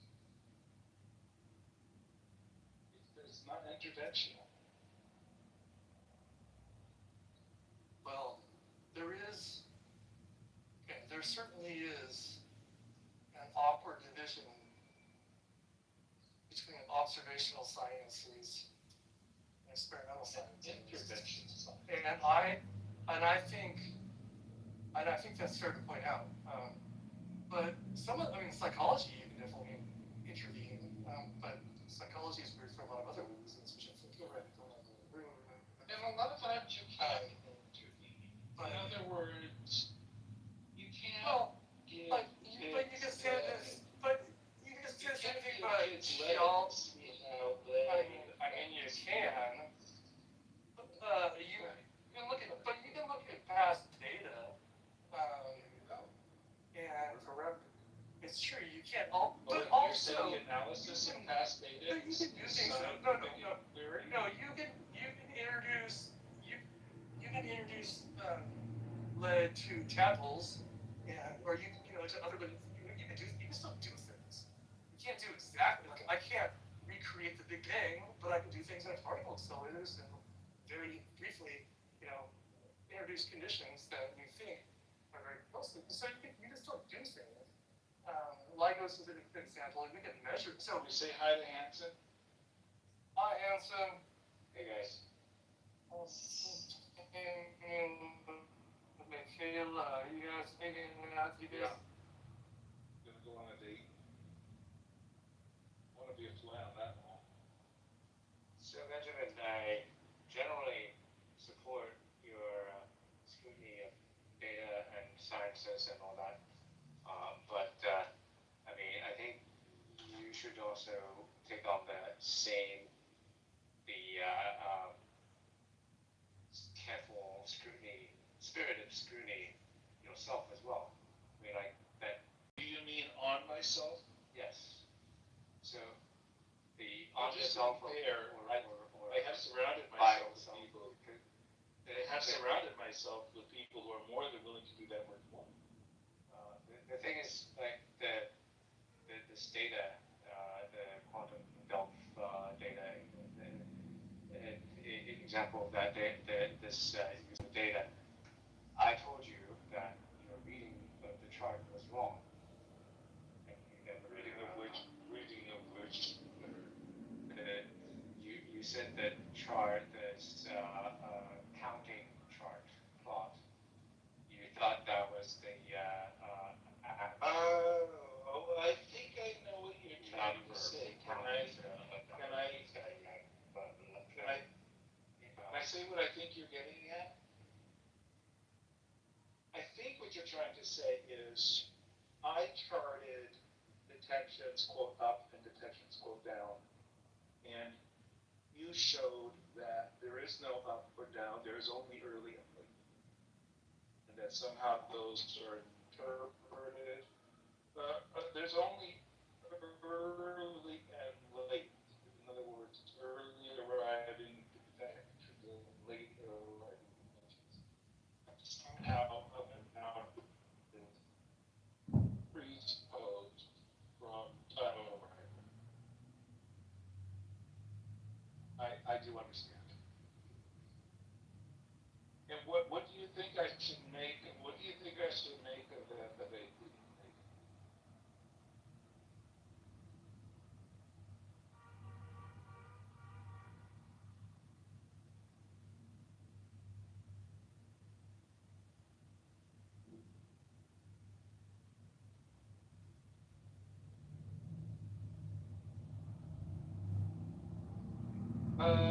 Yeah.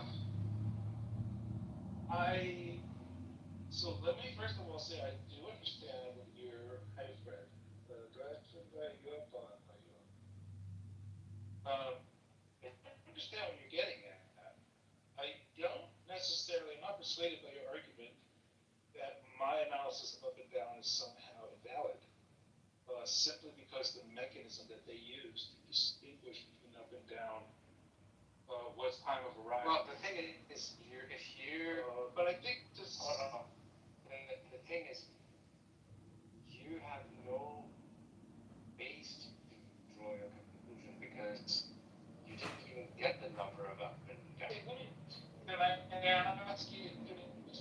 want to ask me just one question? Does not mean you need to do a computation to get that, and you didn't do that computation. So there's no. You're saying that you didn't agree on it, but the thing is you didn't even have that to make the judgment. That's what I'm saying. Whether it's true or not, that's out of the question because you don't have anything to judge what's true. I'd like to ask you a question when you're ready. Yeah, go ahead.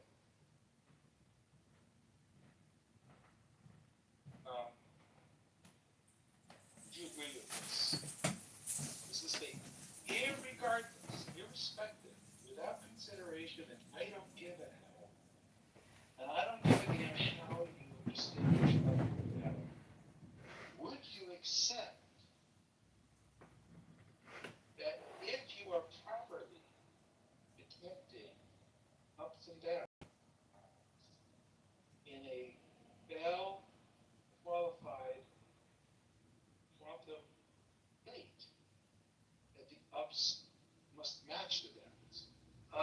Yes, most cases. I mean, most likely I haven't. I'm gonna take that as a. I'm gonna take that as a yes. Sure. Wait, I'm gonna take that as a yes. And then I'm gonna point out that when I use their math, their own evaluation of now, you have still matched the downs. So your argument that I have to concern myself with the mathematics that you have down, I tell them that here is here, because it's not up to me to. It's not about your evidence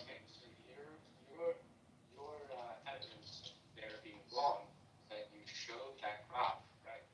You showed the evidence, showed the what do you call the demonstration or whatever that show the graph. That's right. You're picking the wrong graph. I mean, if you do have the graph, if you do have the result, you haven't shown. Okay, maybe you have. Maybe you have computed it. Maybe they plot it. I mean, they plot in the graph. Okay, that's not the graph you're showing. Wait, just to be clear. Do you understand why I think that it's very interesting, but also not important how they deduce up from down? If the question is this a proper Bell quantum state?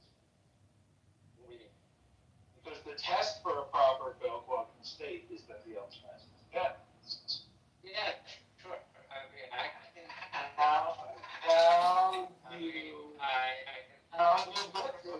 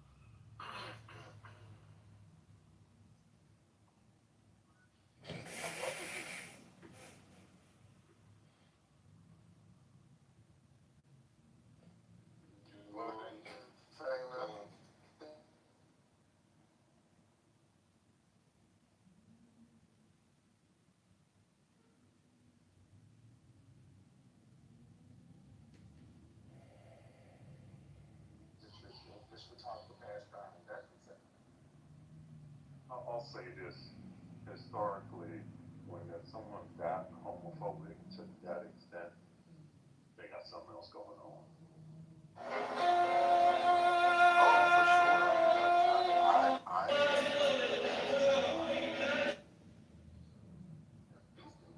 Too homophobic.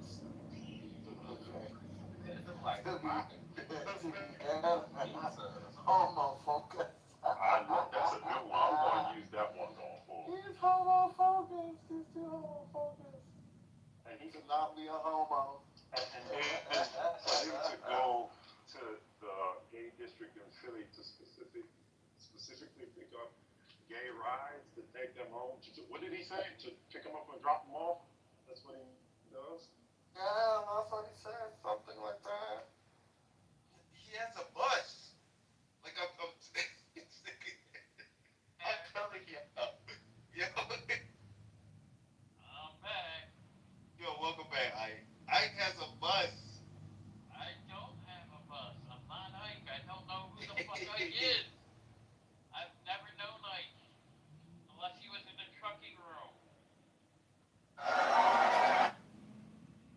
Don't know Ike. Never been Ike. I'm a white man from VA. That's the shit Ike would say. Who the fuck is Ike? Oh, cool. See, so you're 50 years old. What's your zodiac sign?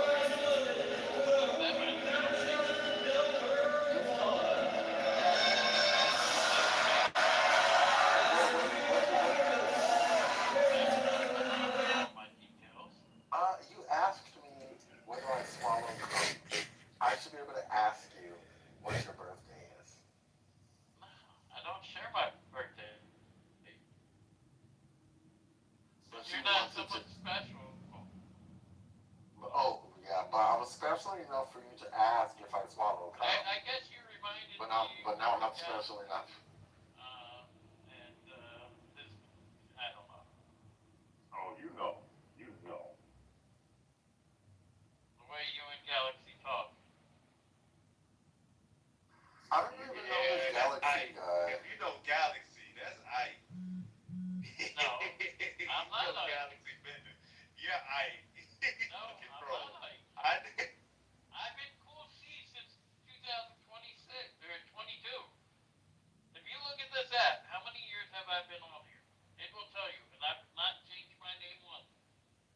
I think I had my original name on here at one point, and I changed it from that. As soon as I realized about trolling.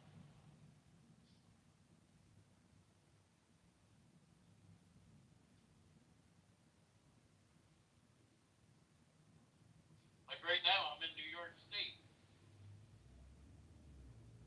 What are you doing in New York?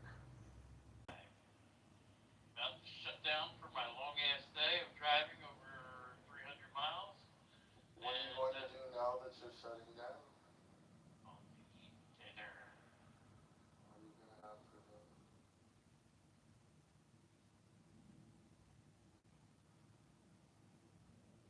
Turkey, lettuce, or turkey, tomato, mayonnaise, pickles, some hot peppers on. When you're in New York, do you frequent the Village by chance? And I got some Arizona green tea I'm going to probably drink with it. When you're in New York, do you frequent the Village by any chance? The what? When you're in New York, do you go to a place called the Village? I don't even know where that would be.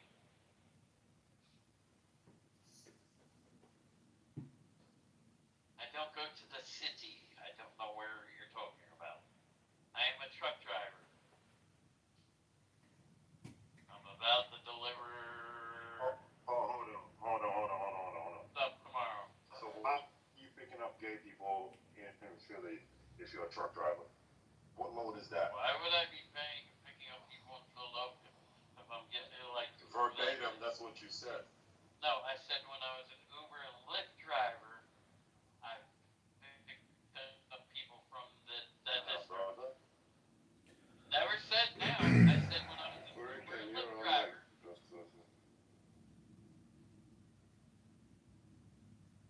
Continue, Kusha.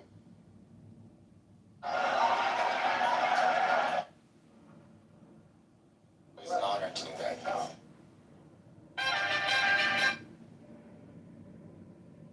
Very right. Then take the second right. Thank you. You've helped me get down the road 112 miles.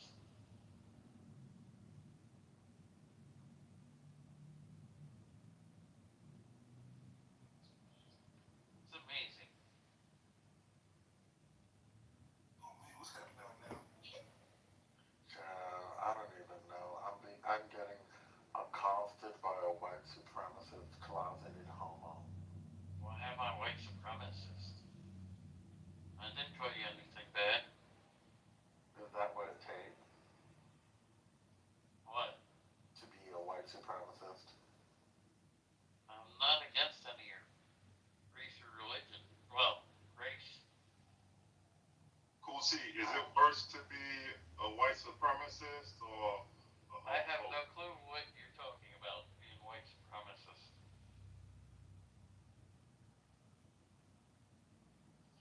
Cool C believes in anti-miscegenation laws. Anti what? Miscegenation.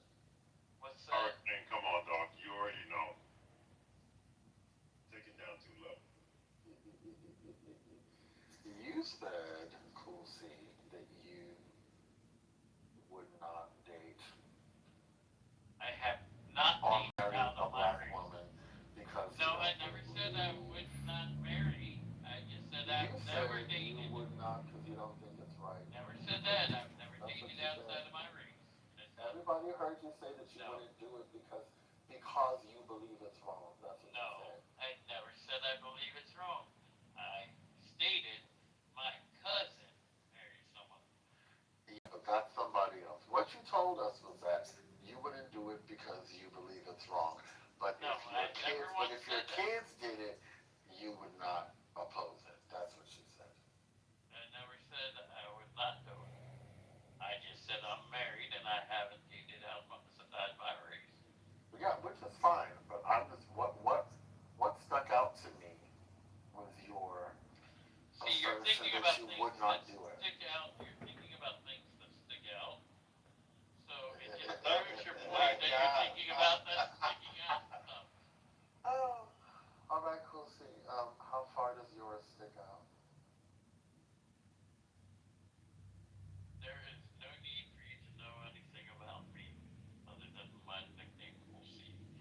Wait a second. So you think it's okay to ask me if I swallow cum, but it's not okay for me to ask you how far your dick sticks out? I don't know why it would matter to you because it only matters to my wife. So then why does it matter to you whether I swallow cum? Because it does. Think wisely before you answer. Insane Because answer.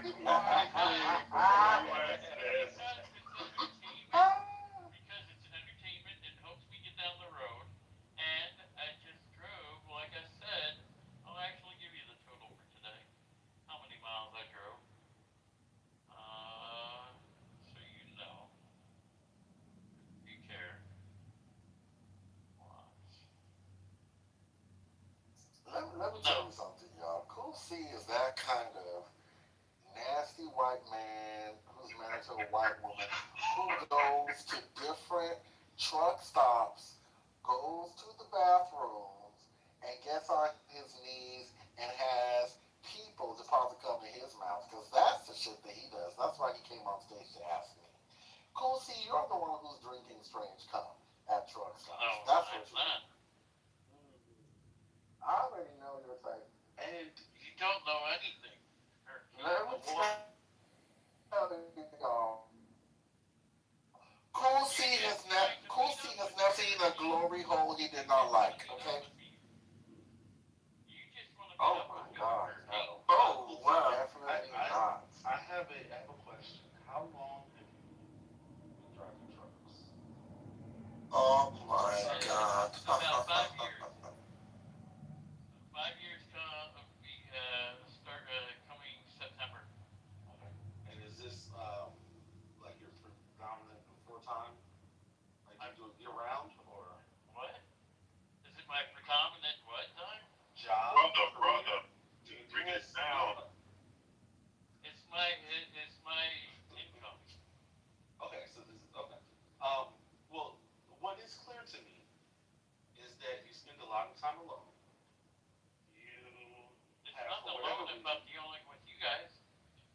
it is, and let me tell you why. No, it isn't. Because It's not alone. hold on, how long have you been on the app? Since 2022, when I started driving, or 21. Okay. Well, here's the thing. Being on the app doesn't approximate in-person, interpersonal relationships.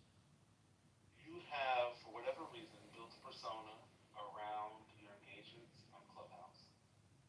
I can tell by the nature of your conversations, like the actual things that you contribute in conversation, the way that you engage other people, your inability to enter conversations at the level of other people, your persistence in asking awkward questions, inappropriate questions, your inability to regulate what questions you ask. I can tell that you spend a lot of time not engaging with a lot of people personally, right?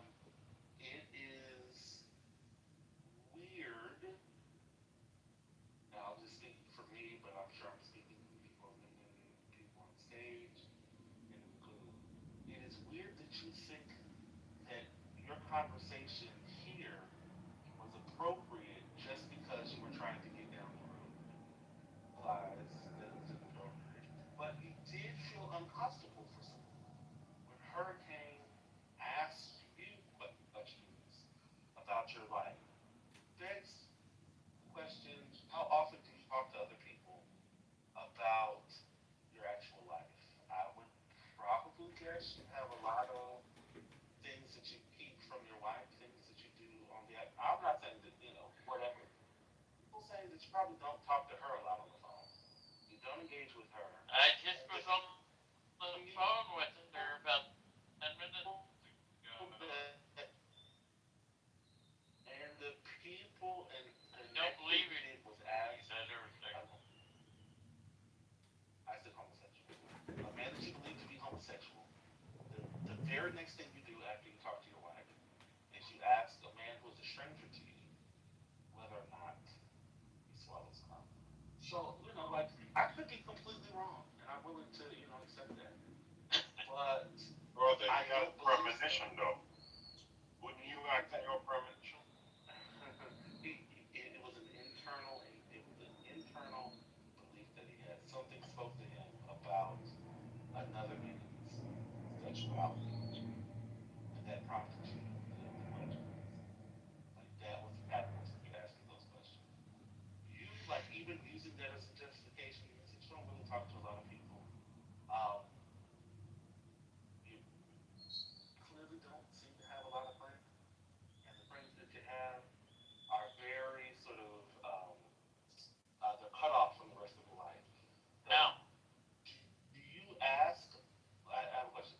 Do you spend a lot of time on your radio talking to people you don't know? Have you developed friendships on the CB? there's usually not that many people on CBs in the Northeast. Okay. So again, you are isolated. Do you take your family with you? No. I'm not isolated.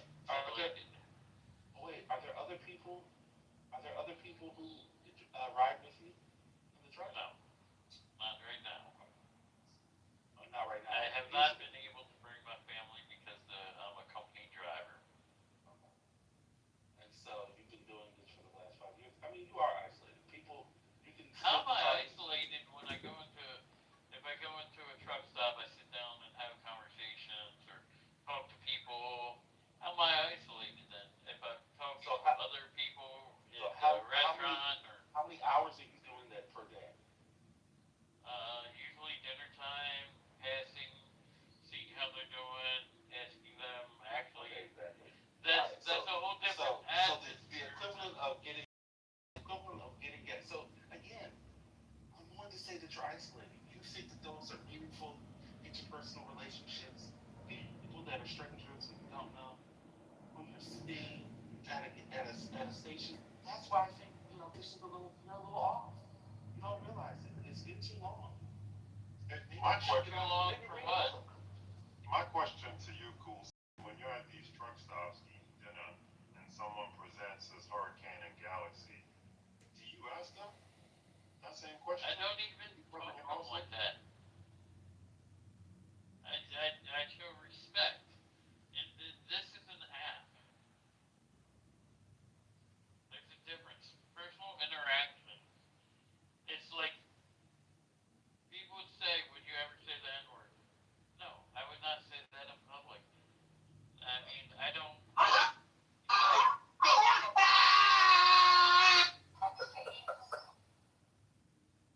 So, I mean, it's just you act differently when you're in public. Listen, bro, I'm telling you, stay out of crime. You would do a full bid, 100%. I mean, brothers, wait a second, we'll see. We have a guest, Shmur Snoopy. So, just to meet you guys. Shmur, please, back. Whoever that is. Is your buddy. I don't know who that is. And said he would never say the N-word in public. He's smarter than that. Are you writing that word when you're home alone on the paper? What's going on? Oh, I'll call someone from the sand, maybe that, in public.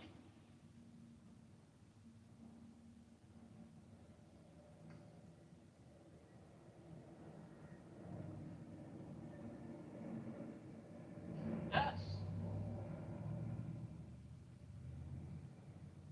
I read too. What was the last thing you read? I mean, No. What was the last thing you read? I read newspaper articles. I read articles on what's going on in the Strait of Hormuz, what's going on with Iran, what's going on with Russia, what's going on in Ukraine. I read that stuff daily. So you're basically a geopolitics expert. No, I'm not the geopolitics expert, but I read about different things from trucking articles on what the FMCSA is imposing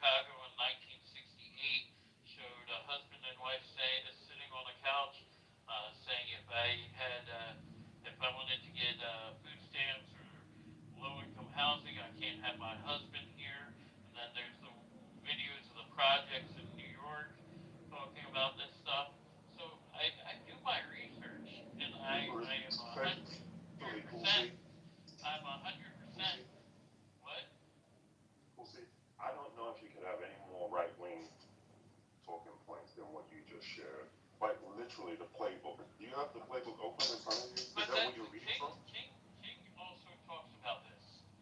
Do you know who King is? He's in these rooms. Does he represent black folks? Is that who King is? Yes, he is black. That's not. I He didn't ask talks that. about this stuff. Yes, he talks about people opening up their eyes, free or doctor. So do you think the Democrats who started the KKK are the same type of Yes, Democrats? they Are they more like the Democrats today than they are the Republicans today? Which one do you There think? was no party switch. That's the problem. You Are believe you there was a party serious? switch. There was never a party switch.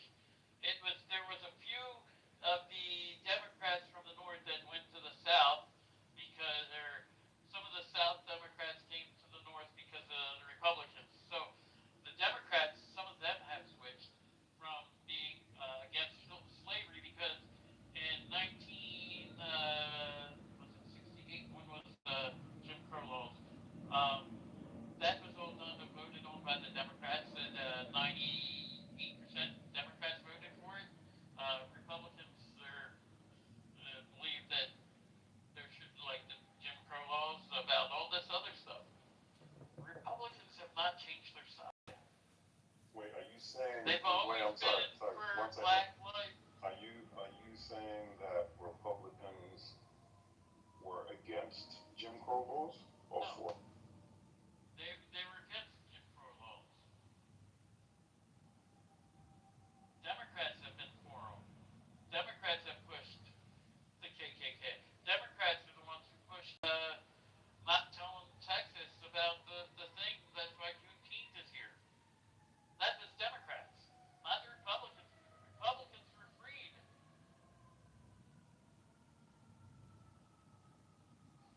Talk to King if you ever see him. I'm cool on King, brother. I'm cool on King. So if you know who King, Free, or Doctor are, Doctor and Free are the same person, you would know what I'm talking about. Brother, what is that? Dude's name? The Office of New Americans. Is that the same dude he's talking about? The office of what? Yeah, that's what he's talking about.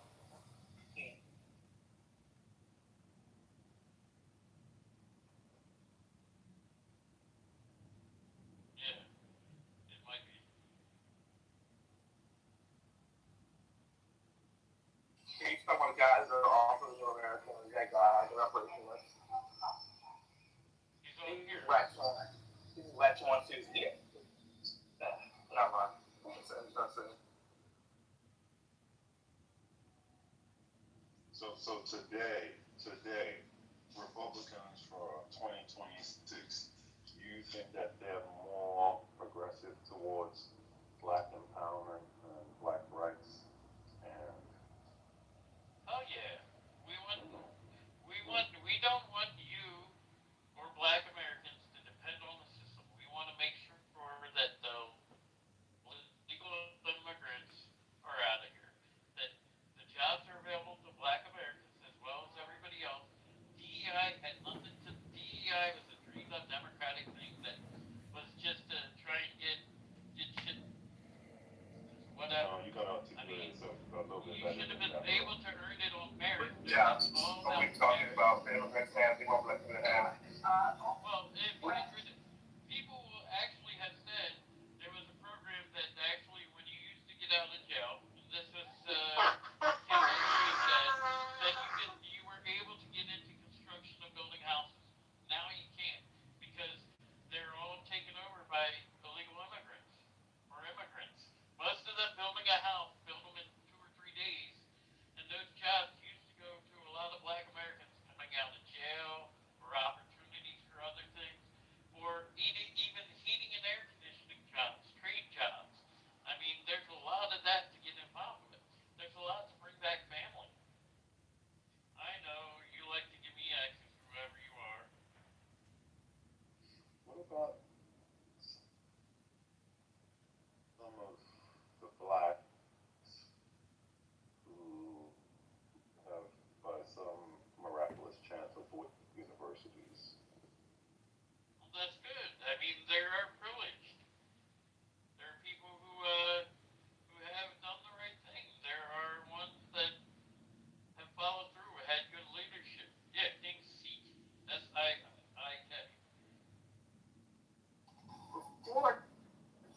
did you do for a living? Before COVID, what was your profession? What did you do before trucking? You started trucking in 2022, 2021. So what was your profession before you became a trucker? Well, I sold cars, I sold RVs, I drove a limousine, I was in restaurant management. Done a lot of different things, drove Uber, Lyft. So nothing. Okay, got it.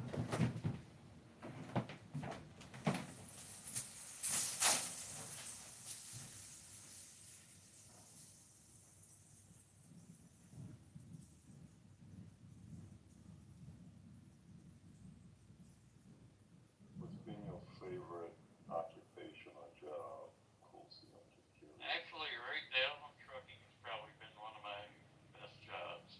All that time alone? I mean, it's the opportunity to see different places, meet different people. The lizard lots. Would you watch out the window when your teacher said, you'll never get a job, or, You show them, look at you trucking now. Yeah. I'm interested about your stance because you said D, right? So what job was taken from you by I never said taken from me. by a black person? Okay. So but you care so hold on, you care about our job so much, right? But the whole issue of DEI was that we were getting, black people getting jobs and quote unquote getting deserved. No, but yet you want to advocate for black people getting jobs. It did more Hold on. than it did for the African American people. That's what I'm saying. It didn't. I'm glad you make a great parent. You make a great parent because all you do is repeat the same thing you hear. If somebody says apple, you say apple. If someone says dick, you say dick. You just repeat the same. You have no original thought. Like you just repeat the same talking points you hear on the radio while you're driving down to the next Costco. But listen, no, it is. The white boy DEI, you heard from King. So King told you that, so go to it. You even said that. You just said right. So like you fucking me that. I knew about that before. Listen. You advocate for black jobs, right? Cool. Appreciate it. Thank you. But yet, the one program that was helping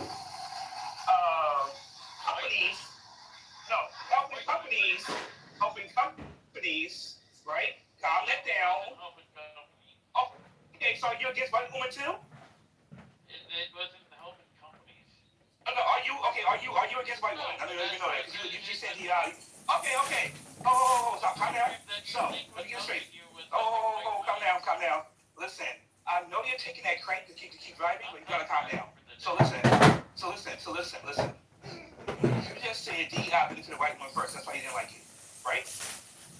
No, it just took jobs from people that it gave jobs to people who didn't deserve it, who didn't earn the status, and who were those people? Education. Well, white women are one of them. Okay, so white women are undereducated and didn't deserve the jobs. Minority women. You said white women got the most. So are you saying most white women are uneducated and don't deserve a job? DEI didn't help when it was supposed to, though. You said that white women benefited from it the most. So white women benefited from it the most, and you said people who got DEI was uneducated and didn't deserve the jobs. Are you saying people said they were not uneducated? They were just not. You just said that. You literally said uneducated. Do you not remember saying that? Undereducated and not deserve things. Okay, do you believe that both you said white women who benefited the most from it, that most white women who benefited from it were undereducated and undeserving of the job? At times, yeah. Okay. And minorities. But you said once again, your biggest chest cuff to me was mostly white women. You said it. You cut me off to say it. You said it to the high status. White women, So white women. I didn't. Yes, and so it benefited them more than anything. Of course, and you're seeing that the people who benefited from it did not deserve it. So in closing, you think that white women are undereducated and undeserving of any job they get. Thank you for. I never said that, but that's what I said. The program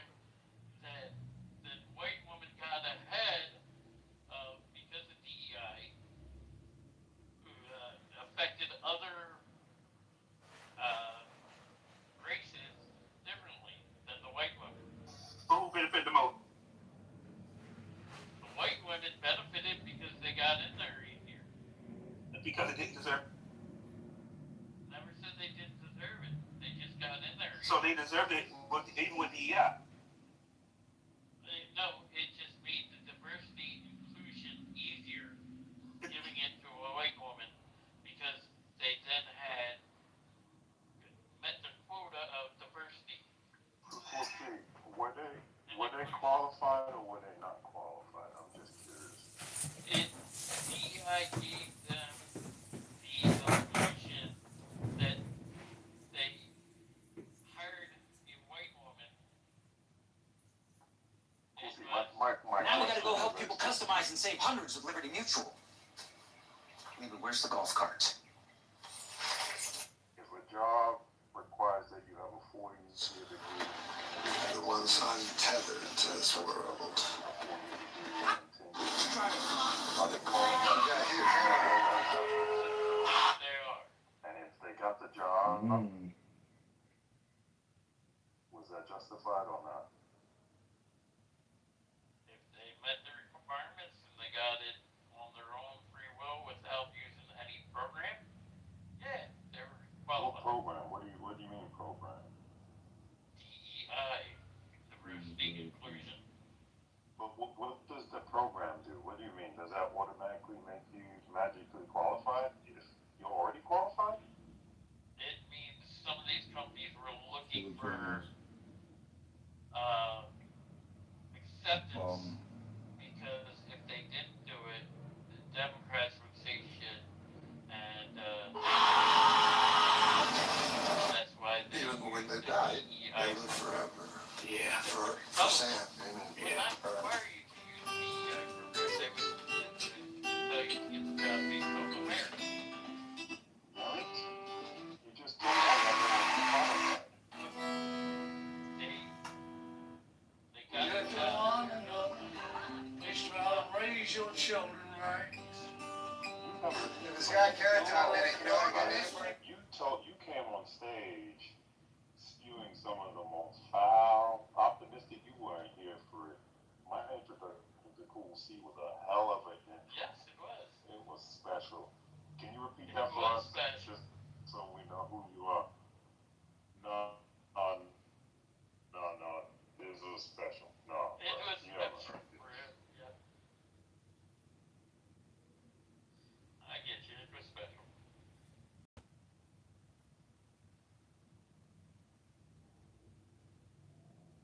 Western PA, right? Thank you. Western PA, how far are you as far west as P? Thank you for helping me get down the road, though.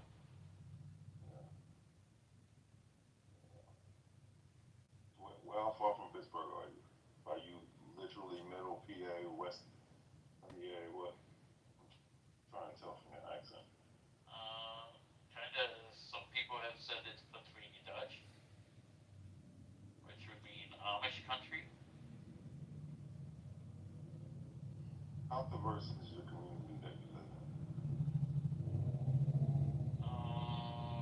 When you mean diverse, what do you mean? I'm sorry, I forget. Suburbs. I'm sorry, let me break It's it the down. suburbs, so. I'm sorry. How many people don't like or come from a different socioeconomic background than you live in your community? I think there's more rich people in my community than there are me. I think there's a lot of diversity because our school district is pretty good.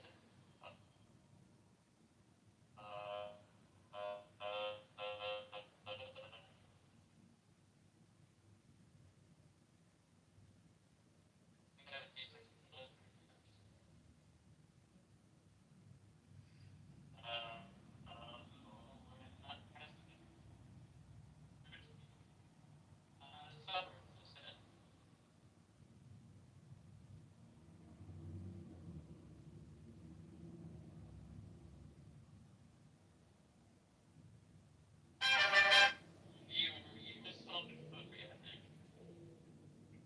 In my school district, from Indian to African American. What population is your school district African American? I can get your percentage if you really I want to know. really want to know.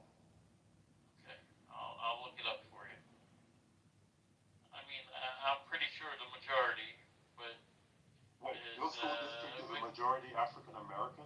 No, no. I was going to say, I believe most of our school district is a majority Caucasian, but there's a lot of Indian, Bangladesh, African American.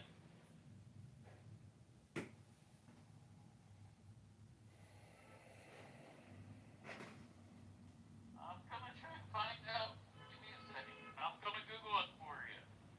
I don't know. I'll Google it for you.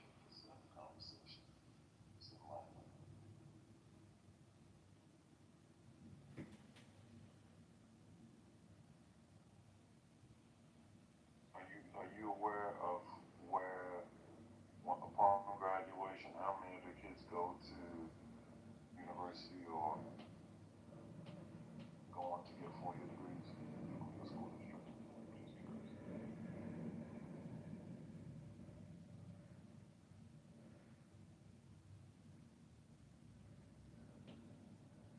Palestinian Muslims and Palestinian Christians. So, and we have, and 2015, 72% of Palestinians inside Israel, they face discrimination by the Jews. And this is all mentioned in the survey. 2022, another survey, about 37% Palestinians inside Israel, they face discrimination by 37% of them. After 7th of October, it went crazy. There's been so many cases. There's over, I think it was about, in the Arab towns inside Israel, there's been, people are killing each other. There's over like, I do not know what is causing all the hate between these two parties. I wasn't there with them. It doesn't matter. It doesn't matter. That's literally the report says it's under occupation for over 76 years.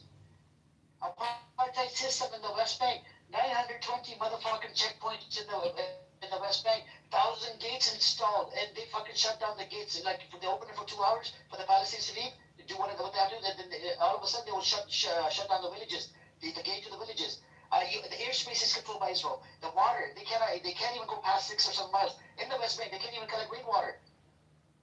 Anything that comes in and out of Gaza or the West Bank is controlled by who? Israel. The blockade, ICJ, International Court of Justice said it's under occupation. Like, what do you want me to provide you? You never concede to anything. All you do, you have just fucking disgusting documents. Hey, there's a book by... I'm saying that please, if you want the good of the people, you should be at least trying to work on the issue if there's a hierarchy in there and there's someone in charge there to realize that if there's hate coming from one side, they tried it. Not becoming any love from the other. They went through court to file a lawsuit against the Zionist entity. The people that were kicked out in 1947-48, they filed a lawsuit in the court of law.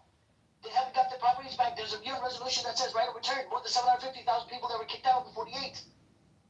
They tried it in the West Bank. West Bank, about the Palestinians live on less than 30% of the land. That's 70% is fucking occupied by these disgusting Zionist terrorist Jews.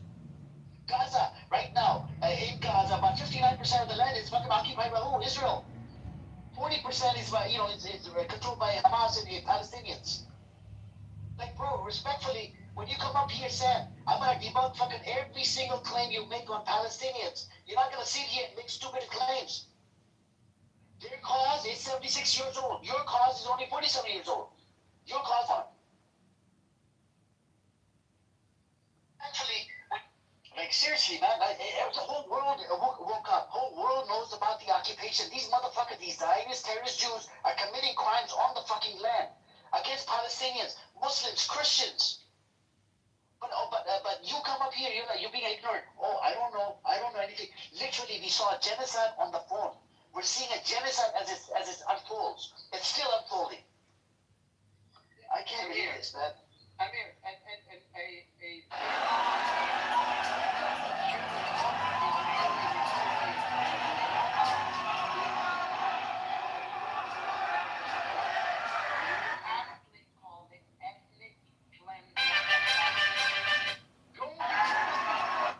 fucking read it. This is not a Muslim guy or an Arab guy saying it. This is an ethnic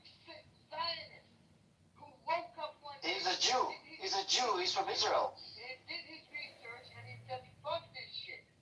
Okay? And he's a historian, by the way. He's even very well known. And Sam, by you supporting Raza Pahlavi, it actually makes you a Zionist, by the way. Raza Pahlavi went to the wall. He bowed down to the wall. He paid respect over there. I don't have a problem with paying respect, but he's begging Netanyahu and America to do the attack on his own country.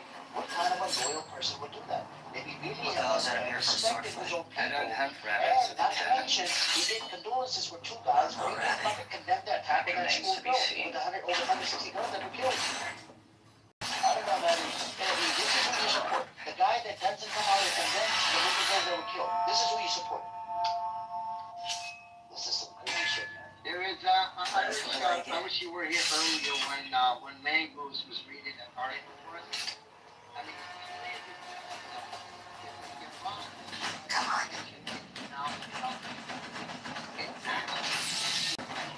And that's exactly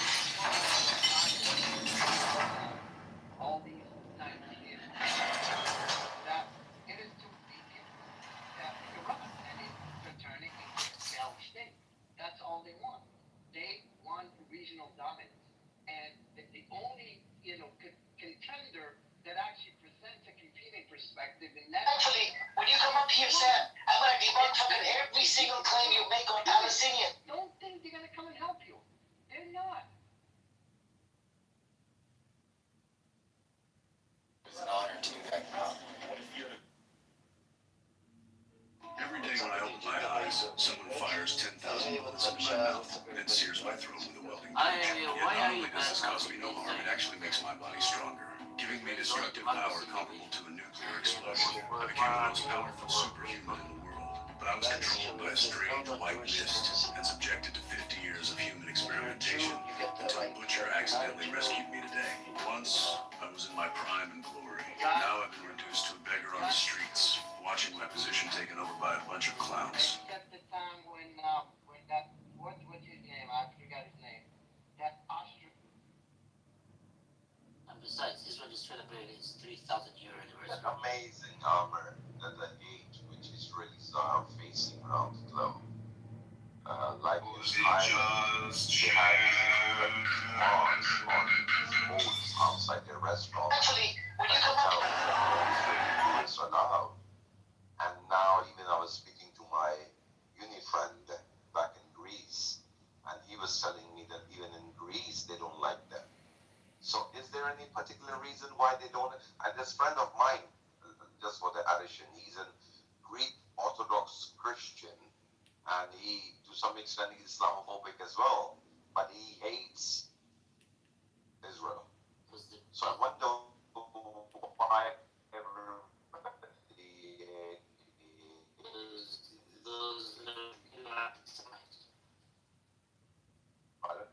who's anti-Semites? What? They're all anti-Semites. Everybody who hates Israel? Everybody. But, no, but the thing is that Semites are the people, local people of that land, which are the local Jews, Christians, and Muslims. These people who are now claiming to be Israelis, they are basically European Jews. They have nothing to do with that land. No, they've been here for 3,000 years. Well, my grandfather was there for the last 5,000 years. It's Uncle Samite speaking. There's no one more Semitic than me in this room. Okay. So I speak. No, you're not. You're Uncle Samite is fucking brilliant, bro. So are you? Take text. Shifter is Phoenician. He's Phoenician. Are you from Saudi Arabia? Who, me? Yeah. Shifter. Oh, shifter, yeah. He's Phoenician. Dude, I put the can in Canaanite, bro. That's how Semite I am. Hey, Shadrach, John. Rude, salam. So I brew my coffee every morning, so that means I'm more Hebrew than Hebrew. Okay, we're on the roll tonight. You know, Amr, yesterday I just found out, I never knew that. So I'm sure maybe you know that there's a big community community of Zoroastrian community living in Pakistan and India. But right now in Pakistan, we have around 19 Jewish families living here. They have nothing to do, and they don't pretend to be. Of course, we know they are not safe here, so they don't pretend to be Jewish. They pretend to be Zoroastrians here. So they live around Zoroastrian people, and they have, of course, the security agencies know who they are. But isn't it weird that they have nothing to do with Israel? They are pure from this, ethnically, they are from Islam.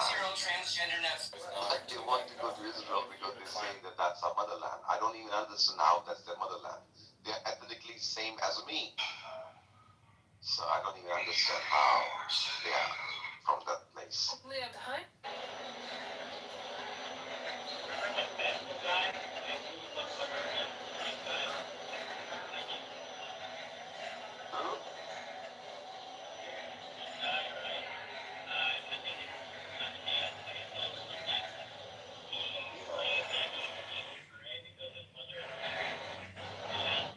That's kind of like, oh, well, if we don't know how the universe was created, it must have been. And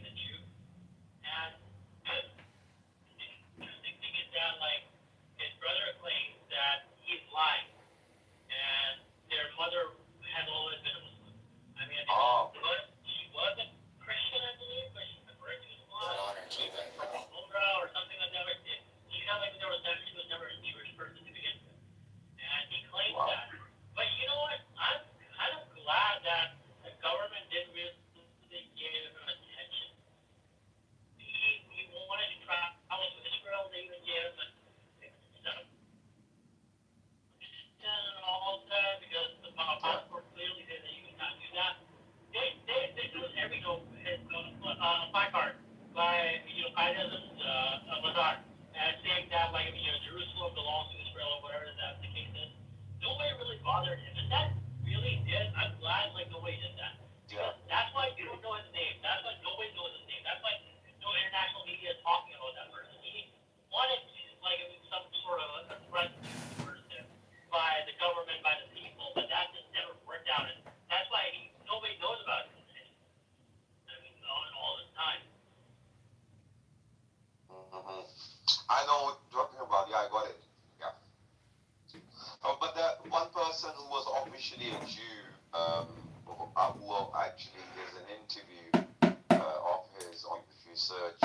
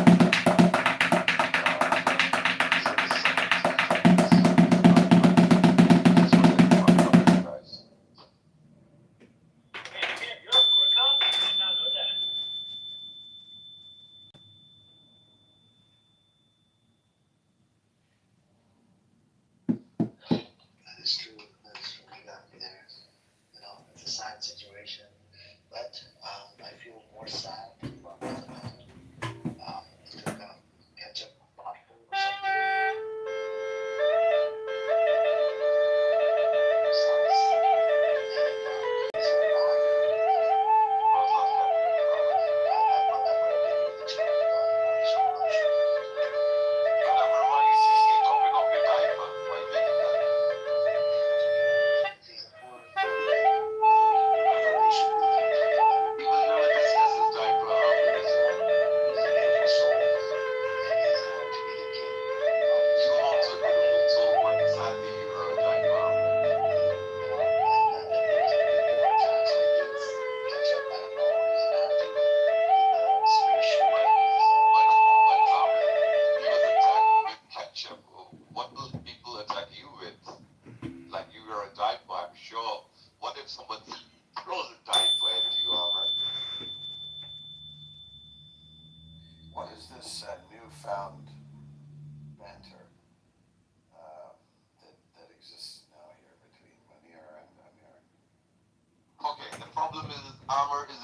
okay, you have to.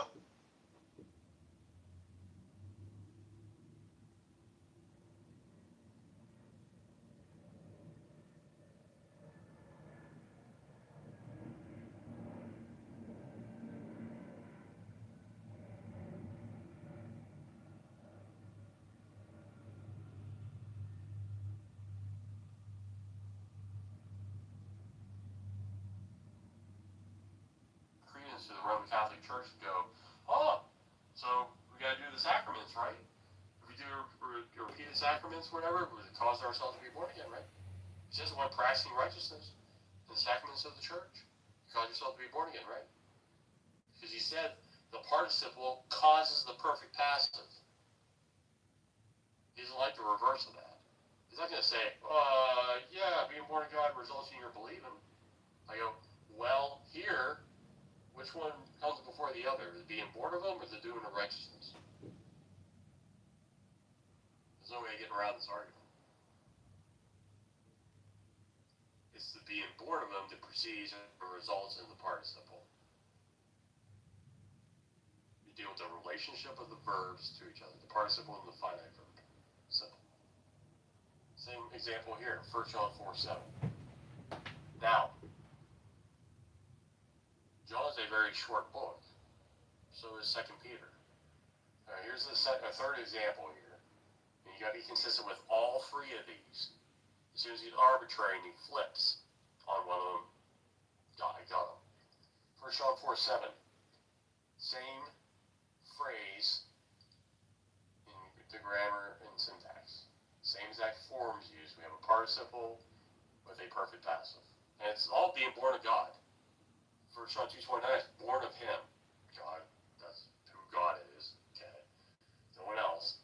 And then here you have, it's ectu theou gigenitai. It's literally born of God. 1 John 4:7, beloved, let us love one another, for love is from God. Here's the participle, and everyone who is loving, pas ha agapon. We had pas ha poion, here we have pas ha agapon, 1 John 5:1, pas ha pistuon.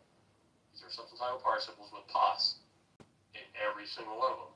And in every single one of these phrases you have born of God, born of him. Same tense of the verb, perfect passive, contrasted with a ongoing active participle, ing verb. And it's the one doing this ongoing action.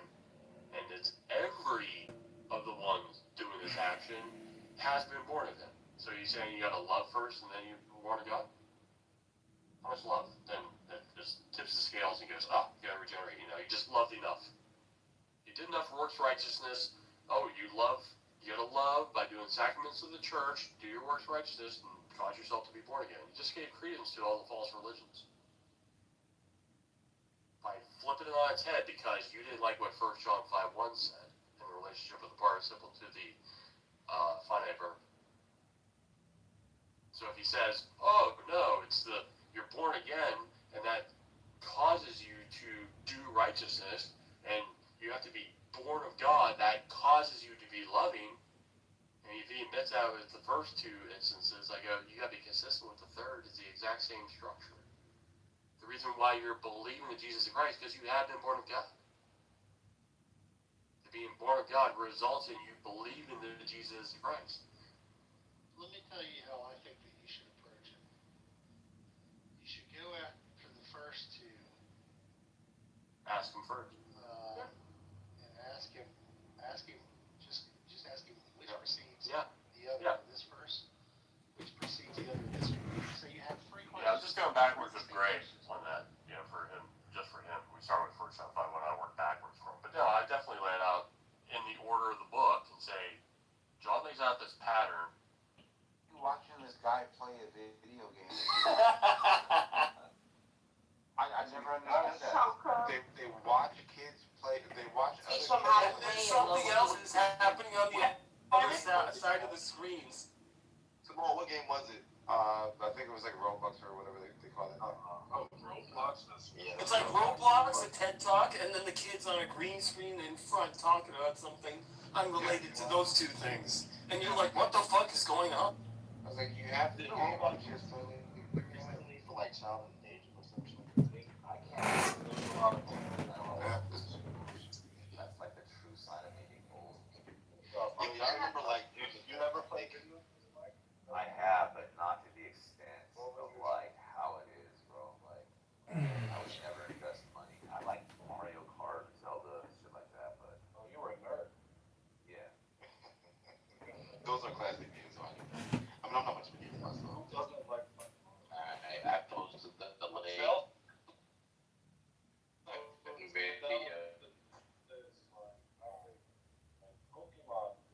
I'm not much of a gamer. So you know, Ladies first. I posted. I was gonna like put this out there. I know it's kind of far-fetched, but I think there might be us being censored right now. I think because there's been, I don't know if you guys know this, but the New York Times published an article that Meta is now firing, I think it's 6,000 employees and then pulling 8,000 future positions away, and they're actually implementing a new AI system that filters through people's profiles. And a lot of like my friends and I was included, we got clipped and we had to like go back and forth with Meta hardcore because like it's really stressful and a lot of us are in like the same niche. So I wonder if we're like kind of being censored in like an extreme case. Yeah, use Signal, don't use Facebook, Meta, don't use Instagram, don't use WhatsApp. What were you Signal. posting? Just educational things like biochemistry for women, just educational content only, like clinical mysteries, things like that. Not very basic. Yeah, I did that during the pandemic. I got clipped and then I stopped. So that's what happened. I think because of the big push about misinformation, you got to be like a licensed. I am licensed, and I'm also a community contributor. I'm the person that goes and edits other people's posts. And they still I'm block verified, and they clip the fuck out of me, and then it's horrible right now. I don't know what's going on. What do? They cut your. But you can be a community moderator and then get clipped for the shit that you moderate, and you're like, what is this? And they're like, no. Yeah. And they look. Application. And when you have, like, I got my shit back, thank God.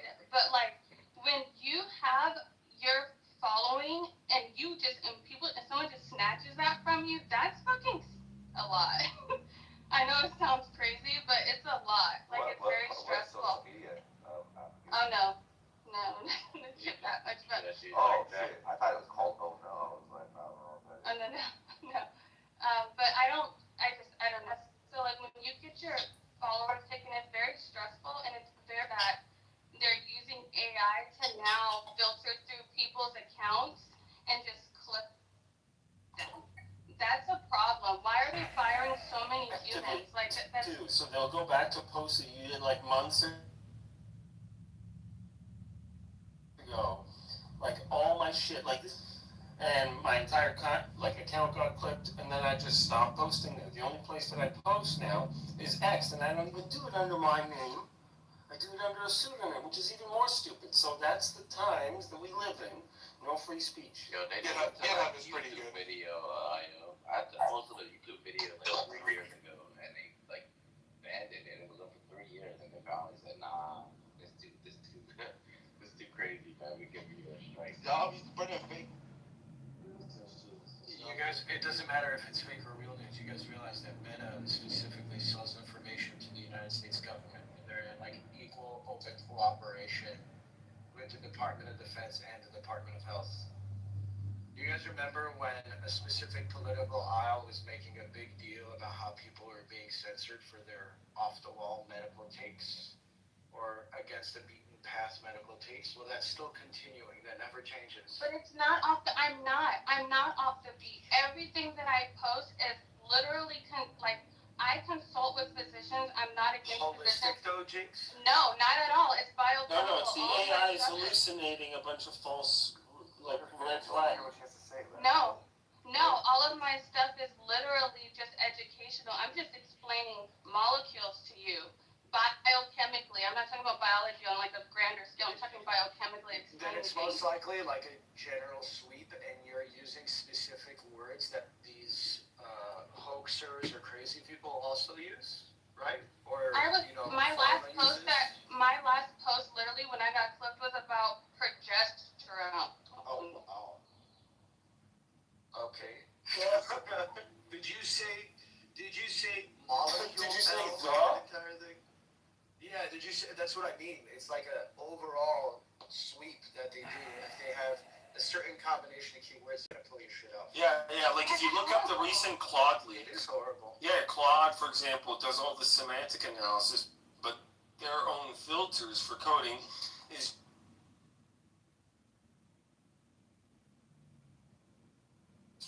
as well. It's just a keyword search. So it's stupid. It's that simple, even though the systems are more nuanced than that. The beauty of Claude, though, is that Anthropic is still going with that back and forth with the Department of Defense and the Pentagon about not releasing closed-end information to the government because they got good people leading them. But anything you put into ChatGPT, any weird questions you ask, any hypotheticals you put in there, there's an AI keeping a file of all of your information. And if you meet certain criteria in Minecraft, right, the federal government will have a file on you. I think it on purpose so like they can waste taxpayers' dollars. I just feel like It's auto-generated from the beginning. It is. Like you can actually do a jailbreak and find what hackups are. Yeah, you can put your ChatGPT to figure out your own personal profile that it has on you. It's pretty interesting when you prompt it enough. It tells you that, like, it gives you the generic, you're a very insightful person. Your IQ is probably within this range and your interests are this. But if you keep asking it to go deeper and you keep prompting it to go deeper, it'll start telling you that your language could be problematic. It starts telling you that you use certain words. It gets pretty cool, bro. It gets pretty cool. And you know what we should do, bro? We should use a language to actually create. No, but we should use it like right now to create an actual 7-question IQ test. We can all take. I don't think you're gonna like the Look at this thing. As soon as you said a lot of people, a lot of people would be very, very upset with realizing that the online IQ test that they took, that told them they have a 140 IQ is actually bullshit. It's like I forgot who was in here. I forgot who was in here, bro. Someone was there. Was like, yeah, I got an average IQ of 122, and then someone asked that person a question and they couldn't fucking answer it. I forgot who it was. Usually people who flaunt their IQ have accomplished absolutely. They've never taken their IQ test. Ask your ChatGPT, say based off of all of our previous conversations, what would you assess my IQ to be? See, that's a fun question to do. Hey, Oleg.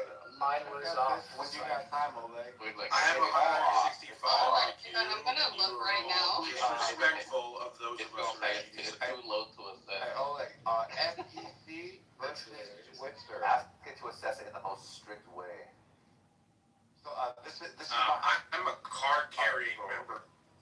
Yeah. I wonder who you are. Hey, Rupert, though, like, we hear something. Yeah, somebody moved it. No, he was making fun of something. He's making fun of something. But, like, the case is called, SECV Switzer, and then Dirks. Dirks is what created the two-prong, like, example that I gave you earlier. And then you'll see, like, what point I was making earlier about the whole insider trading thing. For sure. But, those sound like the seminal cases with a fucking slew of precedent after that fuck every word. So, like, when I'm going to do a deep dive, I'm going to read at least, like, 15 to, like, 20 cases. Yeah, the newest one is 2024, July, and then the Martha Stewart prong is being utilized as Supreme Court. Ooh, you can break it down by category, Mike. You can ask for verbal abstraction, system synthesis, and so. So you're telling me that it keeps a file on me because like. Yeah, it does. Yeah. Like I literally know somebody who works for the red teams. Yeah. I randomly asked my ChatGPT like questions. Like one day I wake up like, hey man, how much uranium can I stuff into like a bottle? Why do you think I get stopped at the